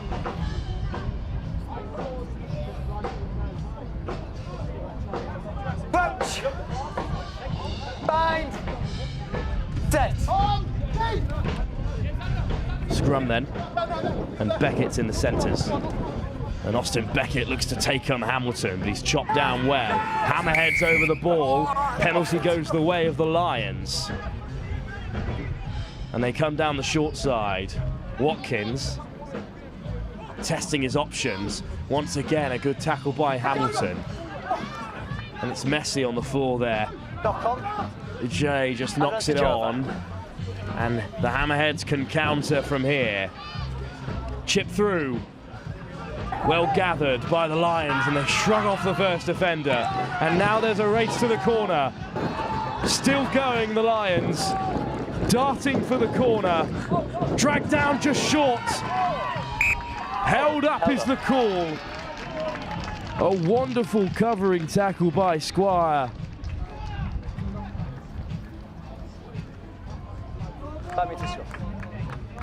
Now you thought the Lions were away here. And apologies, it's Michael van Kolk with that glorious last-ditch tackle. Let's set it here, gents. And wonderful defending. Pushing up. Pushing up. And the call is a line out then. Scrum, sorry, for the line out for the Lions, 5 metres out. Set. And this is a dangerous set piece position for them, but it's better than a try. And the darting little run. Hamilton hangs on to his man. Beckett injects some pace and scores another. Well, all the last-ditch defending of Van Kolk can't stop Austin Beckett from 5 yards out. Not at any level. Certainly not in the game of sevens. And in this plate final, the Lions are really establishing themselves. It's their second try. 1.5. 1.5 to go in this first half. The Lions already with 2 tries. Both converted. So a great start for them. They're big players, Beckett, Jay, all coming out when needed. And that's a wonderful kick. But Jay will look to collect.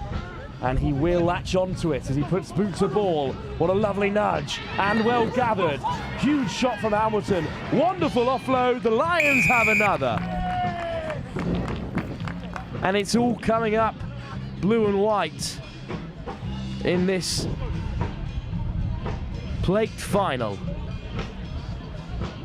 That's 3 tries in this opening first half.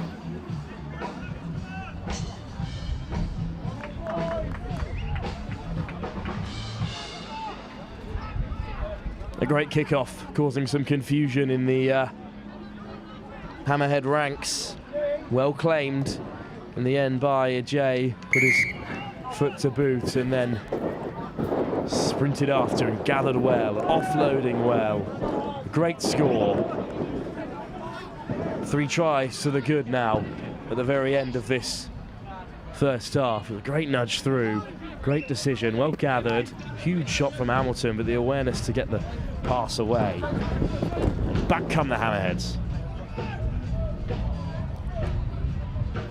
Just tussling with the Lions on the 22. That's a big fend in the wide channels. Still driving the Hammerheads. Back to their feet, having released, and oh, what a run this is. What determination and physicality, and they're still going. Great covering tackle. There's the offload. Skipping away go the Hammerheads now. Swung wide. Clark, little step inside. Clark brought down by Beckett. Hamilton with Watkins herring after him. Penalty for a high tackle. The Hammerheads with a chance to establish themselves right before the break. Into the wide channels they go. So close to the touchline, a dangerous place to be. Clark swings it wide.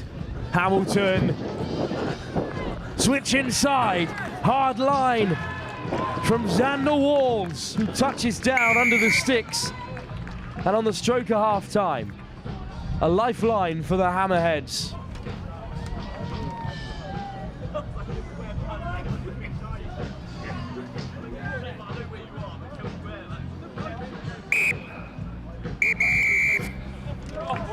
Well, what a time to score, just when the heads might drop. 21-0 is a hard advantage to overcome, but 21-7, anything can happen in the 7 minutes you get for the second half of this plate final. It's still all to play for between the Hammerheads and the Lions. 21-7 though, the Lions lead. Good line picked by Xander Walls.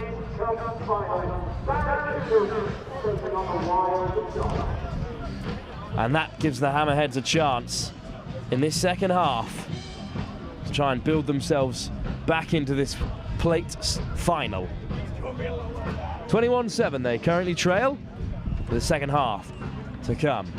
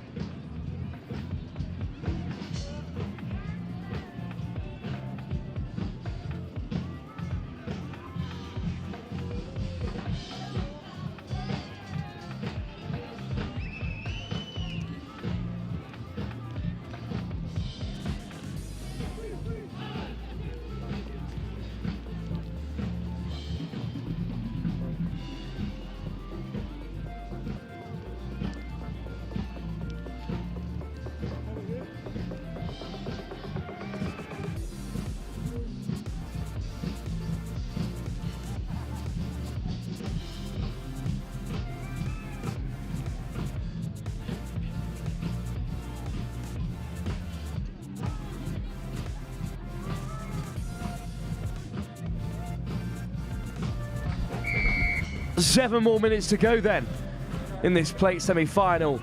Hamilton gets the Hammerheads underway. Great take by Watkins, who's on the turn. Aylan's there in support.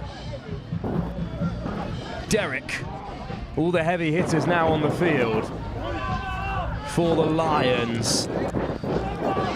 And the Lions look to open up their legs and drive towards the line, and what a perfect start this could be.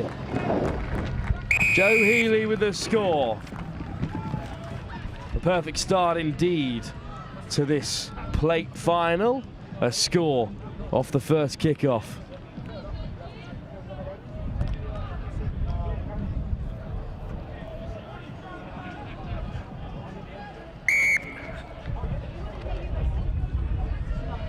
Well, the Hammerheads, who just worked so hard to get themselves back into the game, let the concentration slip here.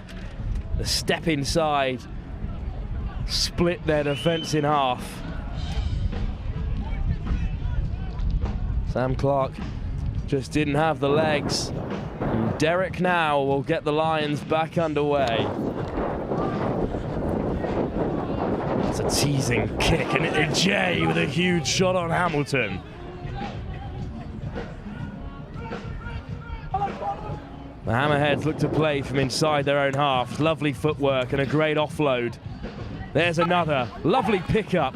The Hammerheads living dangerously here, but keeping the ball alive. Picked at the base once more.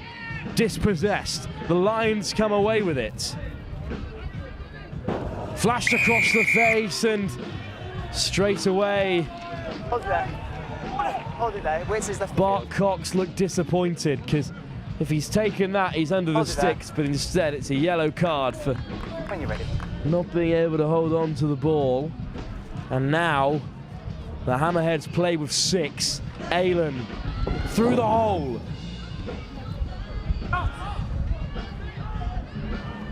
Ajay plays 9. They fly through the outside to make that hit. Furrow taps quickly. Beckett, Derek has Watkins outside him. Here is Watkins, steps back across the grain, shrugs off Walls, shrugs off Hamilton. Aaron Watkins.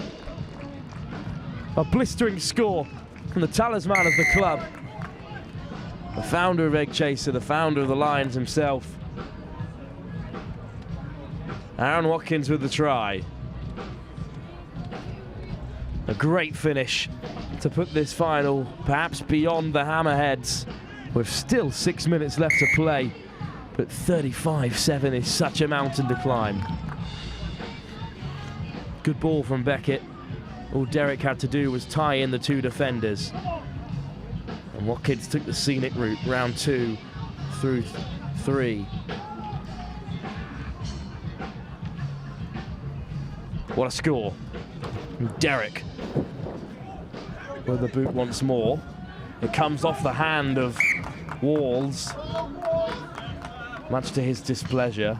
But if I heard that from here, I'm sure the referee did from down there. Line out for the Lions, who'll be happy to walk away with this competition with a plate, considering that Rugby Deutschland, the leaders of this competition, were unable to take themselves any further than a cup semi-final. But a knock on there, off a hammerhead hand. Time off. Means it's now a Lions scrum, safer than a line out, one could say.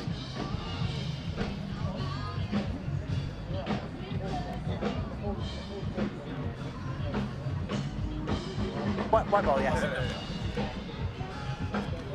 The bin could come back on, gents. Gents, the bin could come Well, that's the end of the sin bin for the Hammerheads. The Lions used that time well. Adding another try. Just under 3 minutes, but we've got time off. Now return to a full complement. Time back on. Time is finally back on. Well, the Hammerheads really do have a mountain to climb, and the Lions could add to their misery here if they can retain possession, which they do. Derek at first receiver. Beckett takes it to the line and uses the width. There goes in the fend. Offload to Beckett. Derek's there to support. Well, it's spilt there and flicked out the back. Watkins is there to clean up. Shotted hard by the Hammerheads. But a penalty for off feet. Not what the Hammerheads need at this point in their final, with just under 4 minutes to go. And a mountain of tries to claim back against the blue and white. Watkins goes to the corner. Time is on their side. Just 2 minutes to go now. The clock really ticking away faster than expected, with just one more game. Up next here, it's the Barracudas against the Wild Dogs. Unexpected finalists against Sevens royalty in the Samurai Barracudas. Been winning this competition for years.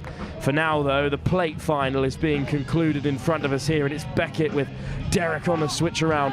Wide they go. That's a great tackle in the wide channels to hold up the Lions. Derek's in there to clear. Stripped in contact, however, so the Hammerheads come away with it, with just a bit of time left to do something special from their own 5 metre perhaps. Penalty for an offside call. So they keep it going, the Hammerheads. Just teasing the Lions' defence, looking for a hole, tying in 3 defenders. Walls, the Hammerheads try scorer. Christian Squire getting caught in defence, and that's a loose pass, but another penalty advantage. The Hammerheads climbing their way up the field.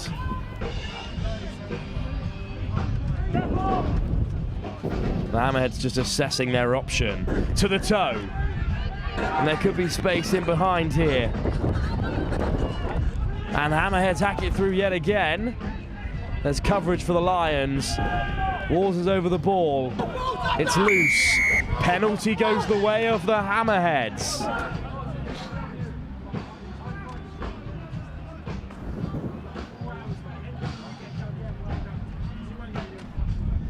Well, here they come then, the Hammerheads. Squire driving on still. Release, hands off. Hands off, says the referee. Hands were not taking off. Penalty it is. And surely from here, the Hammerheads touchdown. And they'll leave the field with a try. And that, the final play of this plate final, will be a score for the Hammerheads to restore some pride to the final results. But in the end, It's more silverware in this illustrious Sevens campaign for the Lions. A cup final victory for their women's side and a plate victory for the men. It's been a successful season for the Lions and Lionesses. For the Hammerheads, they'll be consoled by the further consolation that their women's side received in their own final. But a good performance from their organisation today, clearly shown by their presence so late on in the afternoon. Here we are then, the final game of not just the Bury St Edmunds Sevens, but of the Super Sevens series itself. Rugby's final glimmer before we break away ahead of the World Cup in France.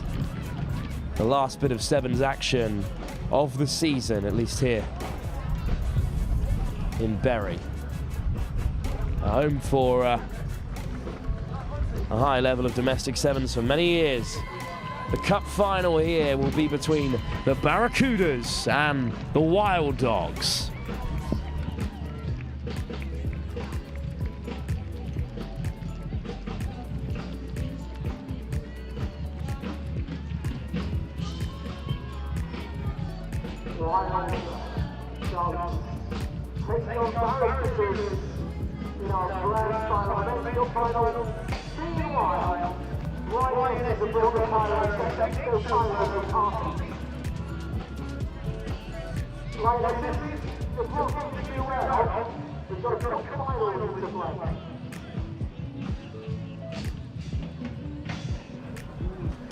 Well, as the celebrations continue for the Lions and Lionesses, there's plenty more rugby to be played. It's the Wild Dogs up against the Samurai Barracudas. Referee is Mike Weston, and that first kickoff has fallen the way of the Wild Dogs, but a knock-on is given. A big call in the early stages of this cup final.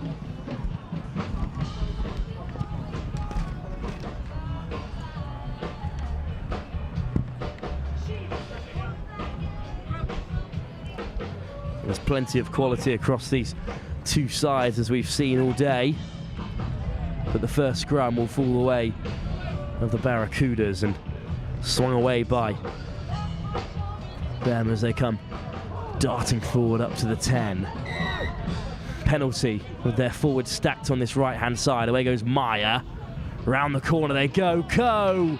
Spilt. Well, the first big chance of the final has gone begging, but it won't be the last we see of Charlie Coe in this final.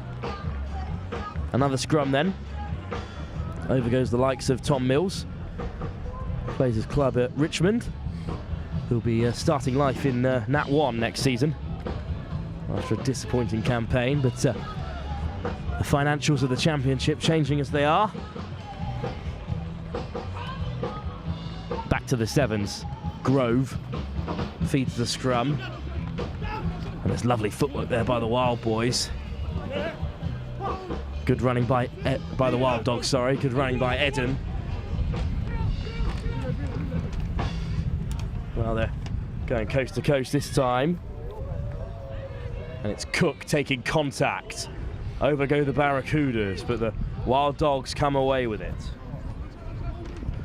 McGuldek at first receiver, hands it off once more. Ferocious run from Dan Lilly. And they go to the boot. But the Barracudas have claimed it. Penalty goes their way as well. Fenley will tap. And it could be dangerous from here as Will Hendy drives into contact, taken down by Legeladek. Penalty goes the way of the Wild Dogs. Big turnover there from Lilly. Teasing footwork from him, switch inside to Rouse. Legeladek, well, Legeladek gets it away, but it's a loose ball from Rouse in search of Eden. Alex Eden can't get hold of it. Well, it's a free kick unfortunately for the Barracudas. The line out went in the way of the Wild Dogs, but the throw wasn't within 5, so it'll be Maya to tap. Penley, Coe, trying to get round Lily, all the way into the wide channel as he goes. Big fend, picked at the base, lovely step, still going under the tackles, and the Barracudas are in. What a finish in this cup final.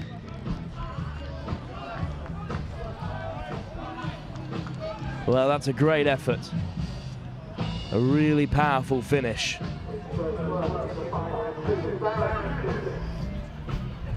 And that's not the start that anyone in the Wild Dogs wanted. The underdogs, as they are, will be hoping for better. Fenley to take the conversion and look to add the extras. It's a clean enough kick from him. 2 more on the board. And the Barracudas go 7 in front.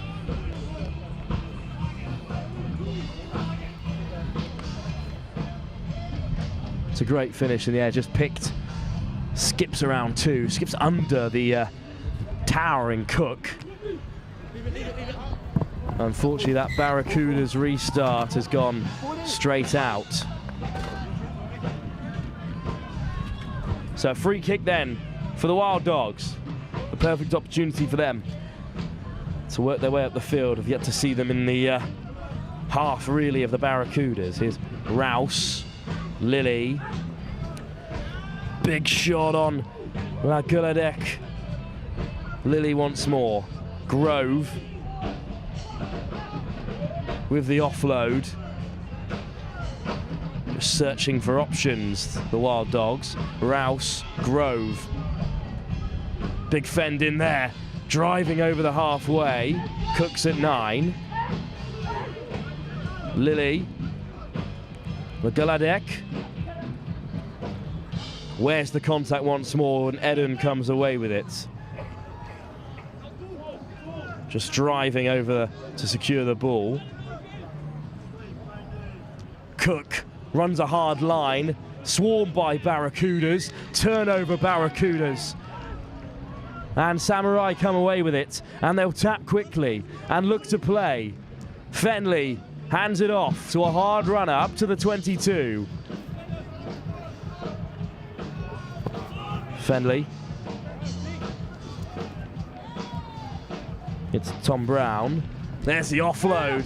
Through the hole they go. Stripped in contact, however, and Lily comes away with it. That out the back door just clashes with the referee. So we'll slow things down a moment, but that was threatening once more. Good line from Tom Brown, and then some good offload play. Tom Brown, the local lad, playing at his hometown club today in number 8.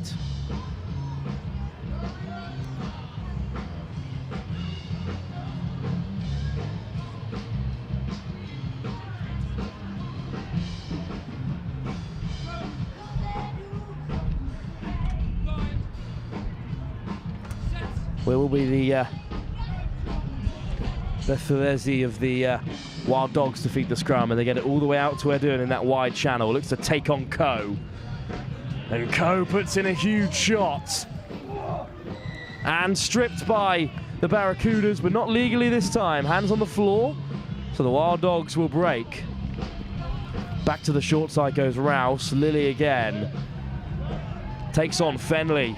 And over the ball they go once more, the Barracudas. Stolen. But there's a hand in there that shouldn't be. Penalty for Barracudas. Their work over the breakdown is really damaging any attack that the Wild Dogs can string together.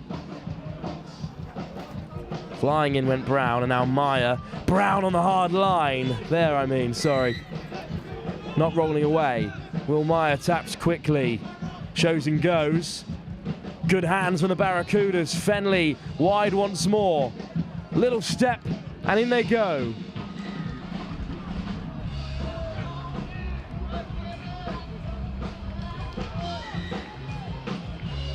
And that's another score for the Barracudas. Charlie Venables of the Leeds Tykes. had Coe outside him, but stepped off the right and didn't need him. And this final slowly drifting away from the Wild Dogs, you feel, who are positionally wise, dominated at the end of the first half. They've yet to break out of their own. Fenley to add the extras from a long way out. It wasn't the cleanest connection and just drifted to the left-hand side of the uprights. At half-time in this cup final, well, it's going the way that many would have predicted, unfortunately, for the Wild Dogs. They currently trail by 2 tries. The Barracudas just so clinical over the ball, turning it over at every ruck, and unfortunately enough, the Wild Dogs are unable to break out of their own half. There's still plenty to play with going into this second 7 minutes, the final 7 minutes of the Super Sevens themselves.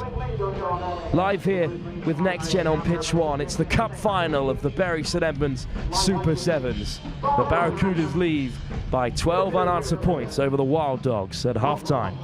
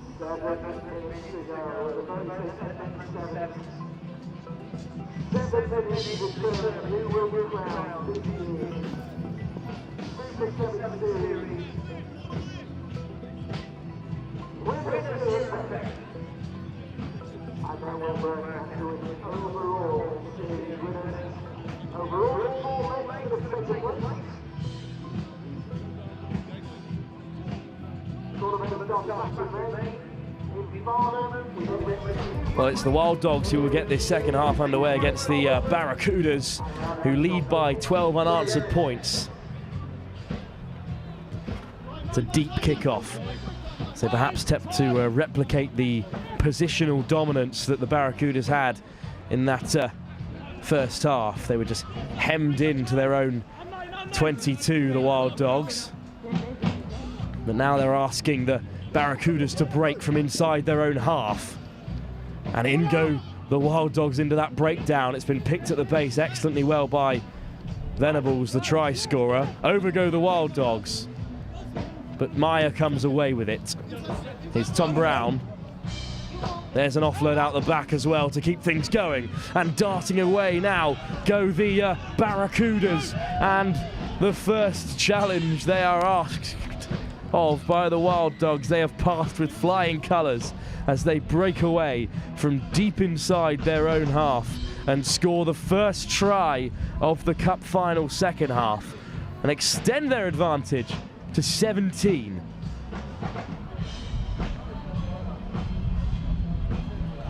Well, it's a great finish as well. Picking from the base. They kept the momentum going whatever the cost. Stewart and Hutchinson of Melrose to kick for the post, just misses that right hand upright.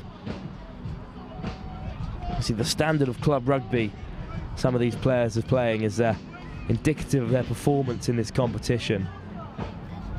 That's a lovely step to see off the last defender, but representatives from Durham Uni first team, Melrose, Cinderford, Richmond, Roslyn Park, Leeds, Tykes and Hartbury. A really decent standard of rugby. However, it's the Wild Dogs that'll come away with it first. Little spin in there. But a penalty goes the way of the Wild Dogs, and Rouse will play with it. Cook stepping back against the grain. There's a lovely line picked out by Rigby, and Rigby hands it off once more. And away go the Wild Dogs, and they'll score their first try in this final. at a crucial time. It was now or never, really. And let's see if that's the start of something special. They've still got plenty of yards left in their tired legs. At the very end of the Super Sevens competition, the Wild Dogs have made it into a cup final, and they've left their mark in the early stages.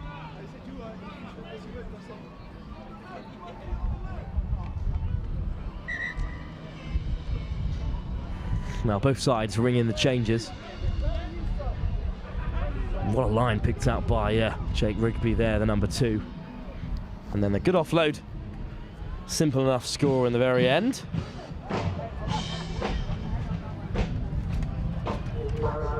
And the Wild Dogs still have more to give the next 4 minutes. They still trail by 12 points. Rouse, a contestable kickoff. Cook goes herring after it. Good run by Hutchinson. Mayer at first receiver. Hard running, over goes Rouse looking to steal it. Good disruption from the Wild Dogs. Rugby up to his feet to turn it over. But it's still in the possession of the Barracudas. 2 men of the Wild Dogs now, trying to wrap up their Barracuda counterpart. Running hard, Hutchinson, shotted back. Penalty though for a high tackle. And then a reverse of the penalty, I believe, because there's a little going on here between Rouse and his opposite man. I think Rouse was done for the high tackle, but then the reaction deemed unnecessary by the referee. Considering the penalty had already been given. Well, this could spell danger for either side if the assistant referee seen something he didn't like. This is the kind of time where decisions can change finals. With just 3 minutes to go, one player going down to 6 would change the dynamic.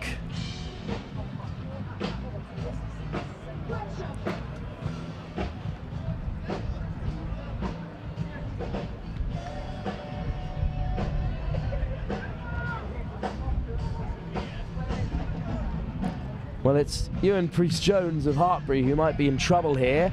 It's a yellow card for the talented winger. And a reverse of the penalty, you would assume. That's right, it's back in the hands of Rouse, and what a moment that might be for this final. His reaction did indeed seem unnecessary, and now the Wild Dogs play with the man advantage. Rugby flashes it across the face to find Stanley. Takes contact. Well, the Barracudas are down to 6, and Cook has spilled it. And a dreadfully disappointing end to that attack. Dan Cook's been on top form all day, but in the moments that matter the most, in the moments that decide finals, it's mistakes like that that can send your side on their way home instead of into the hands of some silverware. Well, there's still time. The Barracudas now will play with ball in hand with a player down, which in transition can always be dangerous. A powerful scrum from Cook in response, putting his man on the deck. But away come the Barracudas, shrugging off tackles. Oh, what footwork, what a step, away they go. What a try this would be against the run of play. A player down, the Barracudas might seal it all the way to the corner. It's a great try.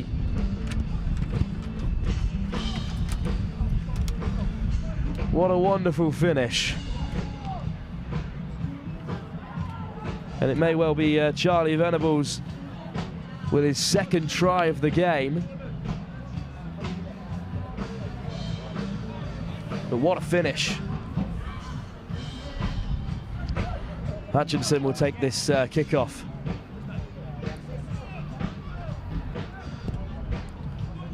Wide of the left-hand upright. Well, that's a big blow. Certainly a big blow for the Wild Dogs, who could smell blood when their opponents went down to 6, and it is Venables with his second try. Great work from Charlie Venables of the Leeds Tykes, an impressive performance from him as he leaves the field. He's done his job with 2 tries.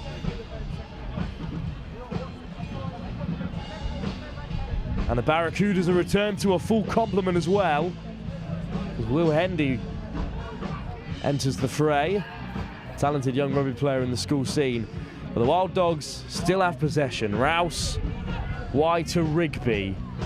Shrugs off his man and chucks it out the back in for good measure. And here's Cook now. Takes 2 to bring him down. Rugby, Rouse. Across the face of play they go. Great pickup in the wide channels by the Wild Dogs. To the boot. And Eden just trips on his way through, unfortunately. And the Barracudas keep play alive.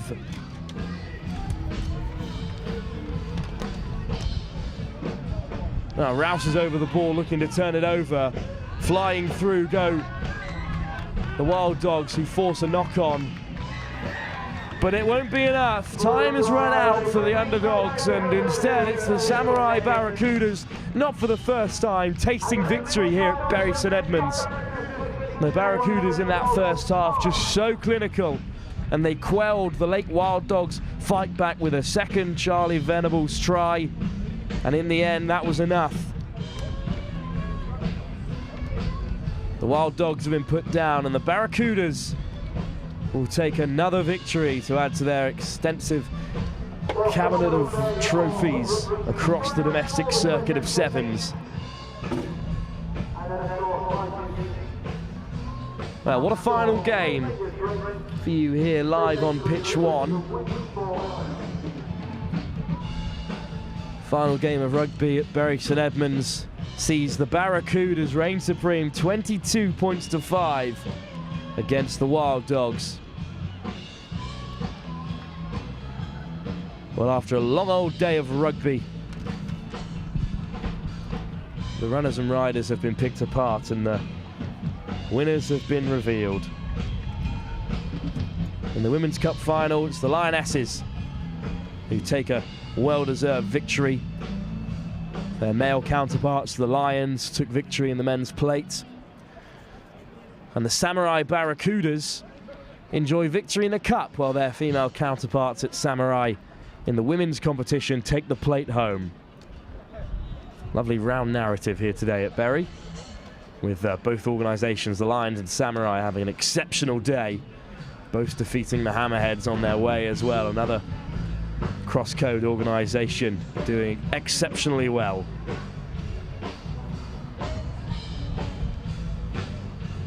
Not the day the Wild Dogs were expecting. Certainly a great run to the final, even if it didn't end in victory for them. They've been a very impressive outfit, but the Barracudas have looked ominous all day.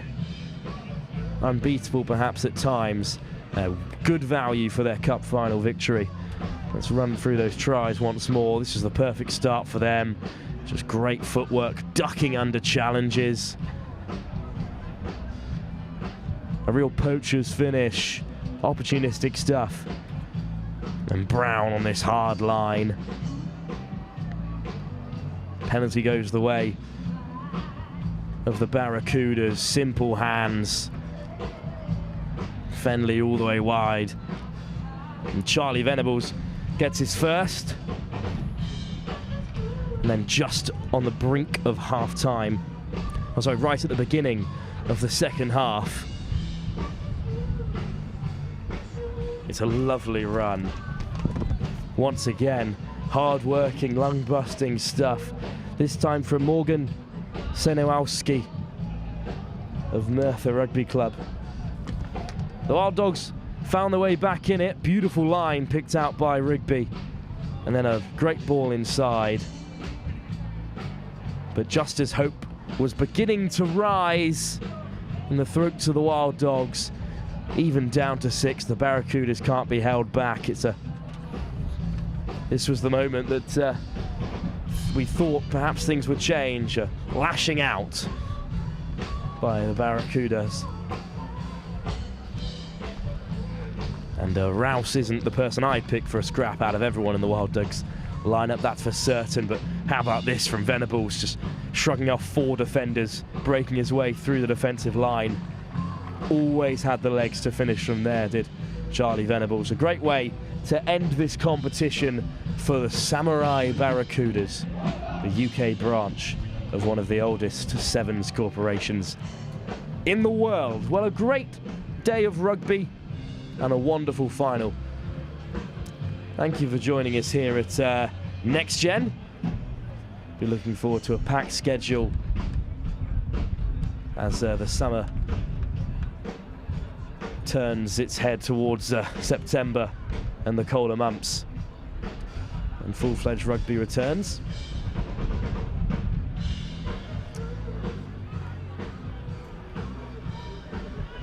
And after a great day of rugby at Bury, we look forward to just the presentations as the final part of our coverage.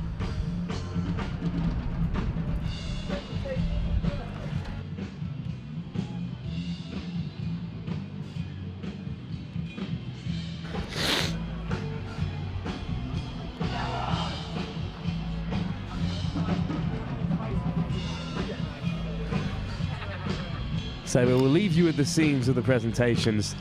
Thank you very much to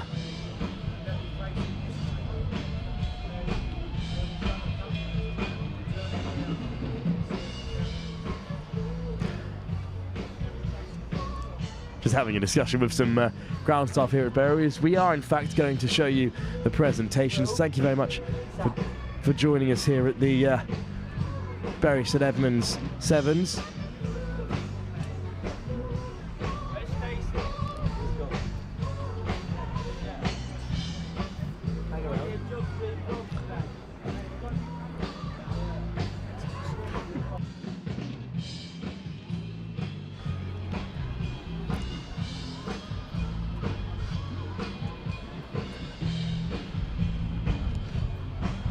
As you can see on your screens there, one of the organisers just discussing things with various photographers, so you can see the presentations as they happen in front of us here.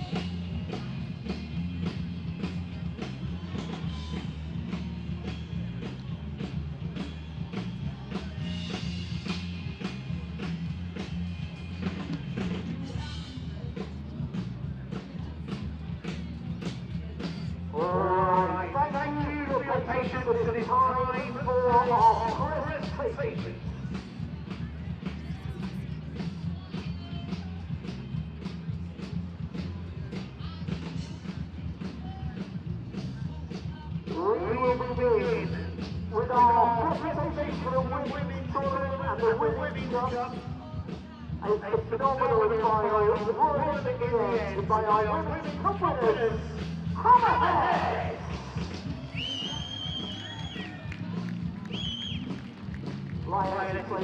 Well, the presentation's taking place now on field. The Hammerheads, of course, runners-up in the plate competition. They runners-up in the cup competition, sorry.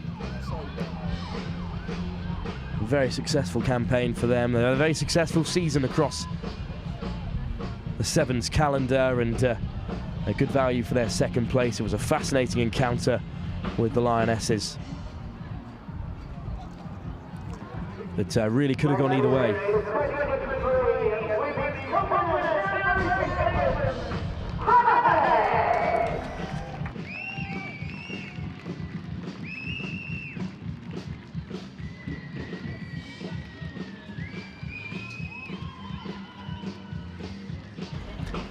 Well, a huge victory for the Hammerheads. There's been so many rugby results today, including the Hammerheads men's side in action, that of course the Hammerheads winner's side were the winners in that fixture against the Lionesses, and not the other way around, with the Lions beating the Hammerheads later in the afternoon. Well, the Lionesses should be celebrated for their excellent tournament, where they looked like the favourites throughout. The Hammerheads, good value for their victory over the Lionesses, making them overall winners of the elite women's competition. And Megan Gaffney there, I believe, named as player of the tournament. Certainly she was man of the match in the final, 2 barnstorming tries. A great competition with Megan Gaffney, who personally has had an excellent tournament. I remember watching her at Renegades at the very start of the Sevens calendar. She looked standout in that competition. And Hammerheads, deserved victors.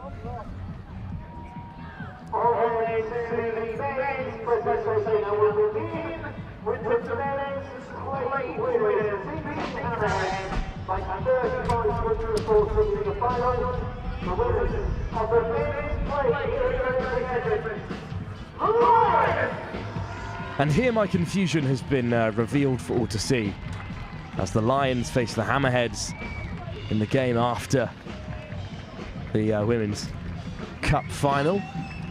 Personally, I think it should go plate, plate, cup, cup, and that would have confused me significantly less. However, a great win for the Lions, who themselves have had a really excellent year. It's been an excellent year, not just for the Lions, but also for Egg Chasers as an organisation that has grown so much. Huge results in Gibraltar for both the Lions and Lionesses recently as well.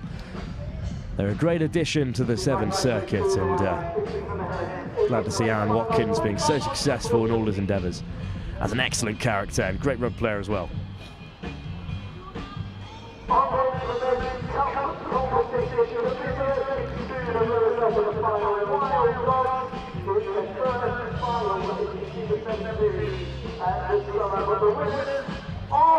Well, as we heard there, the Wild Dogs making their first final of this series. They were really in the bottom 3 ranking point-wise coming into this competition, so a real shock to see them do as well as they did. But talking to one of their players earlier today, they discussed how they brought in a few new faces. They've really come together, and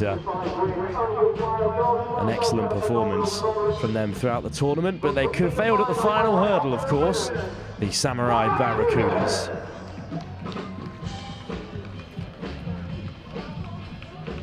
An indomitable force on the Sevens circuit, one of the most impressive sides. Manchester City-esque, rolling through the Sevens circuit. Except significantly better at complying with financial regulations. A great win for Samurai Barracudas.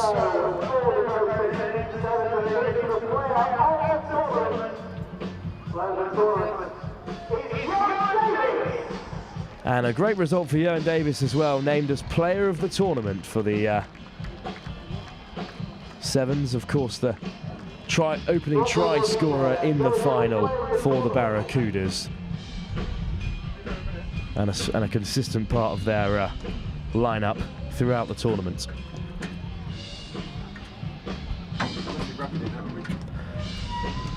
Well, after all that, an excellent day of Sevens. Congratulations to our player of the players of the tournament, and winners of the Bury Sevens, but of course the Sevens series is also coming to an end. And it may well be Deutschland Sevens who retain their position, or will this cup final win or plate win be enough for the Lions or the Barracudas to overtake them? In the women's competition, it was Samurai who came into the day as leaders, but the Lionesses and the Hammerheads, for example, two teams who were hot on their heels, and will their final placings be enough to dislodge the winners?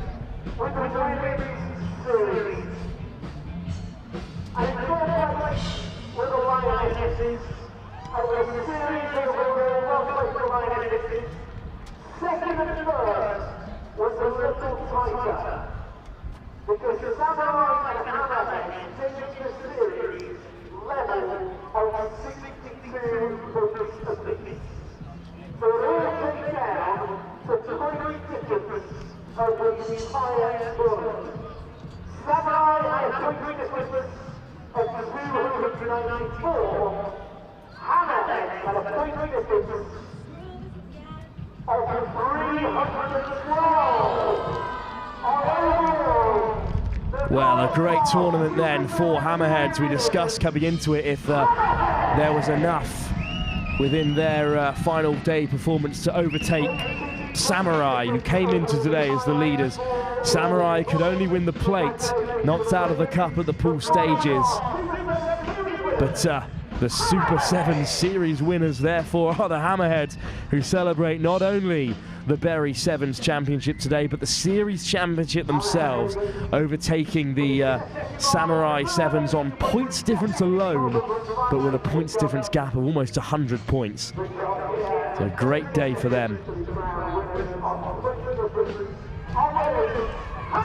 And the Super Series champions across all 4 venues.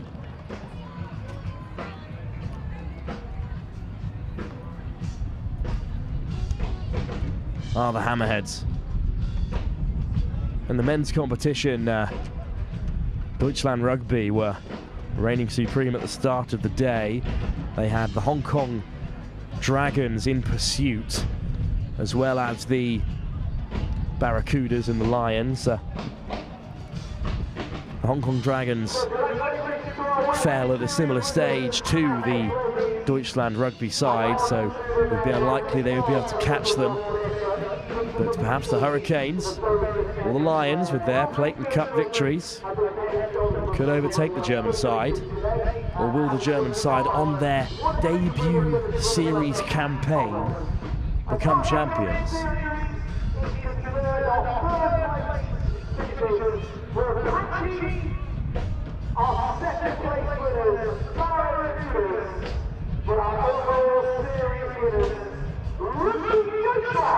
Well, the German side has managed to maintain its grip on the men's competition, despite some fierce competition Barracudas, who will finish in second place. In their final series campaign, in their first 7 series, they did enough today with a cup semi-final place, with that extra time win over the Lions, dumping them into the plate. Means they have won the overall 7 series. A great result for Rugby Deutschland, and hopefully a great step towards increasing the character and popularization of rugby across Germany.